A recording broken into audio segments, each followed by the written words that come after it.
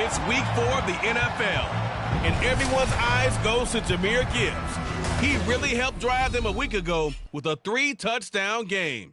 It's the Saints and the Cowboys, and it's coming up next on Madden Football.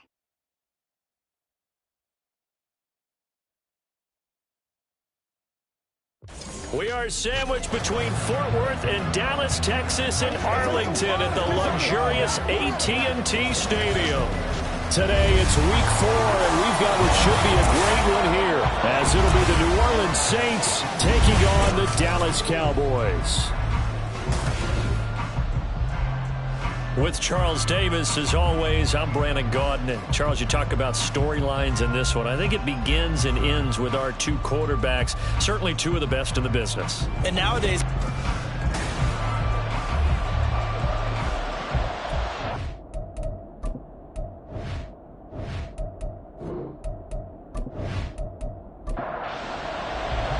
a couple of 2-1 teams set to square off, and we're underway here in NFL Week 4. They'll elect to bring it out here from the end zone. Able to get this to the 19, so probably should have opted for the touchback. And here come the Saints for their opening drive. As we get a peek at the former Red Raider and 10th pick in the 2017 draft, Patrick Mahomes. And it felt like it watching the game tape. He got everyone involved last week. He was a manager. He really was. That's a great way to put it because they ran the ball some. They threw it accurately. One touchdown pass, so he didn't, break the bank doing that, but he didn't throw any interceptions. That's the bottom line. That's why a defense loves a quarterback like that. Doesn't put them in bad situations.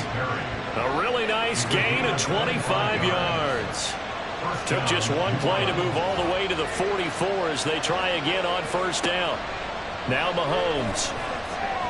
And his throw is incomplete.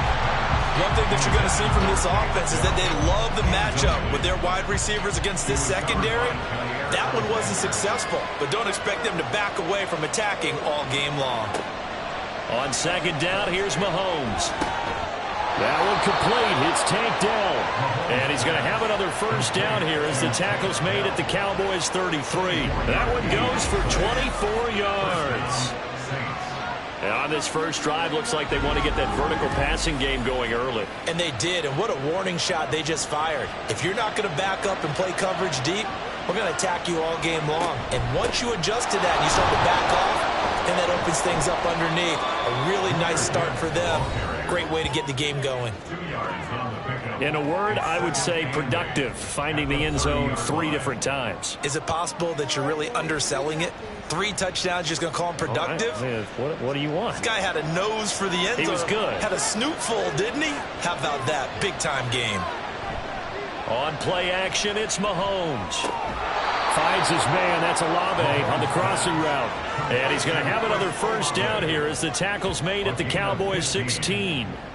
A solid gain of 15 yards and the sticks move. Operating from the red zone now, Mahomes. And he's got it. It's caught in the end zone. Touchdown, New Orleans.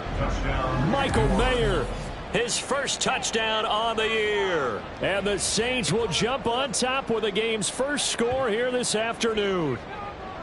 Well, these guys scored touchdown after touchdown in that win a week ago. So how do they come out this week? Same way. They've got that momentum going, a touchdown on the opening drive. I think it's safe to say that they're in a groove, isn't it? I mean, a lot of times we've seen where teams have scored a ton of points the week before. The very next week struggle to score almost as if they used it all up. Not in this case. This group appears locked in. We're going to have to make some adjustments if you're on the other side of that football. And he'll elect not to return this one, so they'll bring it out to the 25 on the touchback. Now we'll see what the right arm of Dak Prescott has in store as the Dallas Cowboys offense sets up shop. And you and I both know that any win is a good win, and that's what they did last week. But there's also plenty for him to work on in his game, wasn't there? Yeah. 2 touchdowns, an interception. Yeah, he wants to increase that a little bit in terms of ratio. But first and foremost, they did win the game. Able to hit his target land. And they get him down, but not before he takes it across the 40-yard line. This drive starting off on the right foot, 18 yards. Defense gives up a touchdown the opening drive. Offense, you got to want to get out there and get those points back right now. And that's a sharp throw there to get this drive off to a good start. And he will find the open man. It's DJ Moore. And he's going to get this all the way down inside the 35. 24 yards a game there. Another first down as well. Well, I think when they look at their offense, they think to themselves, weapons everywhere. And they want to move the ball around. They want to spread it to different people. But you absolutely know they want to get this man involved as well. And that's what they just did on that play. On play action, Prescott. That is caught by Lamb. And finally down it goes as they work it inside the 10 to the 7. A good pickup there, 26 yards. So 3 plays, already first and goal, and they are wasting little time. Prescott to throw it. And this is caught for a Cowboy touchdown. Puka Nacua, his second touchdown on the season. And the Cowboys respond to that opening drive touchdown with one of their own. And the QB rating right now, sky high. 4 for 4 on that opening drive, and it ends with a touchdown pass. Yeah, I don't know quite how to figure it out. I think I need my friends from MIT to come in and help me. But I think 158.3 is the number one. Yep, that's the right. That's the highest you can get. That's where he is. He'd like to continue on that pace. The extra point up and good by Aubrey. And we are tied at 7. And he'll get it up past the 20 to about the 22. New Orleans Saints, they get ready to set up shop for their second drive. This drive here beginning probably with a pair of motivated groups. Remember, the offense scored a touchdown on their last time out, looking to repeat that in Charles's defense. They were very frustrated after giving up 6 the last time on the field. And frankly, it's just a battle of wills in a lot of ways because you know they're both motivated, they both game plan for this drive, and they both have specific outcomes in mind. To me, it just comes down to who can execute better and which side can step up and assert its will over the other. Here's a throw right side taken in by his tight end. They'll get 3 as the drive continues. It's a first down.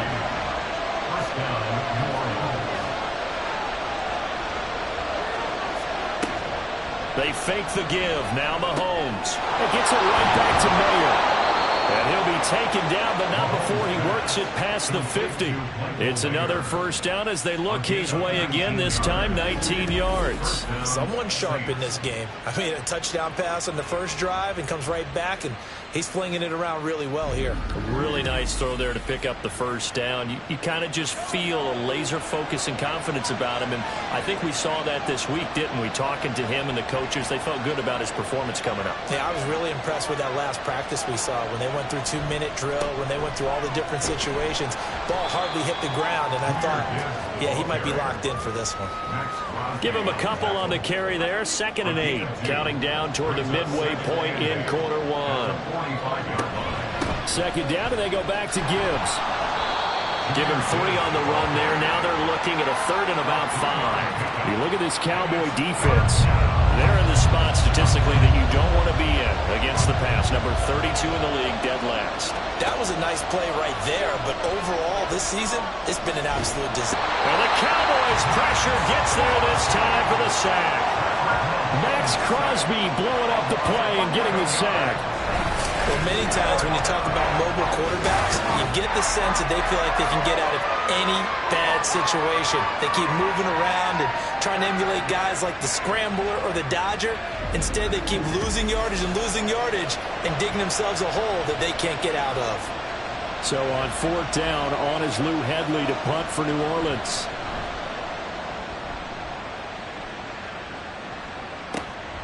This is taken at the 18. And just a 30-yard punt that time. And the Cowboys will take over the football with a 1st and 10. From a star in college to a star in the NFL, CeeDee Lamb at wide receiver as he brings out this offense. There's a lot of talk in training camp about him getting off to a hot start this year, saying that they needed that. Well, he's done it through the first month. It kind of reminds me of one of those great musical groups where one person has their name out front, then they have the backups, right?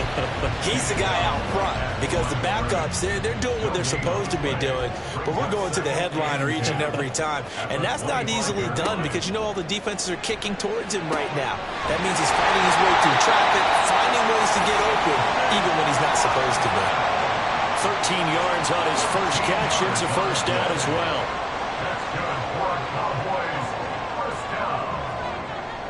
Off the play fake, Prescott. Going to be taken in here by Nakua. And he takes this one down almost all the way to the 30. It'll go as an impressive 31-yard gain. Despite writing it down on my notes, I never give enough credit to the offensive line, and we have to here. The protection, that's what made this play a success. Quarterback had to wait for his crossing route to develop, and that takes a little bit of extra time. Excellent job by the big fellas up front. So the big play changes the complexion of things. Here's 1st and 10 just outside the 30. From the shotgun, it's Prescott. And pass complete to Moore. And they move this all the way down to the 9. Last play went for over 30 yards. This one not quite as big, but still over 20. 2 big plays in succession. Not sure this D knows what hit him, but now they got to get ready. It's 1st and goal. To throw is Prescott.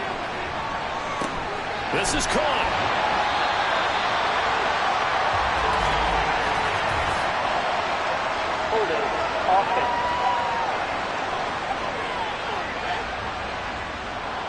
A terrible spot for a holding call as they'll try again, but now from further back on 1st and goal. Now Prescott. Pass complete there to Nakua. And able to get this down inside the 15, either the 13 or 14 before he's out of bounds. Still a ways from the end zone as they come up now on 2nd and goal. Now, here's a look for the end zone, but that one's going to wind up incomplete. As a defensive back, you have some weapons at your disposal that we don't often talk about. And you can read the receiver's eyes, you can read his hands, and you know that the arrival of the ball is imminent, and that allows you to make a play on it. And oftentimes... And he is into the end zone for a Cowboy touchdown. A great play there with his 4th rushing touchdown of the year.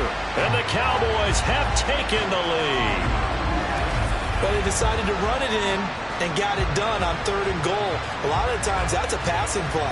And the kicker, this has to come out for the PAT. He can breathe a sigh of relief as well, right? Although I don't know if he's really breathing a sigh of relief. I think he likes to put 3 points on his ledger. Aubrey now for the point after.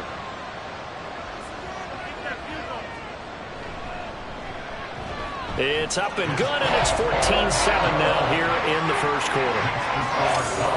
So that drive 7 plays in length, and it was finished off by the 14-yard touchdown run. So after the touchdown, Aubrey now to kick this one away. And here comes a return from a few steps into the end zone. And he's able to get this across the 20, but not by much as he's marked down officially at the 21. Out onto the field comes New Orleans.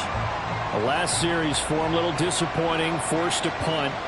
And now they'll try to do better here and come away with some points as they begin this drive, 1st and 10. Now he's tackled a yard short of the marker. Good gain of 9 on 1st down.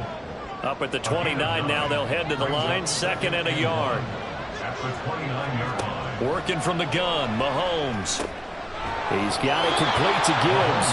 And he'll be brought down shy of the 40 at the 38-yard line. Back-to-back good plays have him on the move on 1st down. Straight ahead with Gibbs here. And he edges forward, but only gets a pair of yards out of it. And it's 2nd down.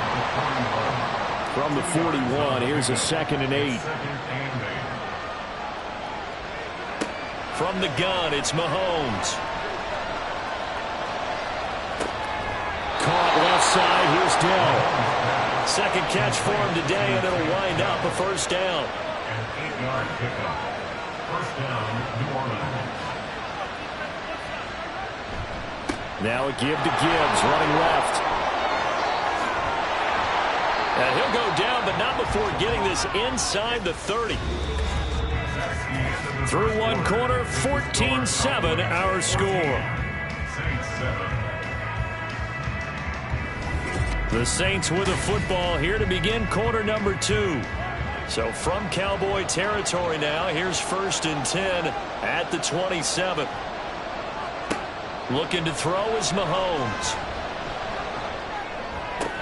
Completes it to Perry. That'll give him 8 that time, and they'll be left with 2nd and a couple. This drive, it's been a good mix. 3 passing plays, 3 runs, hitting on all 3 of those passes, and the last one putting him in the red zone. So wouldn't you think play action right here? Because you've got the ability and have the ability to run it in, throw it, go play action, and take your shot at the end zone. 2nd catch for him today, and it'll wind up a 1st down. At the 7-yard line.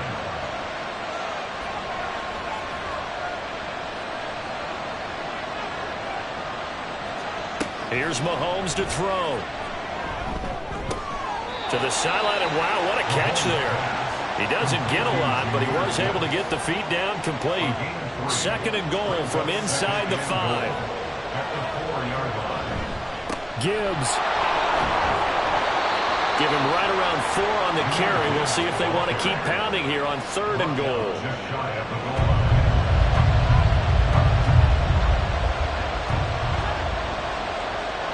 Now they'll send a tight end in motion left. Gibbs again. And he is into the end zone. Touchdown, New Orleans. It's a 1-yard touchdown run, and the Saints are an extra point away now from tying this ball game. So that's now 10 touchdowns for him on the year. He's into double figures, and we're not even to the halfway point of the season yet. Partner, doesn't it speak to how well he works with this offensive line? They know he doesn't need a giant alley to run through. He just needs a little seam. And he's so good at being patient, waiting for things to develop, and then accelerating when it does appear. The point after, good by Groupie. And we are tied at 14. This one tied at 14 now as he sends this one away.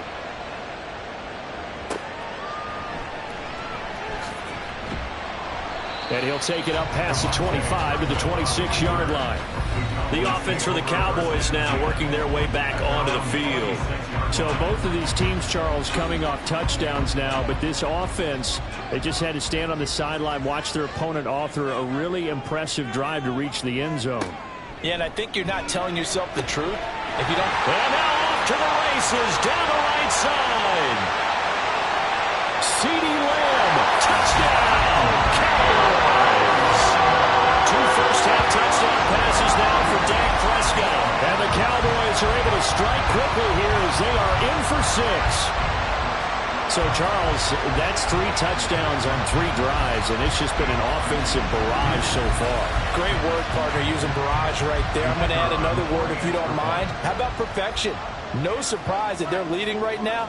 Absolute dominance throughout this ball game, and no signs of slowing down. Aubrey good with a PAT. And the lead is now 21-14. And no return here for Perry. That'll be a touchback. Jahmyr Gibbs and the rest of the offense headed back out. First month of the season, those numbers pretty solid. Does he continue that? I think so, because when you come out of the gate this strong, that means that you have planned for it and you like the results that you're getting. So I wouldn't have any doubt that the head coach or offensive coordinator actually called him in and said, look, you're our guy, okay? We're going to continue to stick with this as long as we're winning games.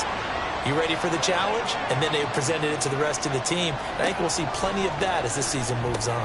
Oh, that's into double coverage and intercepted. Picked off by Greg Newsom. And they take possession of the football and have it at the 36-yard line. Oh, timing is everything on a route like this. He tried to drive that football into a tight spot. And if you're a little early or a little late, chances are there's going to be someone there. And sure enough, this one's going the other way. Out comes CeeDee Lamb and the rest of the Dallas offense. He's up over 100 yards, has the touchdown. He's a big-time receiver in this league, so the question becomes, how do you limit him going forward? Well, you know the guys trying to cover him, they haven't had a whole lot of success thus far, and while they will still accept the challenge, maybe you have to change your focus. You have to get after the quarterback a little bit, disrupt his timing. Because right now it feels like pitch and catch. Make sure he's not able to have clear sight lines to him, and maybe that'll slow him down. And this is not the guy you want to let play pitch and catch.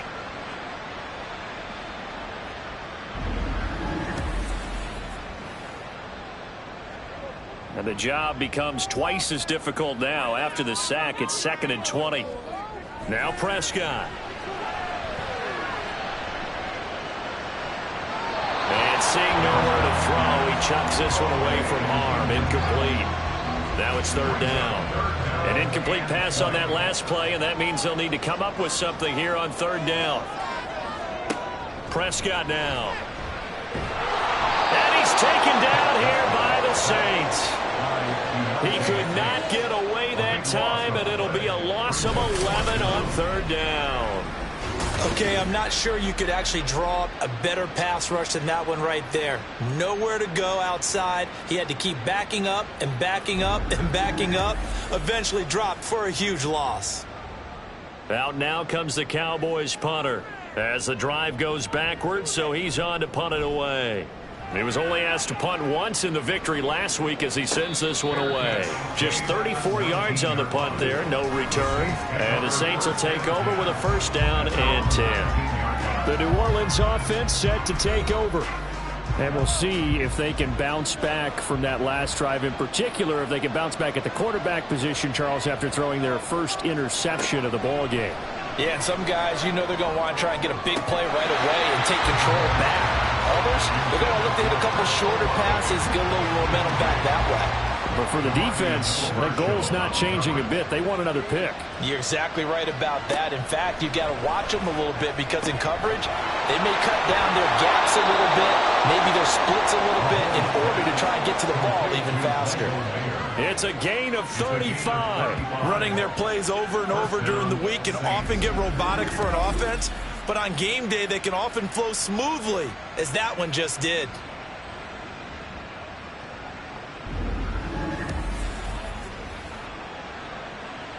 So the line of scrimmage moves all the way across the 50 now as they come up 1st and 10.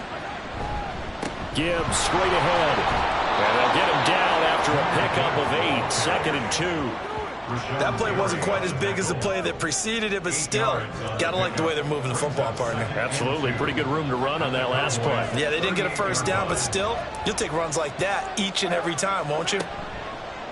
They go play action. Now Mahomes. Over the middle, complete. It's Perry.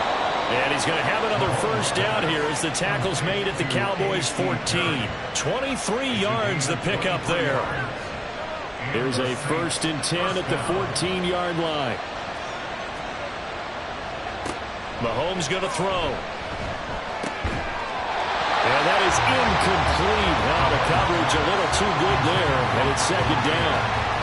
That's a pretty play there. Got in at the last second, helped force the ball free, and kept them out of the end zone. Mahomes will try again on 2nd down. Going underneath, Gibbs has it. And the Saints are going to be set up with a 1st and goal on a pass play that moves them all the way down to the 1.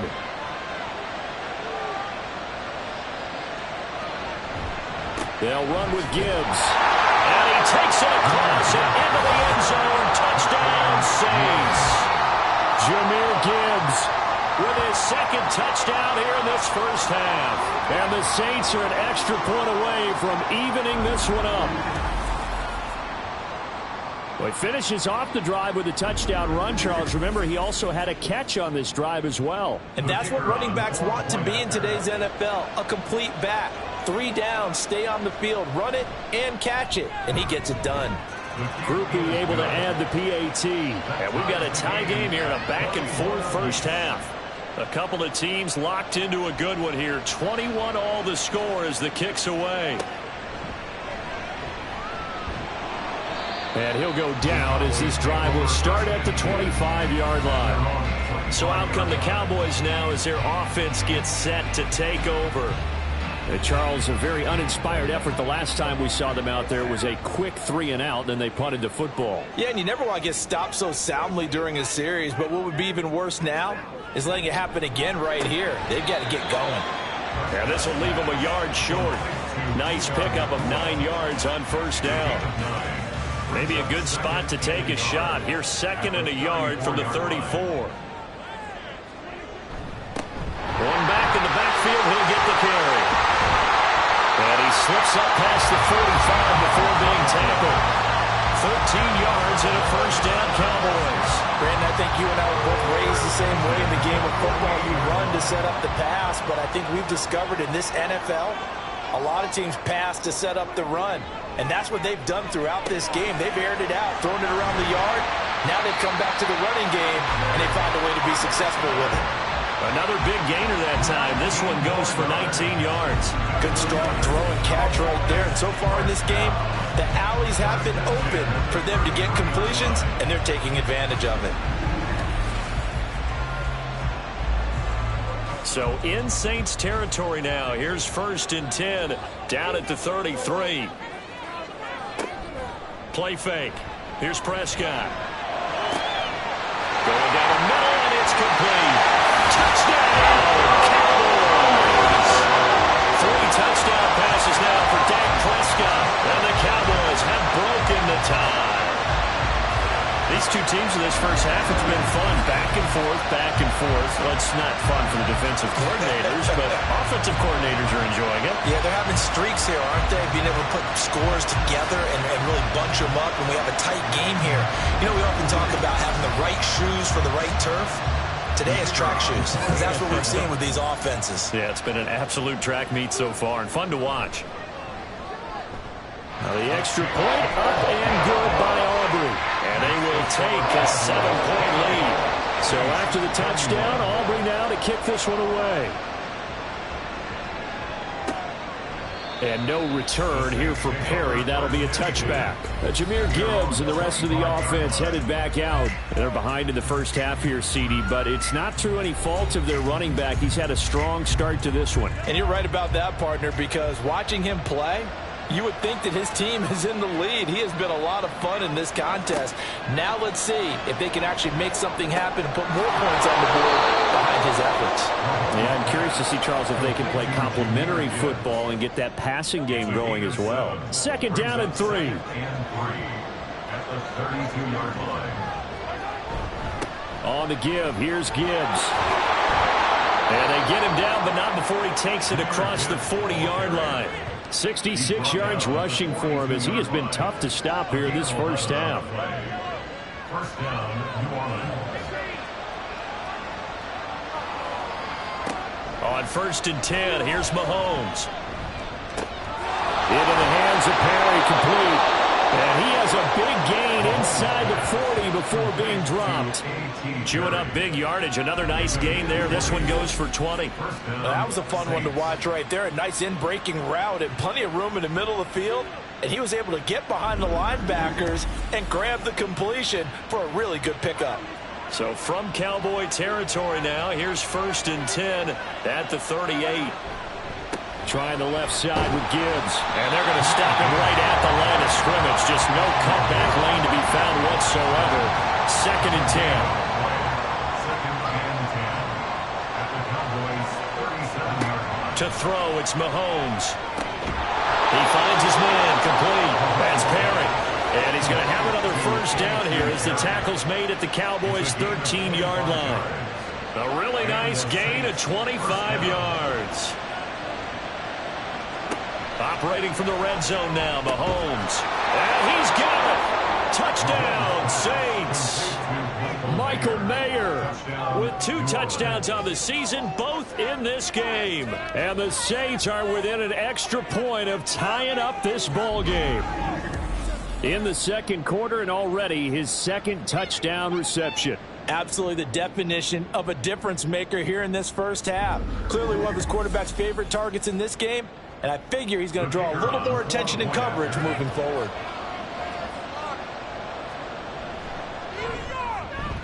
The point after, good by Groupie. And we've got a tie game here in a back-and-forth first half.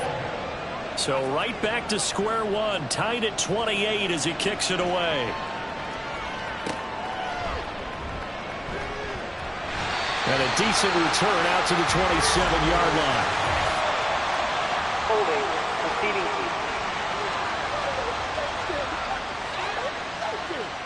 So the special teams penalty cost some yardage there as they come out on 1st and 10. Hands it off out of the gun. Fights loose. And the result here, a pickup of 8. Leaves him with 2 to go on 2nd down.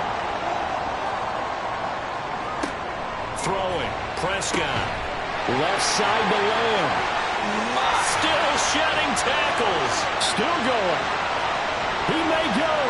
CeeDee Lamb. Touchdown. Cowboys. CeeDee Lamb with his 2nd touchdown here in this first half. And the Cowboys are able to strike quickly here as they are in for 6. Well, that's a heck of a response to regain the lead after we had seen the touchdown to tie the game. I would say what we just saw there was a great amount of poise, because typically when teams tie the game up, it's a little bit of a, how would you say, you kind of take a step back and have to get yourself regrouped. They regrouped in a hurry, didn't they? They attacked back after they'd been tied. And in a big way, that was a statement-long touchdown. Aubrey good with a PAT, and they will take a 7-point lead. And no return here for Perry. That'll be a touchback. The Saints coming out now to take the field. And right now, we've got a little bit of an offensive masterpiece going on both sides, moving the football, scoring points. It's almost like somebody put the defense on rookie mode in this one. I mean, we haven't even left the first half, Charles, and we're certainly on pace for a shootout. An excellent start for both offenses. The fans have to be enjoying this to seeing all these points go up on the board. As a former defender, you know I'm not enjoying this at all. But right now, both these teams just trading haymakers. Let's see if anyone slips up first. Can anyone counter with a nice little jab and get things going in their direction? On first down, Mahomes. And his early struggles continue. Here's another one intercepted. Picked off by DeMarvion Overshown. And he takes this one back into the end zone. And the Cowboy defense has a touchdown. An excellent play there, CD, on the pick six. And I think were they a nickel? Did they have an extra DB out there? Yeah, Brandon, I think they went standard nickel, not the Buffalo, as teams like to call it, meaning 3 safeties for big nickel. They just want to take away the quarterback's throwing lanes, and that's exactly what they did, and came through with a big-time pick six. Aubrey now for the PAT.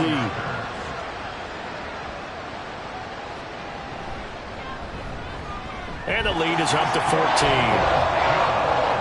A heck of a play there defensively, getting the interception, navigating his way into the end zone for the touchdown. So they'll get another shot on offense following that pick six. And now the kick is away. Oh, some strong running. And they'll have very good starting field position as he's up just shy of the 40. The Saints offense going to head out now late in this first half. And with good starting field position and 3 timeouts as well in their pocket, no reason not to try and put a late scoring drive together. Now Mahomes to try again after the pick six. Got a man, it's Mayer. And he'll have it past midfield almost to the 40 before being taken down. Throwing on first down is Mahomes. And he will go down. A Cowboy sack. Now we'll get a quick timeout called by New Orleans, number 2, as they'll stop it with just over 40 seconds to go in the first half. Well, that's a big defensive stop there, and it takes away a lot of the momentum from the offense coming off that big completion the prior snap. Give big credit to the defense for bouncing back. And this throw incomplete. And the defender all over him that time, and it's going to lead to third down.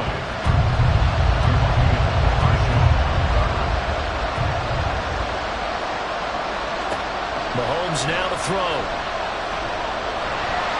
The throw out wide going to be incomplete. Like what I've seen so far out of this defense, because they've been showing the best coverages on third down. So far, only allowed 1 conversion on a handful of attempts. One area of their game plan that they've executed to perfection. So they're forced to punt on 4th as this one's away. And the Cowboys going to go on offense one final time in this first half. Already enjoying a 2-score lead here late in the second quarter. Not a ton of time left. We'll see if they can work this at least into field goal range and try to get 3 to add on even more to their lead. Oh, it's a screen pass. That's complete. And he's got it past the 30 before he's hit and dropped. Give him 10 there. Good enough for a Cowboy first down.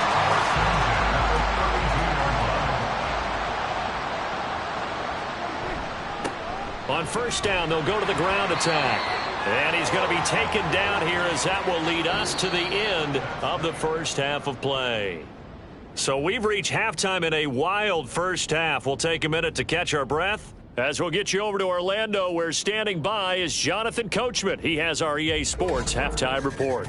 All right, Brandon, we'll get back to you guys in a bit. But first, time for a trip around the league on this final weekend of September. We'll get started up at FedEx Field in our nation's capital. And it's the Jets who are out in front in that one. Justin Herbert with 2 touchdown passes. From there, we're off to Tennessee to check on the Titans at home in Nashville. And they trail in that one as it's the visiting Jags who are out in front. 3 touchdown passes there for Trevor Lawrence. Lastly, let's get you to Charlotte, North Carolina. Check on the Panthers at home at Bank of America Stadium. And they currently trail in that game against the visiting Patriots. A touchdown run there for Ramondre Stevenson. The Cowboys retreated to a fine first half from number 4, quarterback Dak Prescott. He was on point repeatedly, ultimately finishing with 4 touchdown passes in those first 2 quarters alone.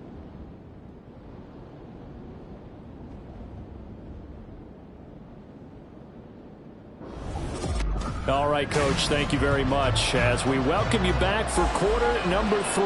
The Cowboys will get the football first here, and they have the lead as well as we are underway in quarter 3. And it's a pretty good return here as he'll get this up to the 29. So here are the Cowboys to take over. They're in the driver's seat right now, and they were winners last week over the Seattle Seahawks, so trying to keep that momentum moving in the positive direction.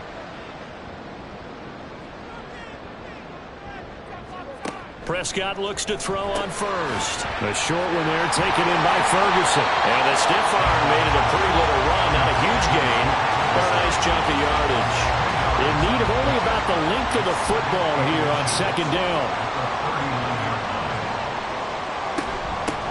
And they'll run on the inside handoff. And a 42-yard line here and brought down there. They'll get 3 as the drive continues. It's a first down.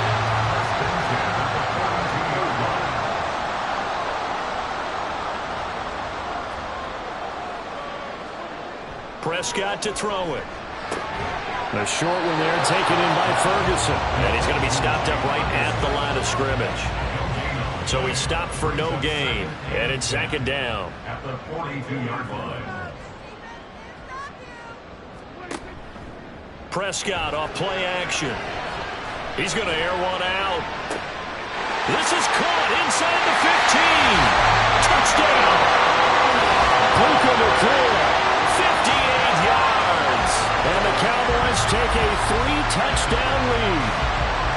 And this is obviously quite a performance. And most of the time when we talk about someone putting a team on their back, I think we're talking about a guy who runs the football. In this case, it's a guy out wide catching it, and he's done exactly that. Truly leading his team right now towards victory. 3 touchdown catches. He's been the headliner. Aubrey now for the point after.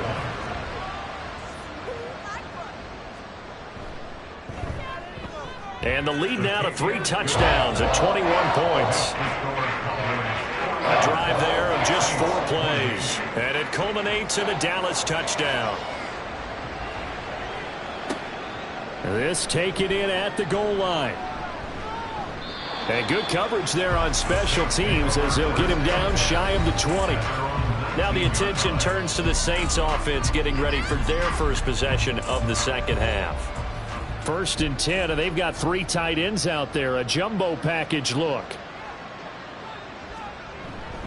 Drive starts with a run from Gibbs. And he's going to take this ahead for right around 3 yards, but no more than that. Second down. At the 21-yard line. A 3-yard pickup brings up 2nd and 7.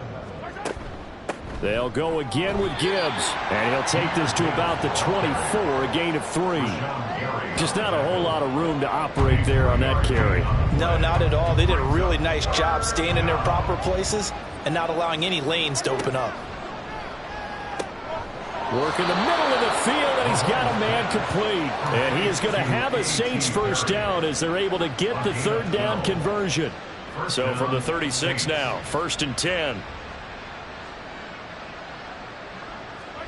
Throwing now is Mahomes. Oh, he dropped it. And that's pretty indicative of the way this one's gone. Here's 2nd and 10. Now here's Mahomes. Throwing over the middle, and it's incomplete. Anytime a ball's thrown in the middle of the field and it's popped up in the air, I expect someone to catch. It doesn't matter whether it's offense or defense, because there's usually a great amount of bodies in that part of the field. In this case, no one came up with it. And he slips up past the 45 before being tackled. 10 yards, good for his Saints first down.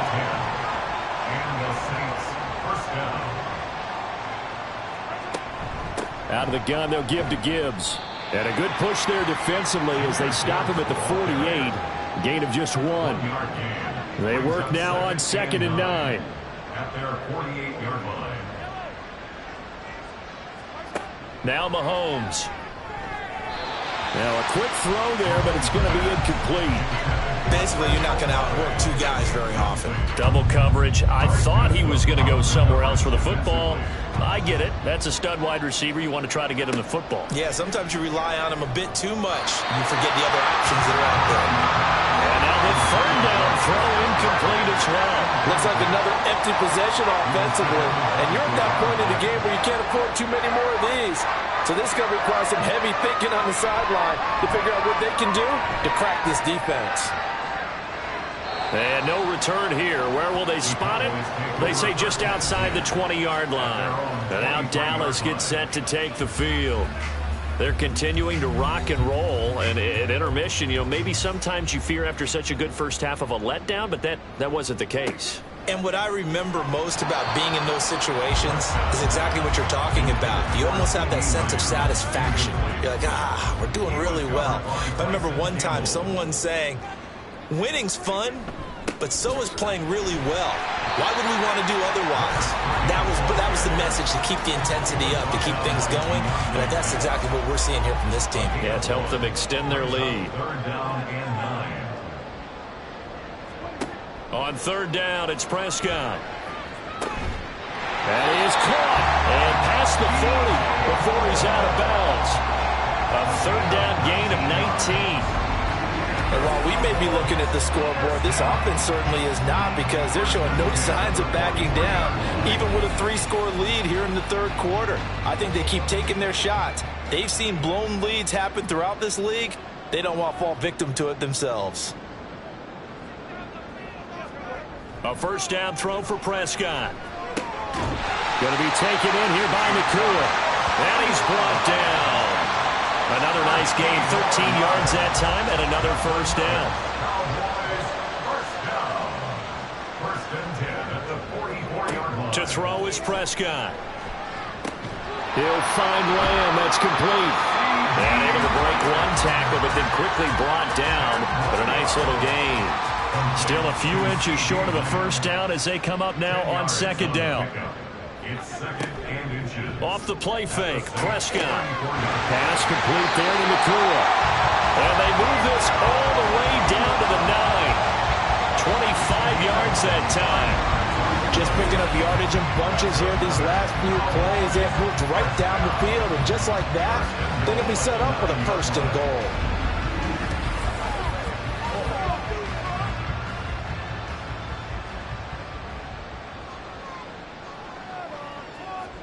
Prescott yet again.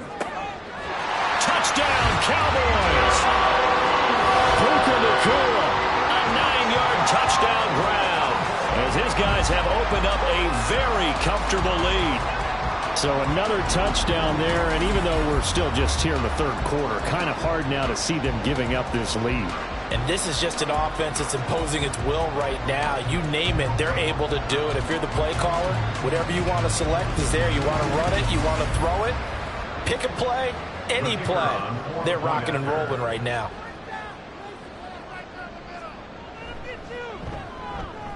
Now the extra point up and good by Aubrey. And that'll increase their lead to 28. Saints 28. So after the touchdown, Aubrey now to kick this one away. And no return here for Perry. That'll be a touchback. Jahmyr Gibbs and the rest of the offense headed back out. He is hoping to find the end zone for a third time, and we sit now in the third quarter. And nothing would excite him more, but I think even more so, his offensive line. Anytime you've got a guy scoring that many times, that means you've done a really nice job in front of him. You're always giving props to the big fellas up front. It's always a good idea. Those are some massive men. A nice play design there with the touch pass. Looked good at the start, but bottom line, the defense was ready. And they did a nice job scouting, didn't they? Not just scouting, but now executing once they saw the play for real after having worked on it all week in practice. They drilled on the play, then they drilled him. 12 yards there, good for a Saints first down. Inside 4 minutes to go, third quarter. Mahomes now on first down. Short throw, and that's hauled in by Mayer. So the completion good for 6 yards, and it'll be second down. A 6-yard pickup brings up 2nd and 4 at the 47-yard line. From the gun, Gibbs will get it. And down he goes at the 49, a 3-yard pickup. That's some good tackling there to keep him short of that yellow line. Yeah, and defensively, all I'm thinking is that on that play, get me to 3rd down. Get me into a position where I can make one more play and get my defense off the field. Mahomes firing complete. And he is going to have a Saints first down as they're able to convert by plenty there on 3rd and 1. So from Cowboy territory now, here's 1st and 10 at the 44-yard line. Counter play, here's Gibbs. And down inside the 40 to about the 38. 83 yards for him on the ground now as he has been terrific here this afternoon. From the 38 now, here's 2nd down and 3. Mahomes going to throw. Over the middle, and Mayer hauls it in. He's been big. 2 touchdowns earlier. Now he's got a first down here. First down, New Orleans. Here's Mahomes to throw. And his throw's going to be incomplete. He didn't just deny a big throw there. He broke that one up in the red zone. An excellent play, one that may help save points on the board when this drive is over.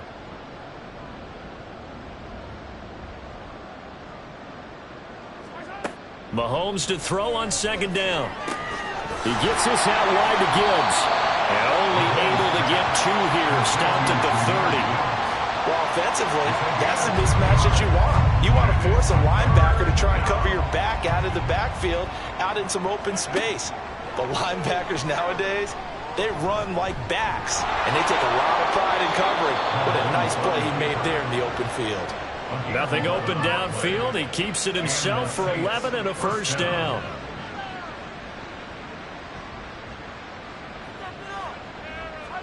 Operating from the red zone now, Mahomes. Over the middle, he's got Mayer. And the Saints are going to be set up with a 1st and goal coming up as they get him down at the 6-yard line. 1st and goal at the 6-yard line. That's the end of the 3rd quarter of play. With the score, Cowboys 56, Saints 28. And as they come to the line, they will not be able to get off another play as time has run out on this 3rd quarter. This is the National Football League on EA Sports. On 1st and 10, here's Gibbs. And he'll take it into the end zone for the Saints touchdown.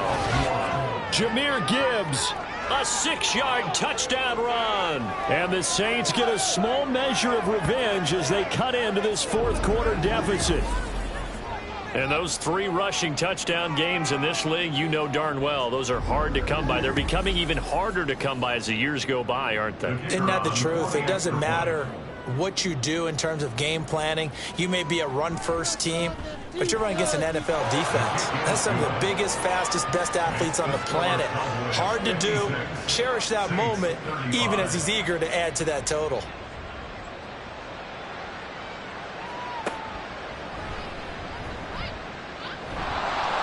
And he brings us out past the 20 to the 24. From a star in college to a star in the NFL, CeeDee Lamb at wide receiver as he brings out this offense. And I think we both agreed he could have a really good game with this matchup, but over 200 yards now. I don't think we saw it as that good, and I think what really makes it special is when games like this are occurring, it's not just getting locked in and in the zone and on a roll. It's continuing to adjust throughout the game because you know the defense is kicking coverages towards him, trying their best to slow him down, and he keeps getting the better of them. Yeah, whatever they've done, it hasn't worked. And he powers his way up past the 30. And this offense on 3rd down today, they've been okay. 2 for 3 thus far. This is 3rd and 4. One back in the backfield, he'll get the carry. And this is going to be a Cowboys first down as he gets it up past the 35. Brandon, when a defense just simply can't get off the field on 3rd down, and we all know how important that down is for both sides of the ball, you often feel like you're just a step behind whatever they're doing offensively. And one of the differences in this game, no doubt, 3rd down conversion, and that is going to be a story they'll talk about after this one. 69 yards rushing for him now as he's run it 11 times. First and 10 at the 50-yard line.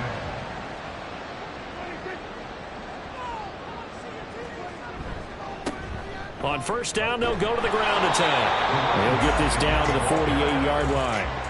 This drive is pretty clear. Almost feels like old school fundamentals, doesn't it? Want to impose their will on the defense. Was that 5 straight runs? Yeah, 5 straight carries to start this drive. And like you said, the way it's working, they may just stick with it.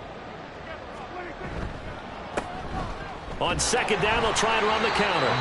Call it a gain of a couple, and that's going to leave them with a third and about 5. Brandon, I've got to think this offensive line has got some smiles on its faces. And I know it sounds crazy, but they practiced for this back in training camp. They knew they'd be in situations where there'd be extra defenders in the box coming after them, trying to keep them from locking down a game. Right now, they want to show the world they're up to the challenge. Out now comes the Cowboys punter as he'll punt it away for the second time. And here's a very low line drive, almost whiffed on it. This is taken at the 18. A nice punt, but a good run back as well, 13 yards. And they will take over first and 10. The New Orleans offense back out and ready to go. Well, this game, it has had no shortage of offense. They've been able to put up a decent amount of points on this side, Charles. They just have not been able to keep pace with the other offense they're going against here. Yeah, it's a good way of pointing things out because now it's not a total loss because, as you said, they've scored some points, so there's some plays they can build on, moments where the game plan actually worked. But overall, though, they were just out-personnel. They were going up against a team that's playing at an elite level. You cannot write these guys off just yet, not with a quarterback like that under center. You mean it actually crossed your mind with him running the team that you could actually maybe write this game off? Not yet. Not a chance. Not with him. We've seen it too many times. So one play, and they're already just shy of midfield.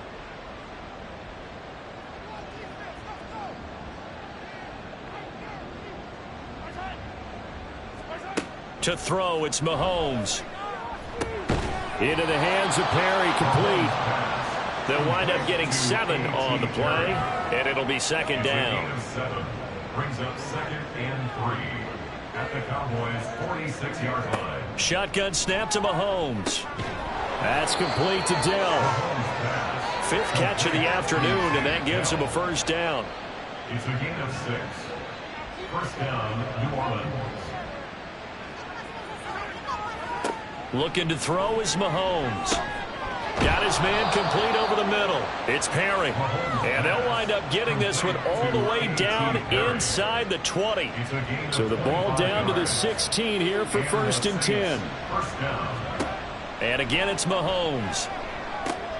And it's caught. Touchdown, Saints. Chris Olave. A 16-yard touchdown. And the Saints have got it back to a 2-score game here in the 4th. So a little bit of a letdown there defensively. I mean, look, you're still 2 scores to the good, CD, but things may be a little more uncomfortable than they had hoped. Yeah, if you kept them out of the end zone there, this game's over. You've locked the door on them. Instead, it's still open a little bit, and they've got a puncher's chance. Groupie able to add the PAT. And the lead will be cut down to 14. After the touchdown, here's Groupie to kick this one away. No run back here, down to a knee, and this drive will start at the 25. Dallas offense set for this next drive. Well, there are 2 scores on the plus side. Still time here in this 4th quarter, but maybe you start thinking about playing keep away? Yeah, I think here's the situation. You're not thinking touchdowns anymore. You're just thinking first downs. To keep up with your theme there, playing keep away, first downs, they can't touch the ball. 10 yards there to start the drive, and just enough by about the length of the football for a first down. For the Cowboys. Here's Prescott. Oh, he's got a man wide open, complete. And they're going to have this across midfield and inside the 45. The end result, 21 yards. Well, that should be a reminder defensively, and I think it's a reminder to myself because you just can't sell out to stop the run. There's still enough time that this offense can move the football through the air, even on first and second downs, and they obviously picked the right spot to throw the ball there. Now here's a pass on first down that's knocked away and incomplete. Well, he certainly thought he had a window to push that ball downfield, but as soon as he released the throw, the corner was there to slam that window shut. Now Prescott. And the ball is knocked out. And this is picked up by the Saints. And they will take over at the 29-yard line. Partner, that would look like it was over. I mean, they had control, had the football, and the defense had to make a play in order to keep them in the game. That's exactly what they did. And now that door ajar, 2-score game, so hold on here, not done in the fourth. Jahmyr Gibbs and the rest of the offense headed back out. And the numbers for him, pretty solid, really. He's run it well. He's caught it pretty well, but they're still far behind the 8-ball on the scoreboard. Not able to use his talents, as you noted, to narrow the gap in the scoreboard. Sometimes it's a bend but don't break, right? He gets his yardage. That's cool, but it's not paying off on the scoreboard. They're not getting the points necessary. And if you're a defensive team, you'll give up that yardage for the kind of lead they have. That's what I was going to ask you. Sometimes you say, let this guy do his thing. Let's control what we can control elsewhere. Yeah, exactly. Take away the rest of the guys. Don't let them hurt you as well. But the biggest one is they've contained him well enough that they've been able to increase their lead. Back-to-back good plays have them on the move on first down. Now here's Mahomes. Normally he's pretty reliable. Usually catches what's thrown to him. On that play, he simply dropped it. Under 4 to go now as they come up on second down. Now it's Mahomes again. And a 6-yard gain gets him right around the 43. And they're going to hurry back to the line now. From the gun, it's Mahomes. And he's going to get this down near the 30-yard line. So first and 10 now from the 30. Mahomes now to throw. Olave holds it in. And they'll work it inside the 15-yard line before it's all said and done. On first and 10, here's Mahomes. Toward the end zone, but that's going to wind up incomplete. As a corner, you have to be able to run with guys step for step downfield in man coverage and make up ground quickly in zone. You have to put yourself in position to make plays, just like that one we saw there. Throwing now is Mahomes. And he comes back with one complete. That'll leave him with a 3rd and 2 coming up. They got 8 yards there. Now Mahomes. Touchdown! Jahmyr Gibbs. A 5-yard touchdown. And the Saints have made it a 1-score game again here in the fourth. I'm not sure win-win is the proper term here, but it certainly felt like it. They got the touchdown they needed, but if I'm on the defensive side of the ball, okay, you got the touchdown, but it sure took you a long time. Yeah, because offensively there, you're probably hoping for a 1 to 5 play drive. That one ate up a little more time than they were hoping. You're exactly right, and if you have that 1 to 5 play drive, you actually build up momentum and even more hope. When they had to slog their way downfield, they got the touchdown, but it's almost like, yeah, you know, it doesn't feel right. Exactly. The point after, goodbye groupie. And now things get a bit more interesting here in this fourth quarter. And he'll just sit on this one as their drive will start at the 25. And now Dallas gets set to take the field. Now, Charles, of course, you got to remember, last possession they fumbled. It led to a touchdown. 1-score game here. Got to be careful. And this is where coaching and training really comes into play, doesn't it?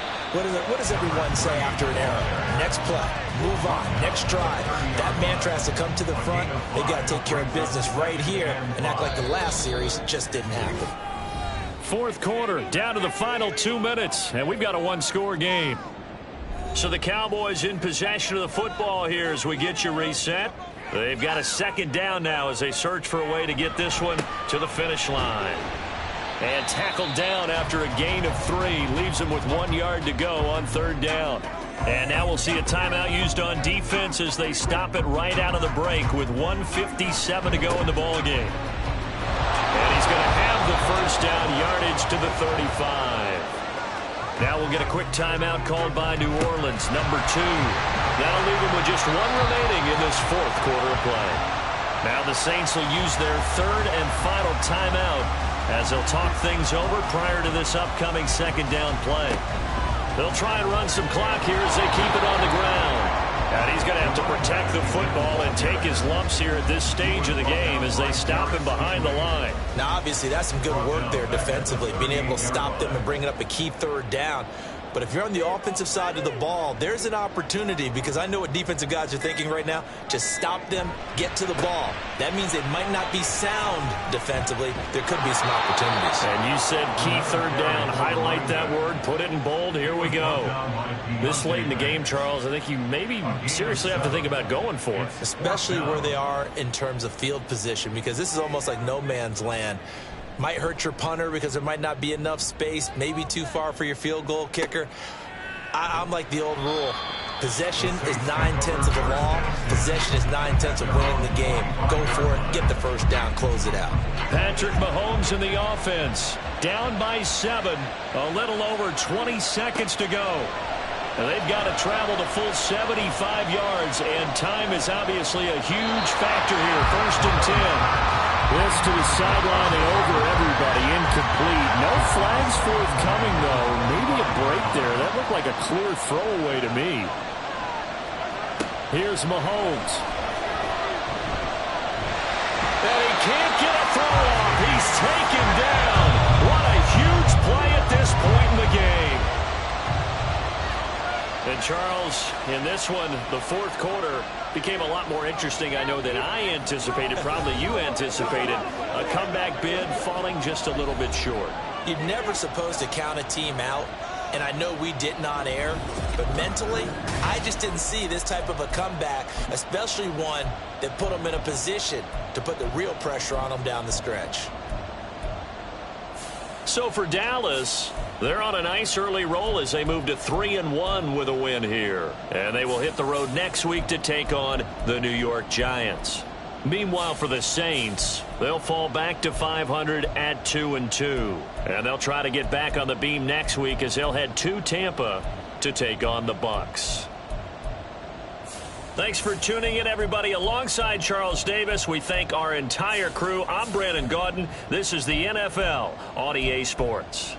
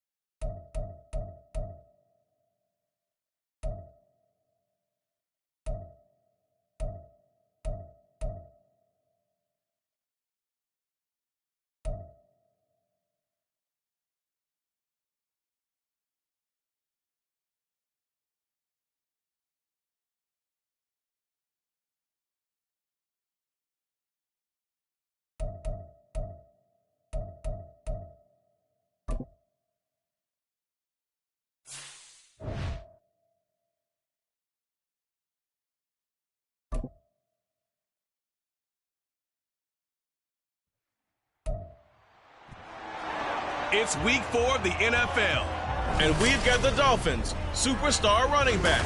He's coming off a track meet kind of week, just a bunch of yards and frequent trips to the end zone. It's the Dolphins and the Ravens, and it kicks off next on Madden NFL 24. EA Sports coverage of the National Football League brings us to historic Baltimore, Maryland, and M&T Bank Stadium. Today, it's week 4, and we've got what should be a great one here, as it'll be the Miami Dolphins taking on the Baltimore Ravens. Alongside Charles Davis, I'm Brandon Gaudin. And Charles, you look at this Raven team as they get ready here. They come in on a pretty good roll here, winners of 3 straight. Meanwhile, for our visitors, the Dolphins, an early season tilt. And when it's an early season tilt, should be ready to roll.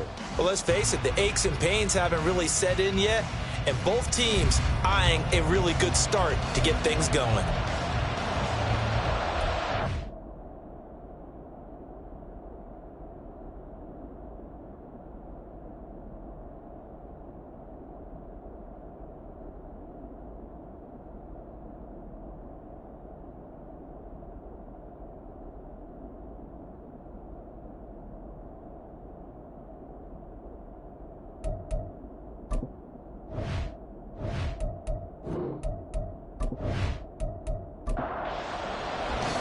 A pair of 3-0 teams set to lock horns for the right to remain unbeaten. And we're off in week 4. Taking it about the 1.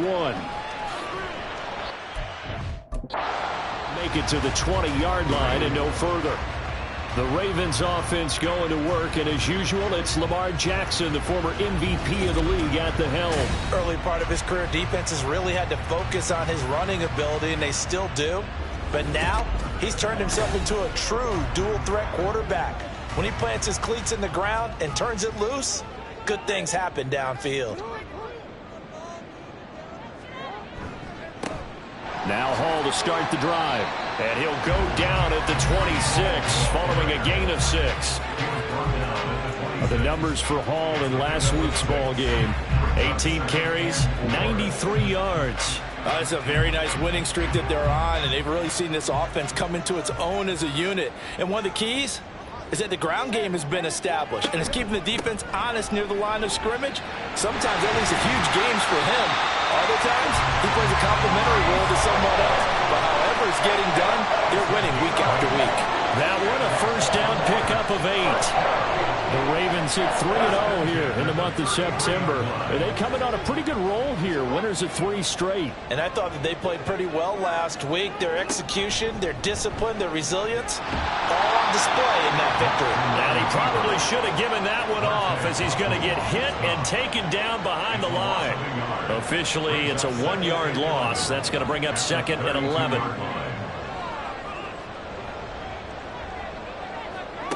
Now Jackson.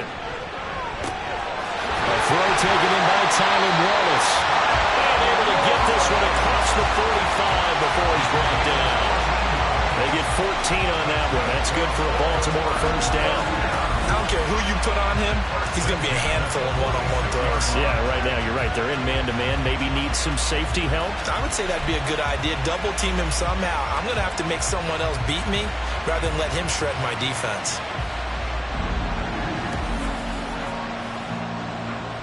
Couple of first downs to kick off the drive. Here's 1st and 10 up at the 46. From the gun, it's Jackson. That ball caught. It's Mark Andrews, the tight end. And down he goes at the 45 after a pickup of 9. Ball spotted at the 45. Here's 2nd down and a yard. On 2nd down, a run with Hall. And he'll get it down here to the 43.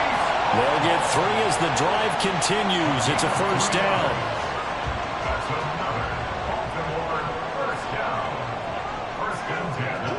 Here's Jackson.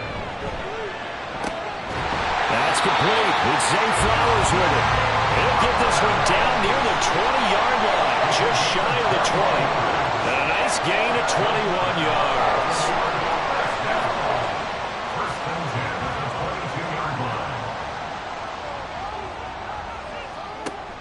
They go play action with Jackson. And he can't find anywhere to go with it, and he goes down. Big Raekwon Davis, the man fighting in for that sack. A small bit of adversity here on what's been a strong drive as they come up 2nd and 12. Option play, here's Hall. And they'll bring him down at the 13-yard line. They'll wind up getting 10 back as that sets them up for 3rd down. So they just need 1 yard here to pick up the first down. And stopped a few yards shy of the goal line at the 3. They're able to convert on 3rd down, and that sets up a 1st and goal.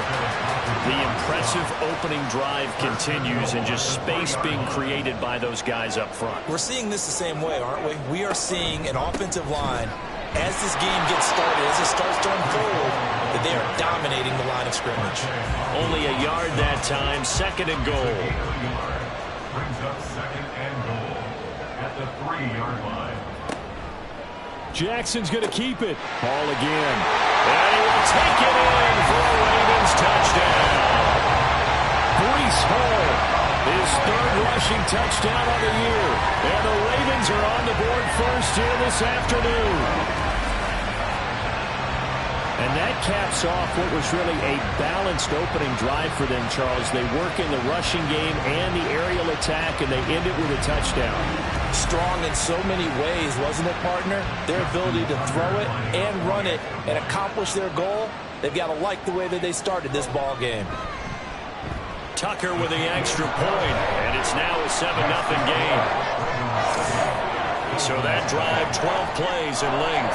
And it was capped off by a Breece Hall touchdown run. Tucker now to kick it away following the touchdown. This fielded right at the goal line. Unable to corral him, he fights through. And not much happening on the return as he'll get this to about the 23. So here come the Dolphins now as they get set to take over on offense. And they will be led out by their signal caller in his second year in the NFL now.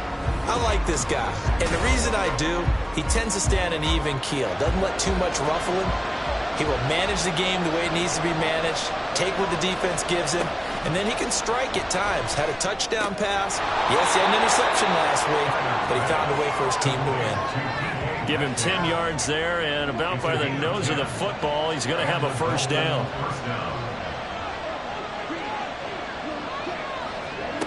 Operating from the gun, Tyler. And that one drops down, incomplete. Good coverage there, forced the ball free, and it's second down.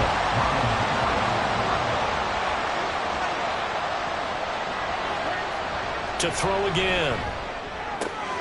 Catch is made by Metcalf. And he gets this one to midfield before he's brought down. Second catch for him today, and it'll wind up a first down. If you're going to blitz, likely going to leave you in man coverage with this guy, and that is less than ideal. It is, because just about any offense that has an elite receiver, if you blitz and have him in man coverage, you're going to him, even if he has an elite defender on him, because he usually knows where the ball is before the defender does. Here, look at this Baltimore defense. They're going to need to be strong against the run in this one. I still crack up a little bit after we left our meeting with the defensive coordinator, because I said to you, stop me if you've heard this before. How about him saying, well, first order of business, we got to stop the run. Of course you do. He's got a good unit. They're facing the #1 rushing team. They have to stop that in order to have a good performance. So the failure to connect on second down, that leaves them staring up here at a 3rd and 8. And he's going to be taken down with the first down at the Ravens 33. It's a pickup of 15 and a fresh set of downs. So they'll come up 1st and 10 now from the 33. They'll look to throw again. Goes right back to McBride. The result, only 4 yards there on the play. And it'll be second down. 2nd and 6 at the Ravens 29-yard line. Again, he'll drop to throw. Quick throw there is incomplete. They'll put a check mark in the box where the defense coordinator was saying, how well can we stay with these receivers if we're in man coverage? Because he just did it on that one, forced the incompletion. That allowed him to get bolder with his pass rush, won't it? Absolutely, frees up your guys elsewhere. And now the 3rd down throw incomplete as well. I don't think either one of us is surprised about who they just targeted on that one. I mean, they're going to try and get to him as much as possible. Off to a nice start, but unable to haul that one in. Yeah, already looked his way a couple of times on this opening drive. Can't connect there. Carlson able to put this one through. So he's been automatic to this point of the season, and he connects on the field goal there. And what a luxury it is to have a kicker you can depend upon, partner, because he hasn't missed all year long. Converts on that one as well. And kudos to you. You didn't jinx him. And he won't return this one. He'll go down to a knee, and they'll start at the 25. Baltimore set to take over here for their second possession of the game. And that last drive was very, very balanced, pretty methodical. You think they go that route again? I'm always of the school that until they stop me from doing something, I'm going to continue. And rifles one, that's going to be intercepted. And his guys are going to get the football at the 28-yard line. And, Brandon, this is a real nice job defensively of getting inside a quarterback's head and figuring out, okay, where's he going with the football? Because you can make an educated guess defensively, not all the time, but sometimes. And when you're right, you've got a decent chance of coming away with the football. So Miami coming out for their second drive. And they'll take over here following the interception with good field position and a chance to take the lead with a touchdown. Now Achane on 1st and 10. And he'll manage to pick up about 4. It's second down. Pretty much unreal, not just in terms of yardage, Charles, but also throw in the 3 touchdowns as well. When you put the whole package together, I can make you a pretty good guarantee right now. He's going to see a few more people in the box every time he lines up. Yeah, I don't think that the defense has any choice. They've got to stop him. Can't let a repeat performance like that. Agreed. Touchdown, Dolphins! DK Metcalf, his 5th touchdown now on the year. And the Dolphins have taken the lead. Great corner route there. Not only able to catch it, turn it upfield, and get into the end zone. It usually involves a little bit of an extra move, doesn't it? You've got to get them thinking that you're moving to the middle of the field and you're breaking away to that corner. Boy, that was well executed. Now for the extra point, Daniel Carlson.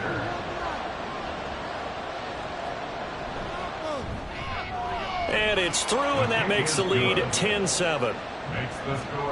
They had the short field, and they made quick work of it. Just 2 plays to get into the end zone. And here comes a return from just beyond the goal line. And in hindsight, probably should have taken a knee as he only gets this out to the 16-yard line. The Ravens ready to take over. And for this offense, Charles, you got to think kind of crucial here to put something together on this drive, because remember last time out, they threw the interception on the very first play. And you can't afford to let this defense keep building any more momentum. They're playing awfully well, and they're awfully confident right now. To me, it's time to attack and take some of that momentum back. But make sure you're selective in doing so.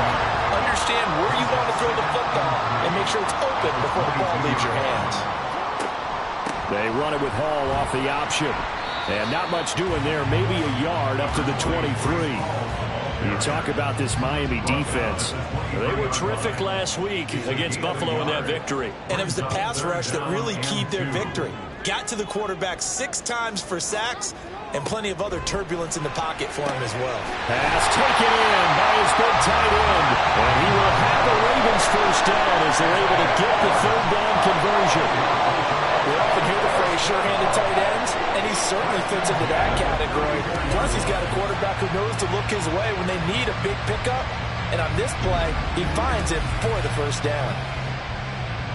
From the 34 now, here's 1st and 10. On 1st and 10, it's Hall. And this defense able to plug him up there as he'll get a yard to the 35.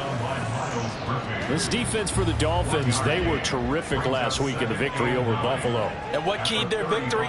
The pass rush. Got to the quarterback 6 times for sacks, and plenty of other turbulence in the pocket for him as well. Hard to throw the ball downfield, but all you're seeing is opposing jerseys come at you. He'll wind up getting 3 on the keeper there, but it leads to a 3rd down. Now it's Jackson. He's got his target. That's complete. And he will have the Ravens first down by about a yard as they find a way to convert there on 3rd down and 5. First and 10 at the 45-yard line. 10-7 our score after 1 right here on EA Sports. Second quarter now from Baltimore. It's the Ravens in possession. So after 2 first downs, they get another here. 1st and 10 at the 45. Option play. Here's Hall. And no room that time. Getting it to about the 46. Just a yard on the pickup there, and it'll bring up a 2nd and 9. Brings up 2nd and 9. On the option right is Jackson. And he's across midfield and into Miami territory. He'll get 5 out of the keeper, but now it's 3rd down. In search of 4 yards here to pick up the first down. Now it's Jackson. Work in the middle of the field, and he's got a man complete. And he's got another first down as he's brought down at the Dolphins' 31-yard line. His first catch, and it's a pretty big one. They get the conversion on 3rd down. I don't care how many times we see it. I still get a kick out of watching quarterbacks and receivers do the pass tree in pregame warm-up. But I always remember that when we go to practices, we see that after practices as well. They really tune it up, don't they? They tune it up. They know why they do it for these situations. First down. And they build that trust, and that's why they're able to find him in this type of a situation. Another 18-yard gain. They had 18 on the previous snap as well. From the 13 now, they work on 1st and 10. Throwing is Jackson. This pass out wide to Hall. And here he'll get it down to the 7. It'll go down as a gain of 6, and that'll bring up 2nd down. At the 7-yard line. Jackson will throw again. And he's got it. After the carry,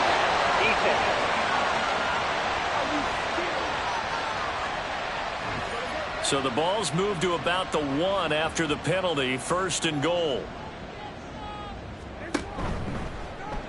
Jackson going to run, and holding it may be the wrong decision as he stopped in the backfield. Call it a full 3 yards in the wrong direction there. Brings up 2nd down.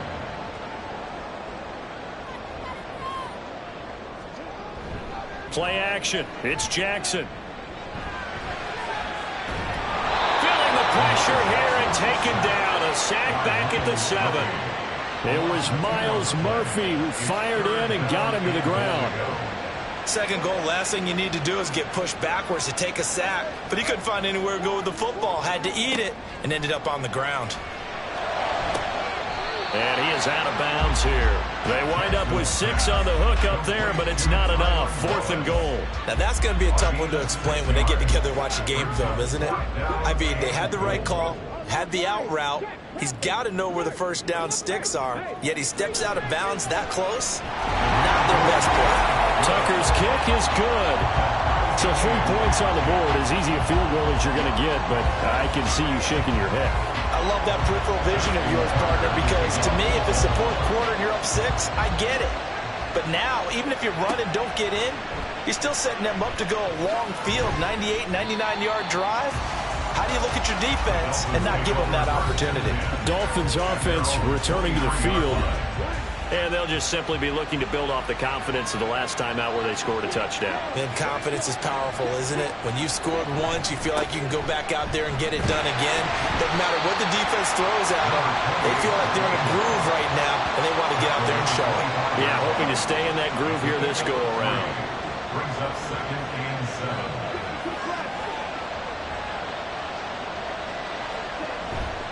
Off the play fake. Tyler. Quick hitter here. It's complete. And he's out of bounds. Able to take this one up to the 35. Ball up to the 35 now as they come up on 1st and 10. A run straight ahead with Achane. And he is met in his tracks behind the line of scrimmage. That's going to wind up a loss of a full 3 yards on 1st down. That was well played there defensively. 2 tight ends in the formation, which essentially gave them 7 blockers up front. Hard to imagine with all that size and beef that they could let a tackler through. And the Raven pressure too much. Down he goes. Credit that sack to Travis Jones. And that's their first sack of this game, but how about last week? 6 sacks. Great coverage downfield, which helped that pass rush. They are really working in sync right now. Now throwing on 3rd down there, but he cannot connect. That could be the stop this defense needed to get them back on track. They've been pretty well dissected by the offense here in the first half. After that possession, now they know that they can compete with this offense. And he was called on 3 times in the win last week as his first one here's away. This is fielded at the 27. A very good kick there, but 15 yards on the return. And the Ravens will take over. And now Baltimore gets set to take the field.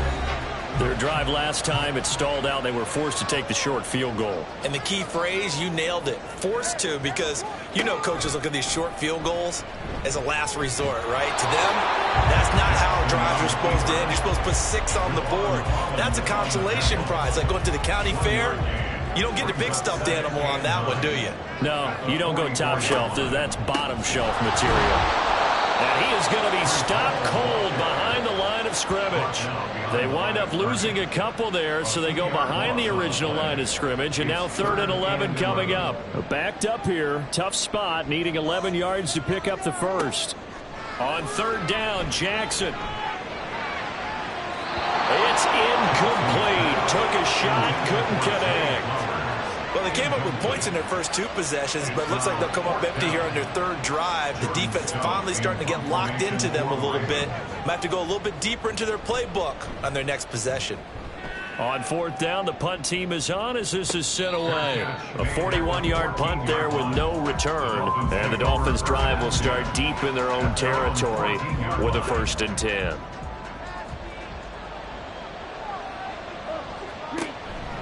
Here's Achane to start the drive. This will be stopped about 2 yards shy of the marker. 8-yard gain, 2nd and 2. That was a good run, and it got to the second level. And what I mean by that is that's where the linebackers usually play. First level being the defensive front, last level being the secondary. But the strong safety position ended up making the tackle. And oftentimes we call them a hybrid. Combination defensive back, combination linebacker. We saw the linebacker make the stop. Catch number 4 for him on the afternoon, and it'll give him a first down. Second and short, that's a rundown, so it's definitely a good time to go play action if you're feeling it. And they do so and pick up a first down.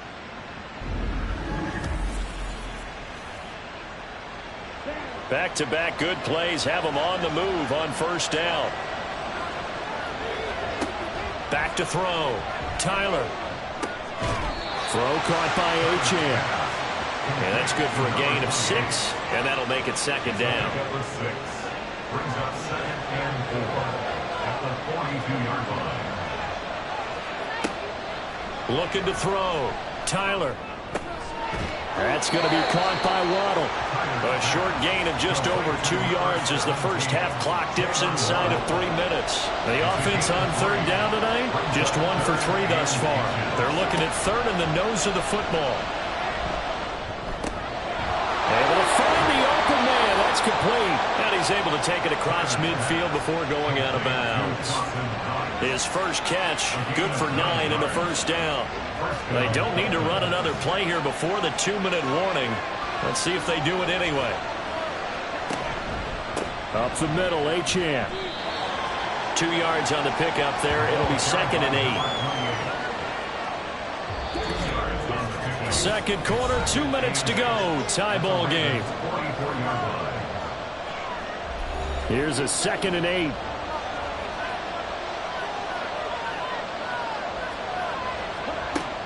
Back to throw. Tyler able to get this one to McBride. Call it a gain of 6 on the play, and that'll leave them with a 3rd and 2. They'll come to the line needing only 2 yards to gain the first here. On 3rd and 2, Tyler, and it is caught, and he's going to be taken down with the first down at the Ravens' 23. They give him 14 yards that time and a fresh set of downs.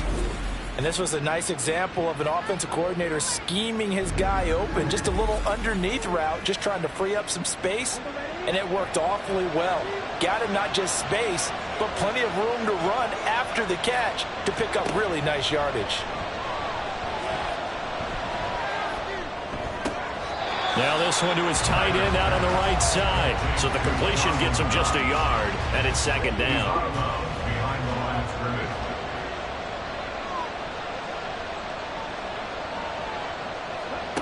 They'll stick with the passing game as he looks to throw. Throwing quickly there, but it's incomplete. They're putting together a drive here in the final minutes of the half, but the coverage has been tight all game long, and they certainly want to keep them up the scoreboard here. Back to throw again. Able to find his man. It's Pickens. Now the Dolphins going to burn the first of their timeouts as they get the stoppage with a little over 50 seconds to go in the first half. They set up the screen. Achane has it. Touchdown! Devon Achane. An 11-yard touchdown. And the Dolphins will take the lead here in the final minute of the first half. And that touchdown gives them a touchdown lead before they attempt the extra point. What a great way to end the half. Yeah, great job to put themselves in front. And now, see on the sideline, special teams defense scrambling, saying we want to preserve this for the final moments of this second quarter. Carlson now to add the extra point.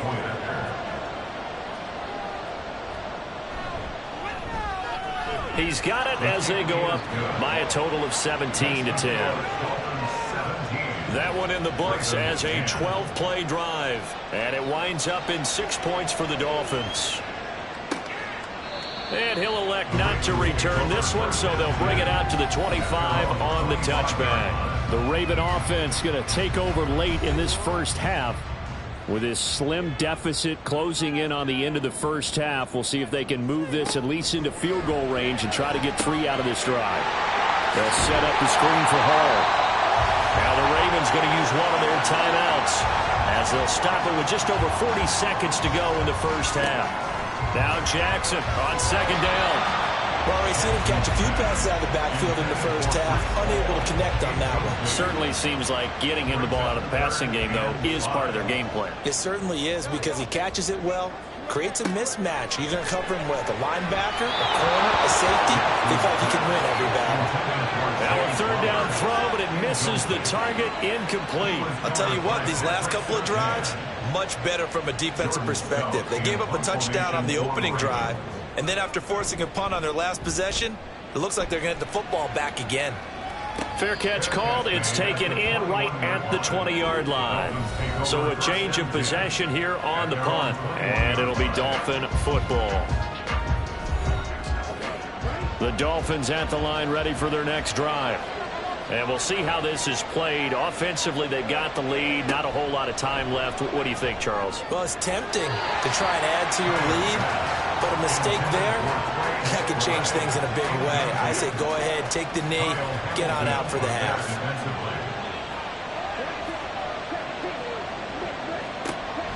Throwing again. Tyler. Oh, he tries to give it to Metcalf, but it's intercepted. Picked off by Marlon Humphrey. And he'll return it to the 24-yard line. CD, I know it's just his second year in the league as a quarterback, but that's going to be one when he flips on the tape. He's like, I shouldn't have thrown that ball. No doubt about it, and his coaching staff will be emphatic about he shouldn't have thrown that ball. But remember, second year, as you noted, on-the-job training, so he's got to take this feedback that he's getting, negative or otherwise, and turn it into positives moving forward. The Ravens offense now, they get ready to head back on the field. And they will begin in field goal range already as they search for a potential score. After the interception, here's Jackson. And this throw a bit late as he couldn't reach back for it. Well, they certainly knew their challenge as this series began, and they got to stop on play number 1. Goal now, get 2 more stops and limit the damage to a field goal. On the draw, it's Hall. This will be a short gain of 3 before he's brought down at the 22. The Ravens going to use the second of their timeouts. Jackson, as it'll come with 15. And in for the Ravens touchdown. Mark Andrews, as the first half is winding down. And the Ravens have a chance to tie the game here in the final seconds of the half. I don't think it's any state secret to know what they were saying before the start of this drive. Let's go and punch one in the end zone and go into the halftime feeling a heck of a lot better about ourselves. Let's go get this done. Yeah, tie things up, and then you get a brand new ball game. Tucker now to add the point after.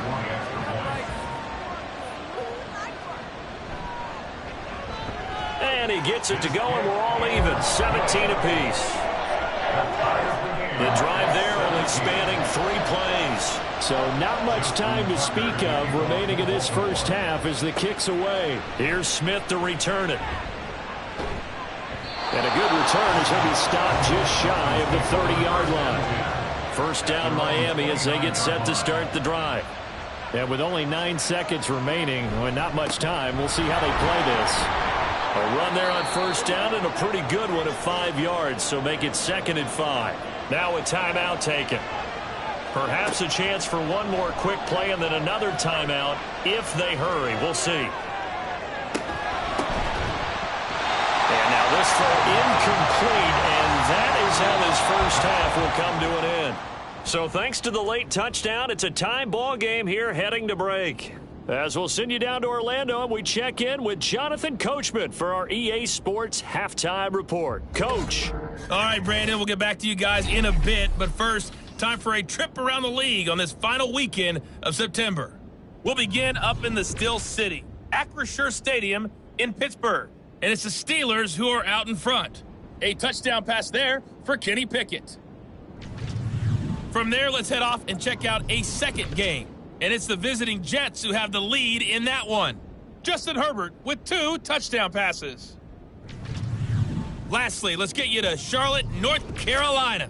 Check on the Panthers at home at Bank of America Stadium. And they currently trail in that game against the visiting Patriots. A touchdown run there for Ramondre Stevenson. We thought this one would be a close battle coming in, and we have not been disappointed. They're all even to this point. This has the feeling of a game that could go right down to the wire. One mistake or one big play could turn out to be the difference. Okay, Coach, thanks as always. This one's still anyone's game as we welcome you back for quarter number 3. On the return, here comes Smith out of the end zone. And he had no room to run as he's tackled down inside the 20. The Dolphins getting set to go back to work here in quarter number 3. This offense ready for the first drive of the third quarter. Well, quarters number 1 and 2 entertaining. We saw some good offense points put up, Charles, and all tied on the scoreboard. And it sets us up for what could be a really fun second half because we've seen both sides score almost at will here in the first half. And now, here in the second half, getting the ball first, you've got to think, hey, we can go out and really run our offense the way we did in the first half. But if I'm a defensive player, all I'm thinking is, can I make a play to really help out my team and break this streak of offense? And they're going to get this beyond the 40 before he's taken down. That one covers 24 yards. It's a first down. Kind of a dangerous throw there. He's off balance when he gets rid of it. But this is all about a quarterback knowing what he can get away with. And that time, it turns into a completion and a healthy gain as well.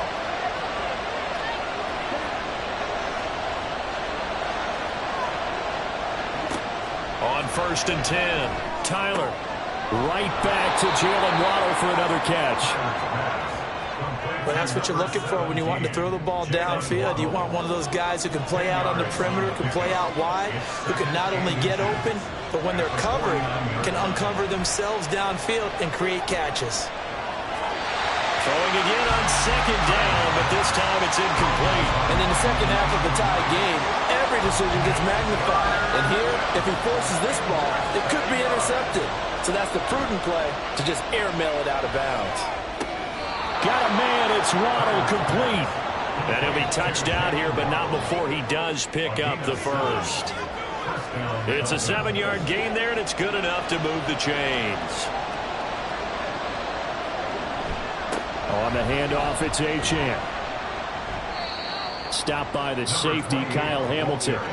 Running lanes were at a premium in the first half, but he's able to find some room there, and he's hoping that that's a precursor of a big second half. Right back to Achane on 2nd down. And he's going to be down close to a first down at the Ravens 31.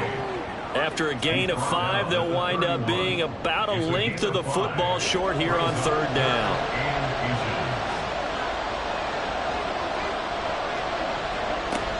They'll run for it with Achane. And he picks up the first before he's taken down at the 29. I always appreciate runners who understand situations. That was just 3rd and inches. No reason to dance around in the backfield and try and break off a bigger play. Just go pick up the first down, and that's exactly what he did. And they'll get him down after a pickup of 8, 2nd and 2. He hadn't had a ton of success here so far, but you get the feeling that he might be on the verge of popping one. Yeah, even on that one, there was a little bit of a hole, but it closed there quickly at the end. Now, meanwhile, a pass that should have been intercepted, but it winds up falling incomplete. After the incompletion, here now, 3rd and 2. Off-play action. Tyler. That's to the sideline and incomplete. So 2 third down conversions on this drive, but not able to get a third, and now they deal with 4th down.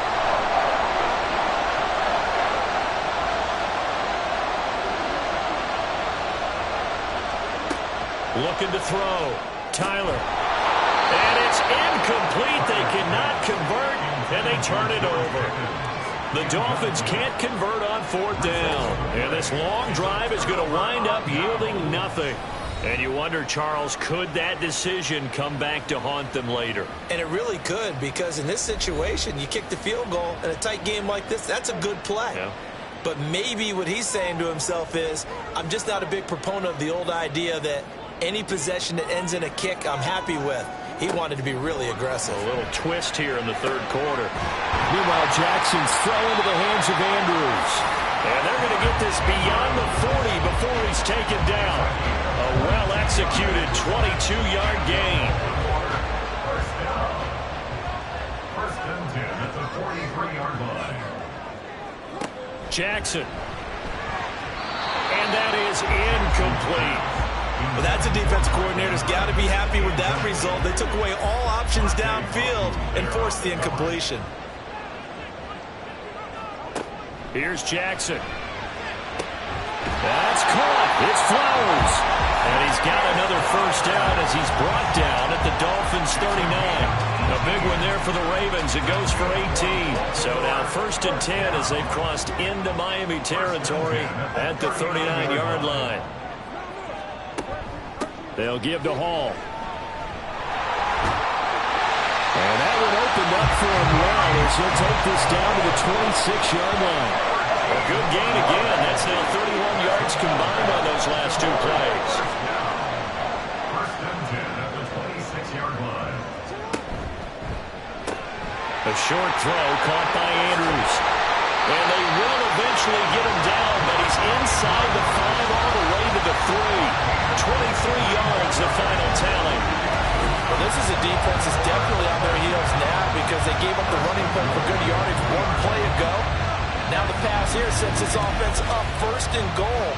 They're going to have to dig in strong now because they've been in retreat so far in this drive. This offense on the march. To throw is Jackson. Touchdown! Mark Andrews with his 2nd touchdown of the game, 4th of the year. And the Ravens have broken the tie. So this game tied at the half, and we are tied no more. A touchdown there on the opening sequence of this 3rd quarter. And what a great drive put together by their offensive coordinator. He had a plan, and they executed it almost to perfection, coming right out of the locker room. Now they're feeling good about their chances here in the 2nd half. Now Tucker to add the PAT. And they will take a 7-point lead now. So the drive there took 6 plays. And it's Mark Andrews who finishes things off with a touchdown reception. Tucker now to kick it away following the touchdown. Out of the end zone comes Smith. And that decision to bring it out ends up not being a good one. Costs him about 5 yards as he's tackled at the 20. Miami's offense set and ready to go.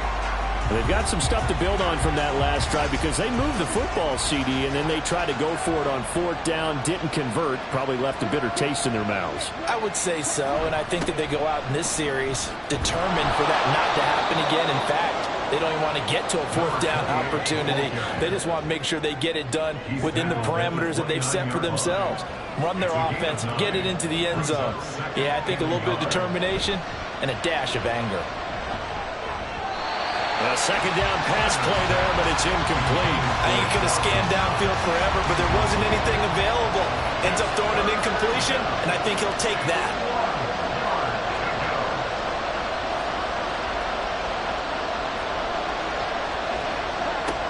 They'll look to throw for it on 3rd and 1. A short one here, caught by McBride. And he went nowhere. He'll lose yardage back to the 29. They call it a loss of a yard there. And that's going to make it 4th down. Excuse my snarkiness here, but isn't the idea of completing a pass supposed to mean you get downfield and gain yards? Especially on 3rd down. Yeah, that one. How about the defense? Figured that one out in a big way. Yeah, they completed it all right and lost yardage. Taken in at the 22. So a good punt, but a solid 12-yard return. And it will be 1st and 10 as they take over. So here are the Ravens to take over on offense. They're on a 3-game winning streak, and right now looking good in this one as well. Jackson and the Ravens come up now 1st and 10 at the 34. They'll try and start this drive in the air. And that throw behind his man. He missed him, incomplete.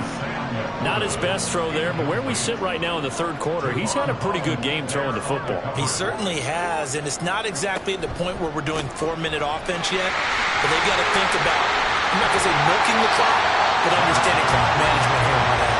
And able to use his blockers to get this on over the 40. They'll come up now 3rd and 3. Throwing is Jackson. Work in the middle of the field, and he's got a man complete. And he will have a Ravens first down by a couple of yards as we're able to convert here on 3rd and 3.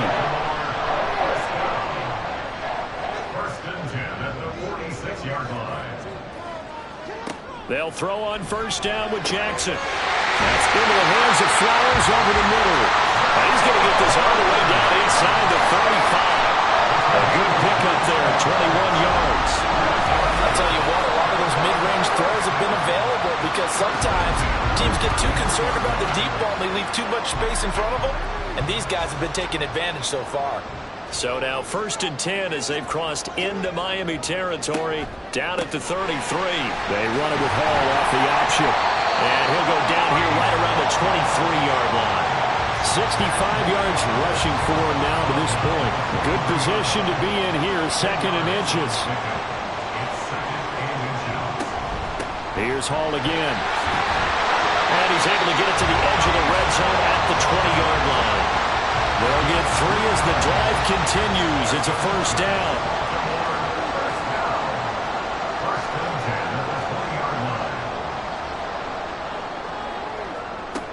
Jackson from the shotgun.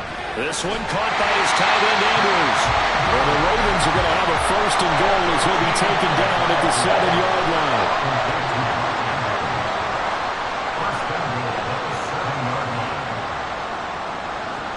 Now it's Jackson. Throw right side, taken in by Wallace. And in for the Ravens touchdown. Tylan Wallace, a 7-yard touchdown grab. And the Ravens go up by 2 touchdowns. Circle that drive because that might be one to remember. Well executed to give them a little cushion. Well, let's take it into the boxing ring. You talk about them commanding it, keeping the fight where they wanted to, whether it was in the center of the ring or putting them on the ropes because it was jab, jab, jab. And finally, the haymaker to put that drive away. Tucker able to connect on the extra point, and the lead now up to 14. So that drive takes him down the field in 8 plays. And Smith not going to bring it out, so it's a touchback. And it's capped off with a Ravens touchdown. Out comes the Miami offensive unit now. They get set to take over. Over on the sideline, hoping to hit that reset button between possessions. Last time out, they had to punt it away. This time hoping to finish this thing off in the end zone. And a short pickup to about the 27. It'll be 2nd down. They'll break the huddle, come up on 2nd and 8 at the 27-yard line.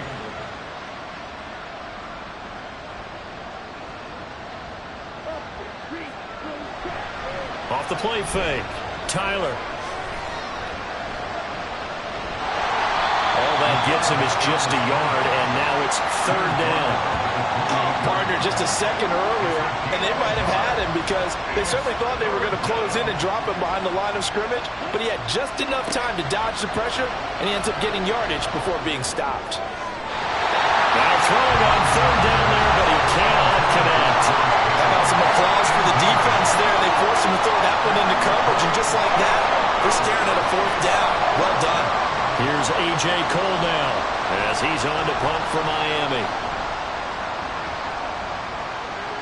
And here's a fair catch taken at about the 24-yard line. So possession goes over here on the punt. And out will come the offense as they take over. The Raven offense set at the line for this next drive. This is sort of what you would call a put-away drive, isn't it? I mean, they score here, especially a touchdown. It's almost out of reach. It certainly feels that way, and I think that they're going to call their plays accordingly because what you really want to do, even though you know the scoreboard is still up there and the game's going to go on, in fact, you can take the spirit away from another team, that their drive and will to come back and win can be taken with another score right here. It's still 3rd quarter, but you just get that feel. Yeah, they're teetering right there on the brink, aren't they? They'll go again with Hall. And he's free going down the left side. It's a foot race. And they will finally haul him down at the Dolphins' 37-yard line. It's a gain of 34. No doubt those are the types of carries they're looking for here, Charles. The lead in the 4th quarter. This is when coaches that have a reliable running game, they breathe a little easier on the sideline. Yeah, they love the idea that they can take the air out of the football at this point of the game. That means they're really counting on that offensive line, counting on the runners, taking care of the football. Because you're going to tell your quarterback, hey, no time to be a hero. We're not going to throw it here. Just eat up that clock. And if you have the ball, they can't score.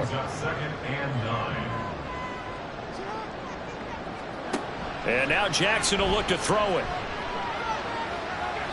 And it's incomplete. Took a shot, couldn't connect.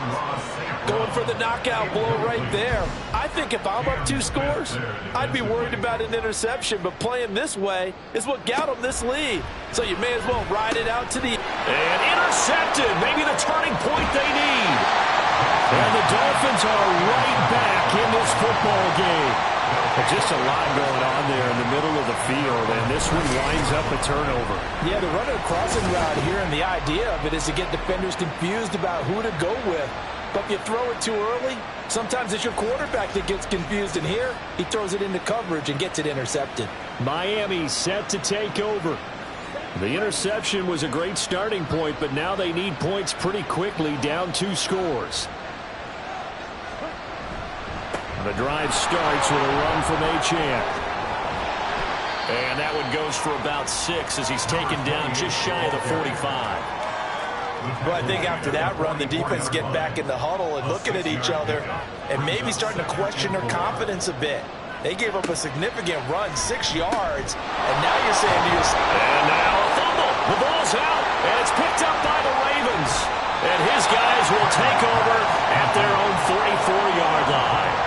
A lot of talk this week about ball security. In fact, they added an extra period in practice to be more secure with the ball. It didn't work out there. Well, sometimes you just get overexcited during the game. You may all of a sudden make your catch, see some open field, and decide you're going for it, and not realizing that danger lurks while you're doing so. And there's your end result right there. Breece Hall helped leading out this offense for another series. He's been a good workhorse. I know we use the word workhorse a lot, but he's been a good workhorse for him in this one. No doubt about it, and there's nothing wrong with that. That's what you're looking for if you're a back, because that means everything's coming together for you. Big guys up front have created space. You've run through it. You've probably gotten some help even from the wide receivers who want to catch passes as opposed to block, but they're helping out too. Yeah, everyone's pitching in. He's had a good game. Now a throw here to his running back. And he'll get it into enemy territory just across midfield at the 49. This offense so far on 3rd down, they're hitting at 60%, 6 out of 10 thus far. This time it's 3rd and 3. And they'll try and run the option to pick it up. That is not going to be any help as they dump him behind the line of scrimmage. A rough go there on 3rd down, a loss of 4. Well, so much for that possession. Yeah, I think he tried to do a little too much there, partner. He tried to keep it himself. End up getting buried in the backfield, and that brings up 4th down. The Ravens send their punter out now as he's on to kick it away.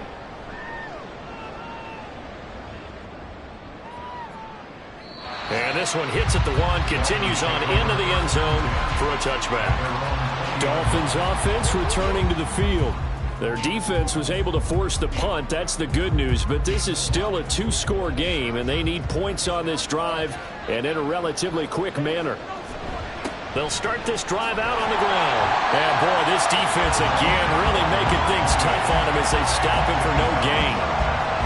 The rush defense stout on 1st down. Here's 2nd and 10 from the 20. Back to throw. Tyler. Now they go screen. It's complete. And he'll be out of bounds right at the 40. That one a gain of 20 and a 1st down.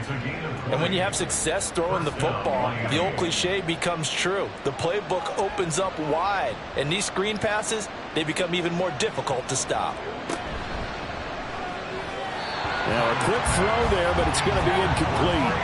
In any event, it happened pretty quickly. I'm not sure he made the right decision on that one. I think if he had it to do over again, he would have found a different target downfield. But he made his decision, and that one's incomplete. Now they set up the screen. That's complete. And a pretty little juke move there on a nice gain. 9 yards, and that leaves him just short, so it'll be 3rd and less than a yard.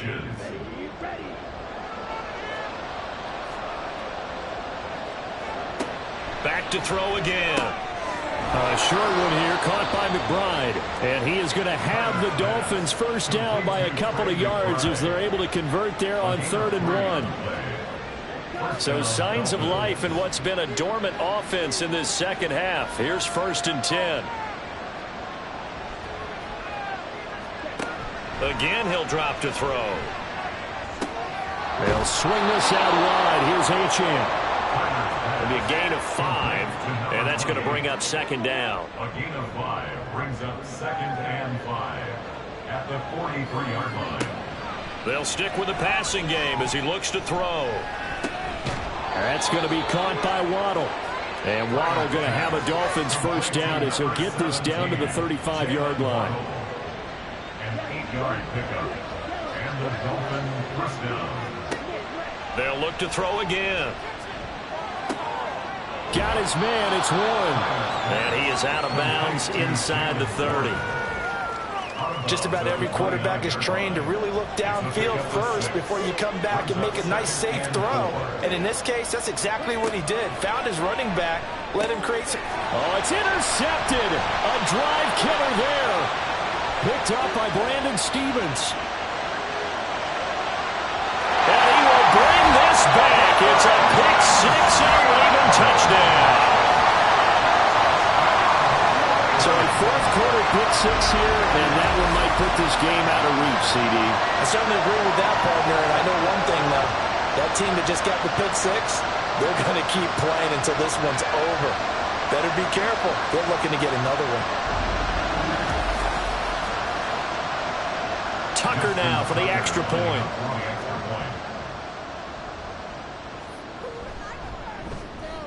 And he's been a busy man, 5 for 5 now as he knocks another one through to extend the lead.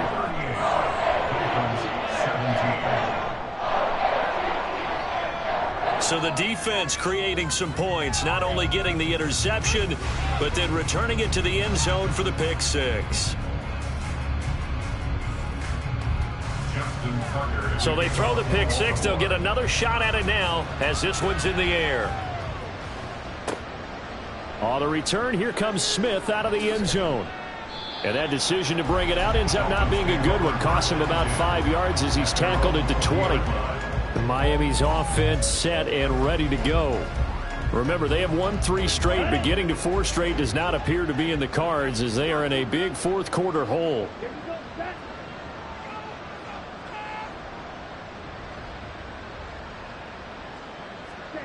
Throwing after the interception. Tyler. That's complete to McBride. And up to the 35 before they're able to knock him down. 15 yards is the pickup there, and the drive starting very nicely. First down. From the shotgun, he'll look to throw. Goes right back to McBride. That'll go for a gain of 7, and that will bring up second down. It's a gain of 7. Brings up 2nd and 3. At the 41-yard line. Operating from the gun. Tyler. Give him 10 that time, escaping the danger, running with it, and picking up a first down. First down, Dolphins. Looking to throw. Tyler. Toward the center of the field, but it's incomplete. Offense was moving it a little bit, had them back on their heels, but they earn a brief pause by forcing the incompletion. That gives them a quick chance to regroup and try and mount a stand before they're backed up even further. Now this one to his tight end out on the right side. And he's going to be taken down with the first down at the Ravens 33. Back to throw. Tyler going right back to Knox, and again a completion. And all the way in for a Miami touchdown. Dawson Knox, his first touchdown on the year. And the Dolphins have got it back to a 2-score game here in the fourth. Well, they needed 3 scores to have any chance. There's the first of the 3 as they get into the end zone. Yeah, Brandon, I think that our guys at Next Gen Stats in charge of the win probability are probably saying your chances still aren't great. But now, you still got more than 3 minutes to go. You got to focus on the task at hand, which is going to be getting the football back as quickly as possible. Fourth quarter, they felt like they needed the football back. Unfortunately, they couldn't get it. And I know we brought analytics into the game, and someone has said here that the data says that when a team's expecting an onside kick, 80% of the time, the team expecting it, they do actually recover the ball, which is what we saw here.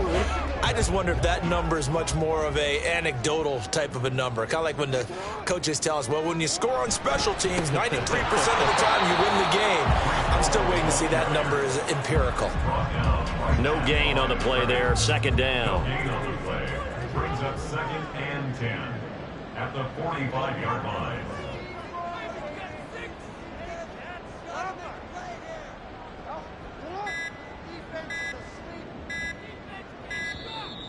Oh, and they sent the man in motion too late. This is going to be a delay. Delay of game, offense.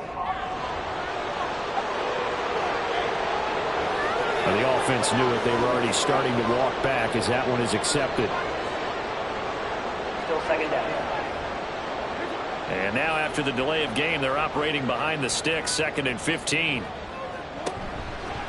Option play, here's Hall. Despite the strong run, he'll be hit and dropped shy of the 45.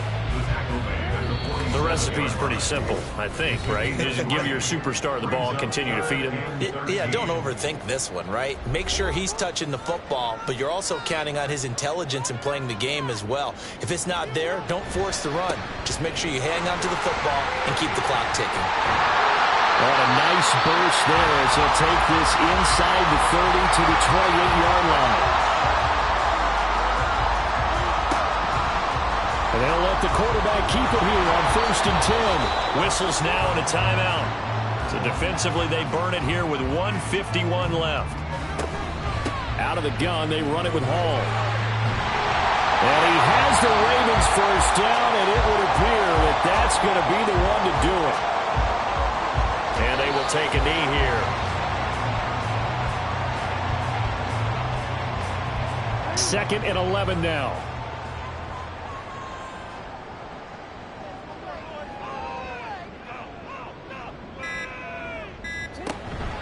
Hall ought to give up the middle. And maybe a measure of revenge there. He's had his way in this one, but this time they get him behind the line.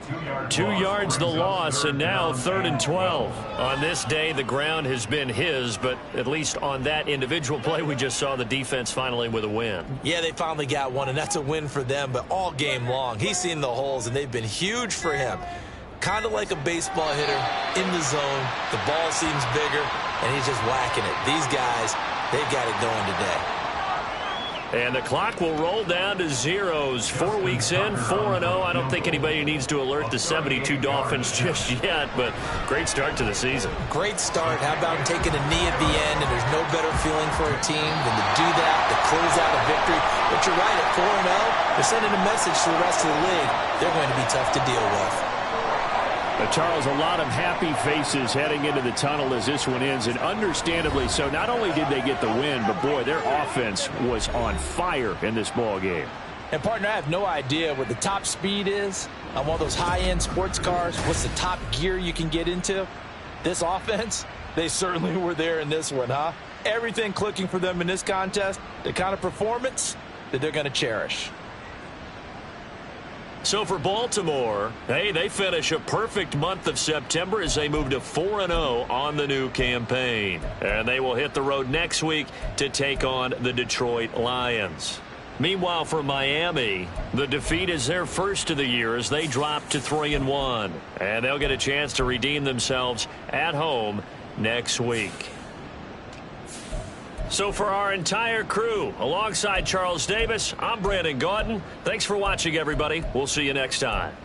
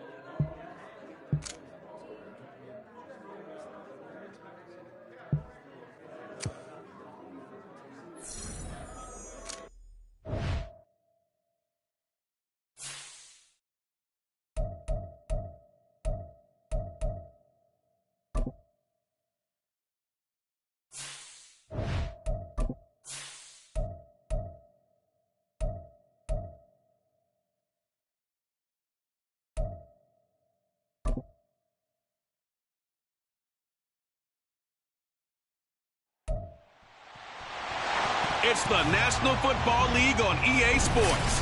And we've got the Bengals' creative quarterback. He had the green light to sling it last week, over 450 yards passing. It's the Bengals and the Chargers, and it comes your way next on Madden NFL 24.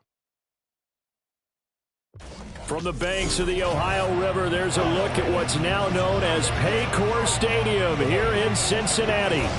Today, it's week 4, and we've got what should be a great one here, as it'll be the LA Chargers taking on the Cincinnati Bengals. With Charles Davis, as always, I'm Brandon Gaudin. Charles, you talk about storylines in this one. I think it begins and ends with our two quarterbacks, certainly two of the best in the business. And nowadays, I don't think you can get by for long periods of time without a top-flight quarterback. The way the game is played, with all the responsibility he has and how the game flows through him, if he's not on the top of it.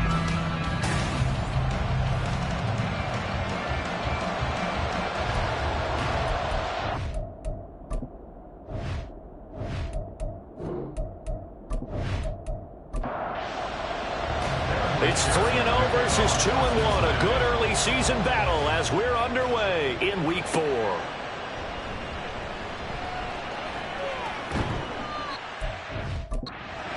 This out to the 25. So here's the Charger offense making their way out. And a glance here at their shifty mobile signal caller. And they are in rhythm on offense because of him. I mean, right now he's got everything going the way he wants to, finding the receivers the way he wants to, looking over defenses. No interceptions is the number I lock in on. Before a touchdown pass isn't so bad either. Yeah, what a game he had last week. Here's a throw, complete right side to start things. And they'll get it up just short of the 45 at the 44. An early statement on the game's first play. 18 yards and a first down. And the Chargers first down.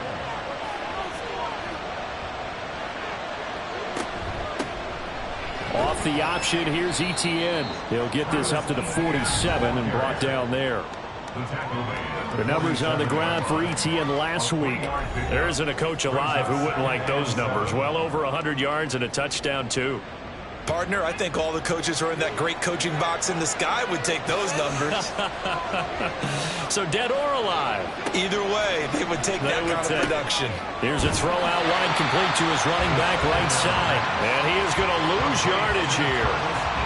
It'll be a loss of a couple on the play, so now third down coming up. Out of the gun, they'll look to throw. And he knocks the ball away, and it falls incomplete. One first down here, and that's all, folks.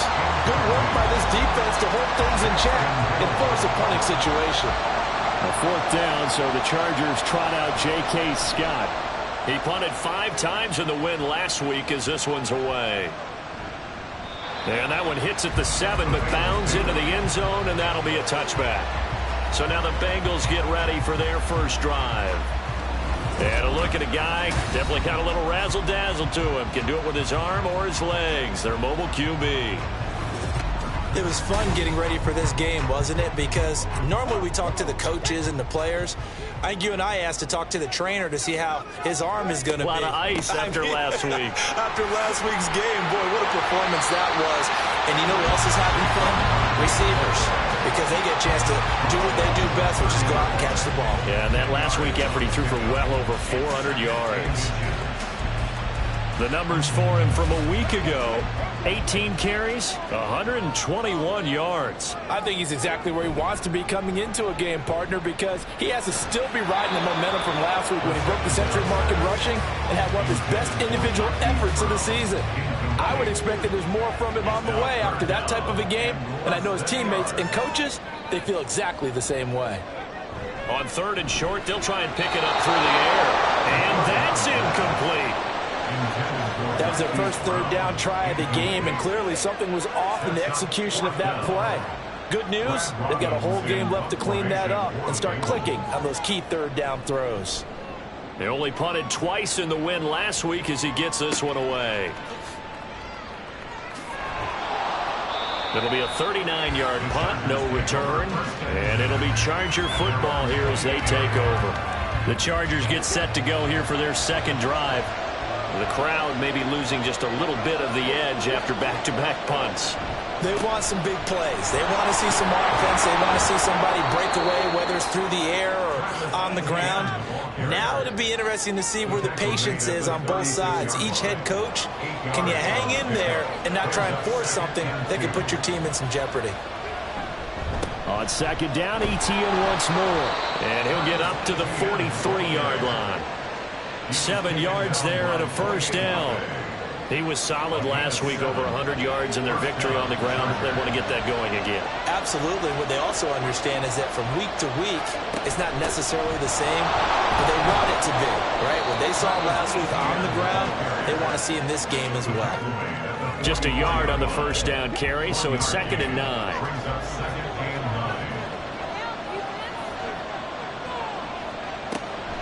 Draw play, ETN. And a strong run that time as he's across midfield and down to the 43. That one good for 13 and a Charger first. So they'll come up in Bengals territory now with a 1st and 10 at the 43.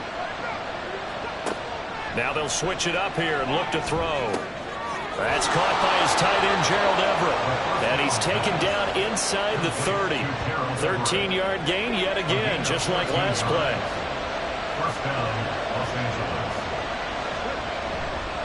They go play action here on first down. That's going to be complete on the sideline, but, you know, that throw left him no room to run, and the good footwork nearly all for naught. Second down, 8 to go from the 28. On play action, they'll throw. And this is hauled in by Williams for a Charger touchdown. Jamison Williams, his 6th touchdown of the season. And the Chargers get the upper hand as they're on the board first here this afternoon. And when the quarterback drops and has a guy that wide open in the end zone, his eyes have to get just as big as grapefruits. Oh, without a doubt. This is the easiest throw you're going to get, and you're going to get the benefit of a touchdown on top of it. Make that throw. And for the extra point, Cameron Dicker.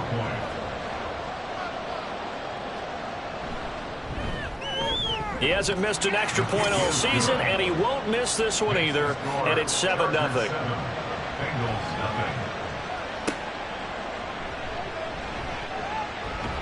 And he returns this to the 22. Cincinnati coming back onto the field here for their second drive. And the last drive, the first drive for them, not very good. 3 and out. What do they go to here? Well, you don't look down at your play sheet and say, this is what the problem is. Let's find out who my playmakers are. Get the ball in their hands, and maybe the offense will move a little bit. Sometimes it's more important to get it to the right people rather than dialing up the right number. Exactly. Or the right play, yeah. That too. One play has him up past the 40 already, and another 1st and 10. He'll look to throw.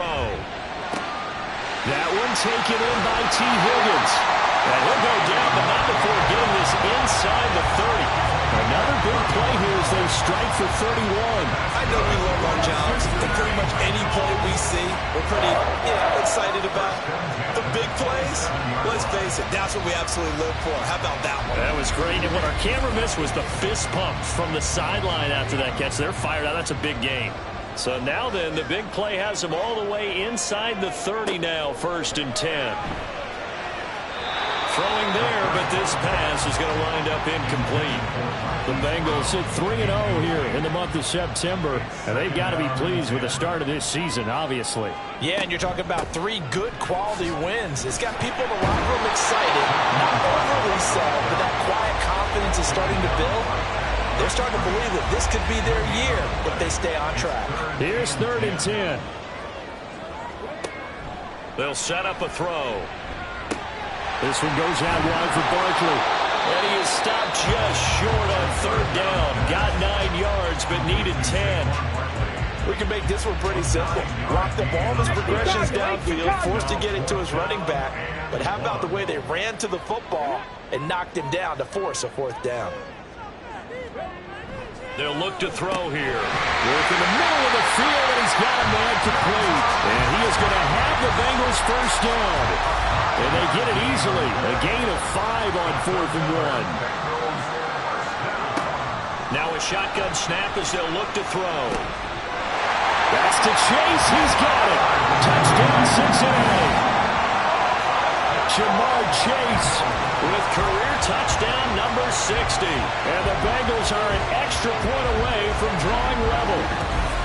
They went empty backfield, all their weapons out wide, so there really was no secret here to what they were going to do. No secret, but they still had to execute it, and they still had to protect the guy throwing the ball, because oftentimes when you empty the backfield, people bring pressure at you. They managed to hold in there and successfully complete the touchdown pass. Extra point by McPherson, up and good. And we are tied at 7. So that winds up a 7-play drive all told. And no effort to bring this one out. It's a touchback. And it was Jamar Chase who finished it off with a touchdown reception. Here's the Los Angeles offense as they get set to take possession.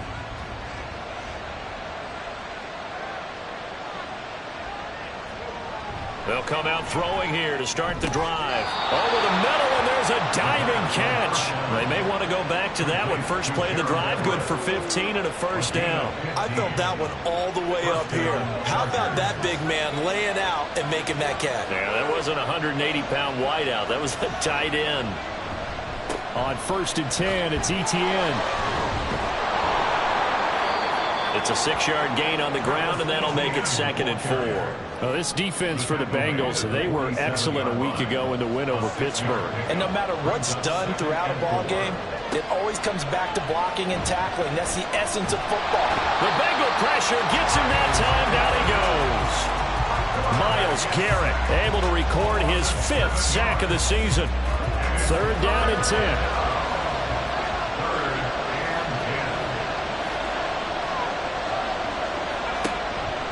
Blitz forthcoming as he'll look to throw. Able to find the open man. That's complete.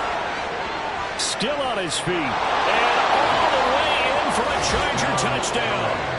Josh Palmer, his first touchdown on the year. And the Chargers have taken the lead. Seeing some pretty good offense here in this first quarter. It's been a wild start to this quarter, as you noted. And now with that lead that we're seeing, can they retaliate? I get the sense this one's going to go back and forth all game long. And that probably won't be the last long touchdown that we see in this one. Extra point up and good by Dicker. And that makes the score 14-7. Out is the kickoff unit as they run up and send this one away. From a couple yards deep, he'll bring it out of the end zone. And ultimately cannot get this out to the 25-yard line as he's dropped at the 23. The Bengals offense returns to the field. A long drive last time out for this offense, Charles. If you remember, they started basically in the shadows of their own end zone, marched it down the field, and a lot of that was through the passing game. And partner, as a former defensive back, I'm having almost a physical reaction watching what's happening right now. But let's give credit where it's due, because they've done an excellent job moving the ball through the air. Secondary getting picked apart pass by pass. Obviously, they need to make some adjustments there on the back end. And because offensively, we know that they're not going to be shy about throwing that football. A big play there for Cincinnati. 43 yards. And the offense is saying to itself right now, only they were all this easy because he was wide open. And once he made the catch, plenty of room to work his way downfield. That was a breakdown on the defensive side of the ball, one that they want to fix immediately.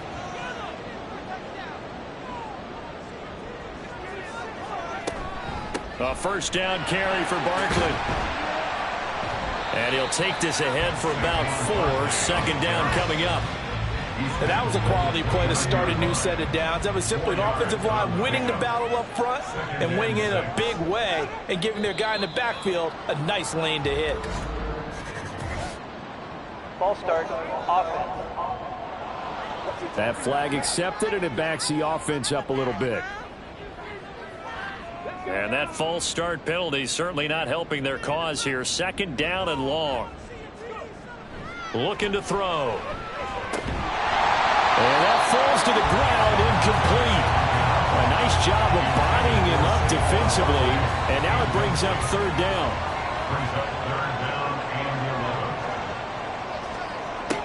He'll drop to throw. He's got Njoku, his big tight end.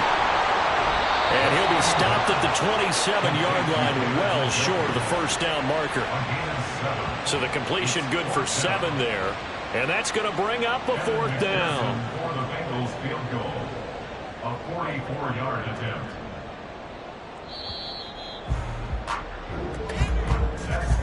Through one quarter, 14-7 our score. Bengals 7. Ready for the second quarter from Cincinnati. It's the Bengals with the football here, as they've got it with a fourth down coming up.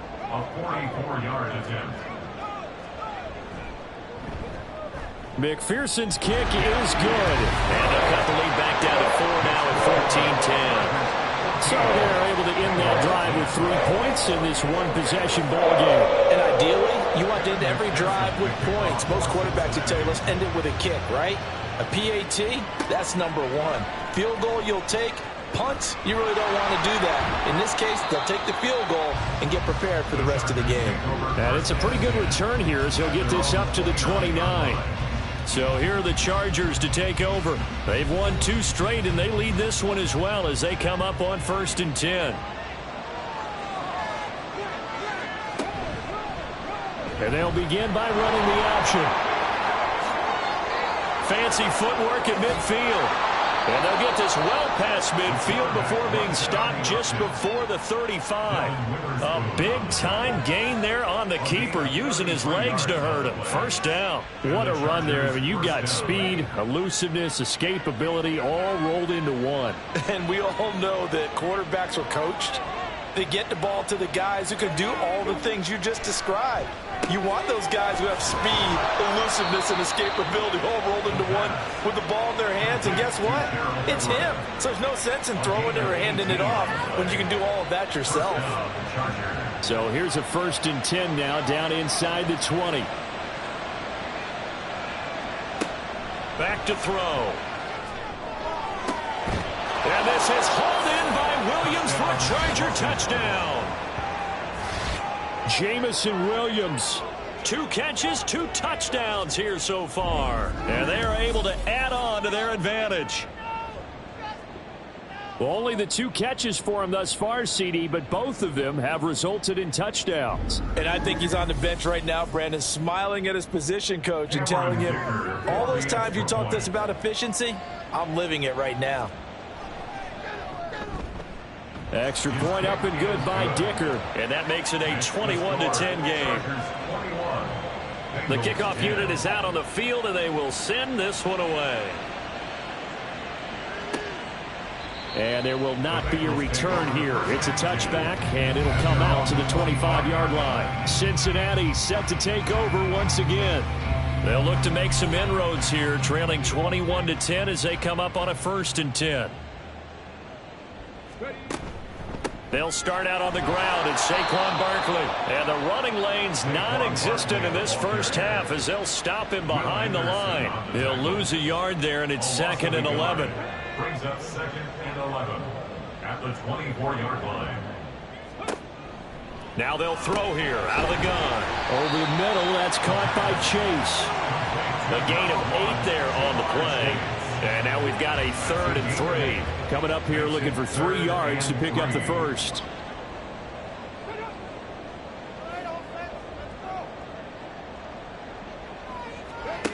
Out of the gun now on 3rd down.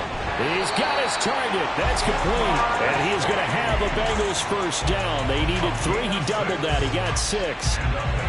This has to go down as one of the simpler routes in the playbook, but oh so effective. Nice completion there. Keeps the sticks moving. They'll look to throw now on 1st down.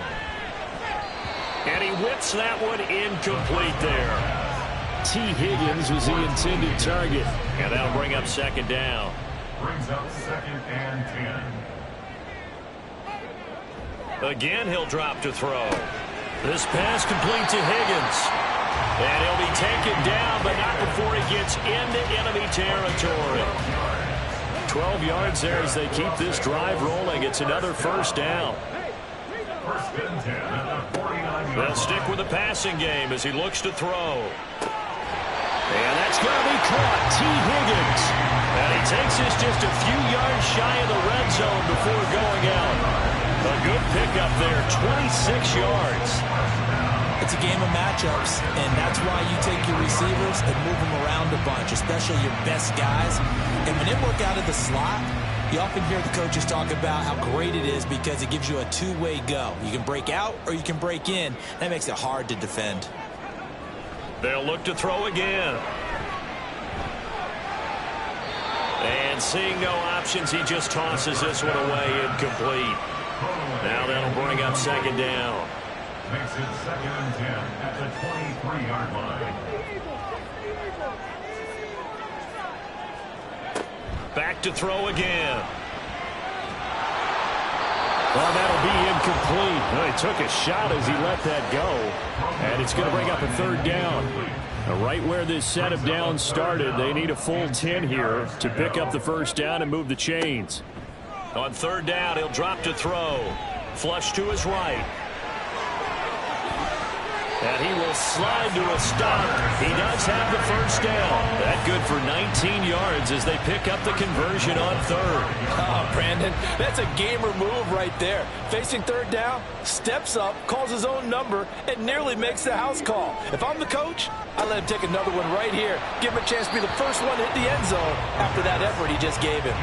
Throwing on 1st down, but this one winds up to be incomplete. A line of scrimmage, once again the 5 as they get ready for 2nd and goal. The play action fake. They'll look to throw. Rolling to his left. And he'll take this into the end zone for a Bengal TD. A great effort there. His 2nd touchdown of the game, giving him 12 on the season. And the Bengals are back within a score. Hey, you're down on the scoreboard, but now your offense is in close, and this is where, as a quarterback, you say, I've got to make a play here. Doesn't matter whether it's a pinpoint throw or a scramble like this one. He takes matters into his own hands and delivers a touchdown run. Extra point by McPherson, up and good. And it's now 21-17. Bengals 17. He takes this near the 25. Just a little pass there. Call it the 26. The offense for Los Angeles returns to the field.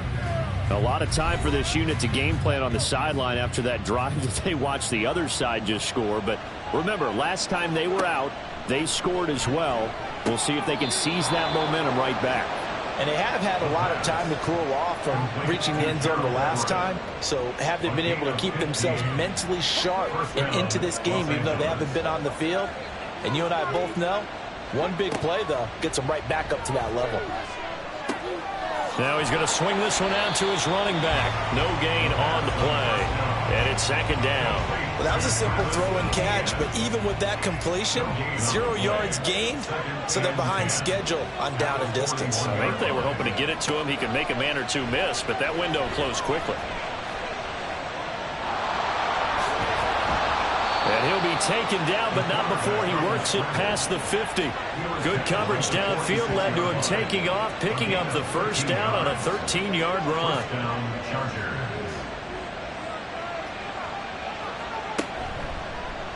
He's going to try and do this himself. And maybe the wrong read there as he's going to go down immediately. A loss of a full 3 yards, and now it's second down. Well, he had success earlier in the drive keeping it himself. Not here, though. And sometimes when you have that kind of success, you can fall in love with the option a little bit too much and not give the defense credit for making adjustments themselves. And that play starts to lose its effectiveness. And he is met in his tracks behind the line of scrimmage. Just a loss of a yard there, but it's not going to help. Now they face a 3rd and 14. They need a crafty play call here. 14 yards is what they need to try to convert this thing. From the midfield stripe, they'll look to throw. That pass caught. It's Williams. And they're going to mark it down short, maybe by about a yard, if that. It's a pickup of 13, but they're still a bit short, and it'll be 4th down.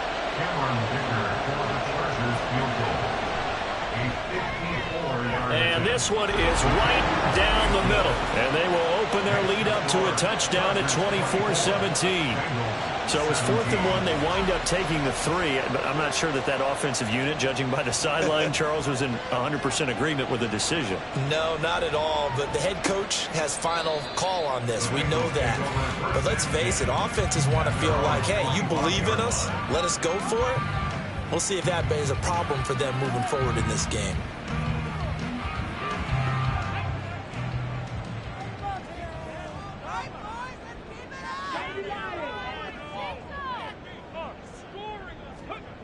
They'll try and start this drive in the air. To Barkley on the check down. He'll be dropped after a gain of about 6 across the 30 to the 31. They'll come up now 2nd and 4 from the 31. At the 31-yard line. Back to throw here. And the timing a bit off that time as that one falls to the ground. I certainly thought he had an open look beyond the first down marker to his receiver, but they just couldn't connect, and that will send them back to the drawing board.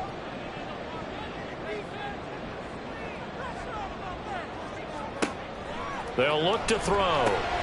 And it is caught, and they'll get it up just short of the 45 at the 44. 13 yards on his first catch. It's a first down as well.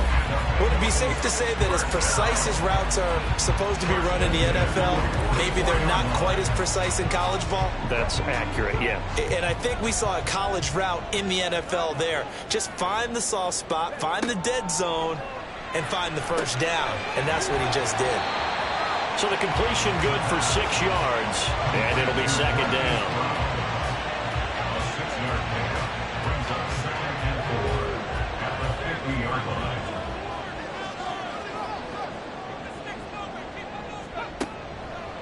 They'll look to throw here. This short pass into the hands of Njoku. Second catch for him today, and it'll wind up a first down. Good for a Bengals first down. He'll look to throw. And this will be incomplete. Physical play on the football there, and it's second down. It leads to 2nd and 10.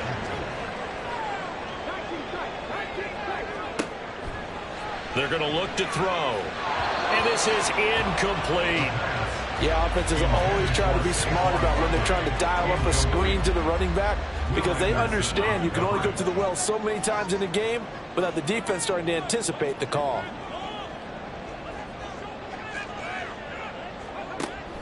They'll drop to throw.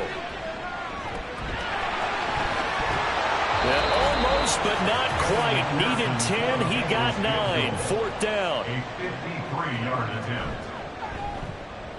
McPherson's kick is good. And that'll bring him back within 4. So they get the 3. It was 4th and 1. And I think you were doing what I was doing. I was looking down at the sideline. I'm not sure the offensive unit wanted the 3. They wanted to go for it. But when have we ever seen a unit that didn't want to go for it in that situation, right?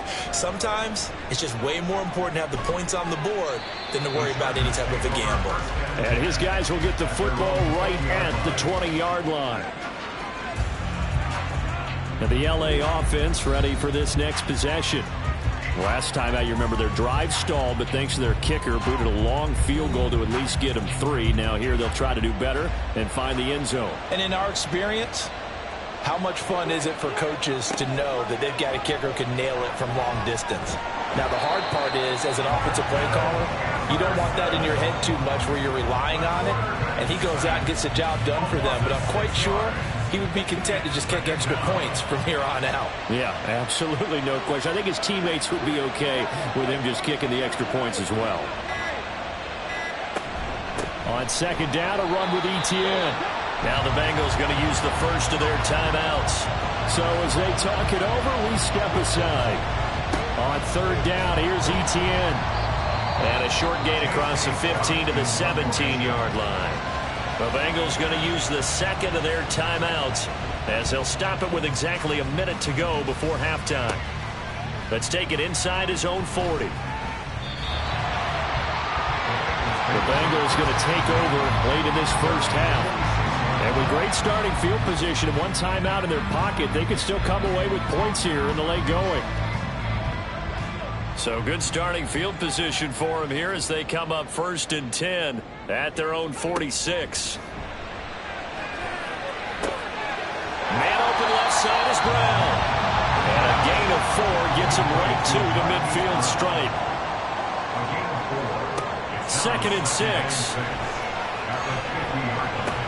This one goes out wide for Barkley. Now the Bengals going to signal for their 3rd and final timeout.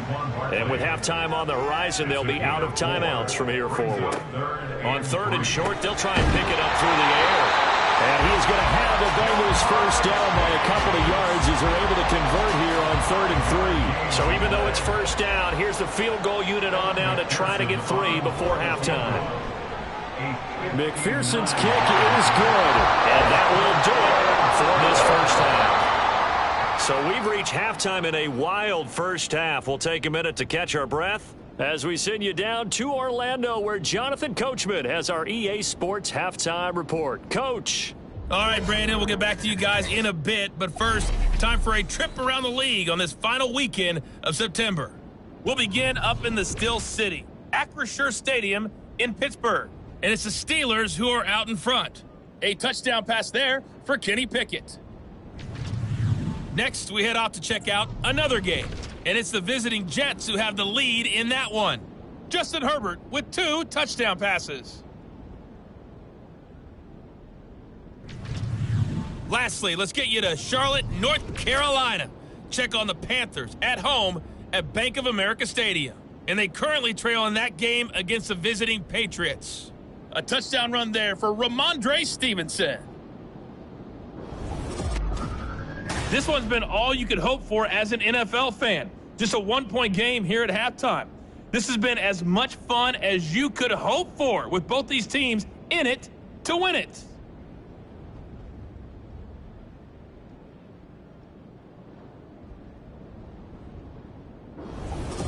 Okay, Coach, yeah, adjustments likely going to play a big role in this third quarter in what's been a tight contest so far. Both these offenses have been in fine form. What will the second half bring us as we are underway in quarter three? And he'll be brought down right on the chalk of the 20. The Bengal offense now with a football first here to begin quarter number 3. This offense, Charles, had a strong first half throwing the football, at least in terms of yardage, but that hasn't translated so far on the scoreboard as they begin the third quarter here, trailing and looking for a little momentum. Yeah, you're right about that because, let's face it, in the first half, most of their focus was in the passing game. And to their credit, resulted in a healthy amount of yardage. So I would think that at halftime, they're going to anticipate that defense loosening up a little bit to try and cover the passing lanes. They've got to get the running game going, and there should be some gaps to run through now. From the 34 now, here's 1st and 10. They'll set up a throw. It connects quickly to Jamar Chase. It'll go down as a gain of 6, and it'll be second down. It's a pickup of 6. Brings up 2nd and 4 at the 40-yard line. The slot man in motion right. Here's a fake on the jet sweep as they'll go instead with Barkley. And he'll get up near the 45. They'll spot it at the 44. 4 yards the pickup, first down.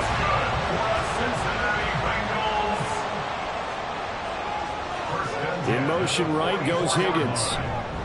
Now they show jet sweep, but instead a run up the middle here. And able to elude one tackler, but only gets this back to the line of scrimmage. Now a 2nd and 10. Brings up 2nd and 10. Looking to throw. And he slings one that's incomplete. The tight end, David Njoku, the intended receiver. And that takes us from 2nd to 3rd down. On play action, they'll throw. Looking deep here for Chase. And it's knocked away and incomplete. I've got a good friend in football, always talks about predictive history. He's got one of their 2 touchdowns. You can understand why they tried to find him again. Weren't able to connect, but the thought, that was good. Now on 4th down, on is the punt team sending this one away. Now we'll look at the Chargers offense. They get ready for their first possession of the second half. We have not seen much on offense here from either side these last few drives. We've hit a wall, so to speak. And have hit it hard, haven't we? Because the defenses right now, they seem to be a step ahead, don't they? Beating them to the point of attack, beating them to the punch. These offensive guys are tinkering like crazy. What's it going to take to get back on track? Yeah, both sides searching for adjustments. 64 yards rushing for him now on what was his 10th carry of the ball game. Most of their damage has been done through the air. I mean, they've rung the bell 3 times with passing touchdowns, but guess what? Ground game has not been neglected. Nice little burst right there. From up near the 40 now after the big play to start. Here's another 1st and 10. Throwing there, but this pass is going to wind up incomplete. To give you an idea of how accurate he's been throwing the football, we're in the second half. That's just his 2nd incompletion. Well, if he's that locked in, that means everyone's locked in, because to me it's like throwing a no-hitter in baseball. The pitcher may get the credit, a lot of people making plays behind him in the field.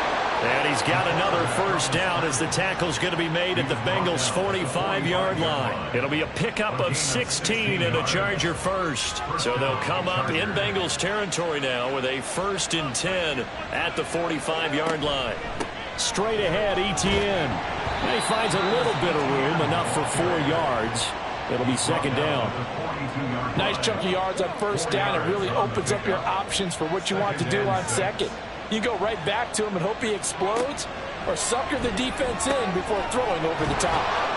Now a throw here, hauled in. And he's got another 1st down as the tackle's going to be made at the Bengals' 29-yard line. 1st down, Los Angeles. A give, running right, Etienne. He'll get about 6 there as he takes this one down to the 24-yard line.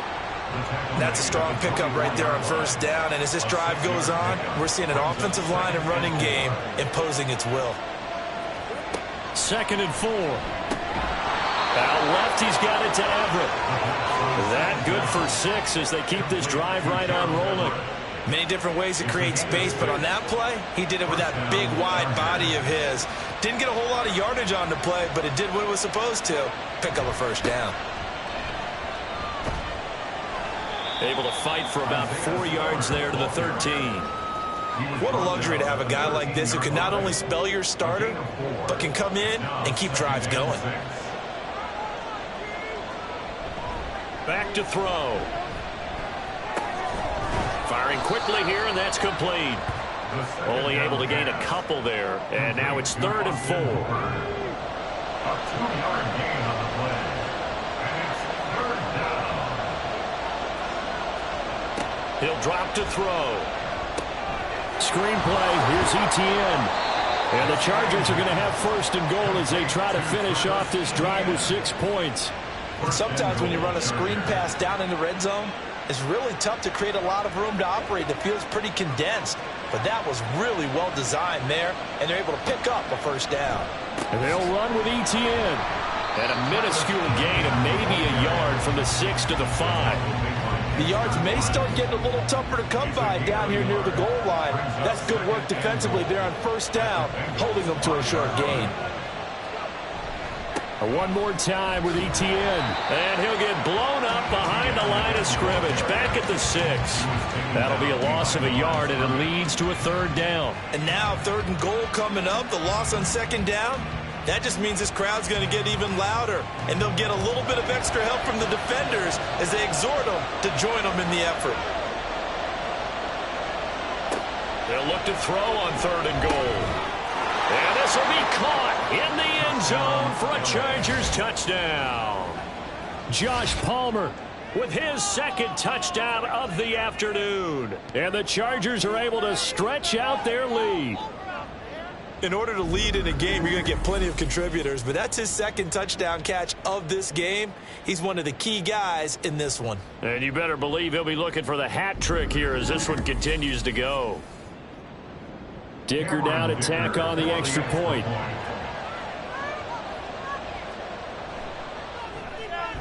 And with that, the lead is up to 8. So that one a 13-play drive in total. And it ends with a touchdown pass to Josh Palmer. Set now to kick this one away, and off it goes. From a yard or 2 deep, here comes a return. And he'll be brought down shy of the 20, so the decision to bring it out of the end zone, not a good one. But the Bengals offense getting set and ready to go again here. The last series for them, a little disappointing, forced to punt. And now they'll try to do better here and come away with some points as they begin this drive, 1st and 10. They'll come out throwing here to start the drive. And his throw here is incomplete. Tight end has become a bigger and bigger part of the passing game in the NFL, but if you drop the football, that position can get swapped out with a wide receiver in that spot, a running back in that spot. There are other ways they can go if you're not going to catch the ball. And that's not just his 1st drop, his 2nd drop of the game. There's a throw over the middle. It's taken in by his tight end. 9 yards, not quite enough, and they'll be left now with 3rd and 1. Brings up 3rd and 1. They'll try to run for it with Barkley. And he's got a Bengals first down as he gets us up past the 30 to the 32. I have to think a major focus of the halftime meetings had to be figuring out how to create space for the running game to get operating. Well, what you pointed out to me at half seems accurate. That line has struggled to sustain blocks. Yeah, I would agree with that totally. They've got to focus on staying on their double teams at the 1st level, make sure that block's secured before they slide off and try and chip someone at the 2nd level. And now a throw on first down there, but it's incomplete. So 2nd and 10, 3rd quarter. Thanks for tagging along with us here from the Queen City of Cincinnati. On the draw, this is Barkley. And he'll get this one up to about the 39 here. They get 6. That'll leave them with 3rd and 4. It's a gain of 6. Makes it 3rd and 4.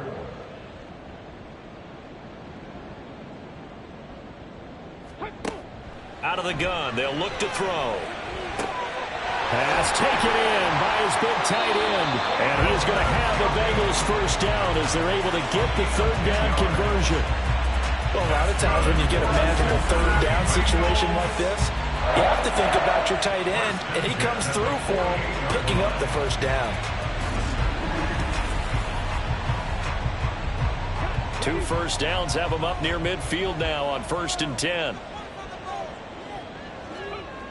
Now back to throw. Battled by the linebacker, but still adjusts and makes a catch. And he takes this one down almost all the way to the 30.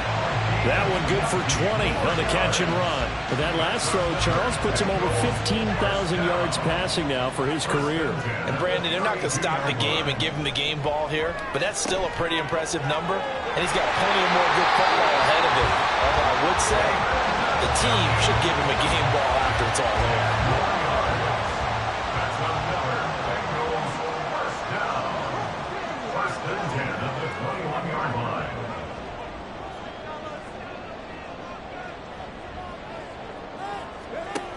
They'll look to throw again. And he's going to go down. He's sacked back at the 24. The former third-round pick, Justin Jones, bringing the lumber that time. So maybe just a momentary setback on what's been a great drive so far, but 2nd and 13 here. They'll send a receiver here in motion right. They'll fake it on the jet sweep, and instead a handoff up the middle. And nothing doing here as this time the run maybe gets him back to the line of scrimmage, but that's it. And they're not going to get to the line to run another play, so we will switch ends as the 3rd quarter has come to a close. You're watching the NFL on EA Sports. Back now in Cincinnati.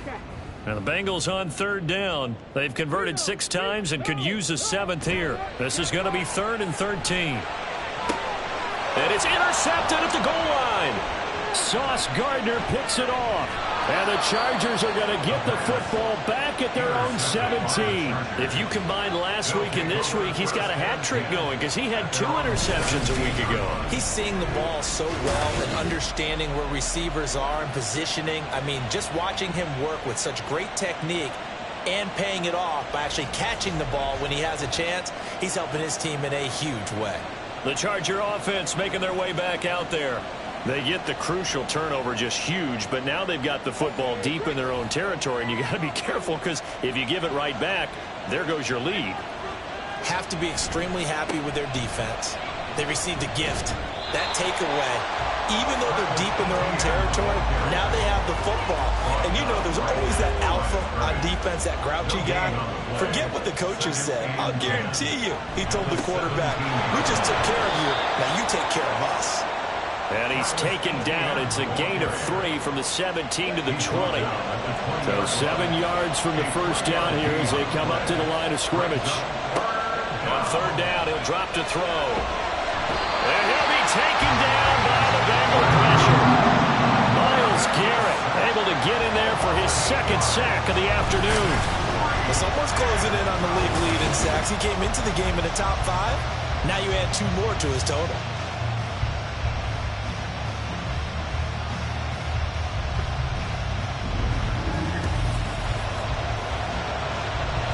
Here's J.K. Scott now as the drive goes backwards, so he's on to punt it away.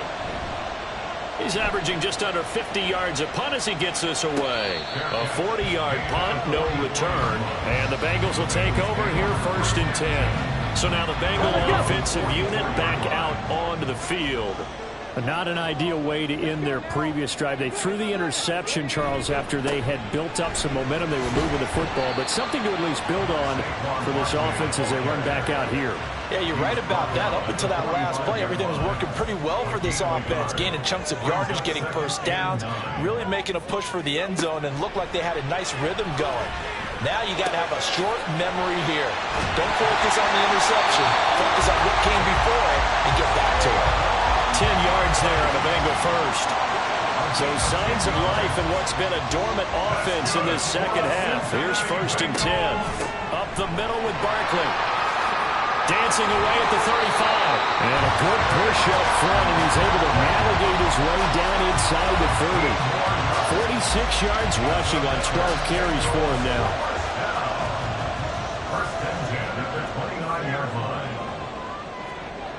They'll look to throw now on first down. This short pass into the hands of Njoku.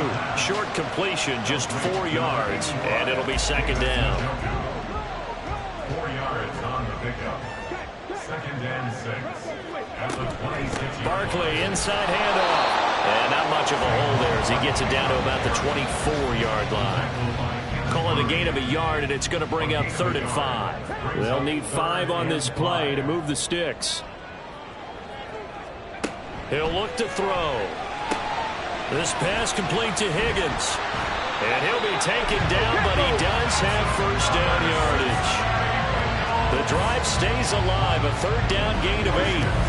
I like watching the wide receiver screen because it's a real teamwork play. Because guess what? The guy catching the ball, he'll get all the credit. But how about the people who have to block in front of him, either fellow receivers or offensive linemen? That makes that play a really nice timing play, and sometimes it can break big. On first down, he'll drop to throw. He's got Njoku, his big tight end. They'll wind up getting just a yard, and that'll bring up second down. Behind the line of scrimmage. They're going to look to throw. The coverage keyed in on him since that last completion his way. He earned a little more attention on that route, and that made it a lot tougher to get a clean throw his way. 3rd down and 9 yards to go.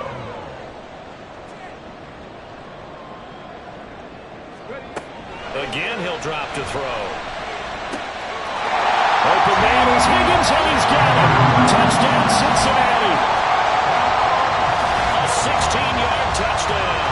And the Bengals have a chance to tie things up as they trail by 2 here in the 4th. So part 1 of what they needed is done. They get in the end zone. Now you have to imagine we'll see a try for 2. And now remember, all touchdowns are reviewed. And in a tight game like this, they're going to take a good long look at it. They're taking a peek at whether or not those feet were in bounds, and obviously a big call here in the end zone. And not just the feet. How about the hands? How is the ball possessed while the feet are hopefully getting down in bounds? That's what they're trying to look at to see if it all comes together. So they called it a touchdown originally, and this will stay a touchdown after the video review, so they had it right. And he's got it. The conversion good, and we are tied in the 4th.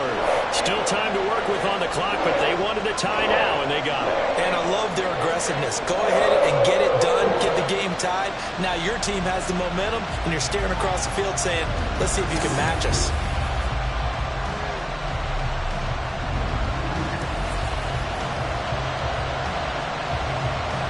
Now this one setting up for a great finish. All tied in the 4th as the kick's away.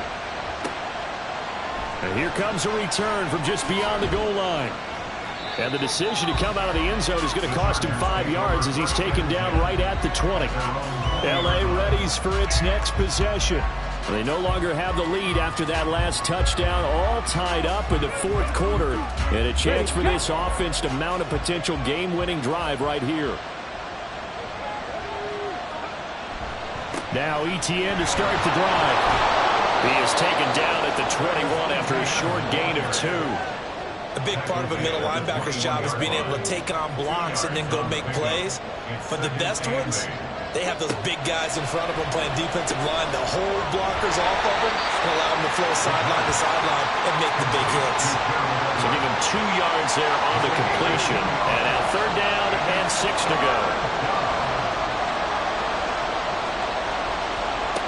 He'll look to throw.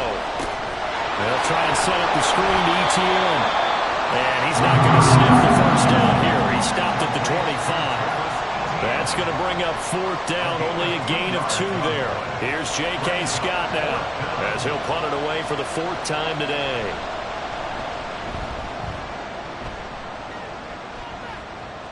And a fair catch signaled for and taken just outside the 20-yard line.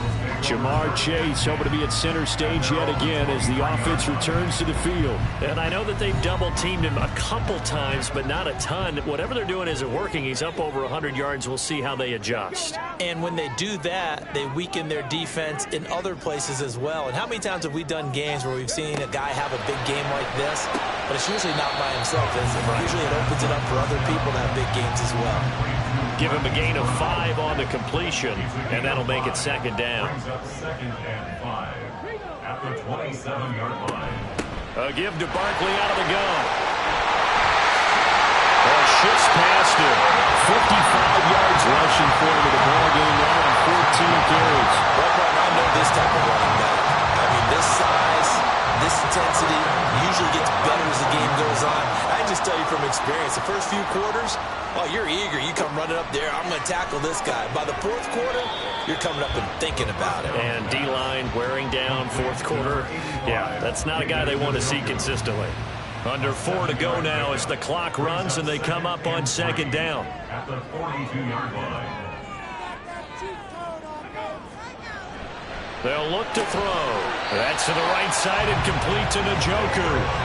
Back-to-back receptions for him, and it's another first down.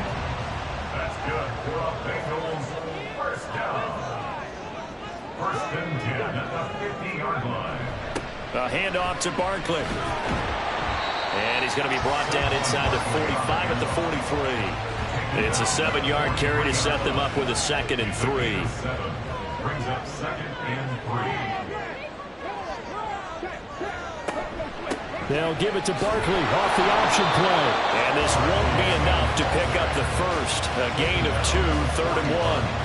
A big play in this football game. 3rd down and 1. Again, it's Barkley.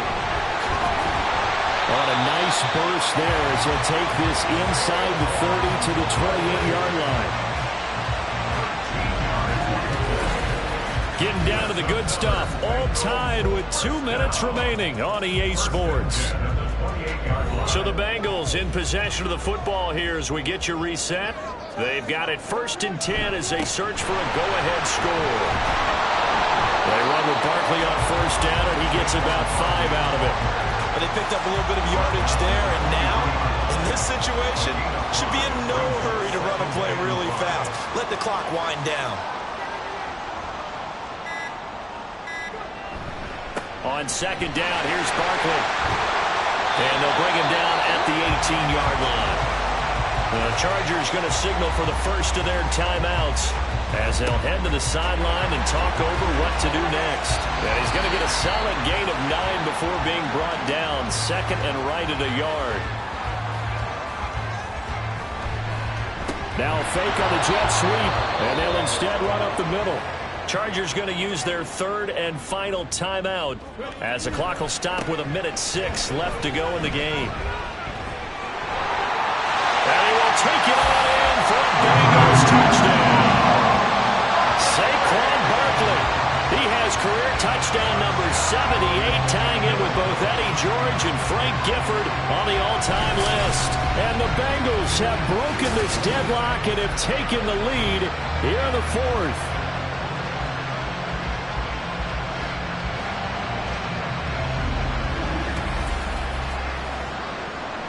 McPherson on for the point after.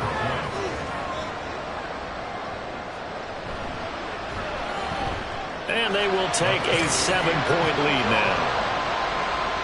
So that drive, 12 plays in length. And it's capped off by a touchdown run from Saquon Barkley. And he's up past the 20 to the 22-yard line.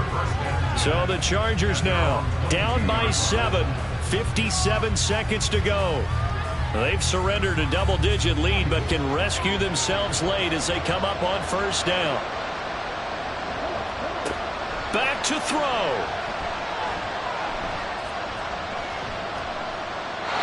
Look with me, partner. Take a deep breath, because that's what they're doing down the field now. That incompletion allowed them to exhale a little bit. Get in the huddle, kind of scan the crowd, see if any celebrities are here. Relax a little bit as they start this big drive. They'll find Everett there, complete. Look at the big fella go. And finally taken down at the 30-yard line. Well, this offense cannot stop the clock now. No timeouts remaining as they come up here 1st down. He's going to loft it deep right sideline. And too much juice. It'll be out of bounds, incomplete. Partner, they've been aggressive, airing it out all game long, and no better evidence than those those last 2 snaps. They weren't going to beat this coverage, though, 2 plays in a row, and that one falls incomplete. And he's going to be taken down back around the 35-yard line. What a thrilling fourth quarter this one was. Well, at least I guess if you're cheering for the winning side, an outstanding comeback, though, that saw them completely take control and change the outcome of this game. Yeah, I'm not sure how many of us saw that coming, the way that they were playing and having the lead after 3 quarters. A little bit of a stunning ending because it wasn't just a 1-touchdown swing. It was a multiple touchdown swing for them to end up losing that ball game. Give credit where credit is due. They came off the pace and got it done. So for Cincinnati, hey, they finish a perfect month of September as they move to 4-0 on the new campaign. And they'll hit the road next week to take on the Buffalo Bills. Meanwhile, for the Chargers, they'll fall back to 500 at 2-2. And they will try to get back in the swing of things next week on the road. So for Charles Davis and our entire crew, I'm Brandon Gaudin. Next game, guess what? Charles and I will be here again. It's the NFL on EA Sports.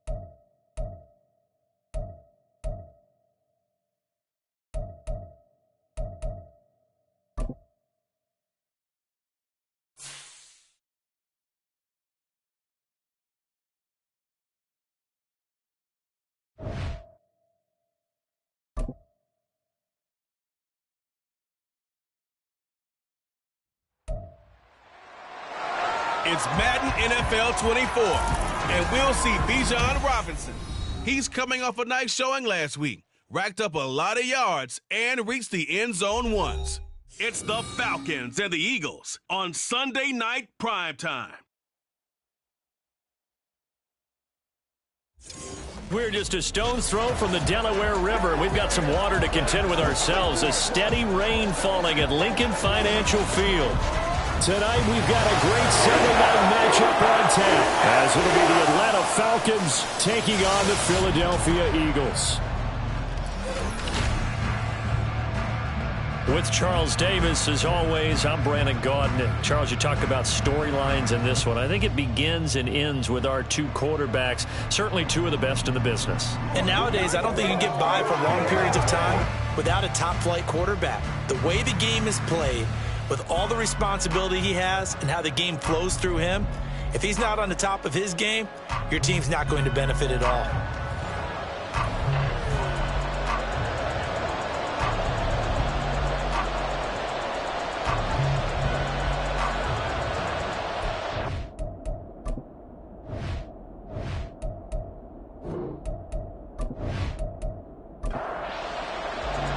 A couple of 2-1 teams set to square off, and we're underway here in NFL Week 4. From a couple yards deep, he'll bring it out of the end zone. Brought out here inside the 20. Good coverage as he's dropped at the 17. So here come the Falcons now to get the football for the first time. And they'll be led out by their third-year quarterback. You enjoyed watching that game tape, didn't you? Yeah, Last week's game. Good. 4 touchdowns, 1 pick. Now, you were a little upset about the pick. I didn't know if you would play him this week or not if you were the head coach. Hey, they got the win. You got the win, so you're going to give him another chance? Give him another shot. All right, I think the ratio's pretty good. He'll try and eliminate the interception, but he wants to keep that hot streak going, throwing touchdown passes. And they're going to get this beyond the 40 before he's taken down. 25 yards, the pickup there, and also a first down. First down.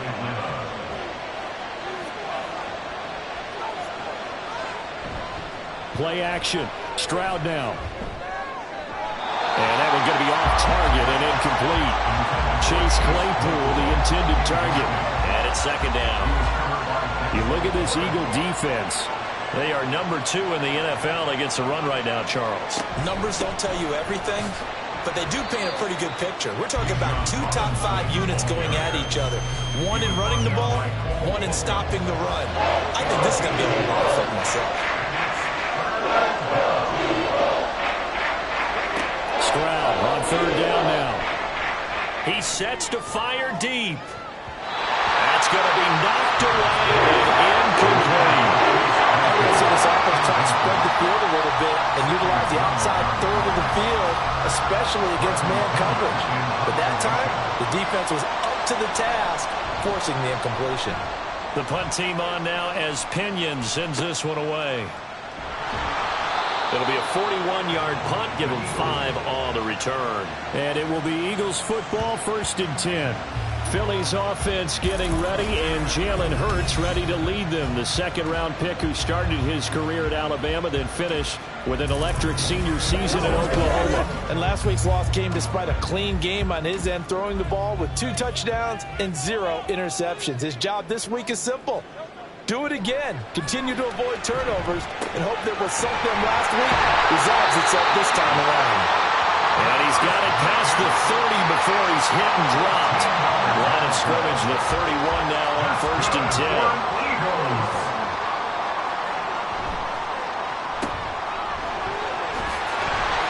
And a result here, a pickup of 8. Leaves him with 2 to go on second down.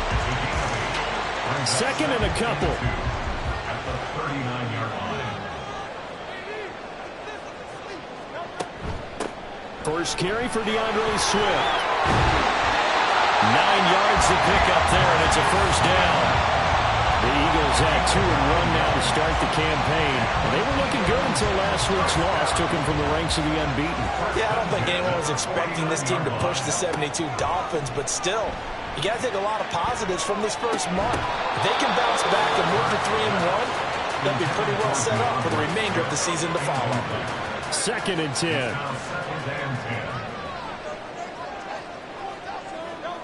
Here's Hurts to throw. And that is going to be incomplete as he led him a bit too much. Nice job there forcing that incompletion. This is going to be a fun battle throughout this game, watching him try to take away that area of the field. Throwing is Hurts.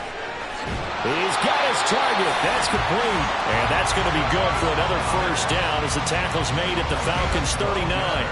They pick up 12 on the play there, and they move the chains.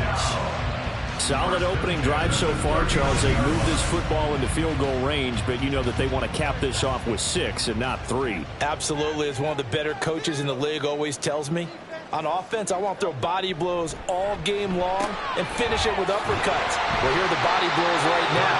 He's hoping in one uppercut will take care of the end of this drive. These are his numbers from last week's contest. 14 catches, 128 yards, and a touchdown. Yeah, I think it's safe to say that he's off to a hot start here in his first month, and those are the kind of performances you expect to see going forward. Throwing for Smith on the out route, and it's caught. And Devontae going to pick up the Eagles' first down as the tackle is made right at the 25-yard line. They go play action with Hurts. And he's got Ezekiel Elliott. That's good. The completion there for 7 yards, and it's 2nd down.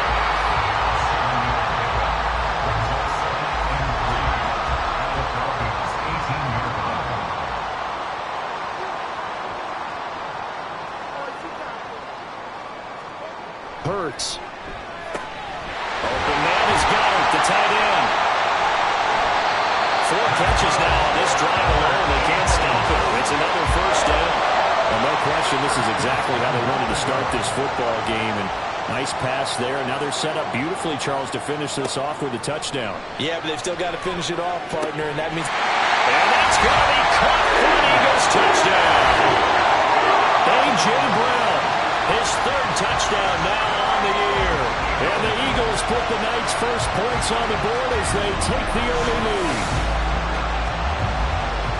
An ideal start for them, really. You force the punt, and then you go down and score. And you've got to see a fist pump on the sideline from the head coach, don't you? Because he's turned into his bench, and he's telling his team, this is how we prepare. Force the punt, go downfield and score. I told you guys, it's just like a boxer in the gym preparing for the fight. Now we get to turn it all loose. The point after through the raindrops, up and good. And that makes the score 7-0. The return man down to a knee, and this will come out to the 25-yard line. Bijan Robinson leading the offense out for another drive. First month of the season, those numbers pretty solid. Does he continue that? I think so, because when you come out of the gate this strong, that means that you have planned for it and you like the results that you're getting. So I wouldn't have any doubt that the head coach, offensive coordinator actually called him in and said, look, you're our guy, okay? We're going to continue to stick with this as long as we're winning games. You ready for the challenge? And then they presented it to the rest of the team. I think we'll see plenty of that as this season moves on. And I'm sure he said challenge accepted. Now a deep ball there on 2nd down, but it'll wind up incomplete. An incomplete pass on that last play, and that means they'll need to come up with something here on 3rd down. Stroud. Oh, this will be incomplete. The rush gets home just as he was letting that go. That could have been worse. Instead, it's 4th down.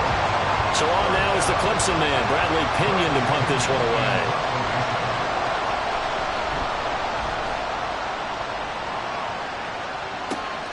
With it is Brown. 35 yards that time on the punt. And the Eagles will have it, taking over 1st and 10. Getting set to go again, Dallas Goedert marching back onto the field. There's a lot of talk in training camp about him getting off to a hot start this year, saying that they needed that. Well, he's done it through the first month. It kind of reminds me of one of those great musical groups where one person has their name out front and they have the backups. Right? He's the guy out front because the backups, they're doing what they're supposed to be doing, but we're going to the headliner each and every time. And that's not easily done because you know all the defenses are kicking towards him right now. That means he's fighting his way through traffic, finding ways to get open, even when he's not supposed to be. And now a throw on first down there, but it's incomplete. So after the incompletion on first, now 2nd and 10. Swift going to try up the middle. Not much there, maybe a couple as he's taken down at the 40. You talk about this Falcon defense. Now, they've been dreadful against the run. No getting around at number 32, dead last in the NFL. They have tried all season long to fix all the things that they need to in the running game, and they've been successful so far. I wonder if this is a time to just sell out. Make sure you have 8 in the box every time and bring a 9th and sometimes even a 10th to try and stop them from running the ball. As a defense, you're more balanced when you're in zone coverage because you're able to keep your eyes on the quarterback and see the play develop in front of you. You're able to keep the quick pass in front of them and stop it right at the line of scrimmage. And I tell you what, he got it from 58. That had lots of leg behind it, and that will extend their lead even further. Maybe a little fortunate there. That was leaking a little, maybe leaking a lot, but he got it. Yeah, he actually was able to make it work. How about the body language, though, right? As he's watching that ball leak to the right, trying to bring it back in. And had just enough to get it done. And he'll be stopped up at the 25. The Falcons ready to take over. Still in the first half, but this offense has struggled. Haven't really been able to get anything going, not only in the points category, but in the yards category. We'll see if they can do better here on this drive. This is Chase Claypool on the receiving end. And he's taken down, but able to slip across the 35. So here's a 1st and 10 at the 38.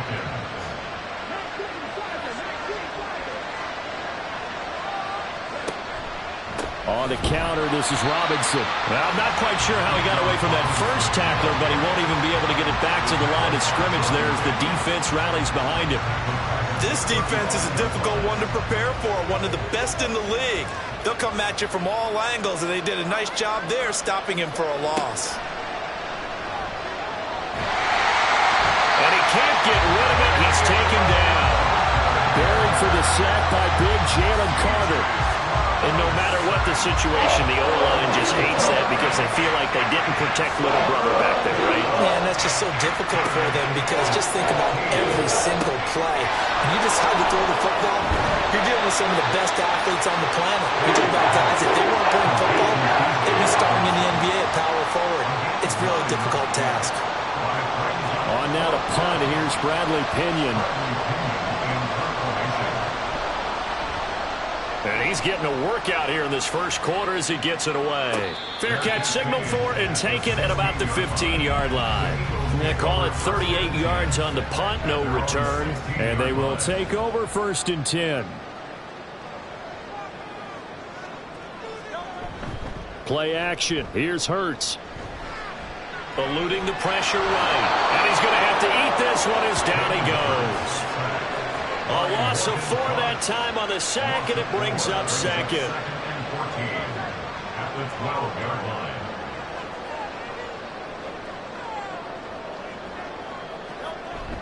Off the play fake, here's Hurts. Throw left side complete. That's Elliott. And he'll be out of bounds right around the 20. So 8 yards on the completion there. And now 3rd down and 6 to go. Hurts sets up to throw it.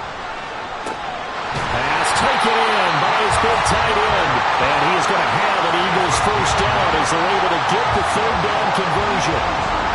A pretty sizable deficit here in the first quarter. This defense probably need to get off the field in those situations on 3rd down. And you and I both know in this huddle before that last 3rd down play, that's exactly what they talked about. Let's make a play. Let's get off the field. Let's reverse the momentum.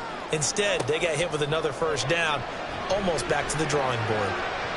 Throwing on 1st down, but this one winds up to be incomplete. I see the surprise in your face there, partner. That is a rare incompletion from him. He's been on point this entire game. He has percentage completion-wise way up. Not that time.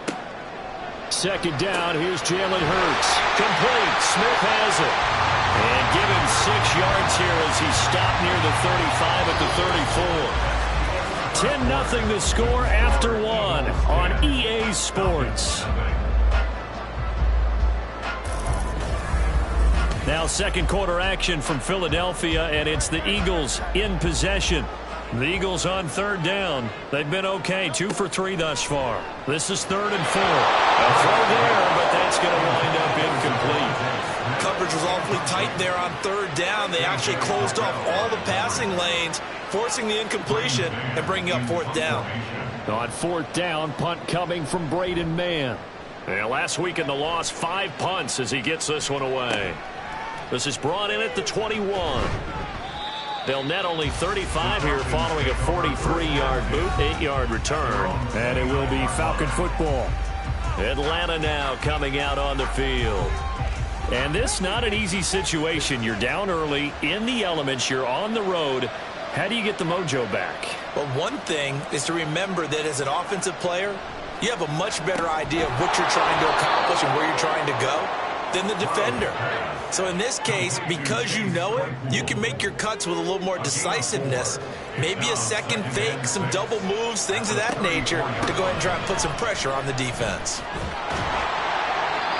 7 yards there and a first down. That's a good, nice, crisp run for a first down. I wonder if the defense might have been loosened up a little bit, maybe anticipating a pass instead of the run that they got.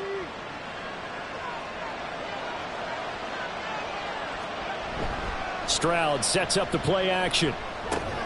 It's caught on the right. Now a loose football. The ball comes out, but fortunately he's able to recover his own fumble, and that could have been trouble. Personal foul.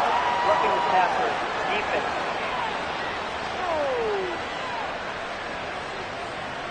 So now a fresh set of downs. 1st and 10 after roughing the passer. Throwing now is Stroud. And that one off the mark behind him. Incomplete. That certainly appeared to be a play call where they were just trying to make second down, second and short. I think they thought the coverage was off a little bit more than it was.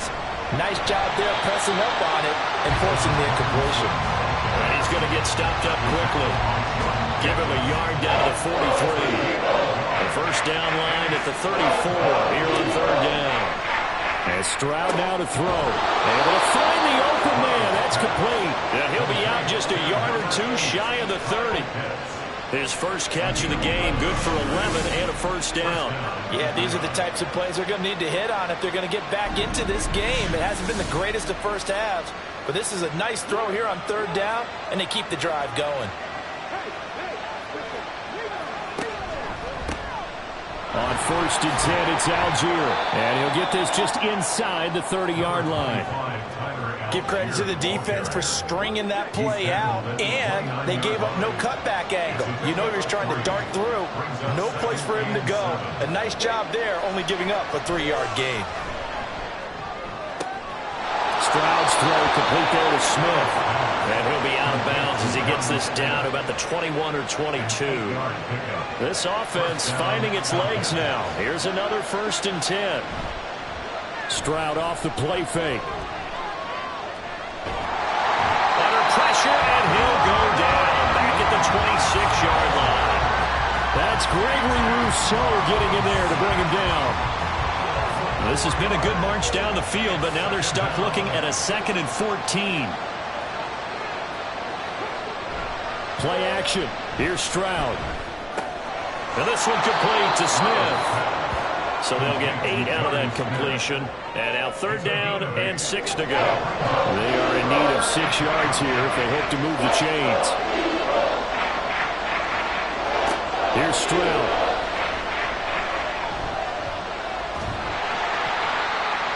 He had a man open, but he missed him, and it's incomplete.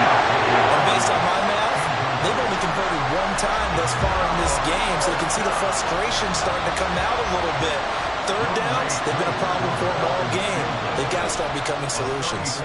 Koo knocks this one through the post, and they get themselves on the board here. It's 10-3.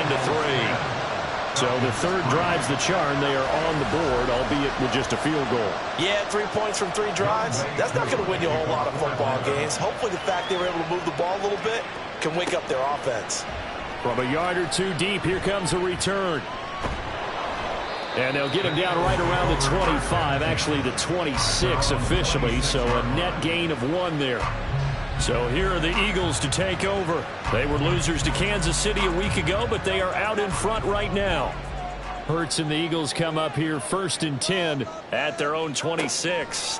They'll try and start this drive in the air. Looking for McLaurin, and he's got him. And they're able to get this one across the 35. Line of scrimmage, the 37 on 1st and 10. Throwing from the gun, it's Hurts. And his throw here is going to be incomplete. He'll definitely say that that's one he should have held on to. But when you're playing in elements like this, sometimes those bullet passes, those ones with a little bit of pace on them, they can be difficult to hold on to. Now he's going to swing this one out to his running back. And he'll be out of bounds, but able to get it up past the 45. 10 yards there and an Eagle first down.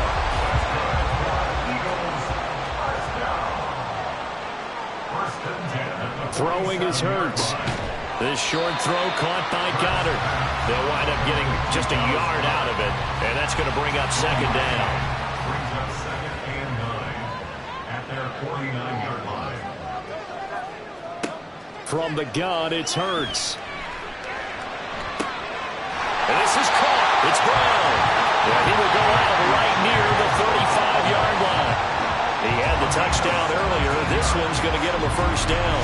And a good quarterback facing zone coverage. If he has just a little bit of time to survey the scene, that's what's going to happen. No doubt about it. If there's no pressure, he's going to continue to pick them apart because he'll have all that time to find someone open downfield. You can only cover for so long. So maybe they want to go to a zone blitz scheme, get a little bit more pressure. Remember when Carolina did that against Denver? They lost the game ultimately. They dropped the defensive end out, and he ended up with an interception in that game in Super Bowl 50. Maybe some sort of scheme like that to try and get more pressure at the passer. Nothing open downfield. He keeps it himself for 11 and a first down.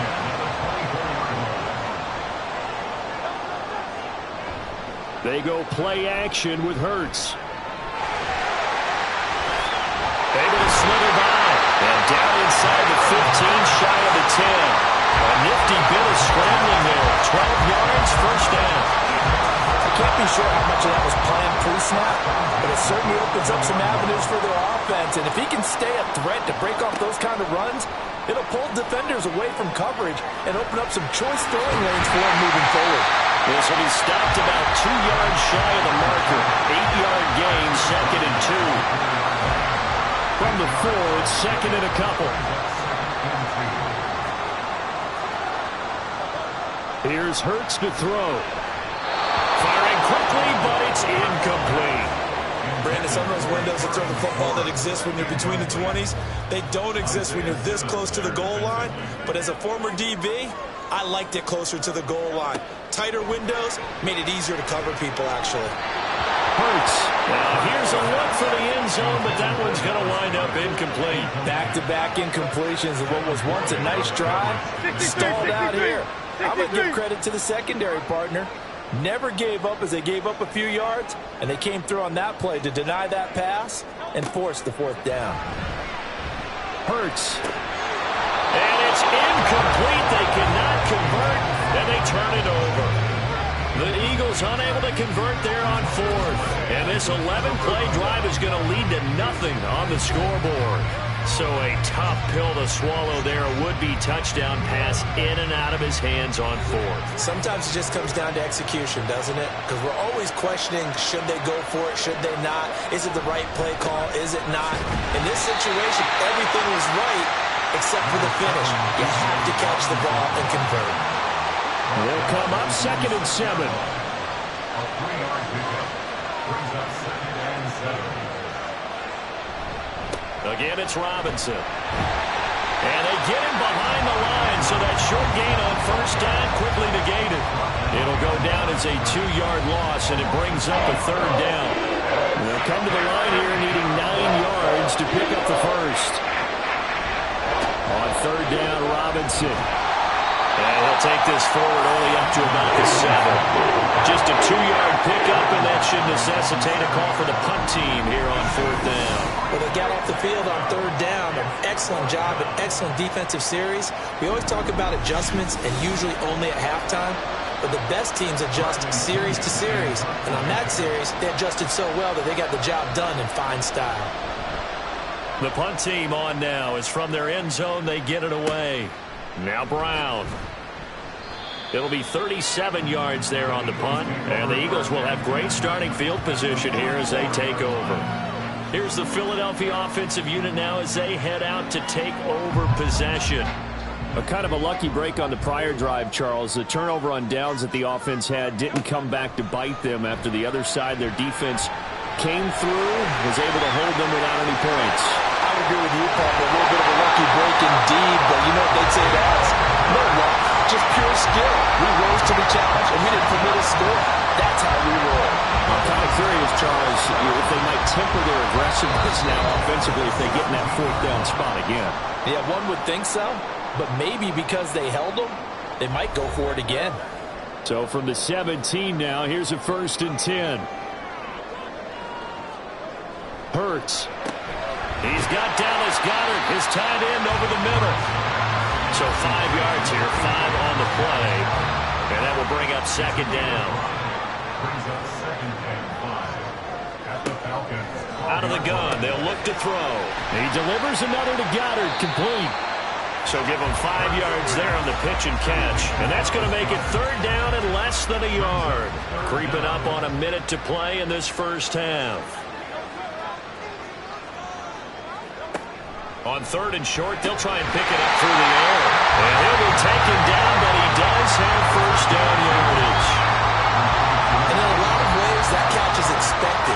Red zone presence, and that one was realized there. You've got to find your tight end in that situation.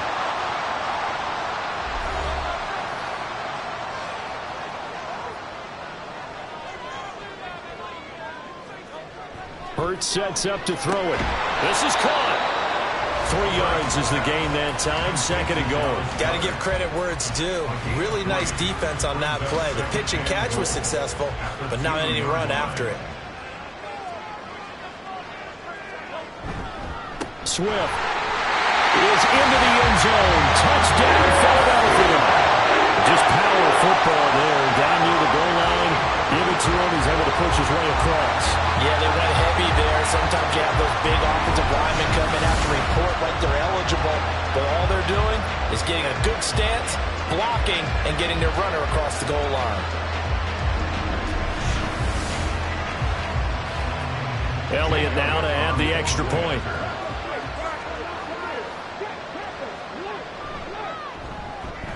It's up and good, and that makes it 17-3. That time a 6-play drive, and it's culminated by a 2-yard touchdown run.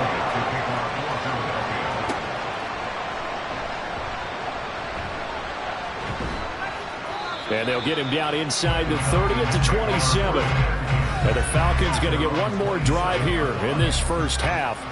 And with time quickly fading here in the 2nd quarter, not sure how aggressively, offensively they want to play this. I think we'll find out just how much they trust their guys in this situation if they decide to take a shot. And an anxious moment or two there, but they do get him down. Now the Falcons going to use one of their timeouts, as it'll come with 15 seconds to play in the first half. Meanwhile, Stroud's throw going to be caught by Davis. Now a timeout signaled for, and they'll get it with 10 seconds to go before halftime. Stroud. It's complete. He dials up Davis once more. And now we'll get a late timeout as it comes in the waning moments of quarter number 2. And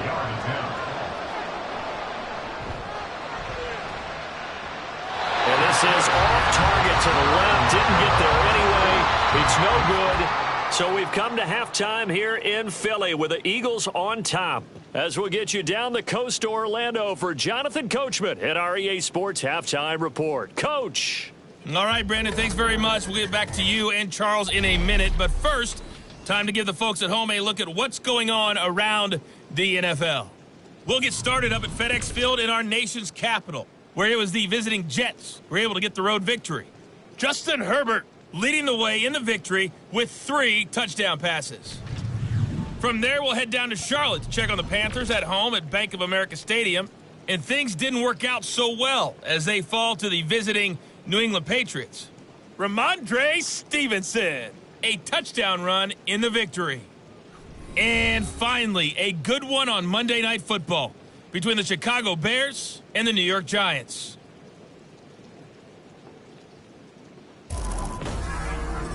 We just watched a fine first half out of the mobile quarterback.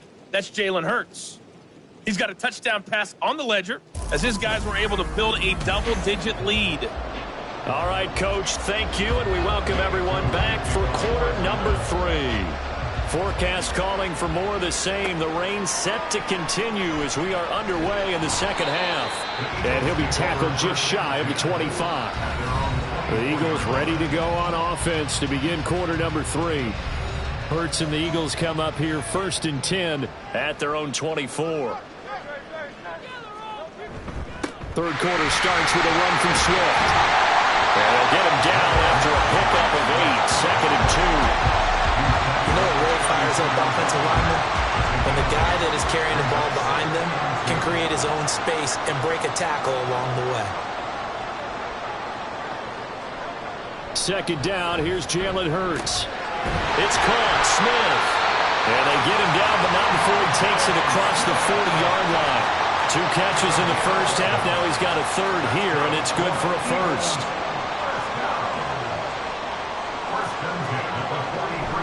They will run straight ahead with Swift. And he stopped immediately there. Call it no gain on the play, and it'll be 2nd down. No gain on the play. Brings up 2nd and 10 at the 43-yard line. Now a shotgun snap as they'll look to throw. Throwing for Smith on the out route, and it's caught. And that's going to be good for another 1st down as the tackle's made at the Falcons' 40. They give him 17 yards that time as that'll move the chains. And now we get into the psychology of the whole thing because a lot of teams with a 2-score lead in the 3rd quarter, they almost become defensive with their offense, just playing not to lose. I think with this team, you got to figure at this point, this is a great spot for them to go into attack mode, really try to put the hammer down and finish this one off. And a good push up front, and he's able to navigate his way down inside the 30. 11 more on that one, and another 1st down. Those are the type of runs that we did not see from him in the first half, but a good start to the 3rd quarter. And I know what everyone's thinking that's watching this. They did a great job adjusting at the half. Oftentimes you don't make adjustments. You just dial into your game plan a little bit better, and maybe they're starting to make some headway. Now a throw in the end zone on 1st down, but it winds up incomplete. They were maybe hoping for a little bit of a back shoulder fade there, and that's a play that's been in vogue the last few years in all aspects of football. But they couldn't get the hook up there.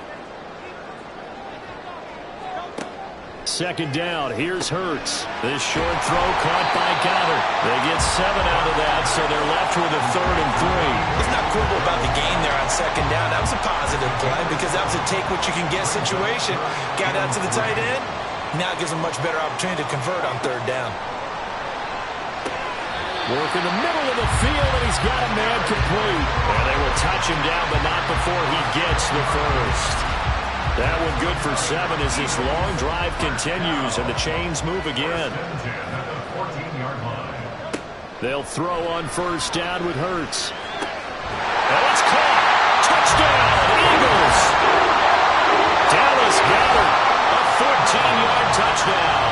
And the Eagles take the opening kickoff of the 3rd quarter and drive right down the field to extend their lead. That drive that really increased their cushion felt very military to me. Very precise, methodical. That's one of the words you've taught me. And they just got it done. And slowly but surely now starting to pull away a little bit. Things looking good for them here in the 3rd quarter. Not only pulling away, but you mentioned that slowly but surely. You also drain clock, too, with a drive like that. So you really give yourself an advantage.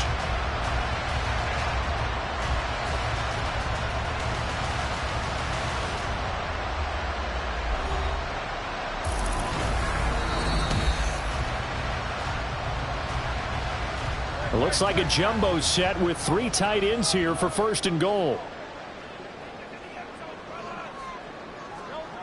Back to throw again. And this is caught. Touchdown, Philadelphia. Grant Calcaterra, His first touchdown on the year. and the Eagles have moved out in front by 3 touchdowns. This is where, as a tight end, you've got to really sell that this is a run. They're going to fake the give, hope the linebackers bite, and here they do just enough. That split second, that's all it takes for that tight end to leak out into the end zone. Touchdown. Elliott good on the extra point, and the lead now to 3 touchdowns at 21. Now after the touchdown, here's Elliott on to kick it away.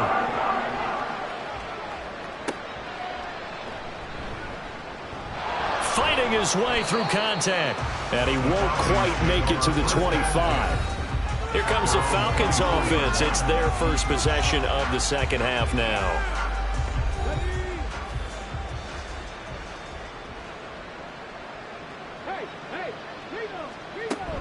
They begin the drive with Robinson. And oh, he coughed it up. And it's picked up by the Eagles. And his guys are going to take over at the 21-yard line.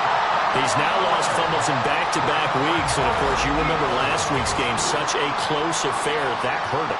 Hurt him in a big way, and it is so key to take care of the ball because, remember, the team making the fewest mistakes usually wins the game. So you got to take care of the ball, lock it away, high and tight, as you often hear from running back coaches. 4 points of pressure, fingertips, forearm, biceps, sternum, or chest. Put it away. On 1st and 10, it's Swift. Give him 5 on the carry there, and it'll be second down. And that's exactly what you want on a first down run. Pick up 5 yards, bring up 2nd and 5. The defensive line, though, they've got to figure out a way to out-leverage the guys up front because the offensive line is winning at the point of attack. And a quick throw here, that's complete. And the Eagles are going to be looking at 1st and goal as they move this down to the 4-yard line. And remember, this drive started off following the turnover, and they've taken no time working their way down the short field. A nice connection there, and now they're looking at a 1st and goal. And he's maybe going to get this back to the 4, but that's about all. No gain on the play that time, and it sets up 2nd and goal. Leads to 2nd and goal at the 4-yard line. Now they'll throw here out of the gun. And that's going to be caught for an Eagles touchdown. DeAndre Swift. He scored on the ground and through the air. And the Eagles get another 3rd-quarter touchdown to add on to that lead. So they're able to capitalize there on the short field, and that might prove to be the score that turns out the lights. The party's over. Oh, sorry about that. That's an old reference there, folks. But, yeah, they've been the better of the 2 teams by far, and that's great complimentary football right there. Defense gets the turnover, sets up the short field, and the offense goes right out and scores to open up a pretty sizable lead. Elliott good with a PAT, and that'll increase their lead to 28.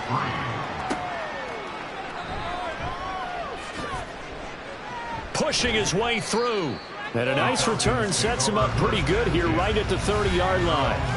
Now the Falcons offense, they get ready to head back out here. Well, we haven't exactly been treated to a nail-biter in this one, CD, and if they cannot score here, this one's pretty much all but over.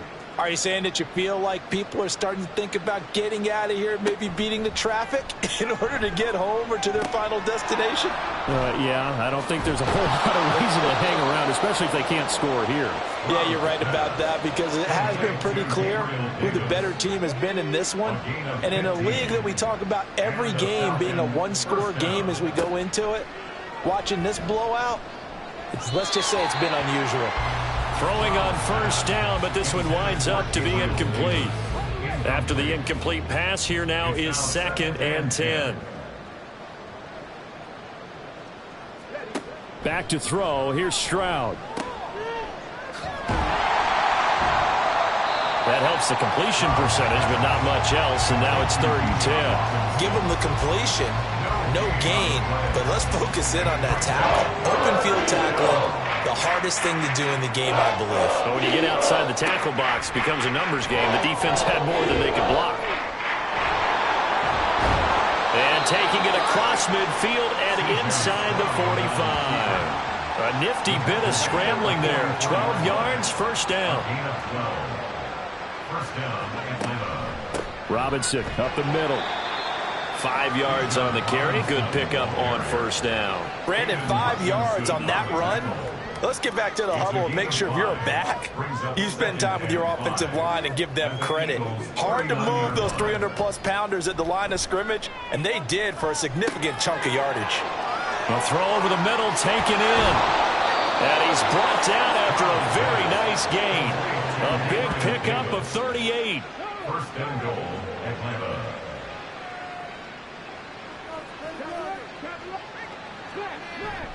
Robinson. Touchdown, Falcons. Well, nothing fancy there, Charles. You had 3 tight ends on the field. They were going to run the football. The defense knew it, but the defense couldn't stop them. And I haven't met an offensive line yet that doesn't get more satisfaction out of running the football into the end zone than pass protecting. They had determination on their side, and they got it done. The call is to go for 1 and kick the extra point. And he puts this one through. It makes our score 31-10. So that drives 7 plays in length. And it was Bijan Robinson who took it home with a touchdown run. And he will make it to the 20-yard line and no further. Philadelphia getting set to take the field. Still operating with a comfortable lead despite the score a moment ago as they begin 1st and 10.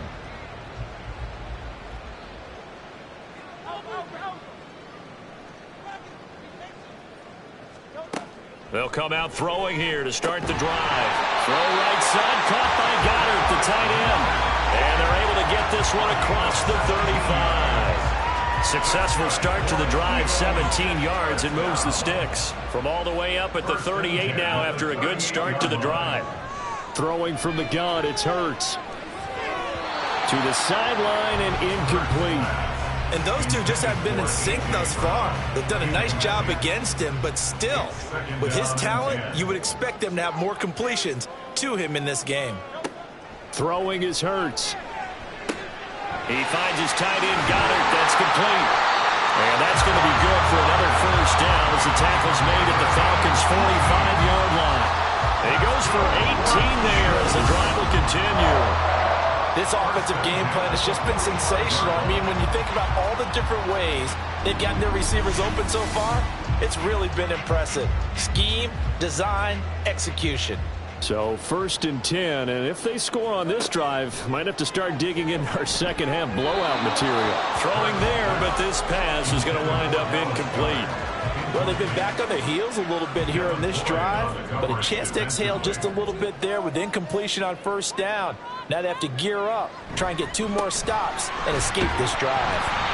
And he'll be brought down at about the 42. They do get a couple, but they'll be left staring at a 3rd and 8 coming up. They'll be in search of 8 yards here as they hope to convert the first down.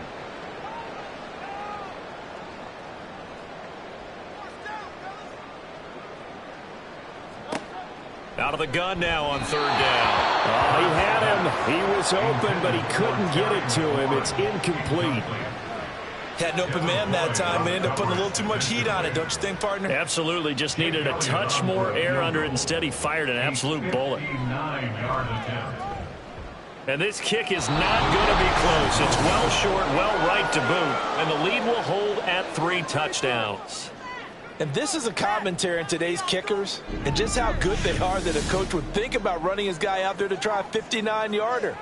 Here it backfires on him, but as a kicker, you have to appreciate the confidence that they showed in you. Now the Falcons offense gets ready to head back onto the field. I kind of feel like they've reached a do-or-die point in this game, Charles. If they're going to try to pull off an impressive comeback, it has to start right here, right now. Yeah, now they've got a final chance to get out of this situation, but they also understand they've got to move the ball and move it fast. In addition, they need to save as much time so they can get 2 more possessions. Stroud to throw it. He short arms that one just a bit. It's low and incomplete. And there's another stop. One of the league's best defenses is certainly bringing it again this week.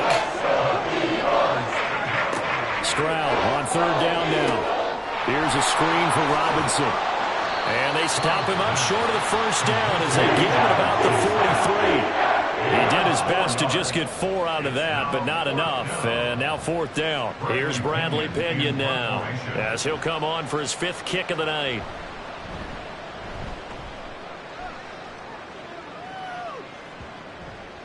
And this one hits at the 1, continues on into the end zone for a touchback.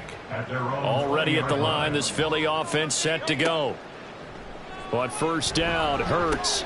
Middle of the field, he's got McLaurin. And he stopped right at the 25 after a gain of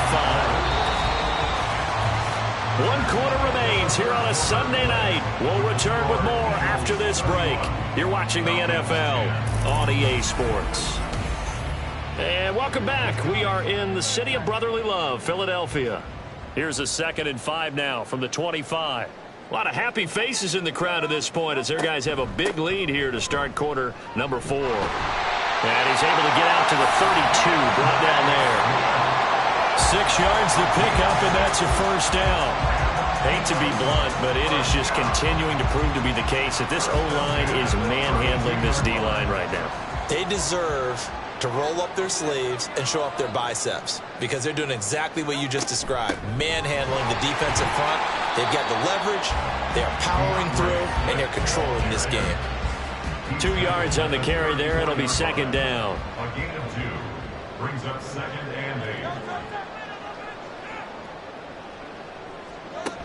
8. Once again, it's Swift.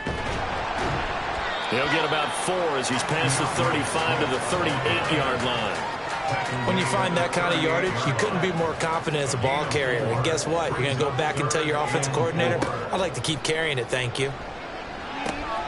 He's going to get that to his running back out of the backfield. And he'll be out of bounds after getting this one across the 40.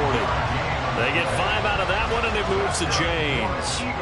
A couple of first downs has the football positioned at the 43 as they come up 1st and 10. On the handoff, this is Swift. And now off to the races, down the right side. And he'll go down, but not before getting this inside the 30. 83 yards on the ground for him now as he has gotten better, really, as the night's gone on. At carries like that, that's how they're going to continue to salt this thing away here, Charles, in the 4th quarter. Yeah, how about that? A new set of downs. Clock continues to move. No better way to close out a game than to tap those mastodons you have up front and say, guys, keep pounding them. Let's keep the ball, keep their offense on the sidelines, and let's close this one out.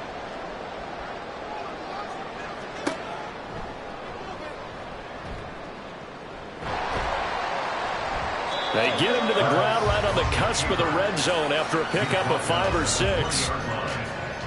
From the 20, here's the 2nd down and 4. Here's Hurts to throw. This to McLaurin out on the left side.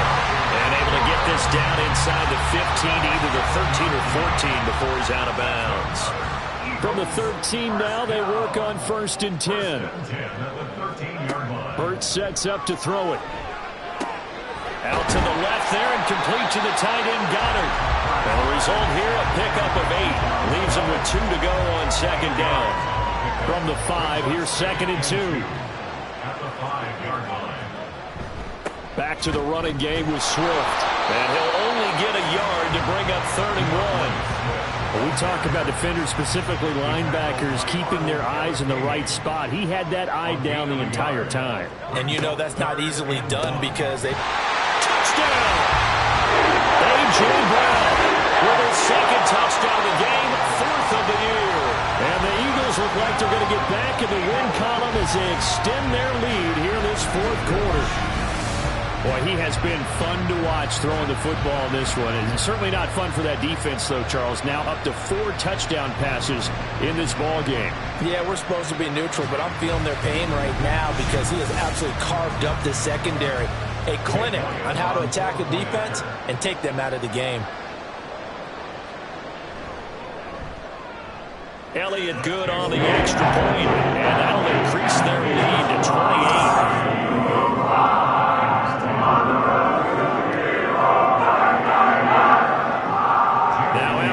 touchdown. Here's Elliott on to kick it away. And here comes a return from just beyond the goal line. And ultimately cannot get this out to the 25-yard line as he's dropped it to 23. Here comes the Atlanta offense now ready to take over here. Their mini two-game win streak appears it might be going by the wayside unless they can pull a rabbit out of their hat. And he'll take this beyond the line of scrimmage as he slides to a hole. He'll get 5 out of the scramble. It's second down. Second and 5 at the 27-yard line. Stroud working out of the gun. Looking left side, and he's got a man. That's Robinson. And he gets this up to the 34 out of bounds there. From the 34 now, here's 1st and 10.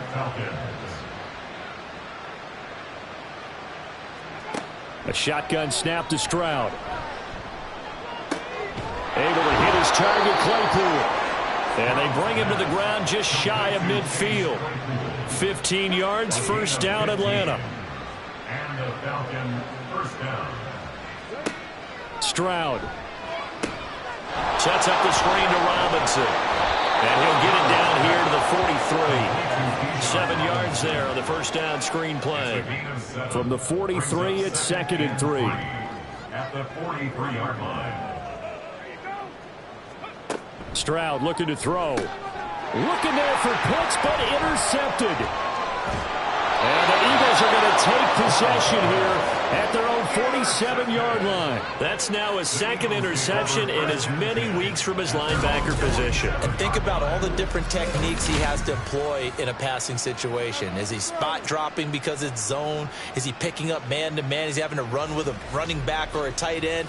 In any event, great eyes, head on a swivel, and excellent hands. Yeah, versatility and showing those hands.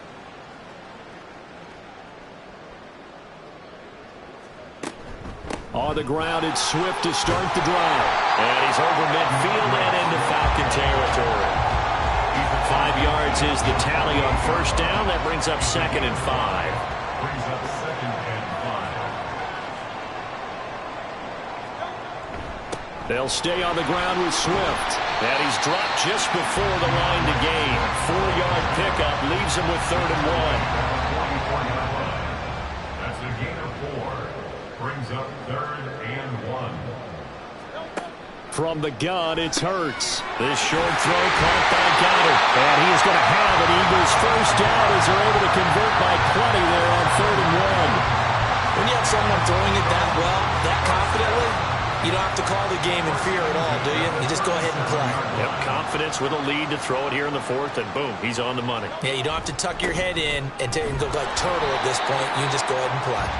And tough sledding. He'll get maybe a yard. Stop short of the 35. Ball on the 36 now. Here's a 2nd and 9. Brings up 2nd and 9. They run out of the gun with Swift. And down right around the 32-yard line. 4 yards on the pickup. That gives him 98 yards in this game, and he's got to feel pretty good about that, but the entire offense does. The big thing, though, Brandon, they've got to get to 100, though. You think he knows he's at 98? I think someone has told him by now, and here's the thing. Getting to 100 or more is tangible evidence that you've had a nice day running the football, and that's what is off. This time for Smith, and it's intercepted. And the Falcons are going to get the football here as he gets this up past the 20-yard line. Well, they get a 4th quarter pick. A little something to hang their hat on, I guess. Okay, so let's face it, though. Who's happy about this play? Fantasy guys, right? Yeah. The analytics will tell you one thing or another. That's a bad play on one hand, a good play on the other, but it's all about the fantasy points here. Yeah, because this ball game is over.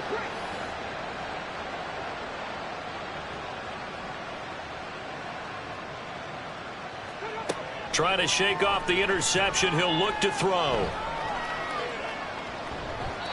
And that's another play that's painted the picture of this game overall. It's been a blowout. It's been continually fueled by big turnovers and stops for one side and an inability to advance the ball from the other. Stroud now on 2nd down. And complete to Drake London. And he'll be out of bounds right at the 40. 19 yards to pick up there. Move the chains. First down, Atlanta.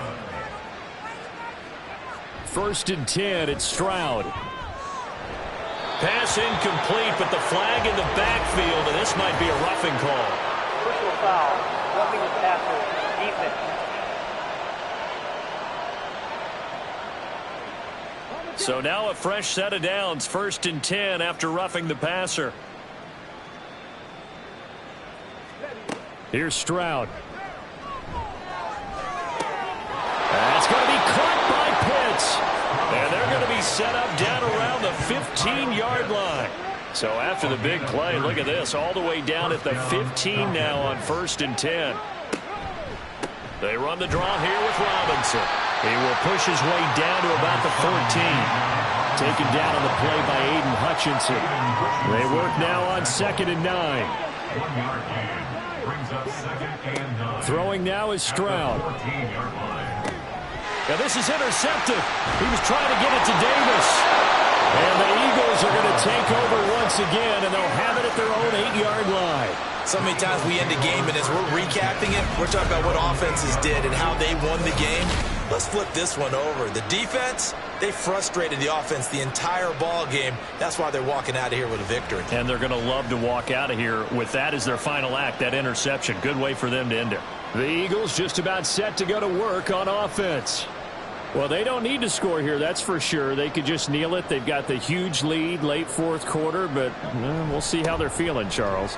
Yeah, we all know people out there who like to use every second of the clock, no matter what the score. And we know they don't need the points. They've scored in abundance already. Let's find out how they want to finish this ball game.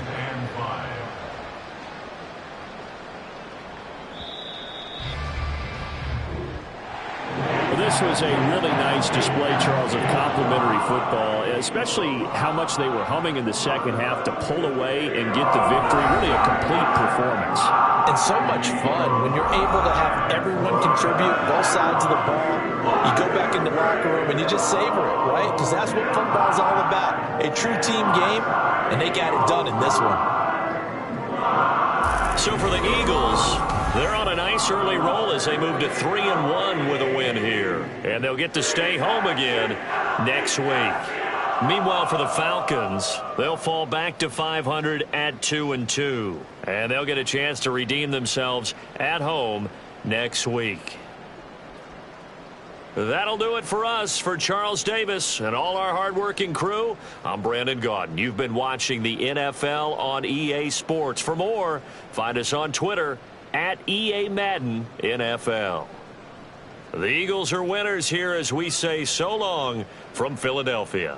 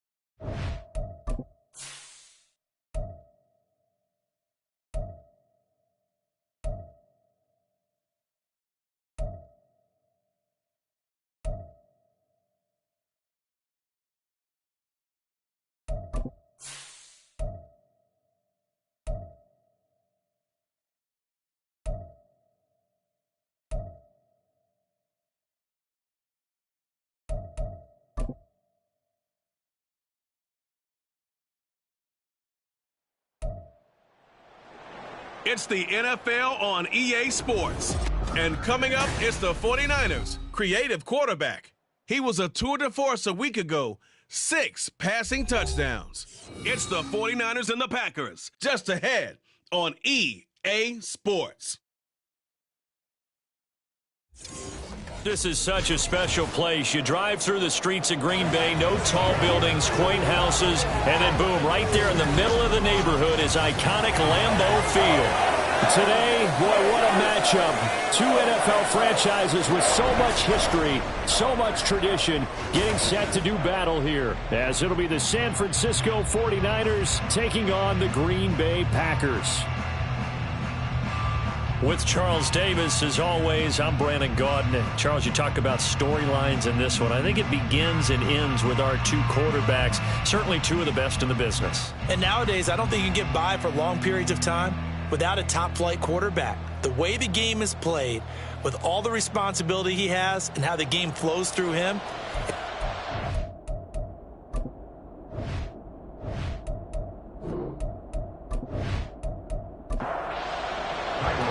3-0 versus 0-3. Will current form hold? We'll find out as we're off in Week 4.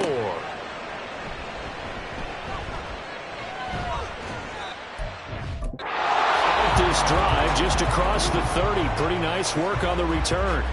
So here's the first drive now for the 49ers.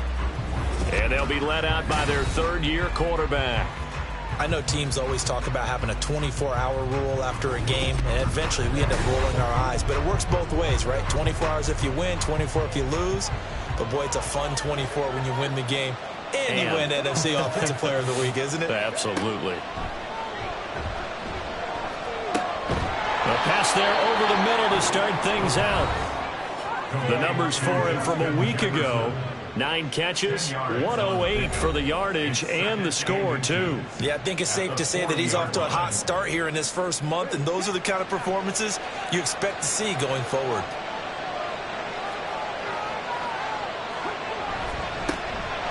First carry here for Kenneth Walker III. Gets past one. There he goes, right side. And he'll get this to the 30-yard line before crossing over out of bounds. A big run there, 29 yards and a first.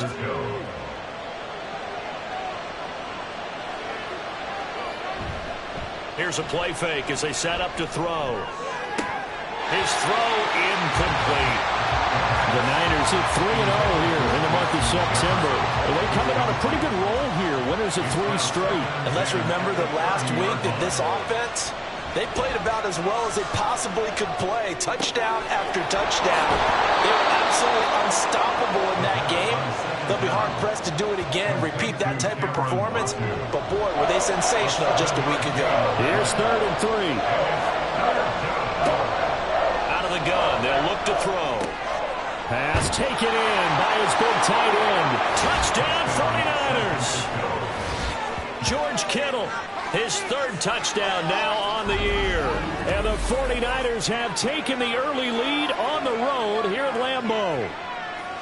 So they get their tight end away from the line to the outside, and he works his way in for 6. Tight ends are not just blockers anymore. I don't know how many more times we need examples, but here's a great one. Gets to the outside, they give him the ball pretty quickly, and they trust him to get those extra yards, and boy, did he come through, bowling his way into the end zone after the nice catch.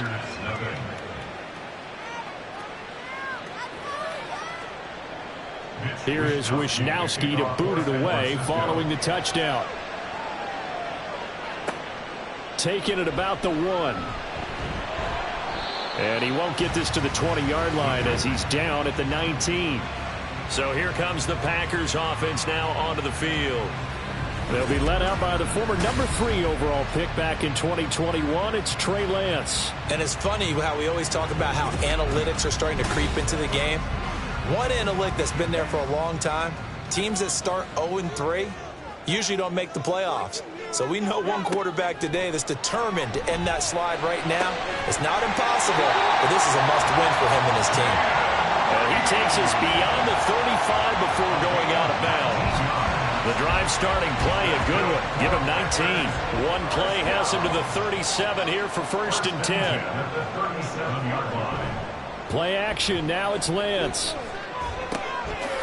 He'll get this to his tight end. That's Pat Fryermuth. And this will be stopped at the 44. That one good for 7 yards. From the 44-yard line, here's 2nd down and 3. Lance looking to throw it. Pass caught. It's Romeo Doubs. That one a 1st down pickup of 8.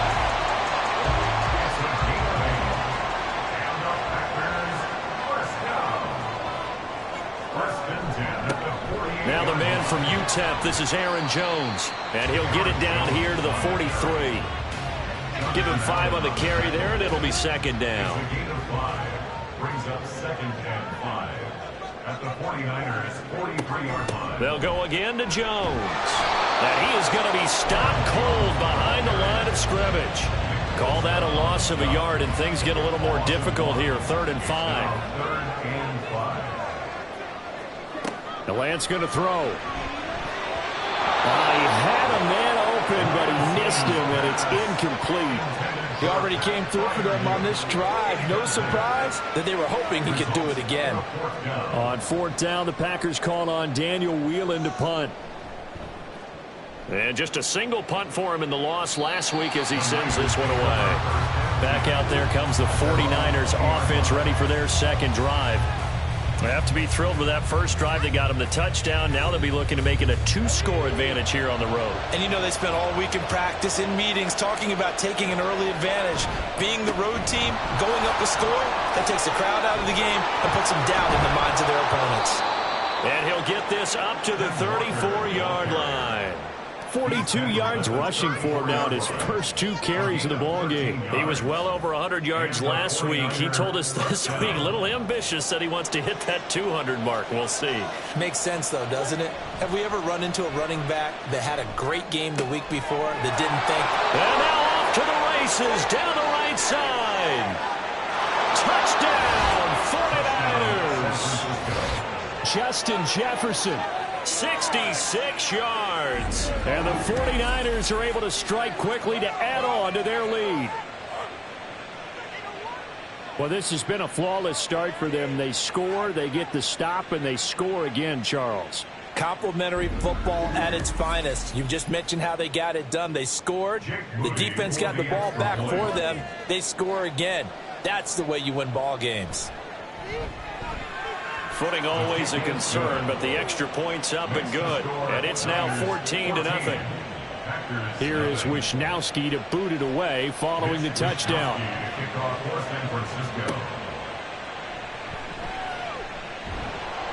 And his guys will get the football right at the 20-yard line.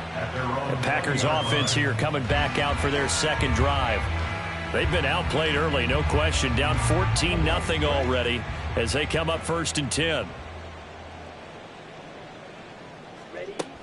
They'll start the drive with a carry by Jones. And he'll get what he can up the middle, 3 yards, and that'll bring up 2nd down. Now 2nd and 7 from the 23. Brings up 2nd and 7. Here's Lance to throw it. A quick throw there is incomplete. You look at this Niner defense. And they come in a top 10 unit against the pass, currently 8th in the NFL. You have to like the way that they've played in the first month. They have to be very proud being a top 10 unit against the pass. Their goal, though, in this one, see if they can improve that ranking. And now the 3rd down throw incomplete as well. That certainly looks like nothing to show now from these first 2 possessions. And guess what? When you're on a losing streak, that can lead to a full sense of, here we go again. So on the sidelines, the offensive play callers, quarterback, they've got to get together and dial something up to start their next drive. Otherwise, it could be a long game.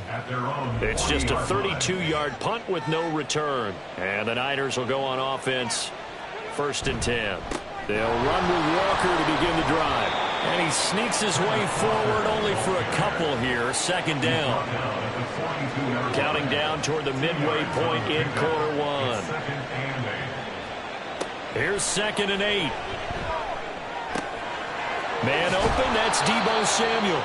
And he'll be taken down across the 50 at the 45 in enemy territory. First catch of the game there for Samuel, and it results in a 1st down. Back to throw. Complete to the tight end, Kittle, over the middle of the field. And he'll get this one down near the 20-yard line, just shy of the 20. The catch and run, good for 24 yards. So many times in my career, I've heard coaches talk about completions are one thing, but as long as we're there at the catch and we get guys on the ground, we can live with that. But if you're going to give up 10, 12, 15 yards after the catch, then your defense is going to be in a lot of trouble.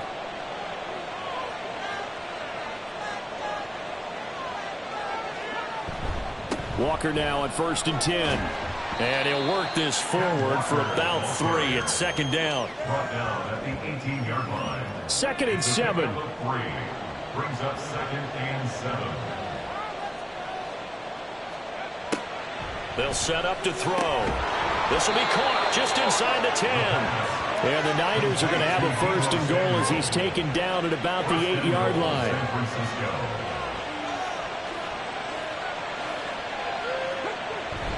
Here's Walker. He pushes forward for maybe 3 down to the 6-yard line. That's good power football on 1st and goal. A lot of teams will throw from there, but that's a nice job to chew up a few more yards and get yourself closer to the goal line. Again, Walker. And across the chalk into the end zone. It's a 49er touchdown. Ken Walker, his first touchdown on the year. And the 49ers take a 3-touchdown lead. Boy, still in the first quarter, and look out. I mean, they are on pace for over 80 points in this game. I don't know that they'll get there, CD, but this has been impressive to watch so far. That certainly would be history in the making, wouldn't it, partner? I'm glad we're here to actually watch and see if it actually happens, although, like you, I have my doubts, but they are firmly in control of this game.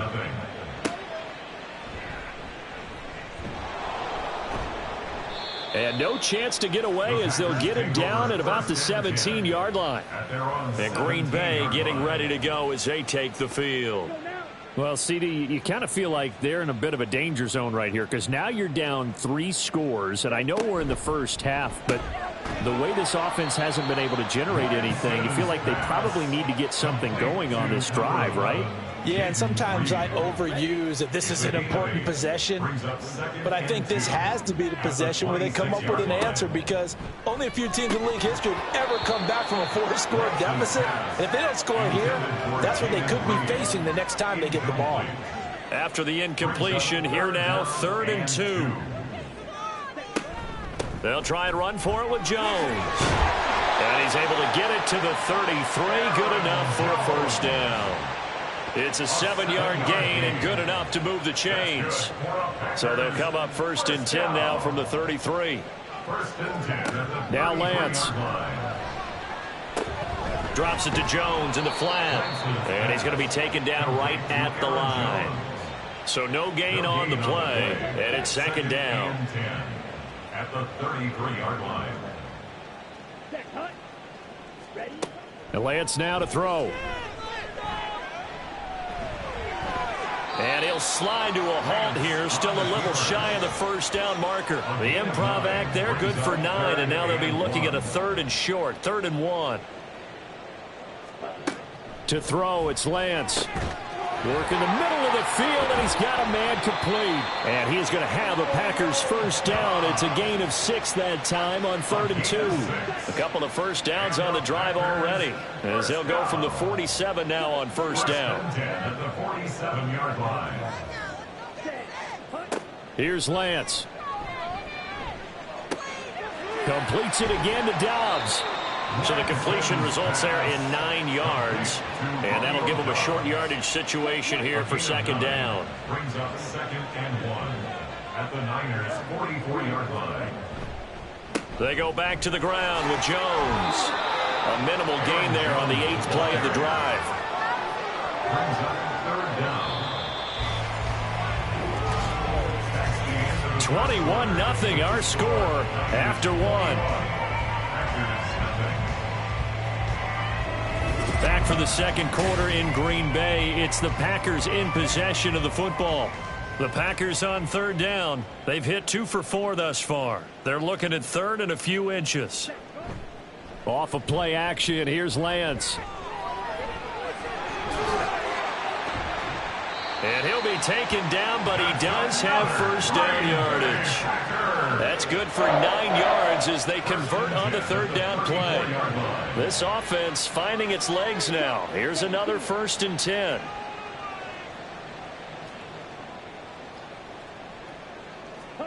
Throwing now is Lance.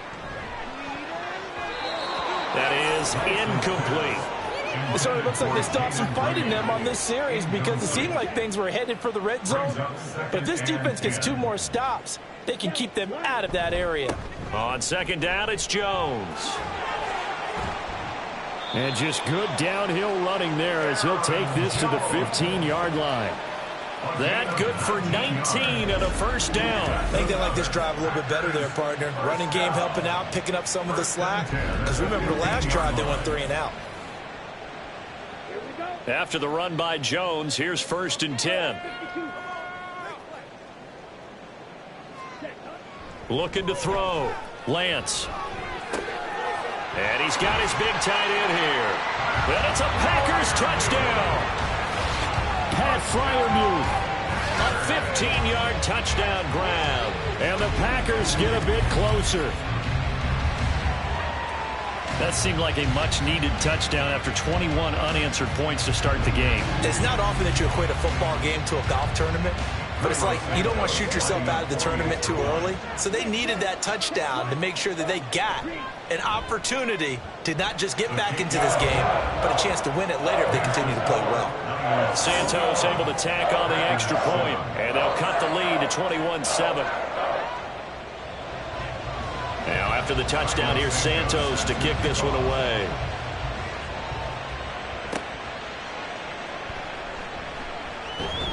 And the tackle going to be made right there at the 25-yard line. Kenneth Walker headed back out there. And he's well on his way to a 100-yard game. He's already more than halfway there. We're only in the second quarter. And what I've always loved about running backs is they'll tell you, I had no idea how many yards I had. Right. Those guys have an innate sense of where they are in a ball game and how many yards they've accumulated, because you know they're always working towards 100. He's been working well towards 100 here. They'll operate from the 32-yard line here, 2nd and 3. 2nd and 3 at the 32-yard line. The play-action fake. They'll look to throw. A short throw here to Latu.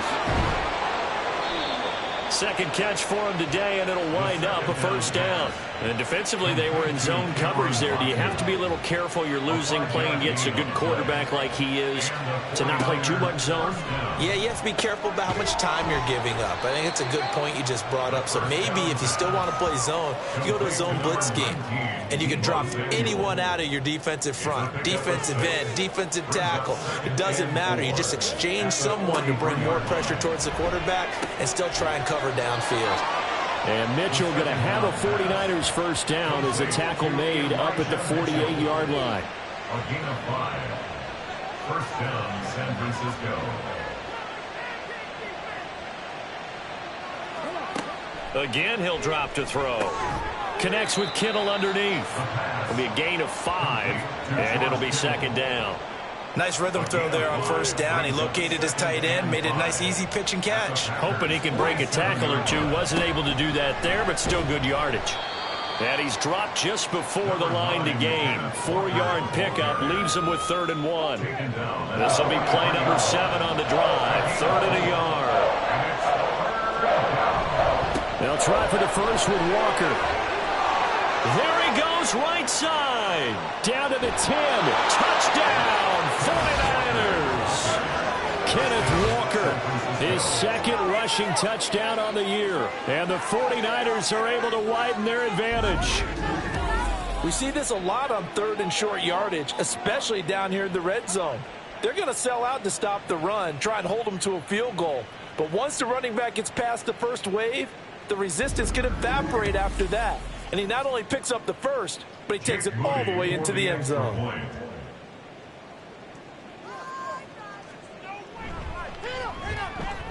Moody good with the extra point. And the lead now to 3 touchdowns at 21.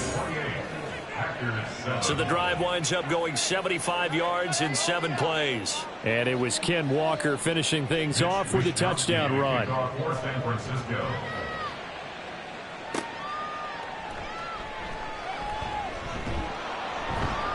And he'll take it up past the 25 to the 26-yard line.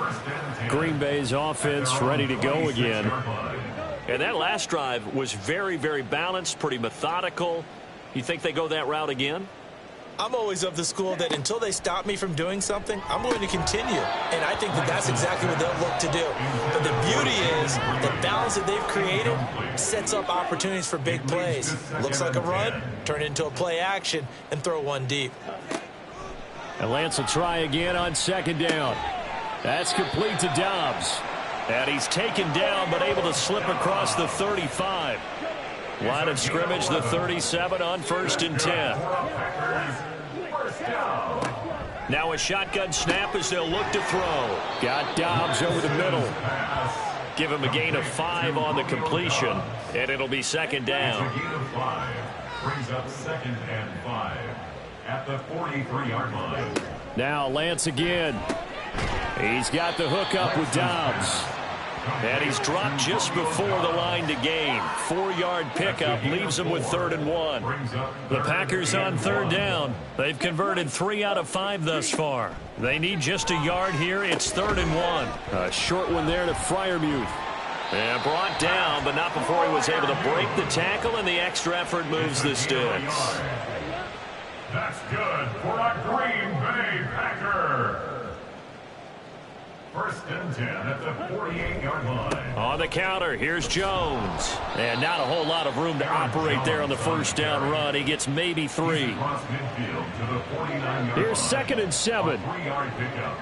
Brings up 2nd and 7.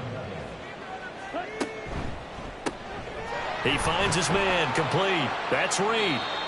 So 5 yards here, 5 on the play. And that's going to bring up 3rd and 2. It's a gain of 5. Brings up 3rd and 2. Back to throw. Lance able to find the open man. That's complete. And he is going to have a Packers first down as this defense unable to hold. It's a 7-yard gain there on 3rd and 2. First down. 1st and 10 at the 37-yard line. Looking to throw. Lance. A short one there to Freiermuth. And that's good for a gain of 6, and it'll be 2nd down. That's a staple of this offense. Drag route to the tight end. Yeah, he's unable to use his size to break off much more yardage after the catch, but still an effective gain nonetheless. Meanwhile, Lance's throw brought in by Watson. That'll be enough to keep the drive moving forward. Another first down on the pickup of 5 yards. That's another Green Bay Packer. Again, they'll throw it with Lance. This one swung out here to Jones. And he'll work free from 1 tackle, but that's about all as he's taken down. From the 24 now, here's a 2nd and 7. At the 24-yard line. Lance looking to throw it. To the left side, there's the tight end Musgrave. That one good for 7 as this long drive continues and the chains move again. 2 minutes remaining in this first half of football. 1st and 10 at the 16. So the ball down to the 16 here for 1st and 10.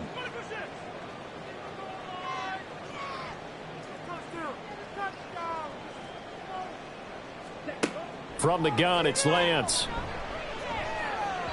The throw here right sideline falls incomplete. I'm really liking what I'm seeing from this defense because their coverage has been playing at a shutdown level so far. Even backed up late, they're forcing incompletions and fighting to keep them out of the end zone as the first. And this is going to be intercepted. It's Jair Brown who's got it. And the Niners are going to take possession here. It's a touchback, and they'll take over at the 20-yard line. Well, Brand, as they say in popular culture, this one's going to leave a mark because they can see the end zone, but it'll stay out of reach because of their error. All their offensive teammates have to give the quarterback right now, offer a little bit of encouragement because what's done is done. Let's get them next time out. Kenneth Walker headed back out there. He's already cruised past the 100-yard mark. We haven't even gone away for halftime yet. He might not want halftime. All right, why cool off? Keep everybody here. Let's stay out on the field and keep going. But all that being said, everything is really working well for them. The play calling's been excellent. The blocking's been terrific. And obviously his vision and legs have hurdled him to this big number so far. We could be seeing something really special here. And we'll see how much they give him the ball here. Another throw on 2nd down, and this one incomplete as well. Well, they approached this drive with a lot of confidence after the last one ended up as a touchdown. But incompletions on their first 2 throws has them huddling up and trying to figure out a big play here on 3rd down to get their momentum going again. And they will rally and stop him short of the first down. They get him to the ground at the 26.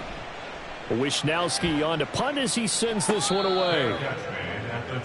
The Green Bay offense ready to take over.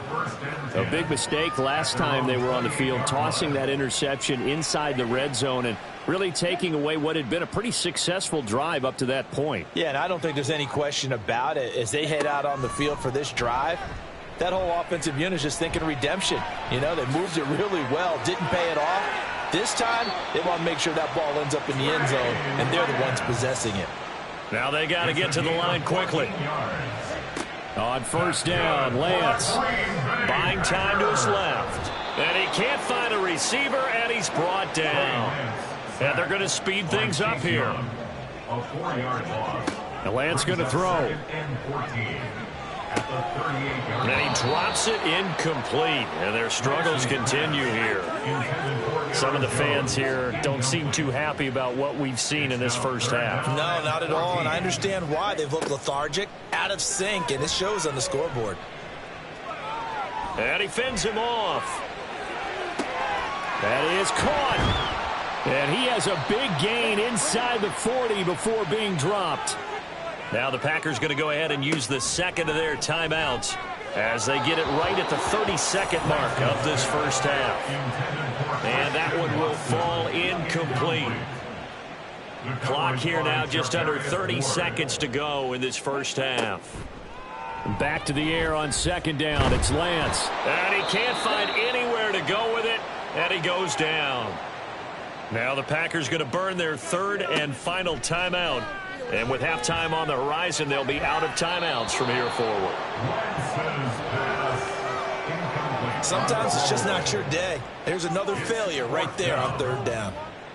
And here's Daniel Whelan on now to punt.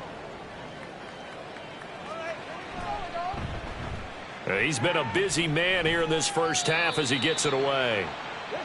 The 49er offense set to get this drive underway. And with a 3-score lead already, this is not time for a momentum change, so I'd imagine they'd be happy to just take this into the locker room. And defensively, they're just looking to keep him contained as they're able to get him down. 117 yards rushing for him now with a couple of touchdown runs to boot. So we have reached halftime here with the visiting 49ers on top. As we'll send you down to Orlando, and we check in with Jonathan Coachman for our EA Sports Halftime Report. Coach. All right, Brandon, we'll get back to you guys in a bit. But first, time for a trip around the league on this final weekend of September. We'll get started up at FedEx Field in our nation's capital. And it is the Jets who have the lead in the second quarter. Justin Herbert with 2 touchdown passes. From there, we're off to Tennessee to check on the Titans at home in Nashville. And they trail in that one as it's the visiting Jags who are out in front. 3 touchdown passes there for Trevor Lawrence. Lastly, let's get you to Charlotte, North Carolina. Check on the Panthers at home at Bank of America Stadium. And they currently trail in that game against the visiting Patriots. A touchdown run there for Ramondre Stevenson. It was a strong first half for the former Spartan, Kenneth Walker. He's over 100 yards rushing for the game already and found the end zone twice as well. This was an extremely one-sided first half. One team showed up ready to go. The other's been in a daze thus far, but there's still plenty of time left for this one to tighten up significantly. Okay, Coach, thanks as always to you and the gang in Orlando as we welcome everyone back in for quarter number 3. Forecast calling for more of the same. The rain set to continue as we are underway in the second half. And able to get this across the 20, but not much further as he's dropped it to 23-yard line. Here's the Packers offense now getting set to start off this third quarter. And you have to think, Charles, down 3 scores already. They need to play an almost perfect second half to have a solid chance. And that absolutely starts with finding some way to put together a touchdown drive here. They need to be smart, fast, efficient, get the ball into the end zone, and do it again multiple times in order to have a chance to win this game. Ball at the 26, 2nd and 7. At the 26-yard line. Again, it's Jones. And he'll bring it up here to right at the 40-yard line. Give him 15 there, and the Packers have a first. That's good for the Packers. First down. 1st and 10 at the 40-yard line. On 1st and 10, here's Lance. That's going to be caught downfield by Reed. And he's brought down. It's a first down, his 4th catch of the game after having 3 in the first half. Well, we talk all the time about playing situational football, and right now I think the scoreboard is dictating what they need to do. Where they are in this game, they've got to push the ball downfield, take their shots, try and get big chunks of yardage in a short amount of time. That was a nice play there. Now a nice throw here right side. He hauls it in. And all the way inside the 15 before they drop it. That's good for 28 yards. From the 13 now, they work on 1st and 10. 1st and 10 at the 13-yard line. Here's Lance to throw it. Now the pressure gets there, and he goes down just inside the 20 at the 19. That time, multiple defenders getting pressure, and it's a loss of 6. Work to be done here on 2nd and 16 after the sack. An inside give to Jones. And he'll get him inside the 15 down to the 14-yard line. 5 yards gets him back near the original line of scrimmage as he'll be left with a 3rd and long. 3rd and 11.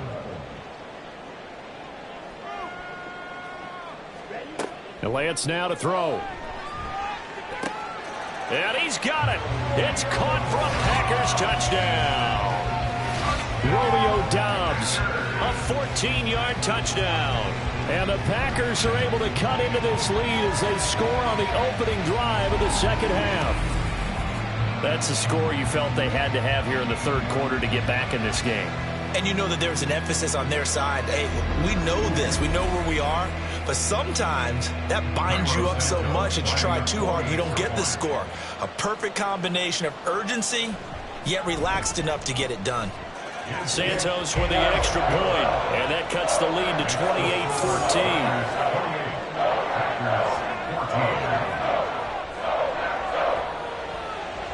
Now after the touchdown, here's Santos to kick this one away.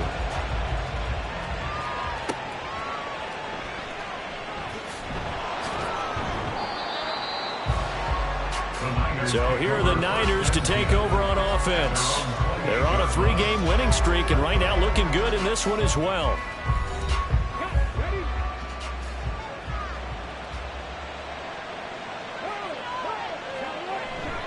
Here's Walker to start the drive. And give him 6 yards here as he stopped near the 35 at the 34. And from the 34, here's 2nd and 4. Brings up 2nd and 4. In motion left goes a tight end. Sticking with Walker on 2nd down. And tackled down after a gain of 3. Leaves him with 1 yard to go on 3rd down.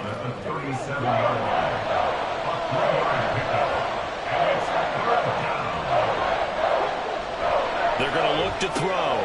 Pass taken in by his big tight end. And he is going to have a 49ers first down, and comfortably so as he gets 5 there on 3rd and a yard. And the tight end is certainly a position built to move the chains because they can control space underneath. If they've got good hands, then of course they're a dynamic target. But one other thing is they're right in the sight lines of a quarterback on just about every play. And that makes it easier for the quarterback to pick him out and deliver. And now a throw on first down there, but it's incomplete. Now a 2nd and 10.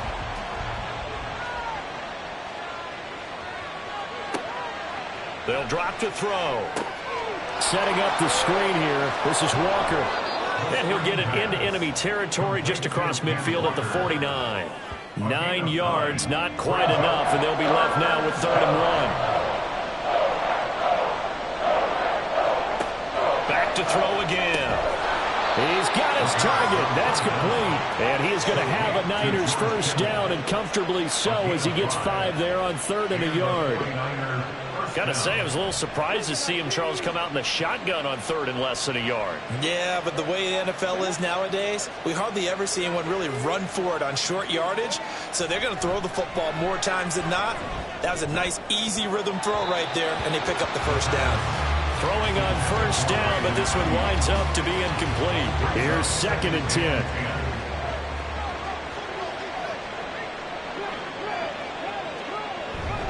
Straight ahead, Walker. Able to avoid him at the 40. And good work there in open space. And he's got this all the way down now to the 32. 137 yards rushing for him now as his sensational afternoon continues. From the 32 now, here's 1st and 10. Walker with another carry. And able to get this to the 31. Oh, that's a real nice job there by the defensive front. They just engaged and held their ground. But how about the guy who made the play? We often talk about whether they take a good first step or not. Many times you just don't take any step. Just get your feet moving, get your body going, and then once he made the read, he was able to make the play. They'll wind up getting 7 on the play, and that will bring up 3rd and 1. They'll set up a throw. And this is going to be incomplete. So 2 third-down conversions on this drive, but not able to get a 3rd, and now they deal with 4th down. And Jake Moody now on for the field goal.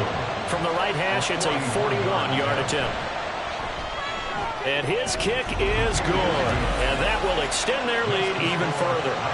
So after 4 touchdowns in the game for this offense, this time they're forced into taking the 3. But you did mention 4 touchdowns, right? So 4 out of 5, not too bad. I think that's a pretty good record for them. And he brings us out past the 20 to the 24. The Packers offense set to go. And right now, Charles, it just feels like they're trying to keep pace. They did score the touchdown last time out, but they still trail by double digits here. We'll see if this offense is once again up to the task. Yeah, and I think that after the last drive, they've got to be pretty revved up, don't you think? Everything they were doing was working pretty well. They go back out there with the same mindset, play at the same tempo and the same pace. Still a lot of time left to make something happen in this one. From the 29, here's 2nd down and 5. Off of play action, here's Lance. Now this aired out deep for Reed. And he bats it away, and it falls down incomplete. I'm sure this isn't a novel thought, but maybe run some simpler routes instead of trying to get it all back in one shot. Defense certainly appears to be ready for them. Try and get it back little by little instead of in big chunks. And he's taken down, but able to slip across the 35. Excellent work there by Lance as he scrambles for the 1st down. At least this time he's getting hit after a positive play for his offense. The pressure was coming through yet again, but he certainly didn't stick around for the sack on this occasion. Found an escape route and ended up getting the 1st down before taking the hit. And he'll be brought down just shy of the 45. It's a 6-yard pickup, and it gets him to 2nd and 4. On the tackle. A 6-yard pickup brings up 2nd and 4 at the 44-yard line. To throw, it's Lance. And that is incomplete. A lot of force bearing down on him there. He could not hang on. It's 3rd down. Incomplete. Brings up 3rd down and 4.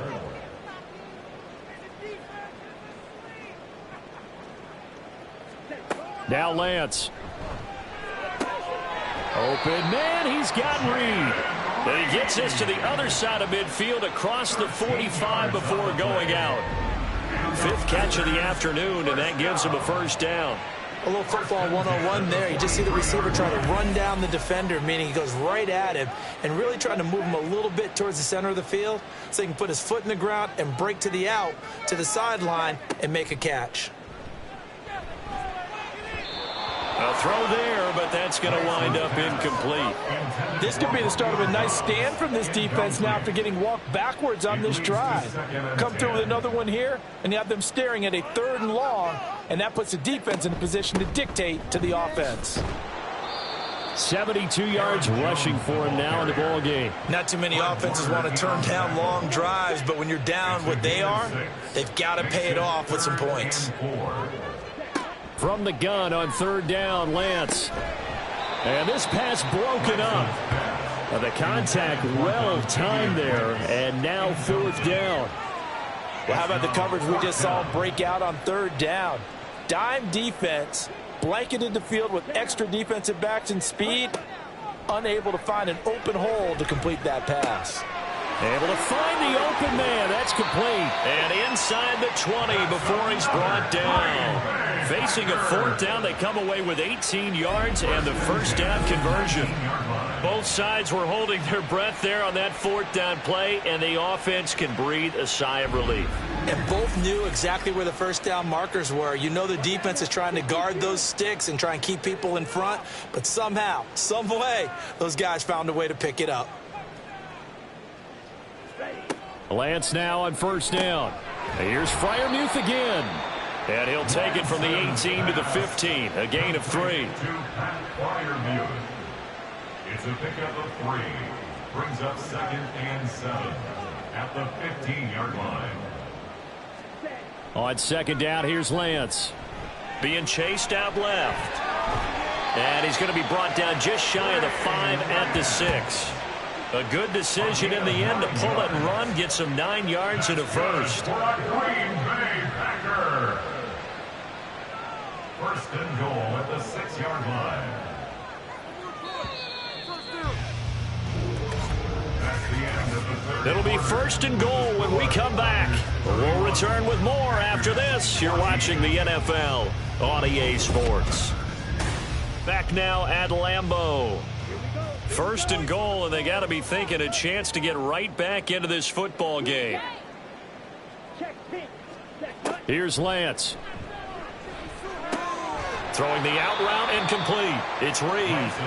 And a minuscule gain of maybe a yard from the 6 to the 5. And the ball smack dab on the 5-yard line. Here's 2nd and goal. At the 5-yard line. Play action. Now it's Lance. To the end zone, but it's incomplete. Well, the trials and tribulations of being a quarterback in this league, it's tough. It's got to be wearing on him out there. Well, he has been sacked a number of times. He had an interception, so I'm going to give him a skosh of credit for hanging in there and trying to make... Touchdown, Packers! Jaden Reed, a 5-yard touchdown. And the Packers have got it back to a 2-score game here in the 4th. An out route there for the score, a quick out route there for the score. Yeah, you're not really surveying the defense on this one. You're just counting on timing, making this play happen. 1-2, ball's out of his hands, knows where he's going, just puts it to the outside. Touchdown. Santos now to add the PAT.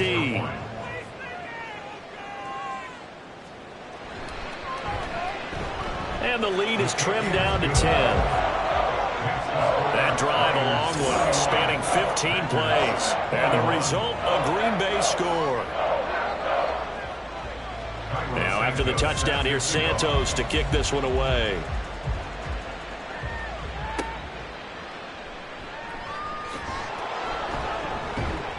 And he'll get it up past the 20 to about the 22. Kenneth Walker headed back out there. He's already hit pay dirt twice. He's up over 100 yards. He is feeling good. And he's just zipping along today. Everything coming together for him. It's that type of a day that you see a back just kind of have a grin on his face every time his number is called. Because he doesn't feel like there are going to be any lost yardage plays. Nothing but big-time positive runs. Making the sideline grin as well. It's 2nd and 8 at the 25-yard line. On play action, they'll throw. And he'll slide to a halt here, still a little shy of the 1st down marker. 6 yards there off the scramble, but it'll still leave him with a 3rd down.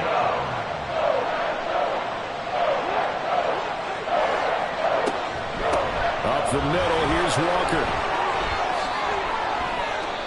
They'll get 9 out of that one, and as a result, the drive continues. Well, you know me, partner. I never tell them to back off of being aggressive, but sometimes you see the consequences when you're overly aggressive and you don't secure tackles. Guys break through. Trying to sell out to pry that football loose, and just as you said, cost some yardage. Yeah, you got to go get him. Stand him up first before you go for the ball. Don't just go for it initially. 13 yards there and a Niner first. Well, that's a carry they have to be satisfied with, and throughout this game, they've been satisfied with what he's given them. Whenever they've needed a big run, a 1st down, he's the guy they've turned to, and it doesn't matter what the defense thinks. They've got the confidence to keep handing it to him and keep picking up good yardage. If nothing else, they've already taken a couple minutes off the clock here already as they come up 2nd down. Again, it's Walker. Shrugs the tackle. Nice. And he's going to get this one down near the 45-yard line. After getting stuffed on 1st down, not much better there. 2-yard gain. The Niners on 3rd down. They've been very good. 5 for 7 thus far. This is 3rd and 8. Open man is Ayuk, complete. And this is going to result in another 1st down as the tackle's made at the Packers' 29-yard line. His first catch, and it's a pretty big one. They get the conversion on 3rd down. But when you're up by 2 scores in the 4th quarter and you're going to throw the football, expect to see a lot of man coverage, because usually what comes along with man coverage is pressure. So if you're a play caller and you want to keep throwing the football, that's fine. Just make sure your offensive line understands they're going to get additional guys running at the quarterback. Meanwhile, the throw here is complete. And finally, down he goes as they work it inside the 10 to the 7. A good pickup there, a 22. The passing game continues to be their friend, even with a stable lead here in the 4th, Charles. They're going back to that well. Yeah, with their overall philosophy, you know that they trust their quarterback. He's been able to throw. Touchdown! George Kittle.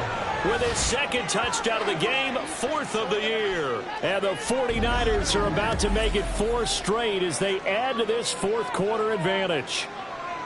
An important score there, CD, and now an important extra point because it would make it a 3-score game. Love the math there, and at this point in the fourth quarter, look, we all need next-gen stats, right? We all use them, but we don't need them here, do we? Because that means it's almost a certain victory.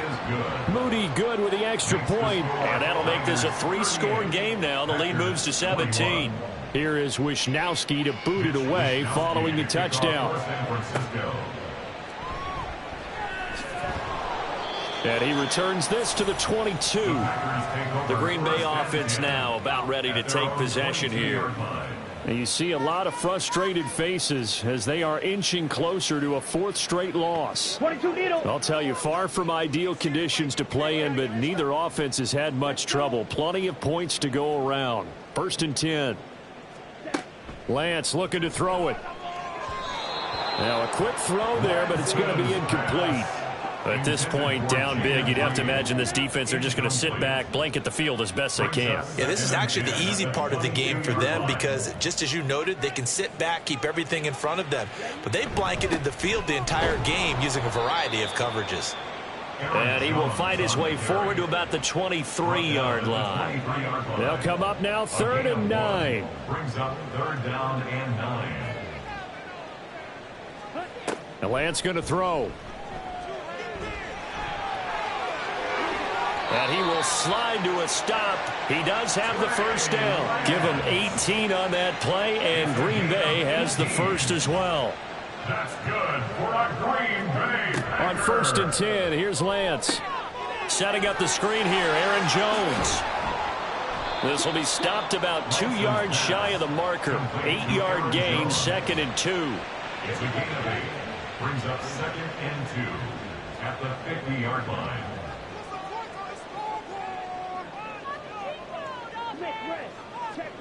From midfield, here's Lance. That'll be caught right side by Reed. And this will move the chains again as the tackle's going to be made at the 49ers 33. So they'll come up 1st and 10 now from the 33. First down. 1st and 10 at the 33-yard line. They fake the handoff. Now Lance. On the throw, led him too much that time. It's incomplete. That's coverage you'd expect to see in a tie game late. Not in a lopsided game like this. They are not letting up.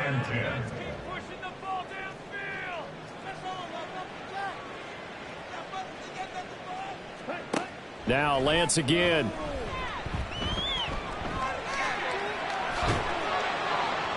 And this will move the chains again as the tackle's going to be made at the 49ers 16. Able to make something out of nothing there. 17 yards and a first down.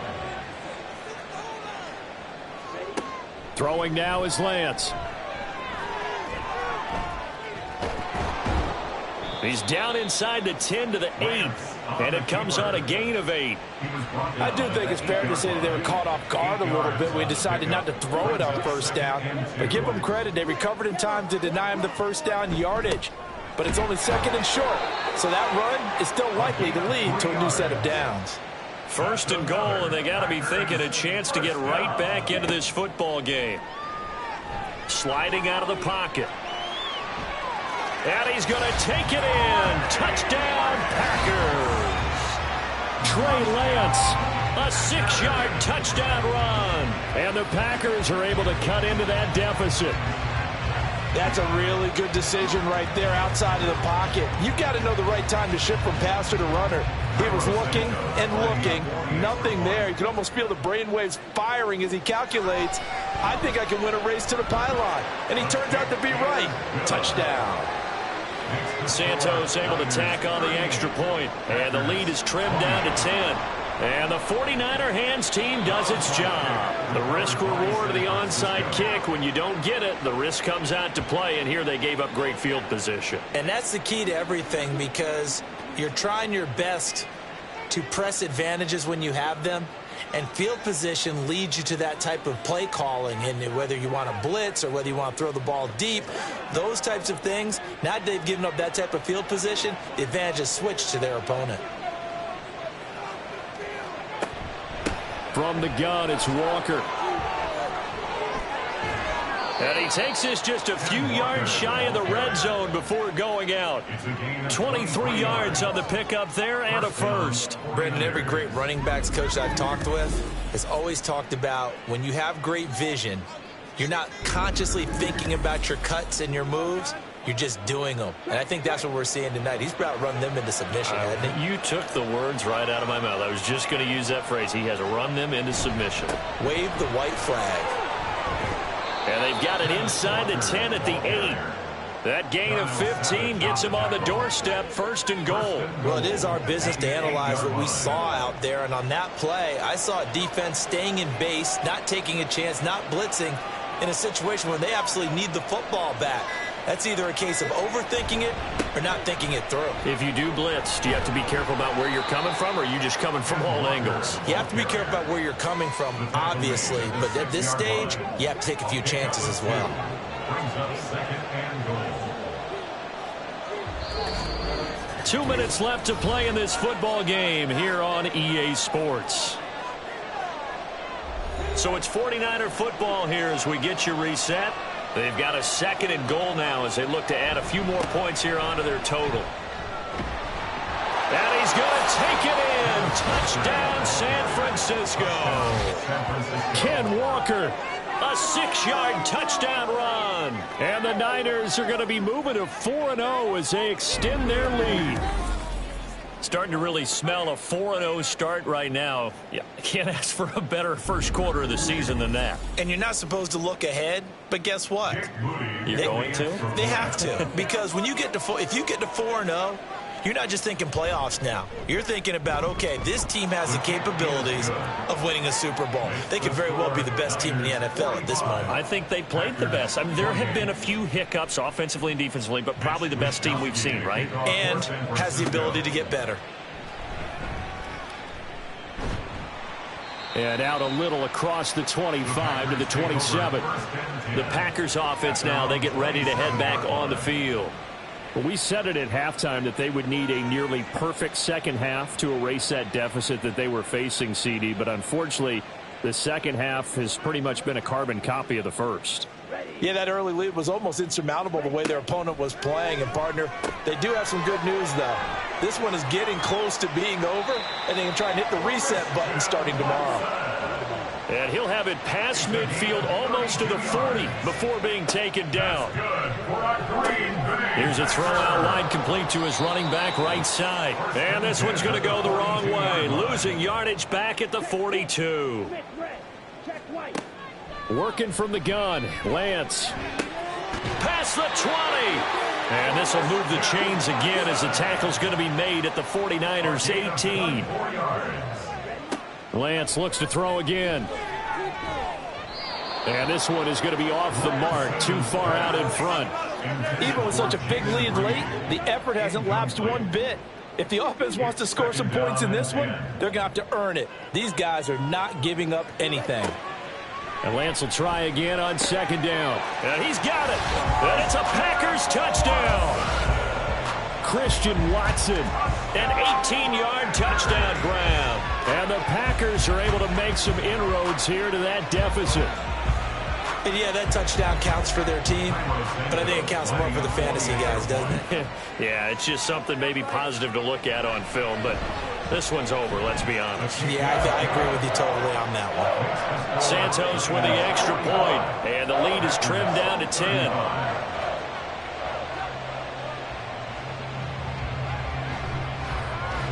And this is going to be Packer football. Illegal touching. Offense.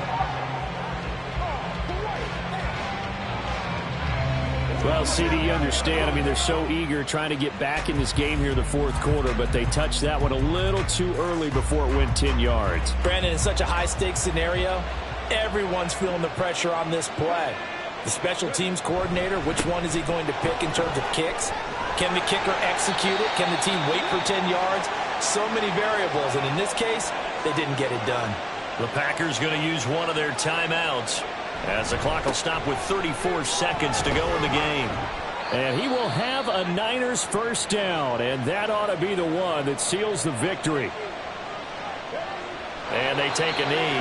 Now the Packers going to burn their third and final timeout. And as the two teams talk it over on their respective sidelines, we take a break. And the clock will roll down to zeros. 4 weeks in, 4-0. I don't think anybody needs to alert the 72 Dolphins just yet, but great start to the season. Great start. How about taking a knee at the end? And there's no better feeling for a team than to do that, to close out a victory. But you're right, at 4-0, they're sending a message to the rest of the league. They're going to be tough to deal with. Charles, a lot of happy faces heading into the tunnel as this one ends, and understandably so. Not only did they get the win, but, boy, their offense was on fire in this ball game. And, partner, I have no idea what the top speed is on one of those high-end sports cars. What's the top gear you can get into? This offense, they certainly were there in this one, huh? Everything clicking for them in this contest, the kind of performance that they're going to cherish. So for San Francisco, hey, they finish a perfect month of September as they move to 4-0 on the new campaign. And they will head back home next week. Meanwhile, for the Packers, they'll sink now to 0-4. And they'll try to turn it around next week as they head to Atlanta for a matchup with the Falcons. That'll do it for us. I'm Brandon Gaudin alongside Charles Davis. Thanks to our entire crew as well. We'll talk to you next time. So long, everybody.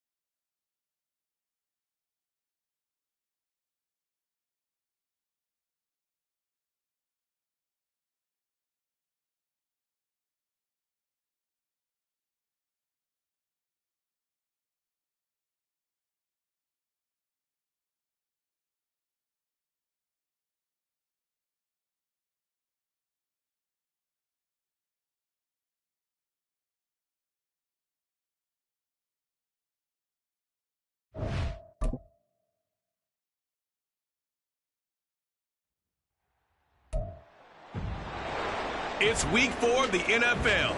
And coming up, we'll see the workhorse, Jonathan Taylor. He's coming off a banner week, over 160 yards in that one. It's the Colts and the Chiefs coming up next. First opened back in 2008, there's a look at Lucas Oil Stadium here in downtown Indy. Today it's week 4, and we've got what should be a great one here.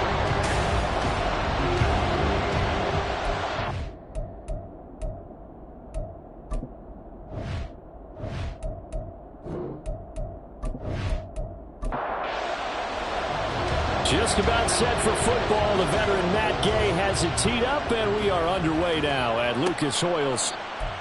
And they will elect to not bring this one out as our first drive will begin at the 25. So here come the Chiefs for their opening drive.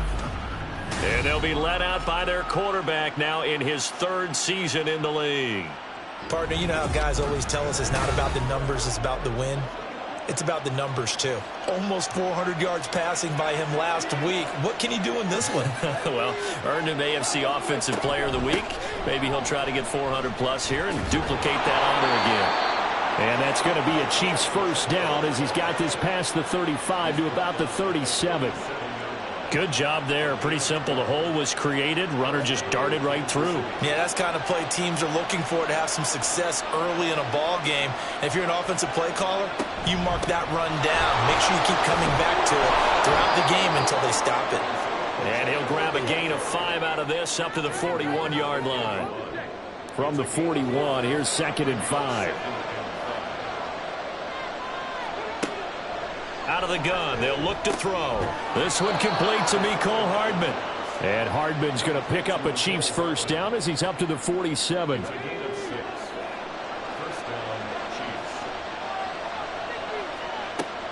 They'll look to throw here.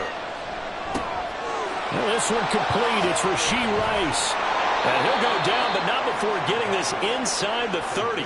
25 yards there on the catch and run.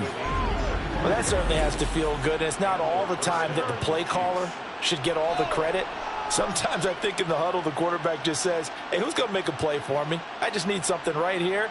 And the end result there, nice first down. Drive keeps moving. Now from Colts territory, here's a 1st and 10 as they've got it to the 28-yard line. Pacheco gets it up the gut. And he went nowhere. He'll lose yardage back to the 29.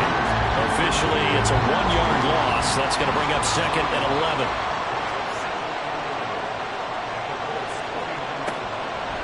The play-action fake. They'll look to throw. A short throw pulled in by Kincaid. And just 3 yards on the catch there. He couldn't get away. 3rd and 7 now.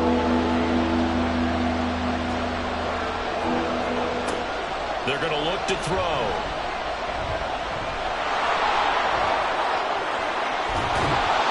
And down he goes, taking it inside the 10, just shy of the 5 at the 6. That one a broken play, but it ends up being a good play. The scramble goes for 20. 1st and goal, a chance for an early statement here on the road. They'll run here with Pacheco. And he gets halfway there from the 6 to the 3 on a gain of 3. Here's where we need to see some tenacity from this defense because they've been pushed right down the field on this opening drive. They've got to find some way to push back, and that's a good first step. Pacheco once more. Trying to find a lane, but he finds nothing but defenders. Stop for no gain at the 2-yard line. 3 tight ends up front here. 3rd and goal. Pacheco. And that one going nowhere from the start as he's met in the backfield and goes backwards. They lost 2, and it brings up 4th. That's a really alert defense there because they saw the heavy look come in from the offense, countered it with extra linebackers who brought a little bit of speed and heft, and able to really make a big-time play for their defense.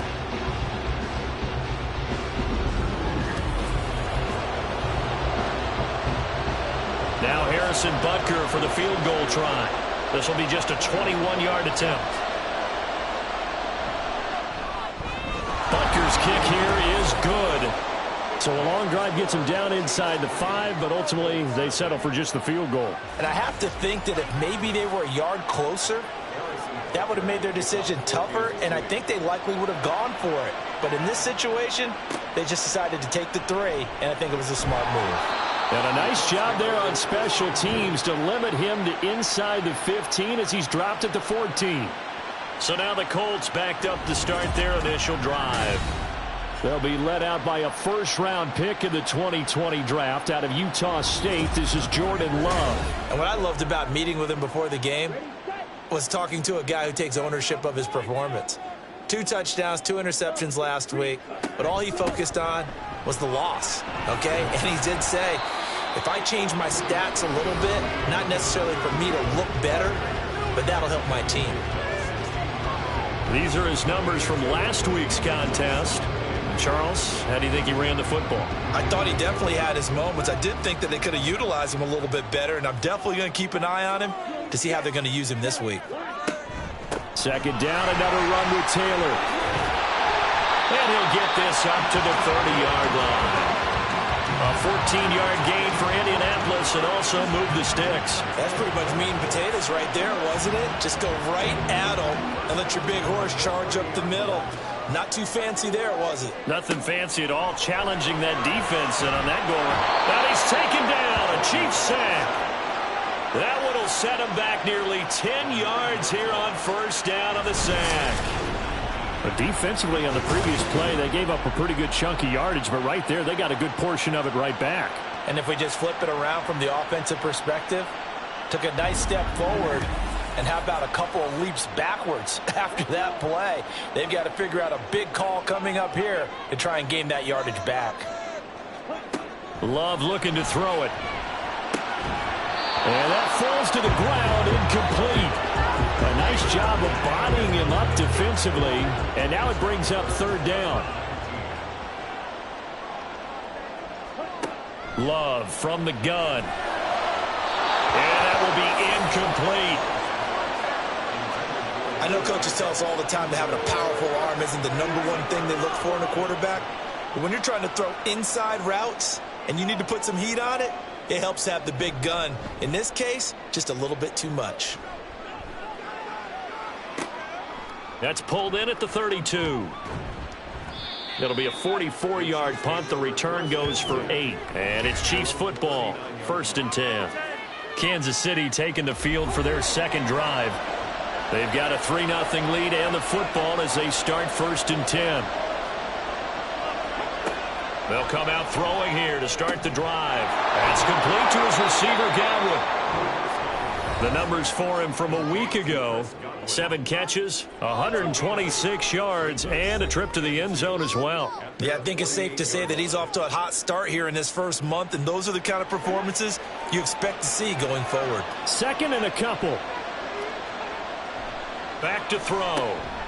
Finding Gray on the out route. First time these two have hooked up this afternoon, and it's a 1st down. We've seen quite a bit of the short passing game here early on 1st quarter, haven't we? We have, and I think it works a couple of ways for this team because, #1, you throw the short game. They're looking for Godwin, but it's intercepted. Picked up by Kenny Moore. And they finally put it into this return, but not before he's all the way down to the 37. Well, certainly not his best throw that time, and not a good time to make it, Charles, when they were in nickel with 5 defensive backs on the field. And that's exactly why you have those 5 DBs out there. You want extra speed on the field, guys who have ball skills and understand what the passing game can do, and gives them a chance to react and make a play on the football, and they take one of those away. Line of scrimmage, the 37 on 1st and 10. Following the interception, Love. This will be taken in by Michael Pittman. And he's got this down almost to the 20 before he's dropped. That one for Indianapolis, resulting in 15 yards and a fresh set of downs. Right after the turnover, they come out throwing. And that means it's a sudden change situation. We used to practice it on defense. Sudden change, get out there, stop the offense. But you typically run out there a little bit unsettled. I think that's why he came right out throwing the football, hoping to catch him off balance. And he did. Now a throw to the end zone on 1st down, but it winds up incomplete. 2nd and 10. Here's Love. He'll drop this down to Taylor. They do get a yard there, but only a yard. Leaves them with 3rd and 9 looming.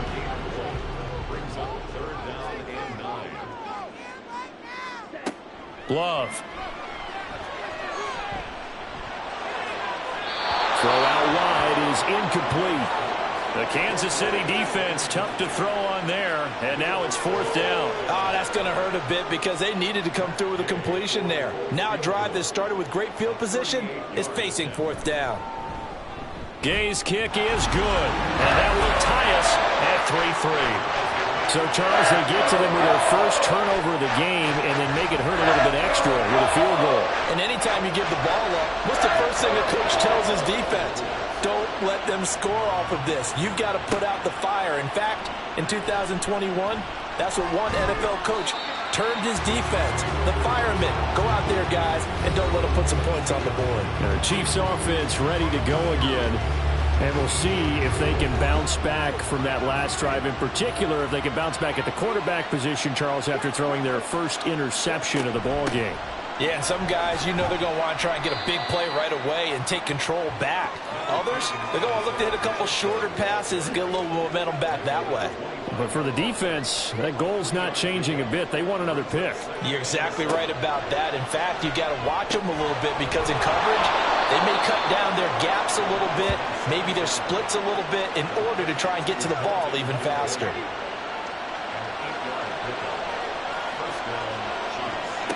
Now on 1st down, he'll drop to throw it. Finding Hardman here over the middle. And he'll be taken down, but not before he gets into enemy territory. 1st down for the Chiefs. Solid chunk of yardage, 17 on the play. But one of the ways the quarterbacks keep all the receivers alive in a play, never lock in on any one guy. Make sure you keep your eyes moving, scan the field. And here he finds the open guy for a nice pickup. Back to throw now on 1st down. Locates Hardman for another catch. And he is tackled inside the 40, not quite to the 35. This duo locked in, 14 yards there, and a 1st down.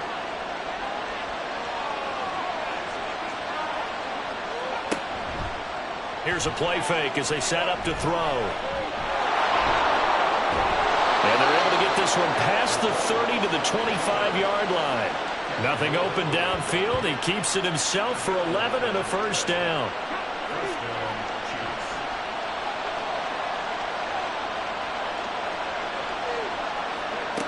He'll look to throw.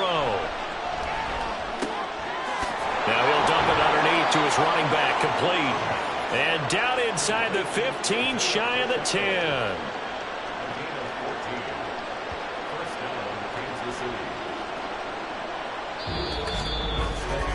3-3, a tight one after one on EA Sports. The Chiefs with the football as we start the 2nd quarter. This offense finding its legs now. Here's another 1st and 10. Back to throw here. Escaping the pressure right. And they'll get him down after a pickup of 8. 2nd and 2. They made a nice effort to stick him with a loss for that play, but it's going to take more than that to keep him from advancing the ball. Should be an entertaining battle anytime he tucks and runs over the second half of this contest. A run by Pacheco on second down. And he is in. Touchdown, Kansas City. Isaiah Pacheco, his second rushing touchdown on the year. And the Chiefs have taken the lead. A strong, determined run there, Charles, to get in for 6 points.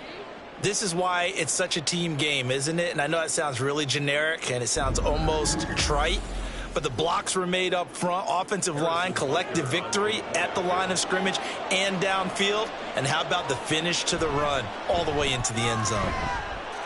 Extra point by Butker is on target, and the lead is now 10-3.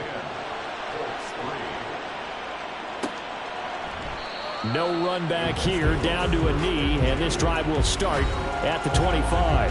And the Colts coming out now. Just a lone field goal for them so far, trailing 10-3 as they come up 1st and 10. To throw now, here's Love. It's incomplete. Took a shot, couldn't connect. Charles, he doesn't seem to be particularly in tune with his receivers, just 2 for 7 throwing the football, but he did seem really locked in before the game. Yeah, and that has to do with receivers sometimes. Sometimes the defenders knock them off their routes, and they're usually pretty precise. 1, 2, 3 cut, balls out of his hands to the receiver. In this case, might be off by a half step either way. They've got to find a way to get back in sync. They'll try and run for the first with Taylor. Oh, he sheds himself free. Still going. They can't stop him. And he is going to have a Colts first down as they're able to get the third down conversion. The contact on that run came pretty early. Nice job just to push forward and get some extra yardage. Good game. It certainly was, because the initial contact did not signal the end of the play. His mind, his body, his legs said keep churning forward, and he gained more yardage.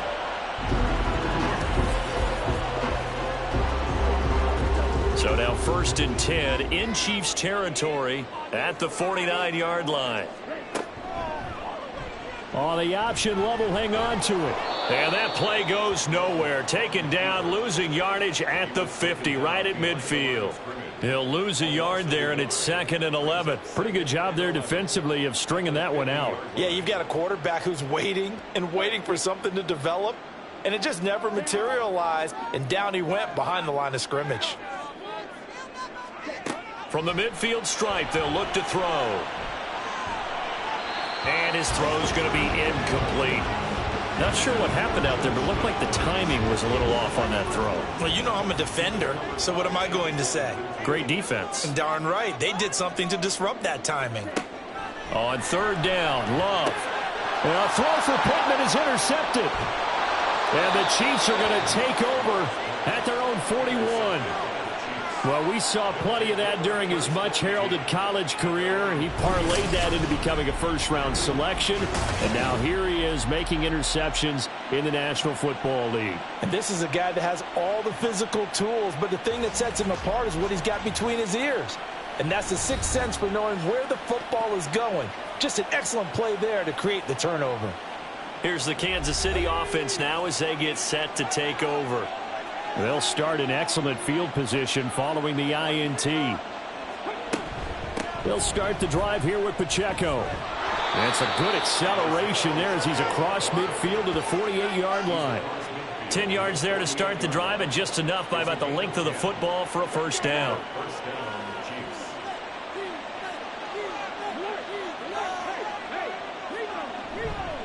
Again, it's Pacheco. And he's corralled at the 40, but not before picking up 8. Good yardage there on first down. Exactly what you want. Get yourself set up to keep making first downs, keep the clock running. And if they're smart, you're starting to milk the clock. No hurry before you run your second down play. And he only manages a couple here down to about the 38-yard line. Could be 4-down territory even if they don't get this, but they need just a few inches here on 3rd. They'll try for the first with Pacheco. And he'll go down here at the 35-yard line. Give him 3 yards and a fresh set of downs. Just about every coach we talk to says the crowd shouldn't affect us. That shouldn't be an issue. And then the next breath they talk about taking the crowd and taking them out of the game by picking up first downs and keeping them at bay. I think we just saw an example of that there, didn't we? Important to do, especially early in the game like they have. And just no chance of turning the corner. He can only get back to the line of scrimmage. 2nd and 10 coming up. Officially nothing on that last run. They'll try again 2nd and 10. Now they'll switch it up here and look to throw. A short throw pulled in by Kincaid. They get 6. That'll leave them with 3rd and 4. The completion was given up, but that's why you play zone defense, so that you can have people around the ball when it's caught, and you don't give up much run after the catch. Pass taken in by his big tight end. And he will have a Chiefs first down as they're able to get the 3rd down conversion. That was a route run, not just with dexterity, but with intelligence. Found the hole in the zone, made sure the quarterback saw him, and was able to make the sure catch and flip the down marker back to 1. They'll look to throw here on first down. Throw left side to Kincaid. And he's tackled a yard short of the marker. Good gain of 9 on first down. 2nd down and a little more than a yard here. Again, he'll drop to throw. And he's brought down. Give him 10 that time, escaping the danger, running with it, and picking up a first down.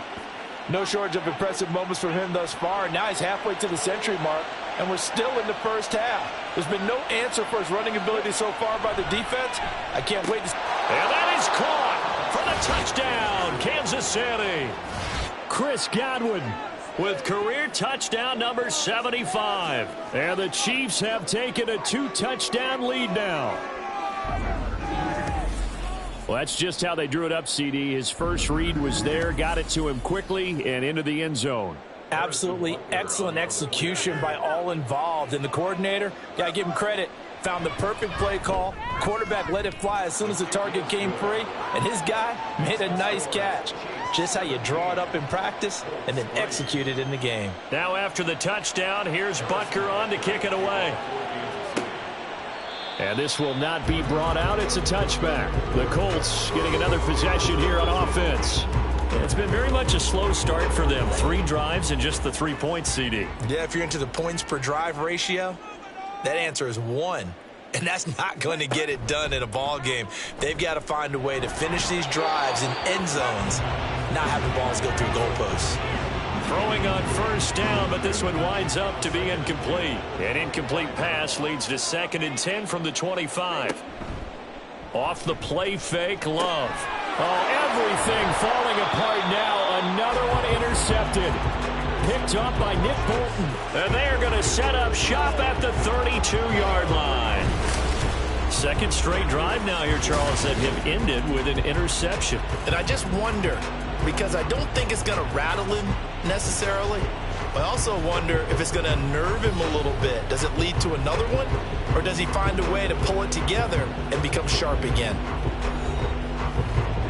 From the 32 now, here's 1st and 10.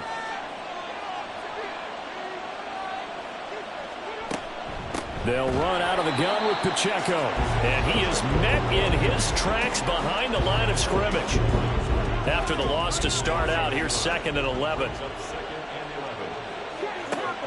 Now a shotgun snap as they'll look to throw. That'll be taken in downfield by Godwin. And all the way in for a Kansas City touchdown. Chris Godwin with his 2nd touchdown of the game, 4th of the year. And the Chiefs are able to strike quickly to add on to their lead. I know Paul Revere talked about by land or by sea, right? You know, 1 by land, 2 by sea. He didn't mention air because right now we're seeing a big-time performance, aren't we? That's 2 touchdowns so far in this game. Where'd you pull that one from? And, you know, every now and then I actually listened in history class. And you're just a scholar all the way around. You're reading all the time. I like that you fit that into the broadcast. You know, I just grab a nugget when I can. This taken in at the goal line. And in hindsight, probably should have taken a knee as he only gets this out to the 16-yard line. Indianapolis offense ready to go again. They are looking to make a bit of a 180. They are sputtering right now. And frankly, I think it's time to call your playmakers together and say, all right, guys, we're going to lean on you through this patch. We need you to get us back on track and get us going in the right direction. So you're calling plays geared to them. Not necessarily what you look at your plays, oh, this hurts the defense. I want the ball in the hands of X, Y, and Z and see if we can move forward. So don't get too cute. Go to the playmakers. To pass, here's Jordan Love. And the Chiefs are going to get him. The Mississippi State man, Chris Jones, with a sack there. This offense continues to shoot themselves in the foot. And here, another sack. All game long, we've seen missed assignments, which have led to turnovers, sacks. This group has not played well at all here in the first half. Able to find the open man. That's complete. And he'll be out of bounds, but able to get it up past the 45. A gain of 32 that time. And that might be exactly what they needed to wake up this home crowd. They haven't given them much to cheer for so far, and never underestimate the effect the home crowd with you can have on a game. The big play has them all the way out near midfield for a 1st and 10. Throwing. Love. Caught outright by Renfro. And he's brought down. Back-to-back receptions for him, and it's another 1st down. First down. 1st and 10 at the 41-yard line. 1st and 10, Taylor now. And dropped at the 35, but able to display some strength on the run. It's a 6-yard gain on the ground, and that'll make it 2nd and 4. And we've hit the 2-minute mark in this first half of action.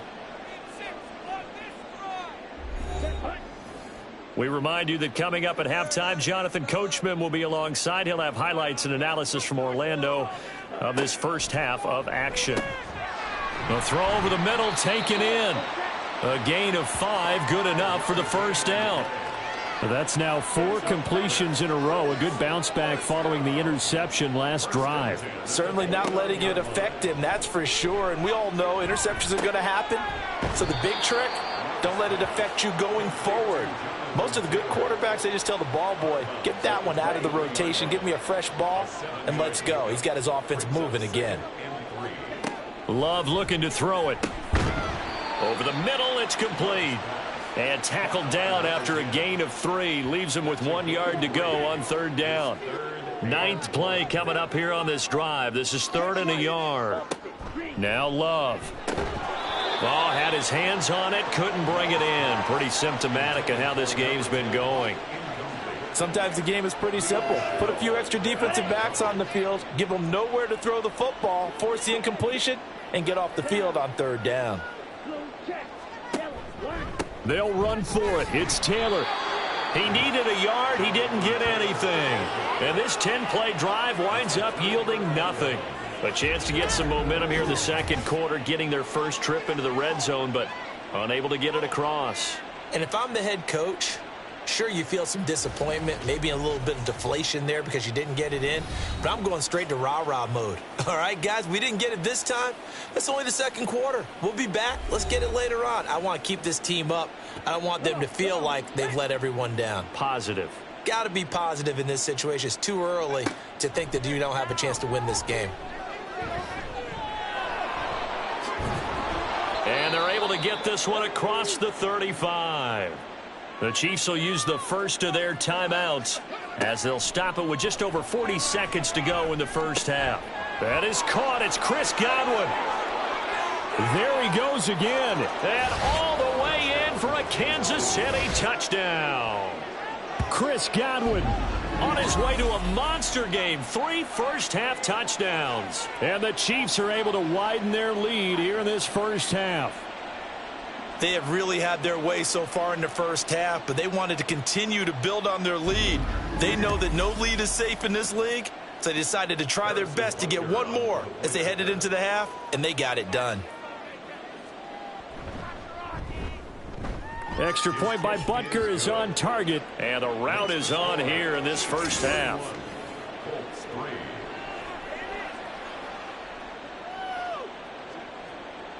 Now after the touchdown, here's Butker on to kick it away. From a couple yards deep, he'll bring it out of the end zone. And he's able to get this across the 20, but not by much, as he's marked down officially at the 21. The Colts going to take over now late in this first half. Things for them, just to put it bluntly, man, it has been tough sledding here in the first half, facing that big deficit. The clock is dwindling now. Maybe if they can get something on the board here before intermission, they'll have at least a little momentum heading into the second half. The Colts going to use the first of their timeouts as they'll stop it with 27 seconds remaining here in the second quarter. That complete to Downs. Now the Colts going to burn the second of their timeouts. So that means they're down to one remaining here as we head toward halftime. Throwing again on second down, but this time it's incomplete. A misconnection there. He's hit on just 50% of his passes thus far. That's not where you want to be. Now you see the evolution of the game. You go back to the quarterbacks of old, 50% would be terrific because they threw the ball downfield almost every time they threw it. Now with the short passing game, you should be above 60% just to be in the average range. Let's face it, if you want to get back into the game, these are the kind of throws you got to hit. He's wide open right there. Got to be able to get it to him, don't you think? And those are the throws that haven't been available to them every time he's dropped a pass. Yeah, that's a big miss.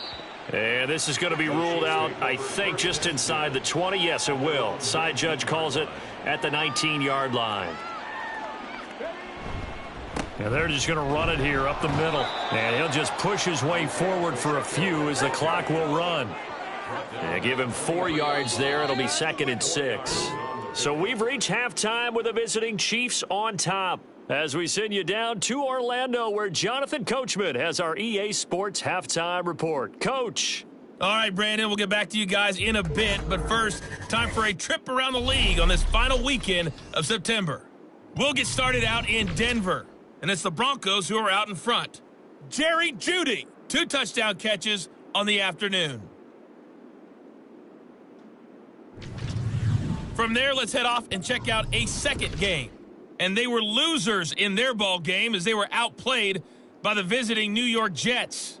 Justin Herbert leading the way in the victory with 3 touchdown passes. Finally, let's get out to Southern Nevada and see what's happening with the Raiders at home in Las Vegas. And they were losers in their ball game as the visiting Buffalo Bills come in and took it to them. Josh Allen, excellent in the victory as his guys moved to 3-1 after 4 games. We got a strong first half out of the running back Isaiah Pacheco. He had a touchdown run that helped get his guys this halftime lead. The highlights from the first half, all one-sided. This one got out of hand early, and now you have to wonder how these teams will approach this second half, because this one's already close to being in the bag if it's not already.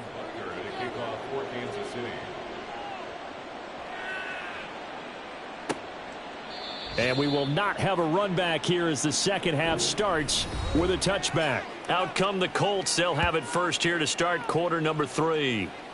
CD, they certainly know the hole that they face as they begin the second half. They have to do what precious few teams have done in NFL history. That's try to come back from a 4-possession deficit.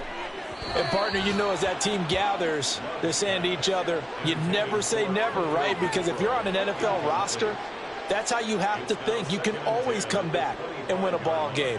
And let's face it, we saw a certain Super Bowl, a 25-point lead late that wasn't enough to put someone away. But that being said, this task is near impossible. Let's face it. And bottom line is, it officially becomes impossible if this possession is an empty one. So from the 36 now, 1st and 10. Here's Love. Oh, he dropped it.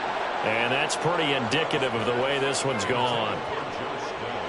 An incomplete pass on 1st down. That leads to a 2nd and 10. Running straight ahead, Taylor. And he is met at the line of scrimmage, and he goes down right there.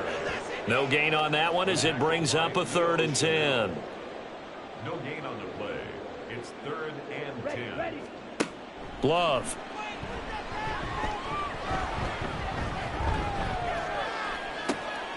And he knocks the ball away, and it falls incomplete. Zone coverage there, and they were playing deep. That makes it obviously a little bit harder to run by guys. And that time, there was not much of a window to get the ball in there, and it winds up incomplete. So they're forced to punt on fourth as this one's away. Fielded at the 20. And just a net of 31 here. 40-yard punt, 9 on the return. And out will come the offense as they take over. So here's the Chiefs offense ready for their first reps in half number 2. The first half definitely went their way, and this would seem to be a great opportunity to kind of put this game a little closer out of reach with a score here. Yeah, and it's a wonderful opportunity for them because if they can add 7 more to their lead before the other guys even see the football, that could be the decisive blow in this game. I think that's how they're eyeing it. That's how they're approaching it. A partner still in the third quarter, but they've got this one well in hand and still airing it out with gusto and picking up some nice gains. And even in lopsided games like this, you don't really see starters get lifted or the foot come off the gas before the fourth quarter. No one wants to leave any doubt when they're playing well. They just want to continue the process. And that'll be good for 8 yards to the 45. Ball spotted at the 45. Here's 2nd and 2.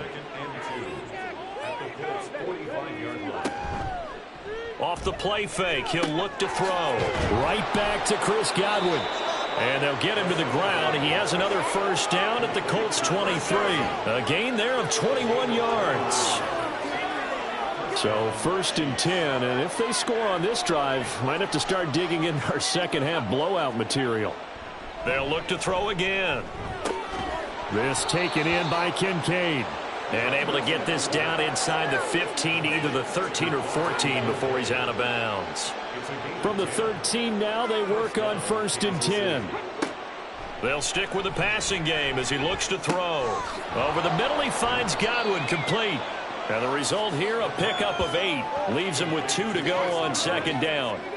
From the 5, here's 2nd and 2.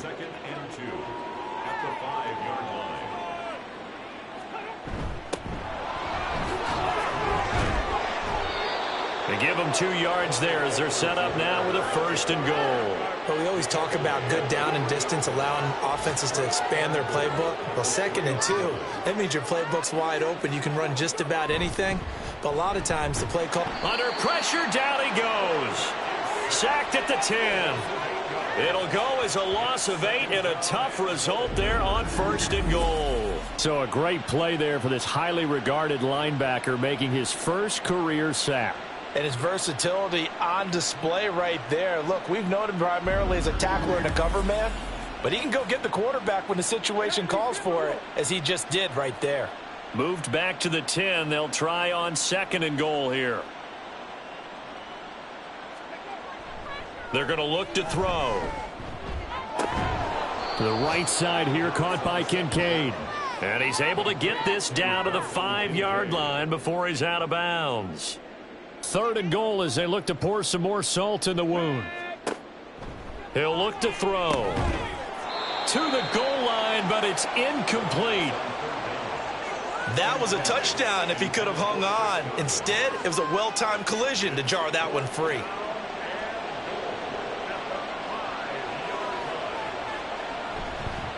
Oh, look at this. A flip to the kicker. He's going to try to run for it. They pass up the 3, fake it. It doesn't work. And this Colts defense comes up with a goal line stand. And sometimes pride wins, doesn't it? Because, yes, they're getting steamrolled here right now. They're down big, and they're going to try a fake field goal against them. Yeah, I'm not supposed to root, but good for them for stopping that one and showing that they haven't given up on this game. Yeah, I just can't believe, though, that they tried the fake with this wide of a margin up that big. But like you said, kudos to the D. Yeah, if the blood wasn't bad before, it might have started that way now. And mark him down way up close to the 40 at the 39. So that play much needed there as they're all the way up near the 40 for a 1st and 10. To throw now. Here's Love. It's a short one here, complete to the tight end. It'll be a gain of just a yard, and it's 2nd down.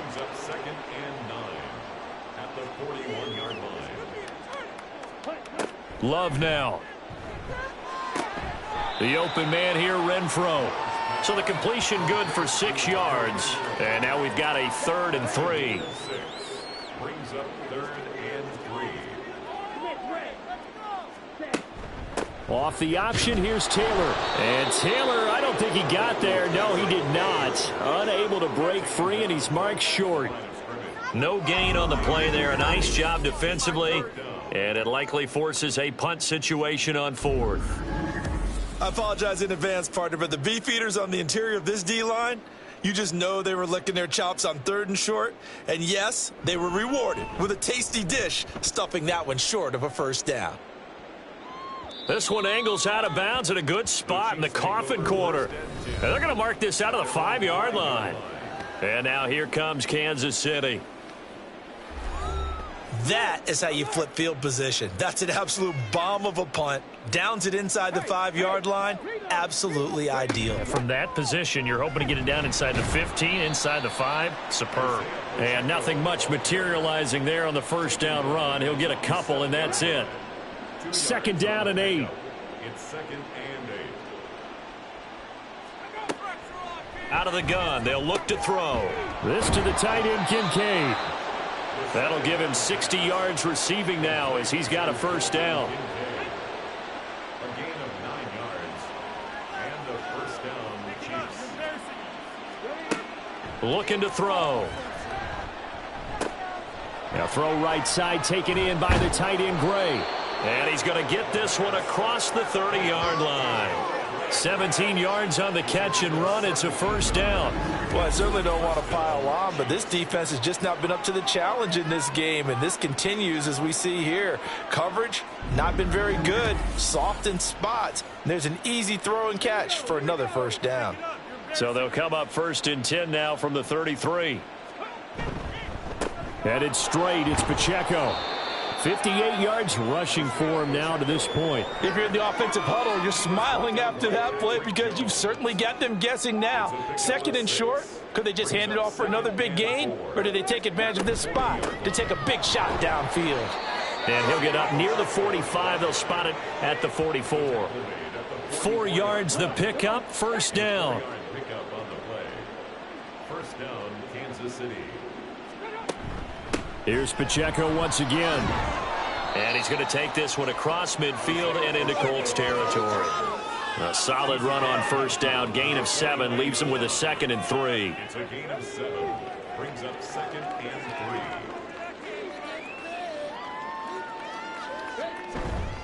3. On the handoff, it's Pacheco. And he is going to be stopped cold behind the line of scrimmage.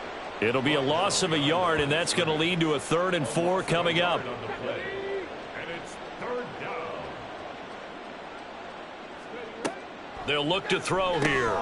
Work in the middle of the field, and he's got a man complete. And he will have a Chiefs first down as they convert on 3rd and 3 with a nice gain of 7 yards. And a first down, Chiefs.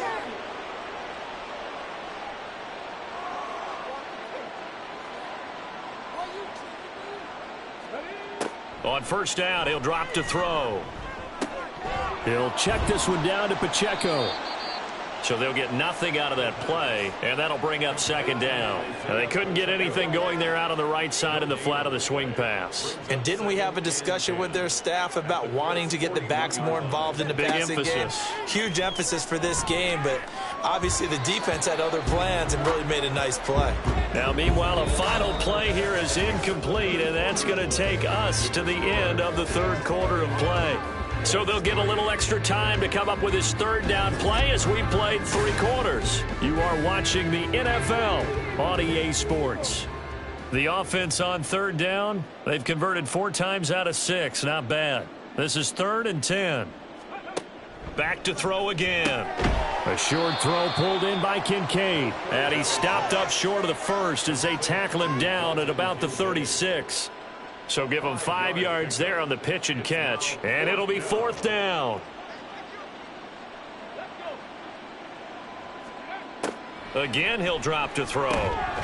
That's complete to his receiver, Godwin. And he is going to have the Chiefs first down, it would appear. And yes, the chain gang going to move the sticks. They take a risk on 4th and 4, but they get it by a full yard. A throw over the middle taken in.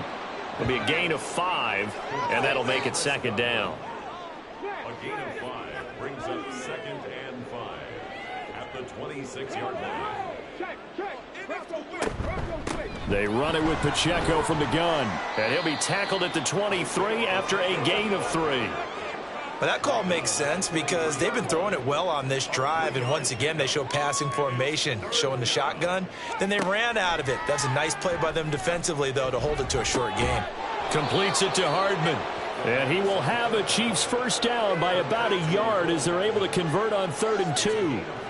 And Brandon, from our time in college football, where receivers weren't running the traditional NFL route tree, one thing they did learn: find open areas, find soft spots, and set up and catch the ball. And I think we just saw that there. Yeah, we saw that indeed, picking up the first. Tackle made by Zaire Franklin. 2nd down and 6 now. A gain of 4. It's now 2nd and 6. He'll look to throw. Looking middle, and that's complete. And the Chiefs are looking at 1st and goal as he's tackled all the way down at the 2-yard line. Partner, I have to tell you, just one word keeps coming to mind from watching them this afternoon, and that's impressive. They have been impressive from the opening kickoff, and they haven't let up here even into the 4th quarter.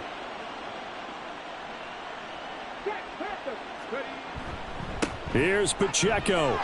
And he's going to take it into the end zone for a Chiefs touchdown.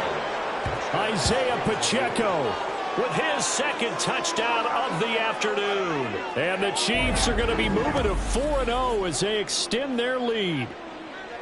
Well, he'd been the workhorse on this drive, and it would have been unfair to bring someone else in to finish the job. So they go back to him again, and he delivers with a touchdown run.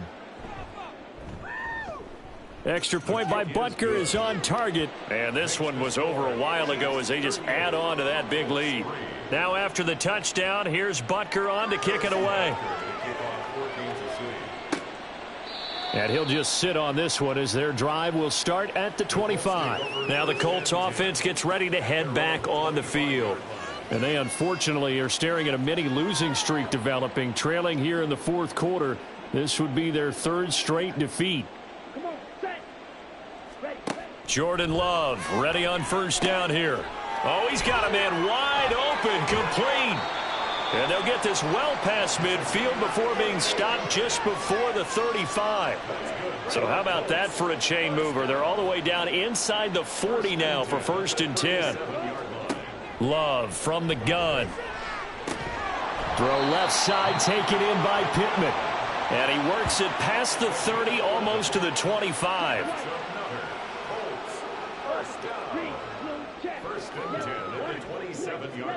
On 1st and 10, Love. That is caught. Michael Pittman with it. And he's down inside the 5 at the 4 before he's out of bounds.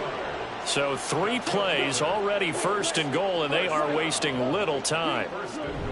Taylor not going anywhere. He'll lose a couple back to the 6.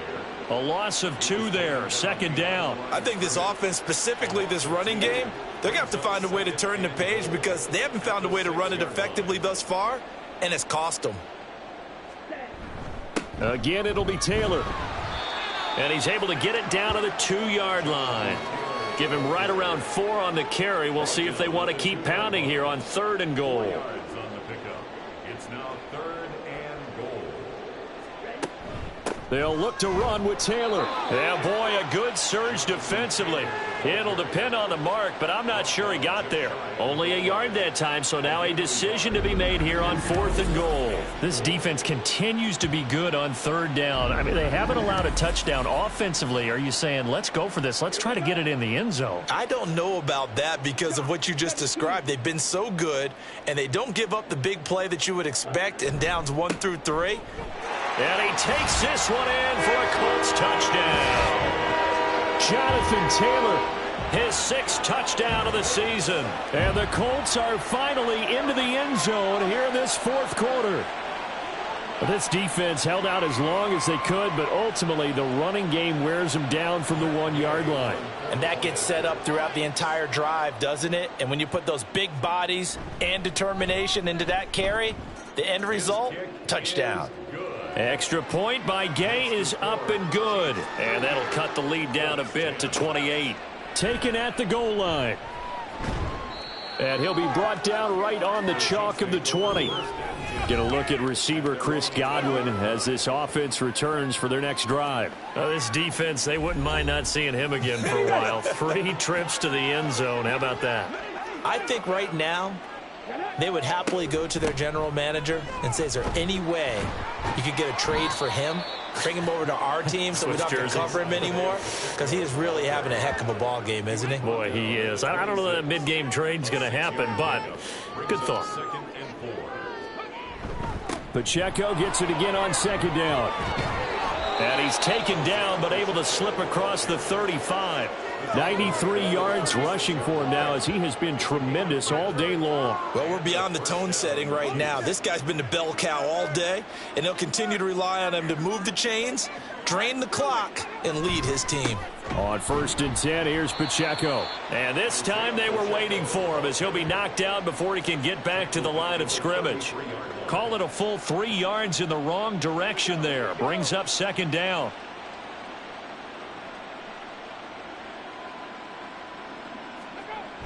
Now they'll switch it up here and look to throw.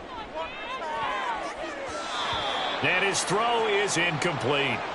A CD, they're up big, but they're still passing it. I mean, this is an offense that's had a lot of success in this game, and it seems like they're just having fun out there. And it does feel like there's been a shift out there, doesn't it, partner? Listen, if you're up, you can continue to do what you want to do. It's up to the other team to make you change how you do things. They'll continue to throw it around until stopped. A big play there as they get the conversion on 3rd and 13. Well, sometimes, Brandon, there's just not a secret to how things get done. He's been running well all game long, and they continue to rely on him in this key situation. They told us they were going to rely on him. They have. He comes through there, a big 3rd down conversion. Now from Colts territory, here's a 1st and 10 at the 41. Pacheco gets it up the gut. And this will leave him a yard short. Nice pickup of 9 yards on 1st down. From the 32-yard line now, here's 2nd down and 1. Pacheco gets it and tries the left side. And he'll be a little shy of the 25 here at the 26-yard line. 6 yards the pickup, and that's a 1st down. But they're getting ready to go to work now in prime real estate after that last run. Found his spot and picked up nice yardage, didn't he? And now he's got him knocking on the door of the red zone. Again, it's Pacheco. And he's going to take this ahead for right around 3 yards, but no more than that. 2nd down. He's brought down there by Kenny Moore. Just 2 minutes remaining here in the 4th quarter of what has been a one-sided affair. Here's 2nd and 7.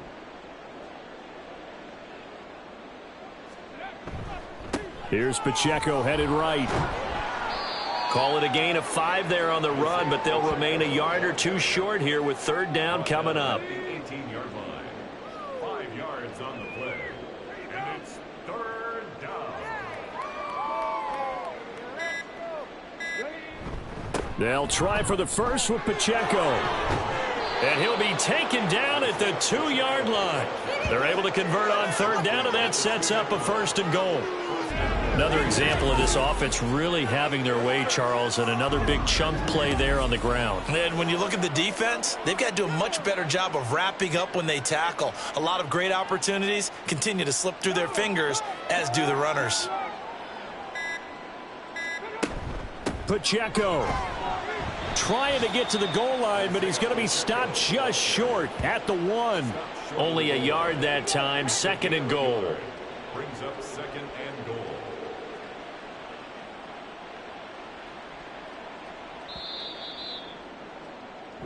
So this one in the win column for Kansas City. And even playing on the road, the class of this ball club just too much to overcome. Yeah, deep down, I think even the fans knew how this one was going to turn out. All right, they just came to support their team, hoped they'd see some good football, and they did. But they didn't really expect their team to win. In fact, they probably came in and said, let's win the tailgate. Because that's where we have the advantage, and I bet they did that. So for the Chiefs, hey, they finish a perfect month of September as they move to 4-0 on the new campaign. And they'll get another road test next week as they head to Mile High to take on the Broncos. Meanwhile, for the Colts, they'll drop down to 1-3. And they'll try to get back to their winning ways next week as they head to Santa Clara to take on the 49ers. Thanks for tuning in, everybody. Alongside Charles Davis, we thank our entire crew. I'm Brandon Gaudin. This is the NFL on EA Sports.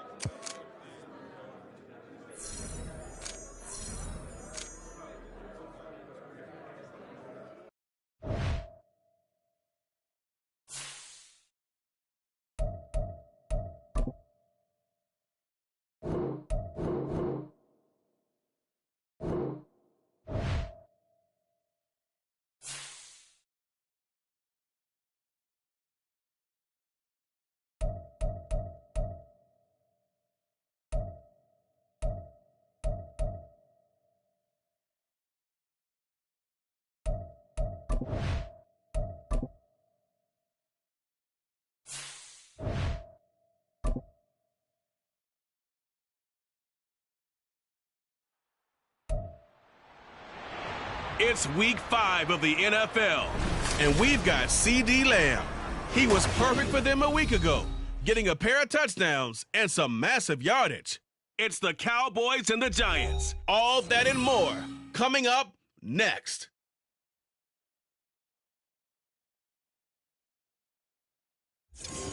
We are situated about 8 miles west of New York City at MetLife Stadium in East Rutherford. Today, boy, what a matchup. Two NFL franchises with so much history, so much tradition, getting set to do battle here. As it'll be the Dallas Cowboys taking on the New York Giants. Alongside my partner, Charles Davis, I'm Brandon Gaudin. And, Charles, you take a look at this Giants ball club. It's been a lost first month of the season, that's for sure, as they come in with an 0-4 record. And the window's not shut on them, though. They still have a chance to make something out of this season, but it has to start right now. Meanwhile, for the visitors here, the Cowboys, they're hitting their stride of late. Winners of 3 of their last 4. And the offense, my goodness, over 50.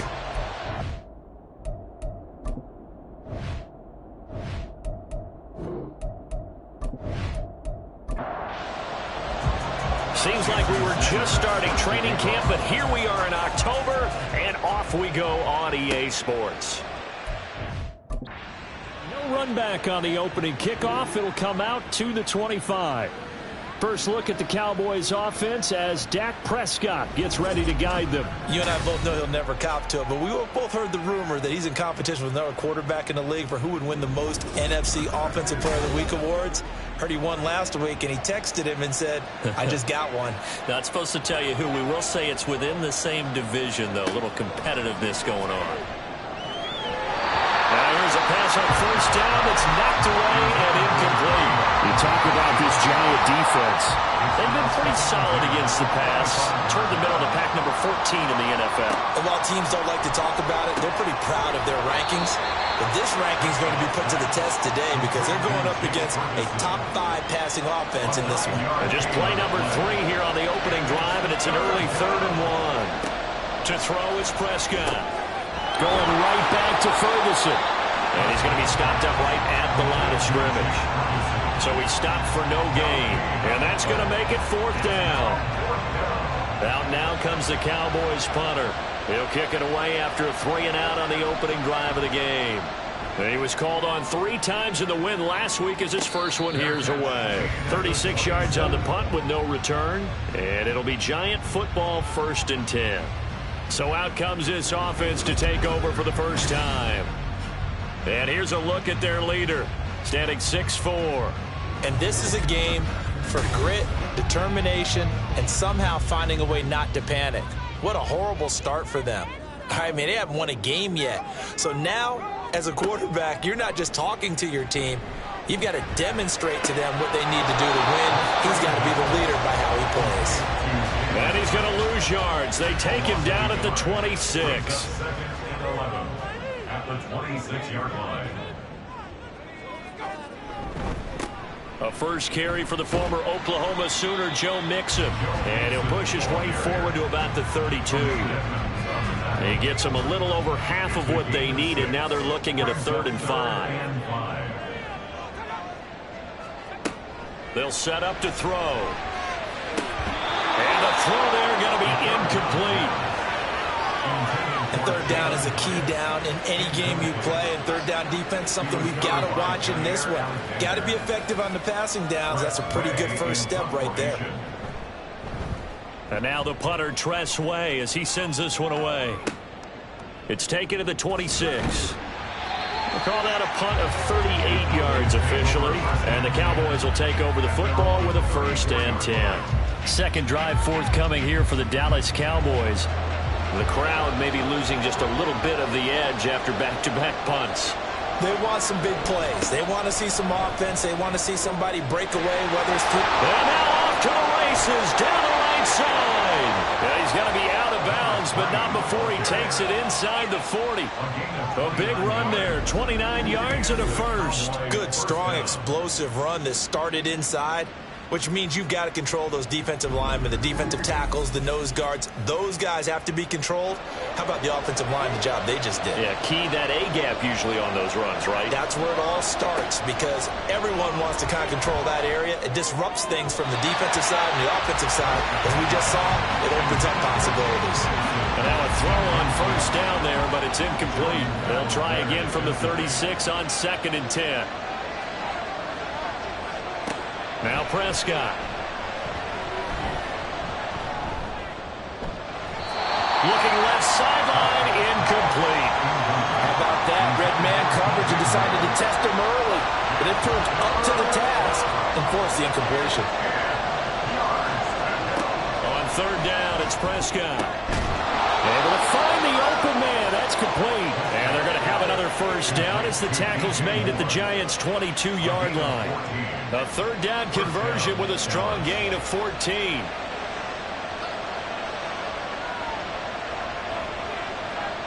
On 1st and 10, Prescott. They're unable to connect, but a late flag comes in. And the contact may have come too early.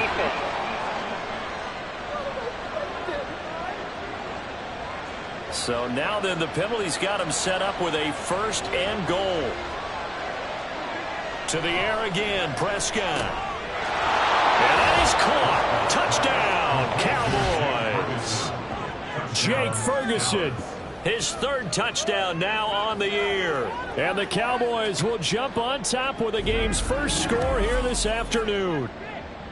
You got it figured out by the goal line. This is where a tight end earns his money, in the high traffic area. And he's able to work free in the middle of the end zone and grabs that one for a touchdown. Brandon Aubrey now for the extra point.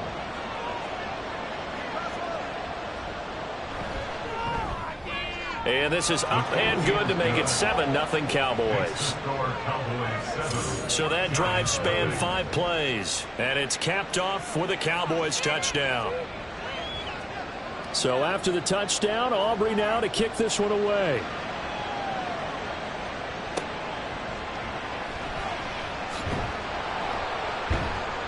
And some good special teams coverage as they bring him down just outside of the 15.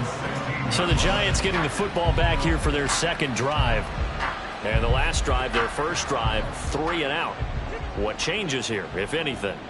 I think it's making sure the guys that you trust the most with the ball, the biggest playmakers you have, that they touch it on this possession to try and get things moving. So get it to the horses. Without a doubt. They're the ones that typically end up in the end zone. And they'll come up 2nd and 7. Now they'll throw here out of the gun. Open target here, Darius Slayton. And he'll be corralled right around the 34. It's his first catch, and it'll be good for 15 and a 1st down.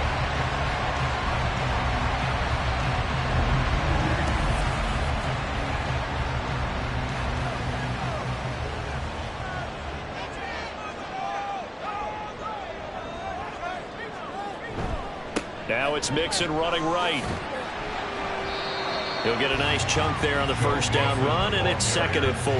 Well, this defense for the Cowboys, they were very good last week in the win over New Orleans. It was a little bit enlightening talking with the defense coordinator about their performance last week, because the feeling was that it was a good... Into a sea of defenders and intercepted.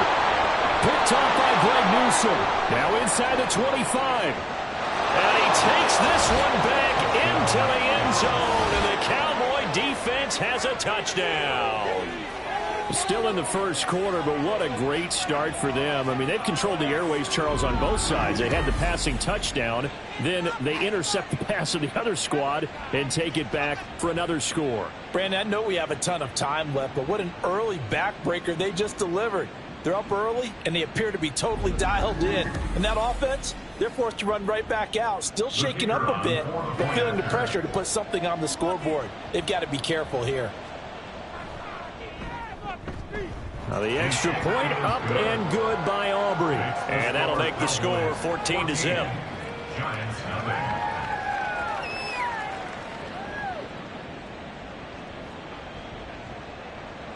So they throw the pick 6. They'll get another shot at it now as this one's in the air.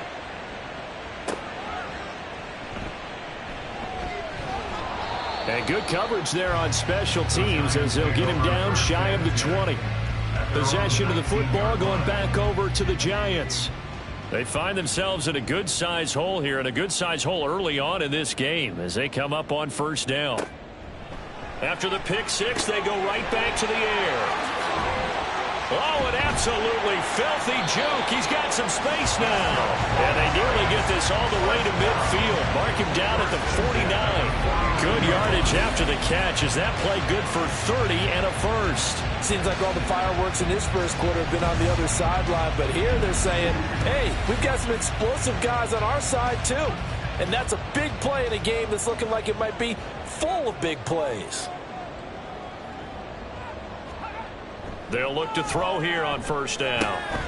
Got a man open. It's Darren Waller. And they get to him after a gain of 6 to the 46. From the 46, here's 2nd and 4. The play action fake. They'll look to throw. Delivering another one here to Darren Waller. He's got it again.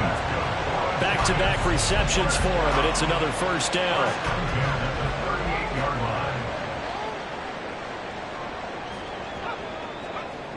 They'll look to throw again.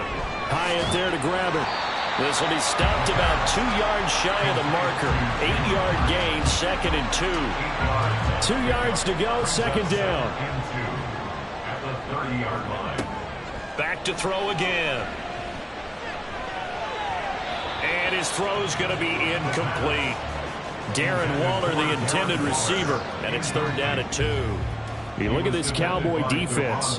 This unit currently 7th in the NFL, Charles, in stopping the run. Now if they could just get their pass defense in line, this unit would be really, really strong. And remember the conversation with the defensive coordinator?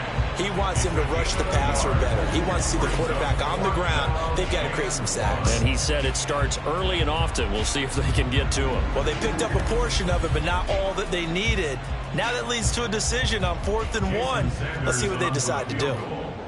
A 46-yard attempt. The kick by Sanders is good. And they will get themselves on the board here at 14-3. So, Charles, they are on the board after that kick. So 3 drives, 3 points. Obviously not the start that you were hoping for, but they're able to erase that 0 off the scoreboard. Yeah, I guess what you're saying is a point a drive is not what offenses are striving for by any stretch. They're happy they've got 3 now. They hope that that unlocks their offense for bigger points down the road. So here are the Cowboys to take over. They've won 2 straight, and they lead this one as well as they come up on 1st and 10.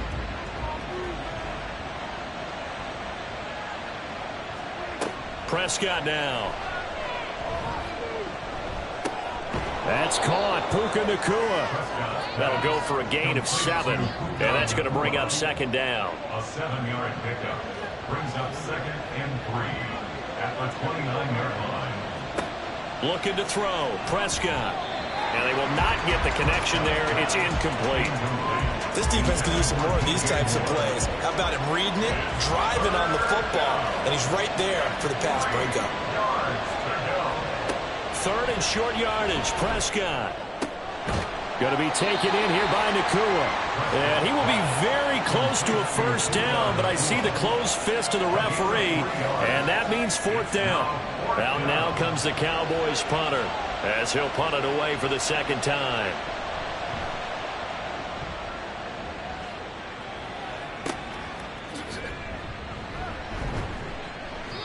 They'll score that a 36-yard punt, and they will take over 1st and 10. And the Giants ready to come out now. And after the field goal last time, we'll see what they can get here. At least they got points out of the last drive, Charles. I never met an offensive coach that didn't want to drive to end with a kick. Oh, he tried to fit it in on the slant, and it's intercepted. Picked off by Jair Alexander. And he's able to get it back to right around the 27. And, partner, I think this is where long-term starters in the NFL separate themselves from the rest of the pack, because there's still 3 full quarters left in this one. More than enough time to move past a pair of early mistakes and find a way to lead your team to a win. Mental resiliency, a characteristic every NFL team's looking for in their quarterback.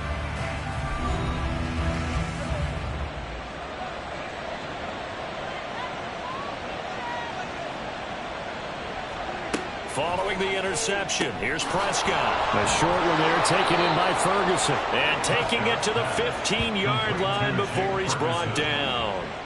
Line of scrimmage, the 15. It's 1st and 10. Here's Prescott. And it's caught. And the Cowboys are looking at 1st and goal as he's tackled all the way down at the 2-yard line.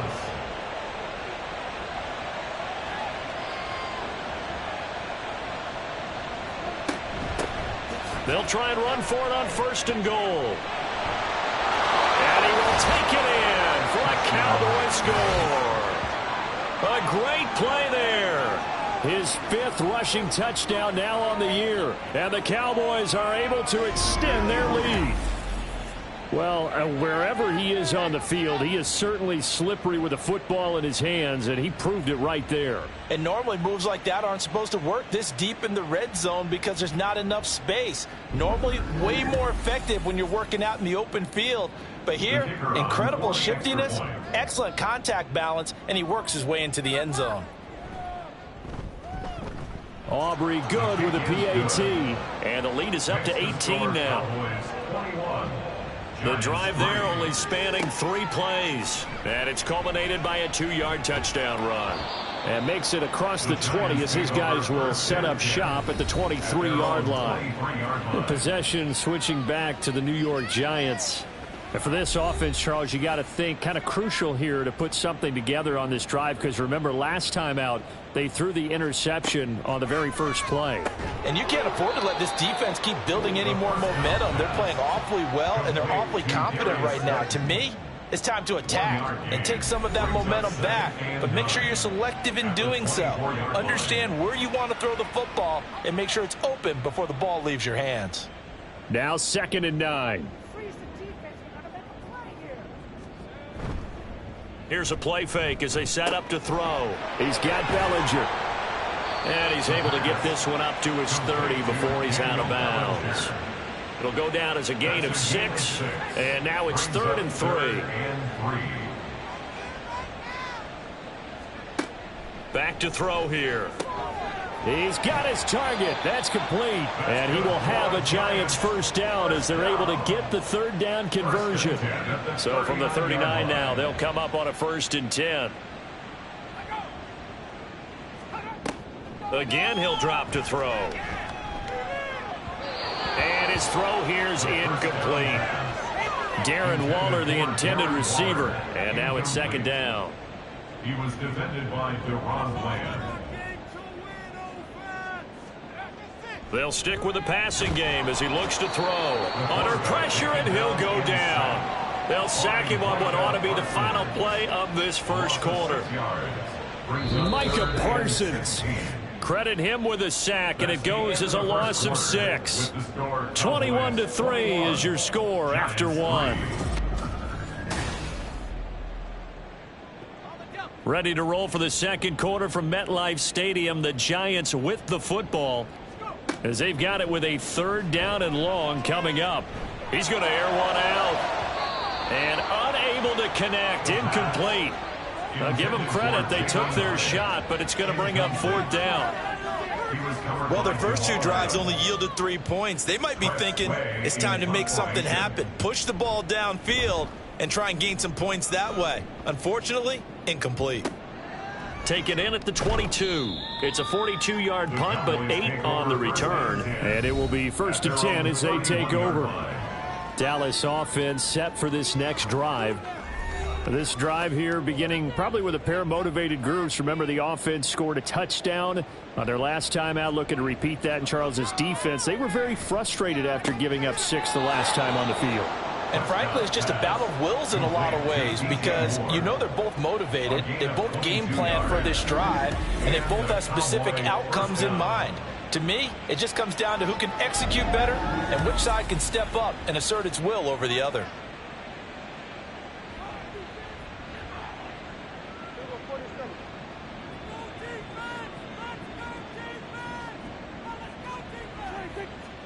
A 1st down throw for Prescott. A short one there, taken in by Ferguson. So just 3 yards on the completion there. And that will bring up 2nd down. Brings up 2nd and 7 at the 44-yard line. Here's a handoff out of the gun. And a good push up front, and he's able to navigate his way down inside the 30. 47 yards rushing for him now on just his first 3 carries. First down, Dallas. Prescott on first down. That is caught by Lamb. And they move this all the way down to the 9.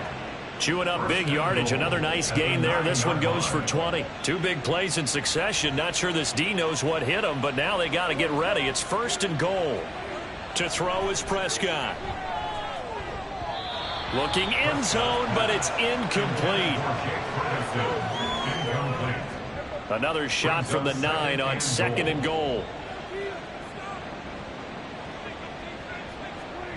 Now Prescott.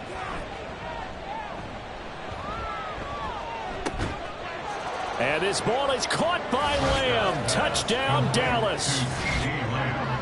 2 first-half touchdown passes now for Dak Prescott. And the Cowboys continue to pull away here in this first half. They went 5 wide in that offensive set. And racing, going 3 wide is a big deal. To go 5, how about the way that they finish things off? Did you just fit a race car reference into the game? Zoom, zoom. How about the way that you play? When you go 5 wide, that means you're going fast now. Zoom, zoom indeed. Now the extra point up and good by Aubrey. And the route is on here in this first half. So after the touchdown, Aubrey now to kick this one away. And he'll decide to not bring this one out as their drive will begin at the 25. Joe Mixon and the rest of his offense making their way back onto the field. They've given him some touches. They haven't had a lot of success on the ground. Do you maybe keep going to that well, or do you mix it up more? I think you mix it up more, try and loosen things up. Get the defense to react to other people, other plays, but don't forget about it. That's your horse. You know, Secretariat lost twice in his career. So educational. That's very true, kids. Look it up. The last play got just a yard. Here's 2nd and 9 from the 26. He'll look to throw. A short one here secured by the tight end Waller. And he'll be out of bounds across the 30-yard line. The Giants on 3rd down. They've only converted once in 4 tries. This is 3rd and 4. Looking to throw. He had a man open, but he missed him, and it's incomplete. It's going to be another frustrating end to a drive here. This offense, they've not been able to get anything going in this first half. And now it's going to be time to gather on the sidelines and try and figure out what's going wrong. Who has an idea? Who has a plan? Time to implement it. 37 yards on the punt with no return. There again is the running back as he trots onto the field. He's over 40 yards here in the second quarter. Been nice and effective for them, hasn't he? He has definitely been dependable, and really shouldn't underestimate what he's getting done here, because anytime you're on a pace that's going to approach 100 yards, you've really done some damage in an NFL game. And now he's looking just to add to his totals. And he gets this to the other side of midfield across the 45 before going out. A big-time gain there on the keeper, using his legs to hurt him. First down. It looked like almost some miscommunication defensively, because once he decided to keep it, he had pretty smooth sailing. Yeah, it became a question of, wait a minute, who's got the quarterback? And when you talk about miscommunication, it's supposed to be called assignment football on the defensive side of the ball, but the assignment gets mixed up. That's the end result. On first down, they'll go to the ground attack. And they're going to stop him right at the line of scrimmage. Just no cutback lane to be found whatsoever. 2nd and 10. Here's 2nd and 10. Throwing, Prescott. Throwing the out route, incomplete. That's Ferguson. So the completion results there in 9 yards. And that'll leave him with a 3rd and just a yard. And they'll run on the inside handoff. So he fought off the tackle, and that effort gives him the first before he's brought down. 5 yards is the pickup there as that extends this drive. So 1st and 10 now from the 30. Off the play fake, Prescott. Short pass taken in by Schoonmaker. A short gain here, maybe a yard to the 29. They gave up the completion there, but this is what zone defenses count on. Catching the ball and not much run after the catch. Now Prescott. And he will find his big tight end over the middle. And he gets it all the way down inside the 10 and mark him at the 5. That one goes for 24 yards. Great mix of play calling so far. 3 runs, 3 passes. All 3 passes have been completions. First and goal. I think on defense now, you have to almost take a chance. Rely on your scouting. Pick a play you think they would run here and just load up for it and see what happens.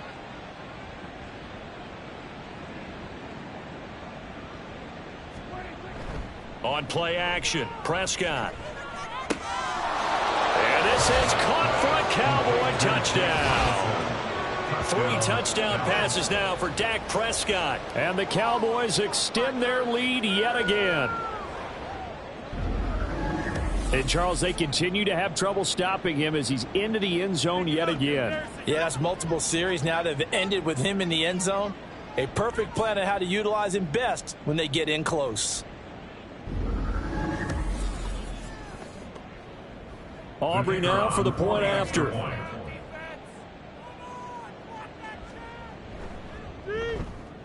And he's been a busy man, 5 for 5 now as he knocks another one through to extend the lead. So that drives 7 plays in length, and it culminates in a Dallas touchdown. From a yard or 2 deep, here comes a return. And in hindsight, probably should have taken a knee as he only gets this out to the 16-yard line. Joe Mixon and the rest of his offense making their way back onto the field. He's just been looking for some space. I'm not going to pin it on him or the offensive line, but they need to get this run game going better. Sometimes you just have to credit the defense. They came in with a plan themselves. So I think now you try and mix things up a little bit.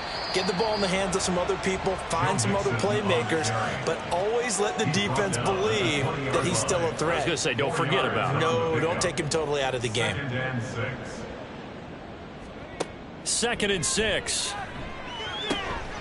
Catch made by Slayton. And he'll get this up to the 34-yard line.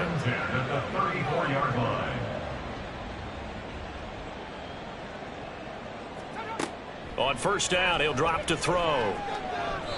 Throwing over the middle, and it's incomplete. Really good coverage all over the field. It took away his intended read and almost dared him to try for his guy out of the backfield. No surprise on that one. It doesn't connect.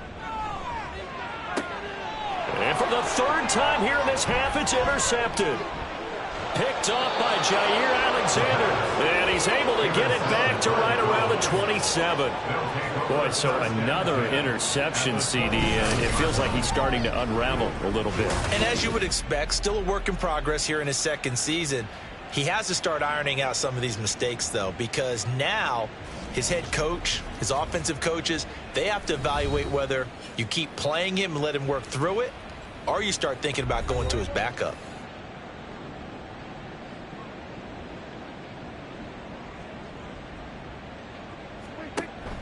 Prescott off play action. Throwing quickly there, but it's incomplete. I think he's got to be careful not to force anything into coverage right there. There weren't really any throwing lanes, but the best part for him, he's got 2nd and 3rd down to fall back on. Play action now, Prescott. That's going to be caught. Touchdown, Cowboys. Dak Prescott now 4 touchdown passes on the afternoon. And the Cowboys are able to strike quickly to add on to their lead. As a fan, is there anything prettier than a well-executed post route? No, it's a thing of beauty, especially when it's done like that for a touchdown. The throw, the catch, and how about the run after to get it to the end zone?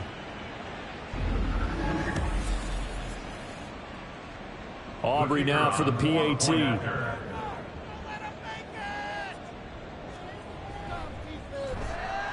And the route is on here in this first half. They had the short field, and they made quick work of it. Just 2 plays to get into the end zone. And here comes a return from just beyond the goal line. And a nice job there on special teams to limit him to inside the 15 as he's dropped at the 14.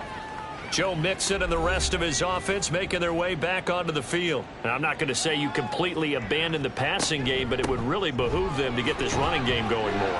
That's the identity most teams are seeking. Able to establish themselves, control the game by running it, have to touch it multiple times in order to have success in this game. Yeah, and as we say, yeah, that's right. As we say all the time, that sets up the passing game. I feel like a broken record with that. Listen, we can be broken records all we want. Bottom line is, lather up that big horse and let him run. And able to get this across the 20 before going out of bounds. Brings up 3rd and 2. They give to Mixon to try to pick it up. He's not going to get there. That won't even be close. It was blown up in the backfield. 4th down now after a loss of 2. This defense is really flown around in the first half. They've gotten to the ball carrier before they can really get started. Offense got to come up with something else in order to try and get this running game going. Tress Way on 4th down is sent out to punt.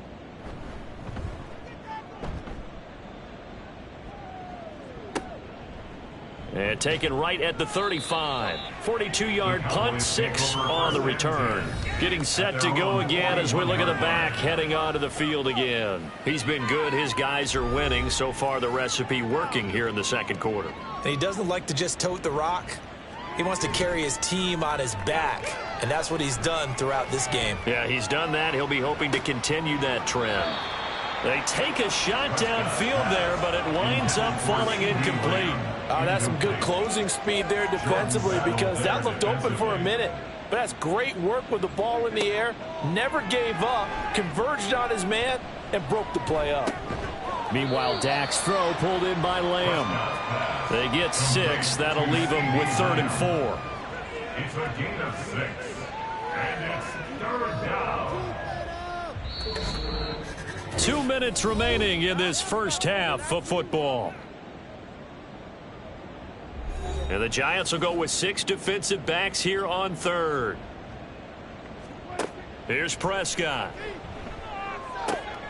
Able to find the open man. That's complete. And he'll go down, but not before getting this inside the 30. That's a 3rd down conversion of 24 yards there. Nice play. Let's just call it what it is. This has been a flat-out struggle for this defense all game long. They've really had a hard time slowing them down. And while I'm not big on speeches and guys jumping up and down, they might need their team leader on defense to get in their face right now and light a fire under these guys. They've got to start playing better assignment football and start getting guys on the ground. Now this one to his tight end out on the right side. And he'll go out of bounds in the red zone just inside the 20. So from inside the 20, here's 1st and 10 at the 18. From the red zone now, Prescott. He rifles complete, caught by Moore. And the Cowboys are going to be looking at 1st and goal as they move this down to the 4-yard line. A chance to really cap off a big first half here as they come up on 1st and goal. Prescott yet again. And that is caught. Touchdown, Cowboys. Puka Nacua from 4 yards out. And the Cowboys will extend their lead in the final minute of the half. That score that they just gave up there, that's a tough one for their defense to swallow because they've had a tough time through the first 2 quarters. They really were determined to get a stop there, unable to do so. That makes their comeback hopes that much more difficult.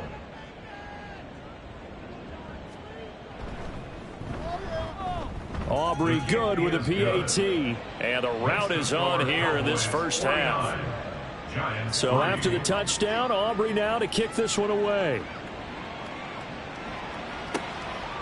And he won't return this one. He'll go down to a knee, and they'll start at the 25. The Giants now going to take over late in this first half.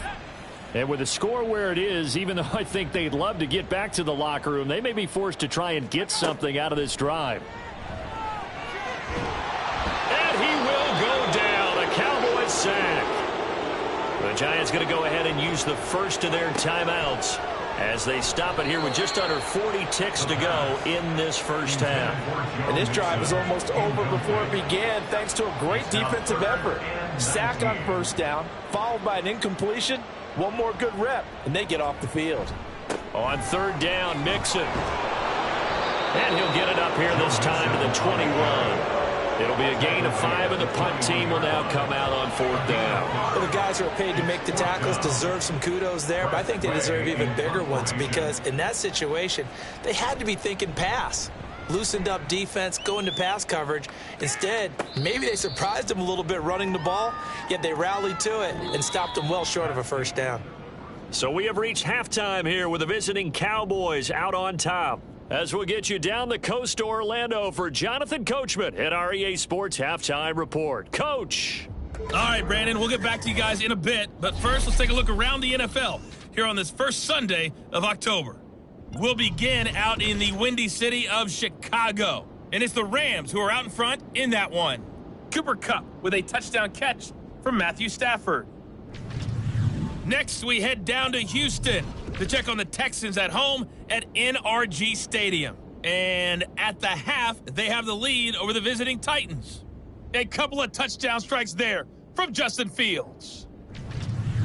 Lastly, let's get to Pittsburgh to check on the Steelers at home in Acrisure Stadium. And that one all tied.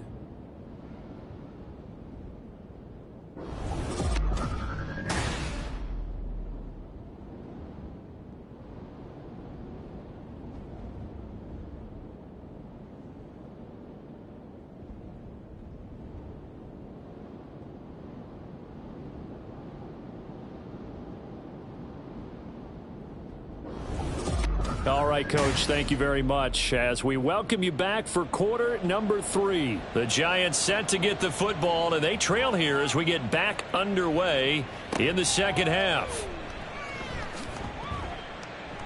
And some good special teams coverage as they bring him down just outside of the 15. Here comes the field general leading his offense back out there for the next possession. And he's looking to take much better care of the football here in half 2 after 3 first-half interceptions. We don't have to just look strictly at the numbers here. You know what else happens to a team when you turn it over 3 times like that? It erodes confidence in you. And it erodes confidence in the offense. And now you have the defensive guys looking over and saying, what is going on here? And instead of playing for the team, they're playing angry and mad at their teammates. Back to Mixon on second down. And he takes us up to the 40-yard line before being corralled. 17 yards and a Giant first down.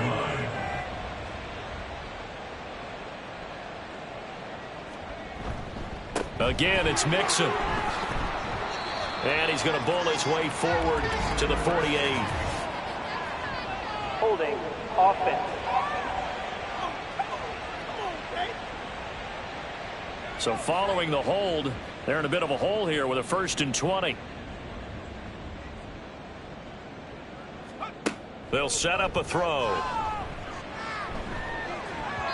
His throw incomplete. Certainly looked like someone was very confident in his ability to fit that one in. I would say he was overconfident because there wasn't a whole lot of separation there. Had that one covered pretty well downfield and knocked it away.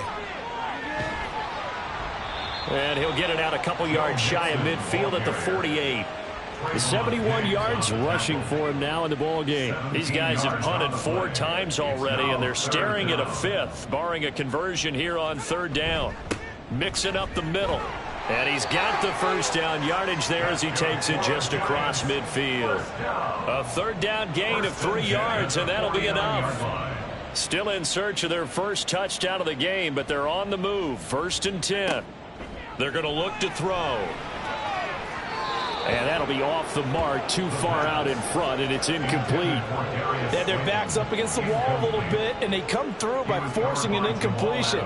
Now they've got to continue to ratchet up the intensity a couple of more times and get off the field before giving up any more yardage. And he's going to get this one down to the 45. 4 yards the gain, and it'll bring up a 3rd down. It's a gain of 4. Brings up 3rd and 6. On play action, they'll throw. That is caught. And he's going to have another first down here as the tackle's made at the Cowboys' 31-yard line. 1st and 10 at the 31-yard line. From the shotgun, he'll look to throw. Well, a tough throw there across his body. It's incomplete. Well, a momentary speed bump there with that throw, partner. The defense had other ideas, and they're trying to mount a small stand before this drive reaches the end zone. On second down, here's Mixon.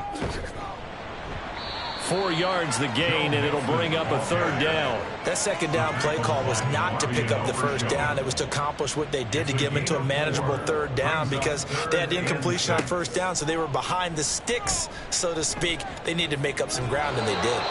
Now a third down throw, but it misses the target, incomplete. So another incompletion there. He's hitting on fewer than half his pass attempts in this one, and that is not a winning formula. Yeah, so let's make sure we give a little bit of credit to the defense here. They've given him a lot to think about, a lot of different looks, and he seems a little bit confused trying to complete passes. I'm kind of surprised by that they kicked the field goal. I guess you get some points, but this deficit third quarter, I don't know.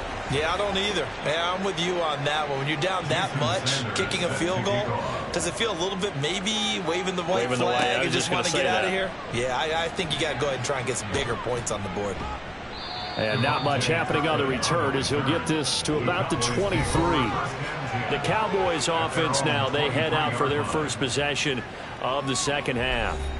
Well, this offense, this team, they are rolling right now, Charles. They've scored on 3 straight possessions. You look at the scoreboard, and they pretty much right now got this thing on cruise control. Yeah, and this is that time of game where you and I have to be prepared, right? Isn't this kind of like that empty the bucket time where you have to go into your blowout material and make sure we have some different things?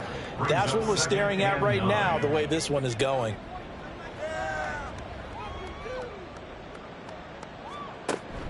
Play fake. Here's Prescott.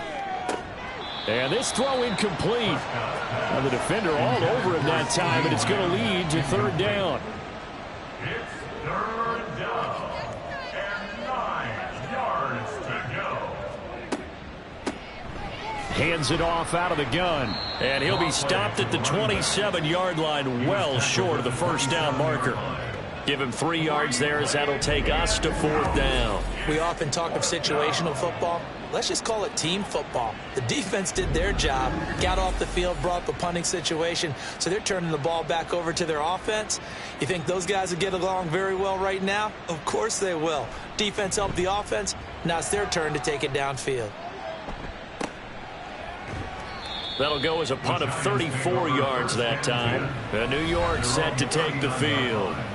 Well, we're still in the third quarter, so there's some time to kind of clean this up and make it look more respectable now. A win, that's probably gone out the window, Charles, but I don't know. Do you look at this as a time to just improve and maybe start to look towards the future?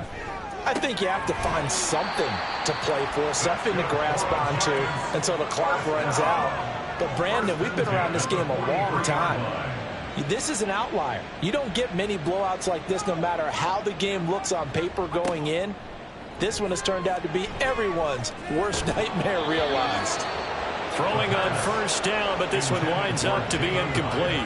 Maybe a little frustration starting to creep in. The offensive line hasn't done a great job of protecting him in this game, and there he was, hit again as he threw it. Yeah, another time on his backside, probably starting to get a little frustrated. Got to keep his composure. Can't let the defense know that they're getting to him. 3rd and 5. It's a gain of 5. Brings up 3rd and 5. Now back to throw. Oh, he had him. He was open, but he couldn't get it to him. It's incomplete. Well, touch and time are critical for those types of throws. He put a lot of zip on that one. Needed just a little bit more finesse trying to get it to his back. On 4th down, the punt team is on as this is sent away. And they won't risk defending a return here. That one's out of bounds, and it'll be spotted at the 14-yard line. And now Dallas gets set to take the field. Charles, a very uninspired effort. The last time we saw them out there, it was a quick 3-and-out, then they punted the football. Yeah, and you never want to get stopped so soundly during a series, but what would be even worse now is letting it happen again right here. They've got to get going. Yeah, that's good for a gain of 6, and it'll be 2nd down. 2nd and 4 at the 20-yard line. Prescott to throw it. Going right back to Ferguson. He's been big. 2 touchdowns earlier. Now he's got a first down here. A gain of 9 yards. And a Cowboy first down. From the gun, he'll hand this off. Gets past one man. He'll be hit down at the 33, 5 yards on the play. If you're a coach, you'll absolutely take that run every time on first down because it really sets you up to go in a number of directions here on second. Now, meanwhile, a pass that should have been intercepted, but it winds up falling incomplete. They come up now 3rd and 5 following the incomplete pass.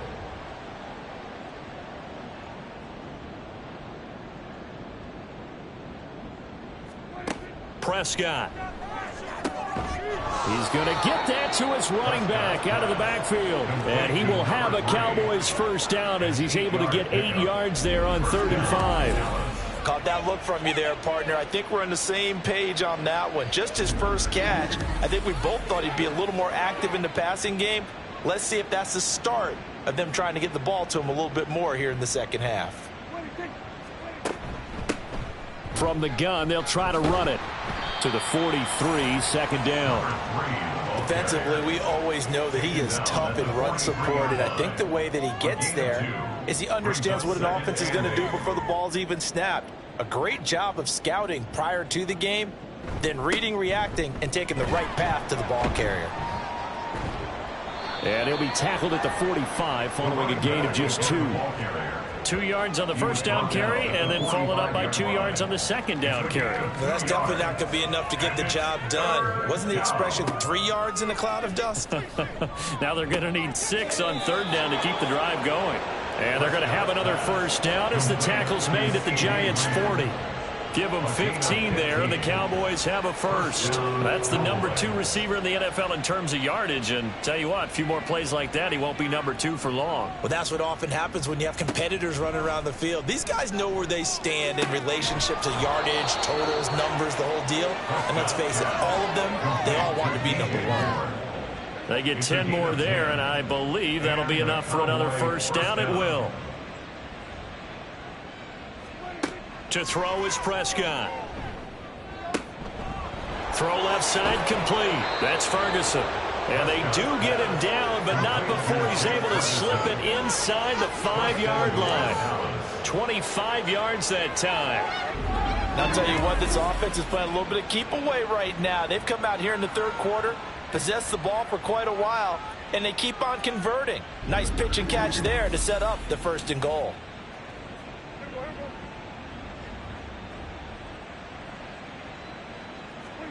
And again, it's Prescott. Touchdown! A great effort there. He scored on the ground and through the air. And the Cowboys will add on to their lead here in the final minute of the 3rd.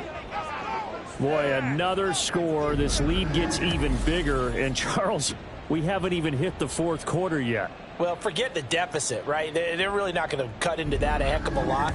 But how can they get out of here with some dignity? Can they get a stop or two? Can they make a play on offense themselves? Anything to start to feel better about what's happened to them here in this one. Now the extra point up and good by Aubrey. And the lead grows even larger here in the 3rd quarter.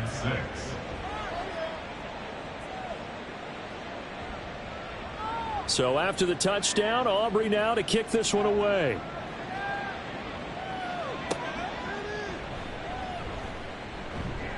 And his guys will get the football right at the 20-yard line.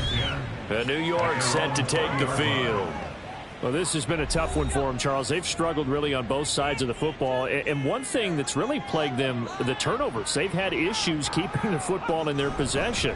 And every game that's ever been played, all coaches talk about taking care of the football and limiting turnovers. And in this one, after we saw that first turnover, we worried that things would snowball, and it certainly did, especially on the scoreboard. 2nd and 5. Robinson's got it. And from the 25, they work this to the 29, a gain of 4. Short completion, just 4 yards. And 3rd and 1 now. So they'll get a little extra time to come up with his 3rd down play as we've played 3 quarters. We'll return with more after this. This is the NFL, and it's on EA Sports. And this offense on third down today, they've had a lot of chances, but not much success, converting only 3 times. They're up against a 3rd-and-1 situation. He's got his target. That's complete. And he will have a Giants first down by a couple of yards as they're able to convert there on 3rd-and-1.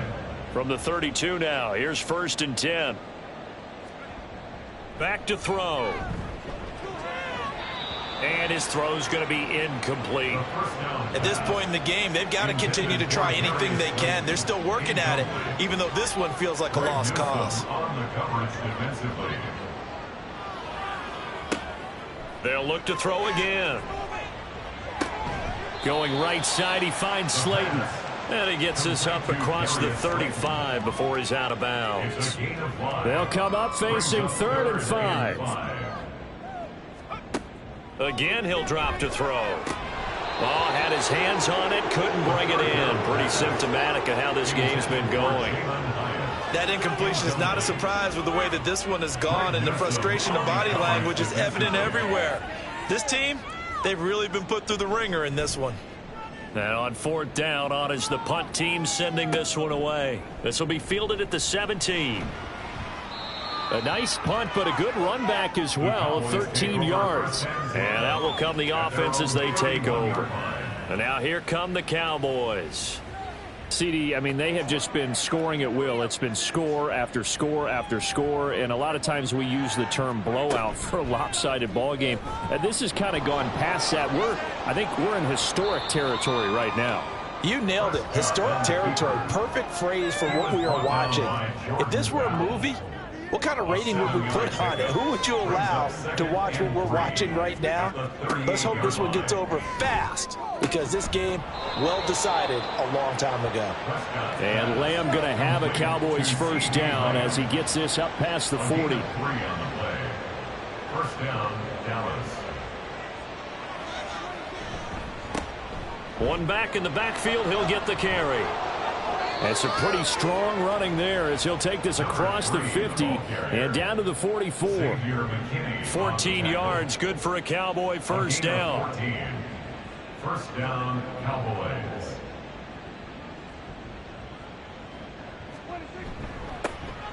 And they'll keep leaning on the running game, back to the ground.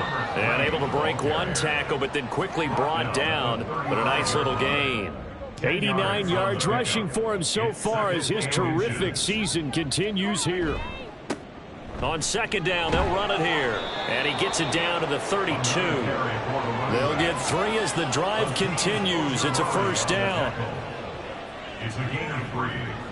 And a Cowboy first down. And now here's a carry heading left to the 27-yard line. I feel like I could see what he was thinking on that carry. Wanted to follow that big tackle through the hole. Ended up only getting 4 yards on the carry. I think he had designs on that one being bigger. Prescott down. Left side to Lamb. Touchdown, Cowboys!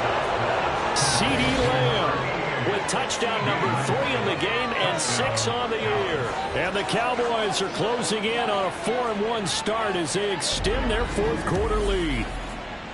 Well, when coaches come into a game preaching total team effort, CD, I think this is the type of ball game that they're dreaming of. It was pretty apparent early on that they were clicking in all 3 phases. It's been fun to watch. Yeah, sometimes in the NFL you end up with matchups like we've been watching here. And when you go back to the early drives, you can just see that one squad was on a different level in this game. Safe to say, we have been disappointed in watching their execution throughout this contest. So after the touchdown, Aubrey now to kick this one away. This fielded right at the goal line. And no alley to be found. The coverage was solid, and he's dropped at the 18. Here's the Giant offense now as they get ready to take over here. Facing a big 4th quarter deficit here, things not looking good. You know, this offense, though, they've been in the top half of the NFL so far this season, but in this one, well, their defense has really struggled. And he works his way past the line of scrimmage and then slides to a hole. Here's a 2nd and 8. At the 20-yard line. Now they'll throw here out of the gun. This goes out wide for Mixon. And he's upended after a gain of 4 up to the 25-yard line. Here's 3rd and 3. He'll drop to throw. Able to find the open man. That's complete. And he will have a Giants first down as they're able to get the 3rd down conversion. They'll look to throw here on 1st down. And the Cowboys' pressure gets there this time for the sack. Micah Parsons able to disrupt yet another pass play. That is his 3rd sack of the afternoon. But one thing I do know, these guys on defense, they don't want this game to end. They're winning by multiple touchdowns. They've shut down the opposing quarterback in a big way, and they're still picking up sacks as we approach the end of this one. So now 20 yards to go on 2nd down after the sack. Work to be done. Looking to throw. Able to locate his man Slayton on an out route. And he gets this up across the 35 before he's out of bounds. They need 12 here. It's 3rd down. Out of the gun. They'll look to throw. And he overshot him there. It's out of bounds, incomplete. They decided the opportunity was there and launched a deep ball, but he was unable to get away from the defender, couldn't create space, couldn't uncover at the end of the route, and that one winds up incomplete. So they're forced to punt on 4th as this one's away. A 41-yard punt there with no return. Out comes CeeDee Lamb and the rest of the Dallas offense. And I know that they've double-teamed him a couple times, but not a ton. Whatever they're doing isn't working. He's up over 100 yards. We'll see how they adjust. And when they do that, they weaken their defense in other places as well. And how many times have we done games where we've seen a guy have a big game like this, but it's usually not by himself, is it? Right. Usually it opens it up for other people to have big games as well. From the 21, here's 2nd and 6. 2nd and 6 at the 21-yard line. And they'll give him another shot here on the ground. And they're going to get this beyond the 40 before he's taken down. 120 yards rushing for him now as he's carried it 16 times. They just look like they're having fun out there. Big lead. There's another big play on the big run. I mean, they can't be stopped. I'm a little bit older than you, as you well know, partner, and you tend to tell me that all the time. But there used to be a big-time song, and the lyric was, "Summertime and the living is easy." Right now, it's football time, and the running is easy for this crew. Pretty solid run here on 1st down. Almost picked up another first, but he appears to be a few inches short. They still need about the length of the football here, maybe a little less as they come up on 2nd and inches.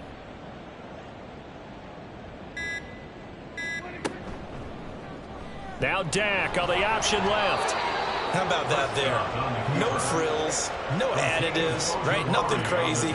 Just find a way to pick up the 1st down. A nice run right there. 1st down, Cowboys.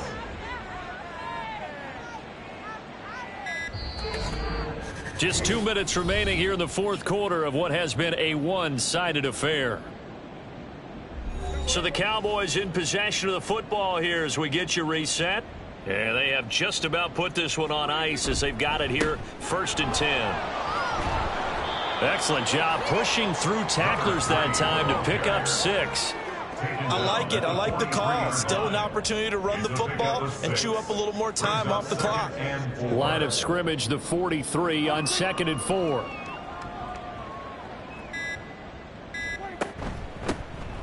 They'll try and run some clock here as they keep it on the ground. And he's dropped right at the 40. Gain of 3. This will be play number 7 on the drive. 3rd and a yard. Brings up 3rd down.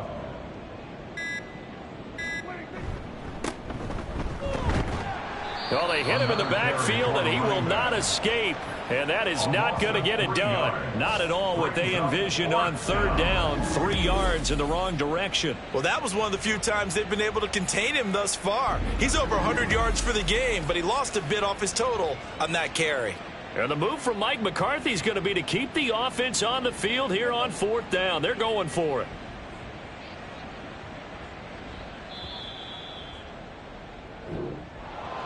Well, fans usually love to see scoring, and there was no shortage of it today. What a dominant showing from an offense that was truly playing at an elite level in this contest. Partner, this game was over a long time ago, and you noticed they did not want to slow down anything. Absolutely a dream scenario for everyone on that offense, and they took advantage of every second. Guaranteed popcorn for everyone in their film session. So for the Cowboys, they boost their record up to a strong 4-1, and they will head back home next week.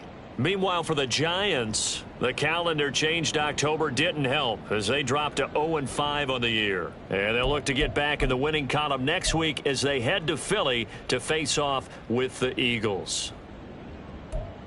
I'm Brandon Gaudin. Certainly have to thank Charles Davis, my broadcast partner, and our entire crew. We'll catch you next time right here. It's the NFL on EA Sports.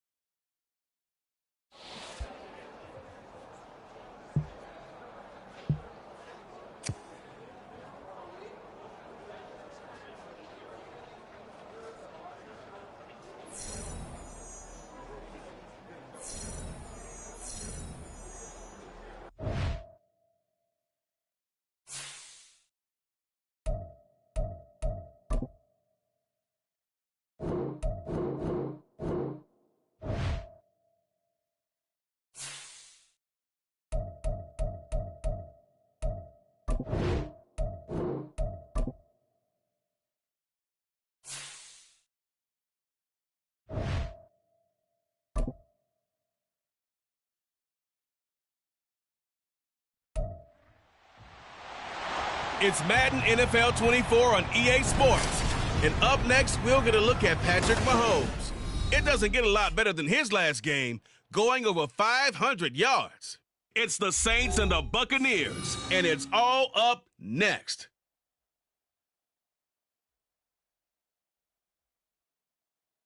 Still a bit warm here in Florida, but really all things considered, a wonderful fall afternoon for football here in Tampa at Raymond James Stadium.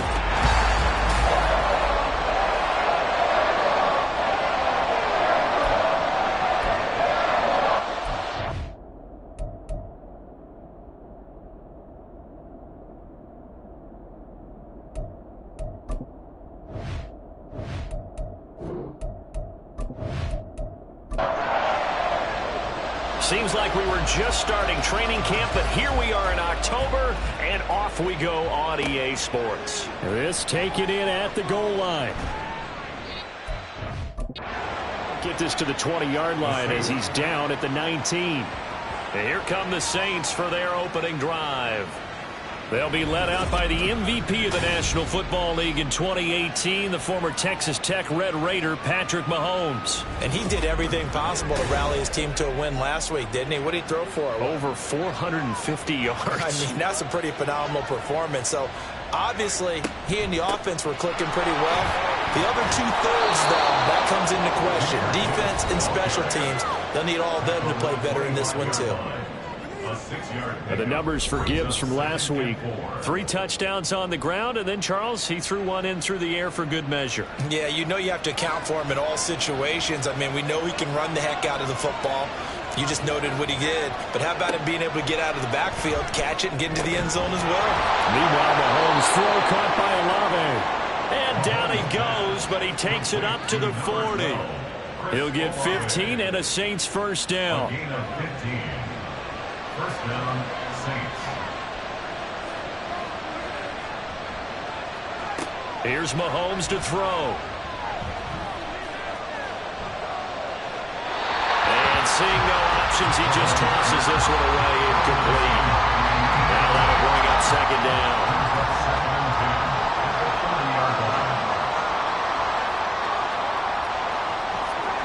Mahomes going to throw.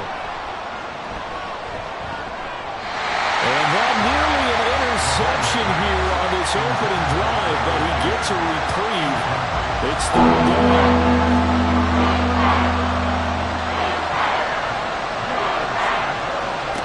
Looking to throw is Mahomes. Pass taken in by his big tight end. And this is going to lead to another first down as the tackle's made at the Bucs 39. Great way to convert on third down there. 21 yards the play. And forget about the run to set up the pass. They're just coming out throwing. Forget trying to set anything up. They feel like they have the advantage. They feel like they have the matchups, and they're just attacking right now. Yep, going to the air on the opening drive. So from Buccaneer territory now, it's 1st and 10 at the 39-yard line. Mahomes now to throw. He gets it complete to A.T. Perry. And they'll get him down after a pickup of 8. 2nd and 2. From the 31, here's 2nd down and 2. Throwing now is Mahomes. Oh, it's intercepted. A drive killer there. And the Buccaneers force the turnover. They'll take over at their own 27. Well, that is a quick lesson on how difficult this defense is to throw against. An interception on their initial drive of the ball game. Now we know why their offensive staff spent the entire week awake trying to prepare for this one, because you can't totally shy away from throwing the football. But at the same time, you're looking at them and going, where are the weaknesses? How are we going to move it? One of the top defenses in the NFL for a reason. We just saw one example right there.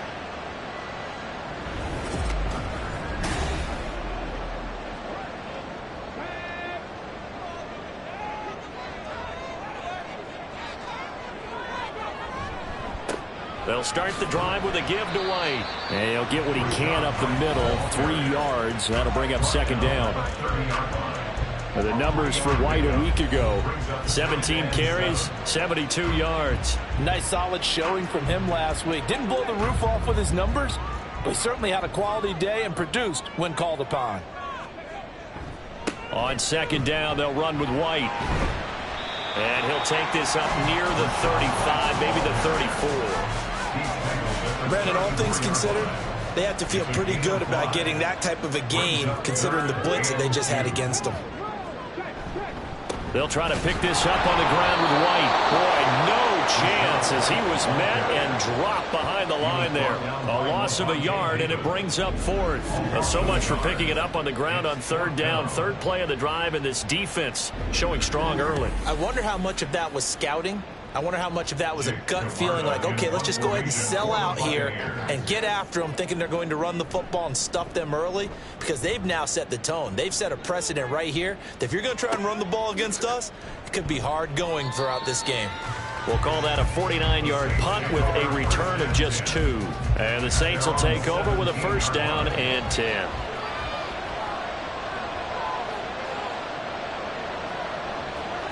Trying to shake off the interception from the last drive. He'll look to throw.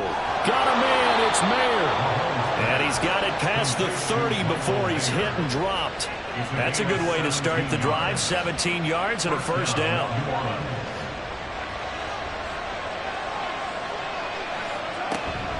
Out of the gun, they'll give to Gibbs. And able to get this one across the 45 before he's brought down. 15 more yards there, and quickly another first down. We use the word relentless a lot with guys who are aggressive on the field. In this case, it really fits, doesn't it? How about his ability to break tackles and his feet never stop moving? Mahomes now on first down. That's complete to Dell. And he is down at the 48. A pickup of 4 that started at 148-yard line and ended at the other. Now a 2nd and 6. They go play fake. Mahomes. Into the hands of Perry, complete. And this is going to lead to another first down as the tackle's made at the Bucs 23. That one goes for 24 yards. And that's a more than acceptable read right there because it's zone coverage, so timing is everything. This time he waits for his man to come open, puts it right on him, and they pick up a first down. Counting down toward the midway point in quarter 1. On 1st and 10, here's Mahomes. Completes it to Perry. And he gets it inside the 10 to the 9. This duo locked in. 14 yards there. And a first down.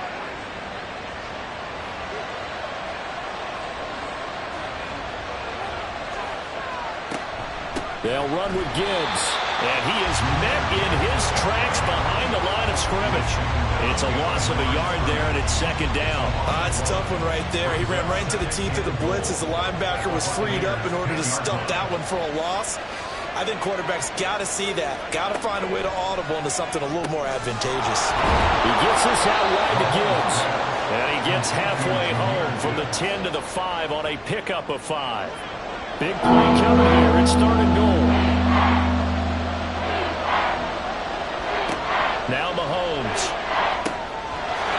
And he's got him. It's caught in the end zone. Touchdown, New Orleans. Michael Mayer, his 3rd touchdown now on the year. And the Saints are on the board first here on the road in Tampa.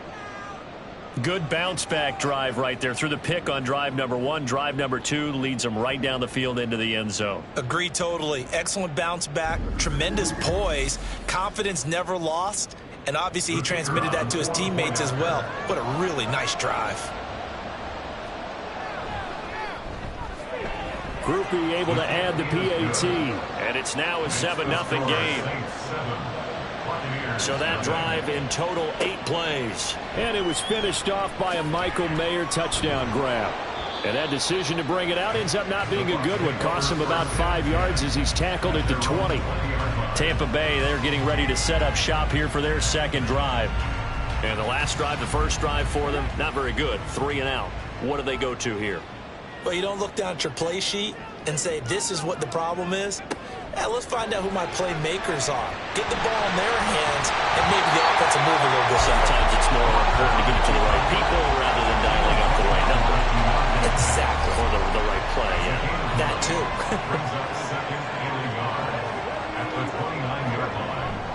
They'll go up the middle with White, and they'll take him down at the 31-yard line. 2 yards on the pickup, and that's all they needed to move the sticks.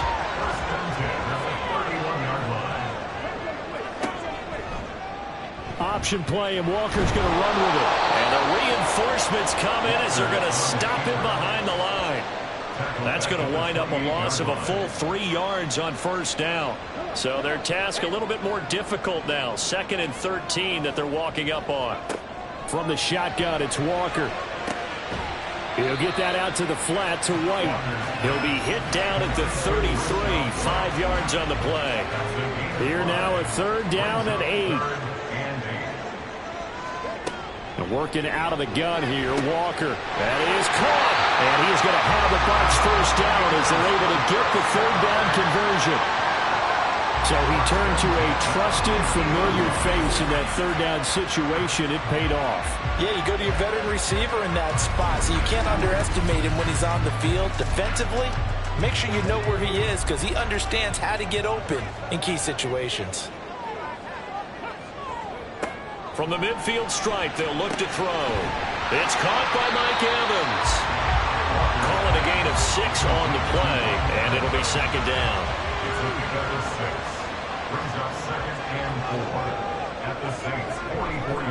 White running to the left. And he'll lose yardage here. Back at the 47. It'll go down as a 2-yard loss, and it brings up a third down. Brings up third down and 6. Now Walker. And this pass broken up. Excellent coverage there on third down, as that was not an easy one to hold on to. That's what you're going to need to do against those big receivers. You got to get in there and get physical with them. That time he got in close, got in tight, and knocked the ball away. On is the punt team now as this one's sent away. This one will sail out of bounds. It'll depend on the spot here. And the side judge says that went out at the 7-yard line. Jahmyr Gibbs and the rest of the offense headed back out. Whatever he was doing in September, they're hoping that that carries over now to October because he was sensational last month. He absolutely was, and we all know where it started.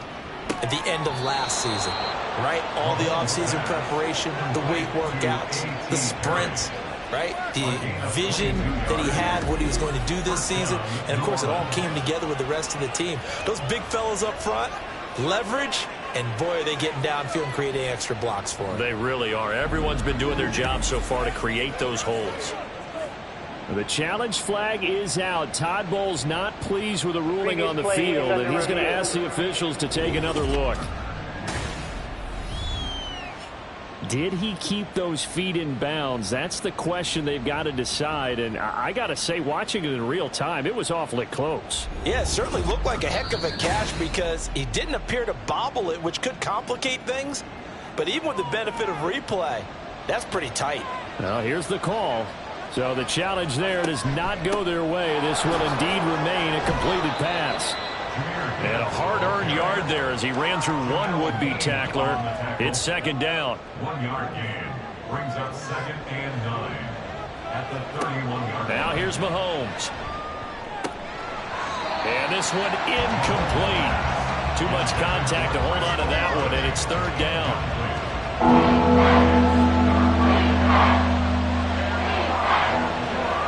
To throw, it's Mahomes. Work in the middle of the field, and he's got a man complete. And he'll be taken down, but not before they work it across midfield. After one, 7-0 on EA Sports. With the score, Saints 7, Buccaneers 9. The Saints with the football here to begin quarter number 2. So from Buccaneer territory now, it's 1st and 10 at the 46. Back to throw. Short throw, that's hauled in by Mayer. And able to break one tackle, but then quickly brought down. But a nice little gain. Here now, 2nd and 4. At the 39-yard line. Straight ahead with Gibbs here. And here he'll be brought down a little shy of the 35 at the 36. 4 yards the pickup, first down. A gain of 4 yards. And the Saints first down. Working from the gun, Mahomes. Looking left side, and he's got a man. That's Perry. And he's going to get this down near the 20-yard line. The Saints passing game in sync and moving the football. It's a first down. And he's over 100 yards now after that last catch. Already, of course, leading the NFL in receiving yardage. So he's done nothing at all to hurt his cause, to stay in that spot. But I've been so impressed with how he's gotten it done. Body control, route running. How about the way he competes for the football at the end of the play? And he's going to get a solid gain of 9 before being brought down. 2nd and right at a yard. Just need a yard here. 2nd and 1. At the 12-yard line. Back to throw here. Got his man, Dell. Back-to-back receptions for him, and it's another first down. A pickup of 2 yards. First down, Saints. And again, it's Mahomes. Throwing out right here, caught by Olave. Touchdown, Saints. Chris Olave. An 11-yard touchdown. And the Saints go coast to coast and finish the drive off with 6 points. A nice connection there, finding his target, and that'll put 6 up on the board. Just like they drew it up in their playbook and reiterated it on the sidelines, right? Perfect route, a good throw, and the defense, they had no answer for that right there.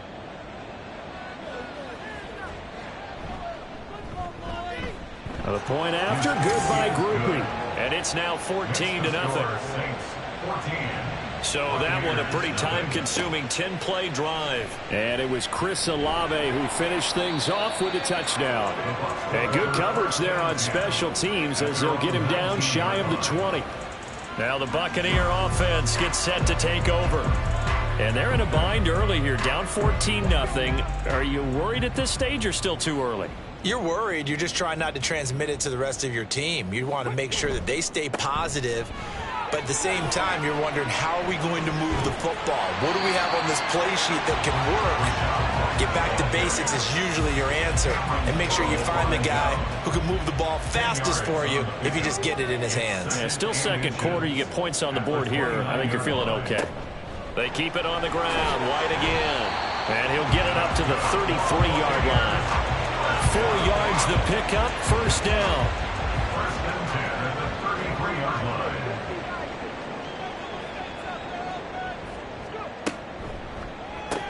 Here's a quick throw caught by Allen.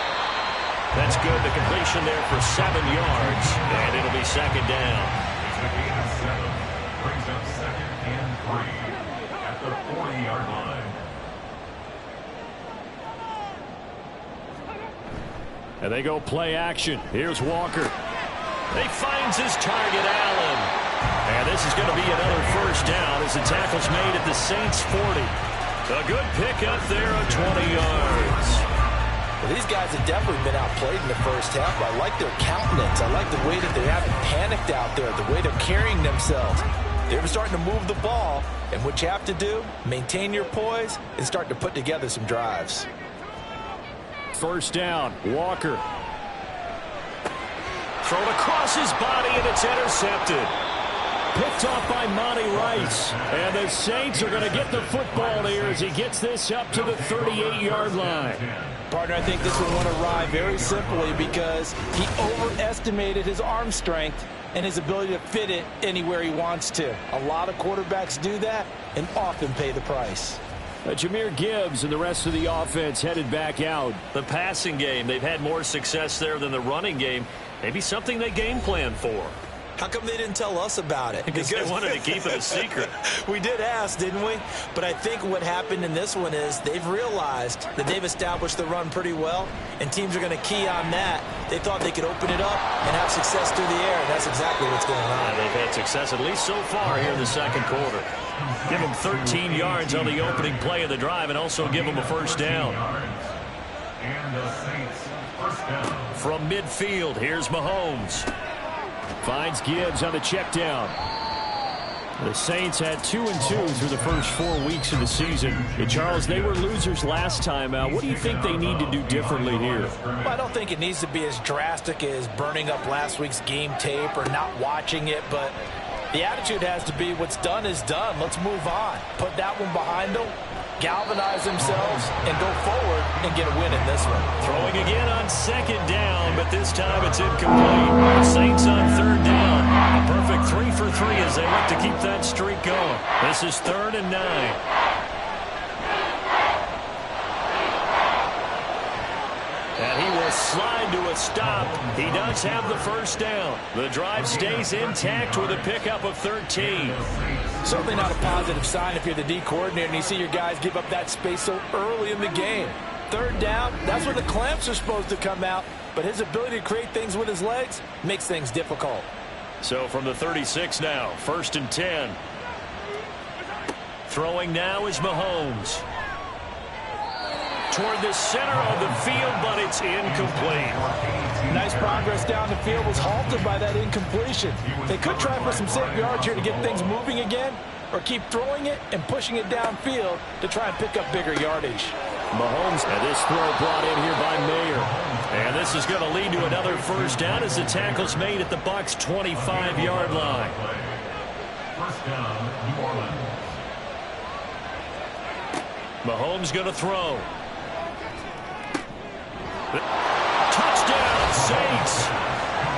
Chris Olave with his second touchdown of the game, 4th of the year. And the Saints have moved out in front by 3 touchdowns. Boy, so if you are scoring at home, Charles, and God bless you if you are, but that's now 3 drives and 3 touchdowns. So in a baseball game, wouldn't that wreak havoc on your scorecard? Yes. I mean, with all the action that's happening now, how they got here, whatever cliche you want to bring into it, they're locked into a groove. They're clicking on all cylinders. Bottom line, they're piling up the points. Groupie able to add the PAT. And that makes the score 21-0.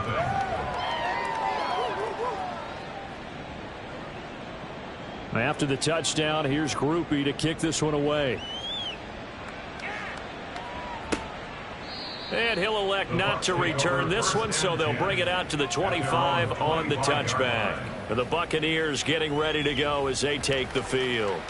Well, CD, you kind of feel like they're in a bit of a danger zone right here because now you're down 3 scores, and I know we're in the first half, but the way this offense hasn't been able to generate anything, you feel like they probably need to get something going on this drive, right?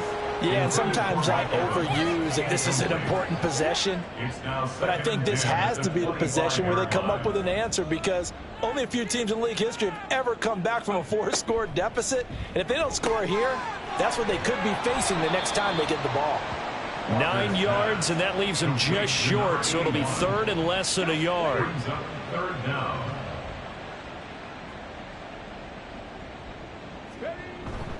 Now a give up the middle. This is White. Now the ball comes loose. But it looks like one of the DBs has it. And his guys are going to take over at the 39-yard line. All fumbles are costly, but that one really hurts because he had the first down. Yeah, that's all he needed, right? But the problem is we coach these guys to try and get more, but that doesn't count if you don't bring the ball with you, does it? Well, the focus goes back to Chris Olave, the Saints offense. Well, September sure treated him kindly. Now we flip over to October. Any reason to think that those numbers drop, or can he keep the pace up? Well, he can keep the pace up, but it's going to get a lot more difficult now. To me, it's a lot like baseball, all right? When guys, when they first hit the league, whether it's a pitcher or a hitter, and they go through the league the first time and they're hot, they're going, wow, what a phenom. Then they get tape on them. They get scouting reports. They start to do different things. Let's see if he's going to adapt and expand his game in order to keep up that type of production. That's a good call because he's a known entity. See how they defend him going forward. They do get a yard there, but only a yard. Leaves them with 3rd and 9 looming.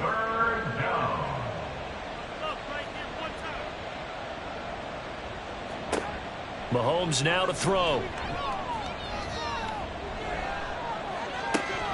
Into the hands of Perry, complete.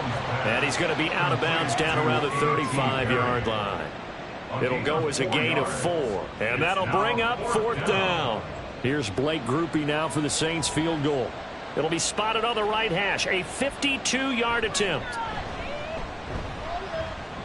And this is off the left upright. And it comes back. It's no good. And the lead will hold at 3 touchdowns. So distance not the issue there. He had plenty of leg to get it there. It's that darn upright getting in the way. Always gets in the way of a good time, doesn't it? Because he hit it square, too. Sometimes you can bank one in if you get it on the end of the football. No such luck there for him. Good field position to start the drive after the missed field goal. Here's first down from the 42. Here's Walker. He completes it right side to White. And he'll get up to the 43-yard line. And we see another pitch and catch there to the running back. This position just continues to evolve. They become just as critical to the passing attack as a lot of receivers, tight ends, because their ability to make people miss in the open field can really generate big plays for an offense. That's good for a Buccaneer first, a pickup of 12 yards. For a lot of guys playing this game, there's no better feeling than running right through a tackle. He's able to lower his center of gravity and churn his legs for a really nice pickup. Throws left side, complete to Keenan Allen. And all the way inside the 15 before they drop it. Give him 32 on the play.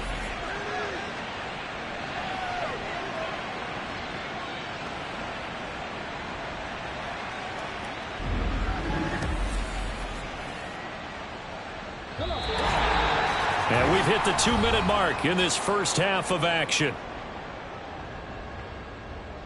This offense finding its legs now. Here's another 1st and 10.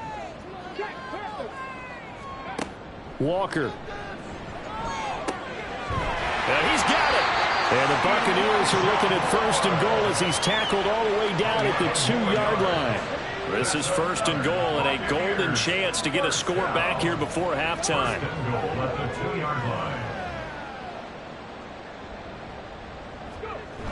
And they'll turn to the power game to try to get in.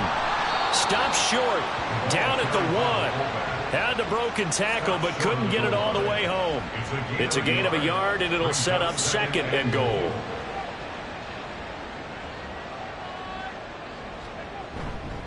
White is into the end zone for a Tampa Bay touchdown. So they brought the extra bulk in down on the 1-yard line, and they're able to push this one across. Yeah, I can just see your face right now because I know we're mind melding on this one. Coach Madden would love this. Power football, hat on a hat, chest to chest, driving forward, touchdown.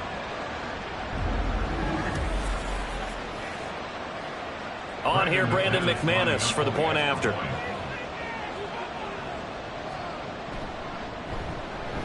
It's up, it's good, and that'll cut the lead to 21-7. That time a 6-play drive. And it was Rachaad White who wrapped the drive up with a touchdown run. The Bucs ready for the kickoff. And here we go. It's in the air. And no return here for Perry. That'll be a touchback. Jahmyr Gibbs and the rest of the offense headed back out. A good job in the passing game. Decent job in the running game, but really they've been more effective through the air. We'll see if that shifts at all as this goes on. Thus far, it feels like they're calling this game in reverse. Normally you run to set up the pass. Here it feels like they're passing, hoping to set up the run and be more effective later on in the game. Yeah, you can do it both ways. We usually talk about it in the reverse, however. No doubt about it. 2nd and 6, just inside the 30. 2nd and 6. Now Mahomes. Throw over the middle is taken in by Dell. The Saints going to call the first of their timeouts as they stop it here with just under 40 ticks to go in this first half. To the right side and caught by Dell. And he'll go out of bounds, it looks like, right at the 40. 2nd and 6. A gain of 4. It's now 2nd and 6. Here's Mahomes to throw. Got his man complete over the middle. It's Perry. Now we'll get a quick timeout called by New Orleans, number 2, as the clock will stop with just under 30 seconds to go in the first half. And this is going to lead to another first down as the tackle's made at the Bucs 43. Now the Saints will use their 3rd and final timeout. And with halftime on the horizon, they'll be out of timeouts from here forward.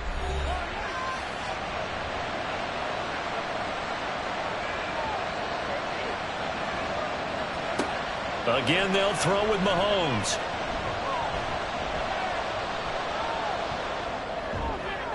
And he'll toss this one incomplete. Seeing no options, he throws it away. Not only did he have a chance to scan the field there, it felt like he had a chance to scan it twice. The protection was that good. Unfortunately for him, the coverage downfield, equally good.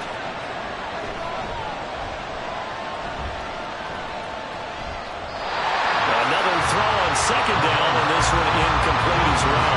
This is probably why this guy's got multiple MVPs on the mantle. We're used to seeing him make the impossible throws, but here Mahomes knows he's got nothing, so wisely just gets rid of it. And that is no good. And this will remain a 2-touchdown game. I don't care who you are. 60 yards is a very ambitious attempt. Hard to make even in practice in the best of conditions. And now, worst of all, you give the other guys the ball to start their drive at midfield. To throw is Walker. A final shot before break. And he's going to go down. Couldn't get a throw off with the pressure. Maybe that was for the best, as that brings us to the end of this first half of play. So we have come to halftime in what's already a 2-touchdown game. As we toss it an hour or so east of here to Orlando, it's Jonathan Coachman with our EA Sports Halftime Report. All right, Brandon, we'll get back to you guys in a bit. But first, let's take a look around the NFL here on this first Sunday of October.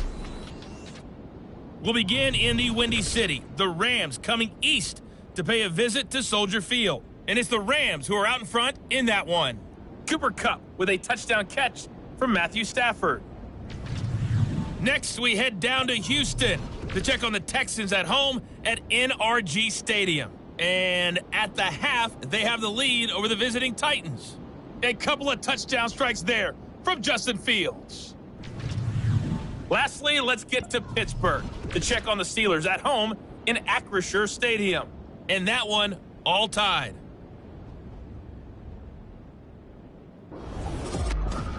The highlights are fairly one-sided to this point. It's a 2-touchdown difference here at the break. But I wouldn't call this one over just yet. I think there could still be some fireworks yet to come. All right, Coach, thank you, and we welcome everyone back for quarter number 3. From a couple yards deep, he'll bring it out of the end zone. And in hindsight, probably should have taken a knee as he only gets this out to the 16-yard line. The Bucs offense set to begin this third quarter.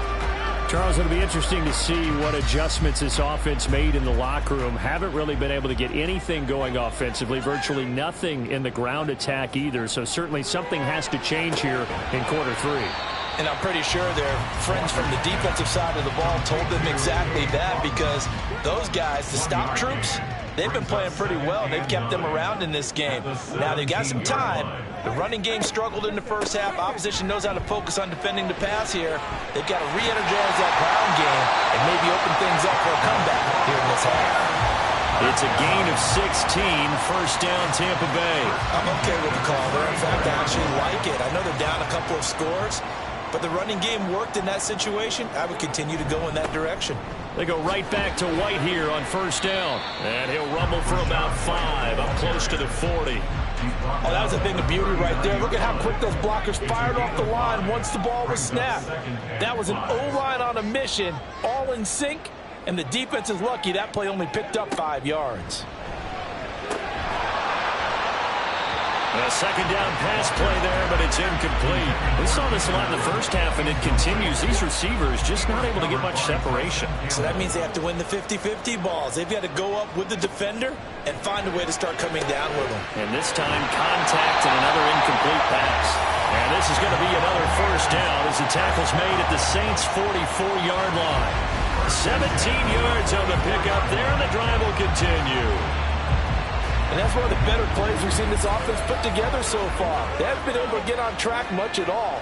But listen, they're only down a couple of scores with the rest of this quarter and the entire fourth remaining. So, stranger things have happened. Oh, that's into a sea of bodies, and it's intercepted. Derek Stingley picks it, and the Saints are going to take possession here at their own 47-yard line. As they started that drive, I think they looked at the scoreboard and said, this is a manageable deficit, guys, but let's go ahead and start cutting it down right here.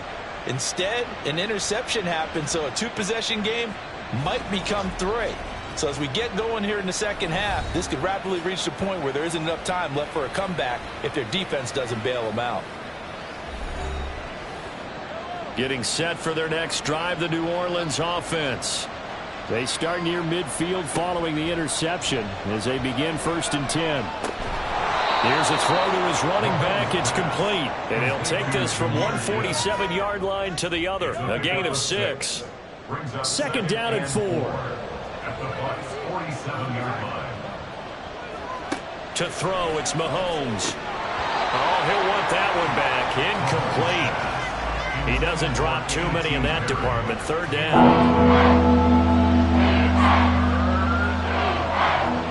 Now here's Mahomes.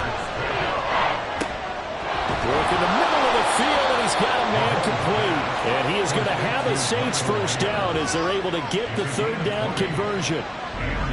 Normally on third down and short yardage, you're thinking of throw to your tight end. It's just going to be a simple chain mover. But this time they let him roam down the field, and a nice dart picks up the first down and then some.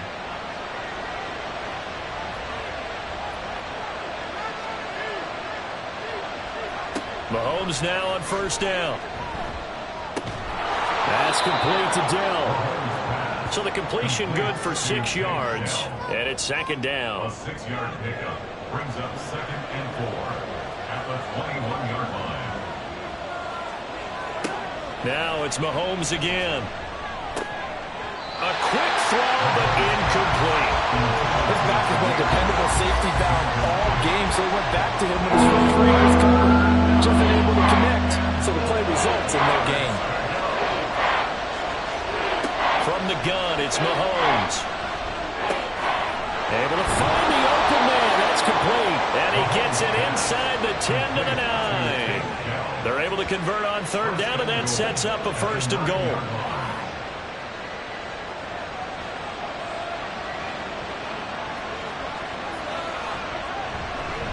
Gibbs straight ahead.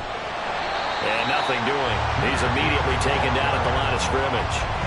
They'll say no gain on the play, and it'll be second and goal. Leads to 2nd and goal at the 10-yard line. Looking to throw is Mahomes. Got a man, and he hits him in stride. They'll wind up getting 7 on the completion, but they'll still be faced now with a third and goal situation.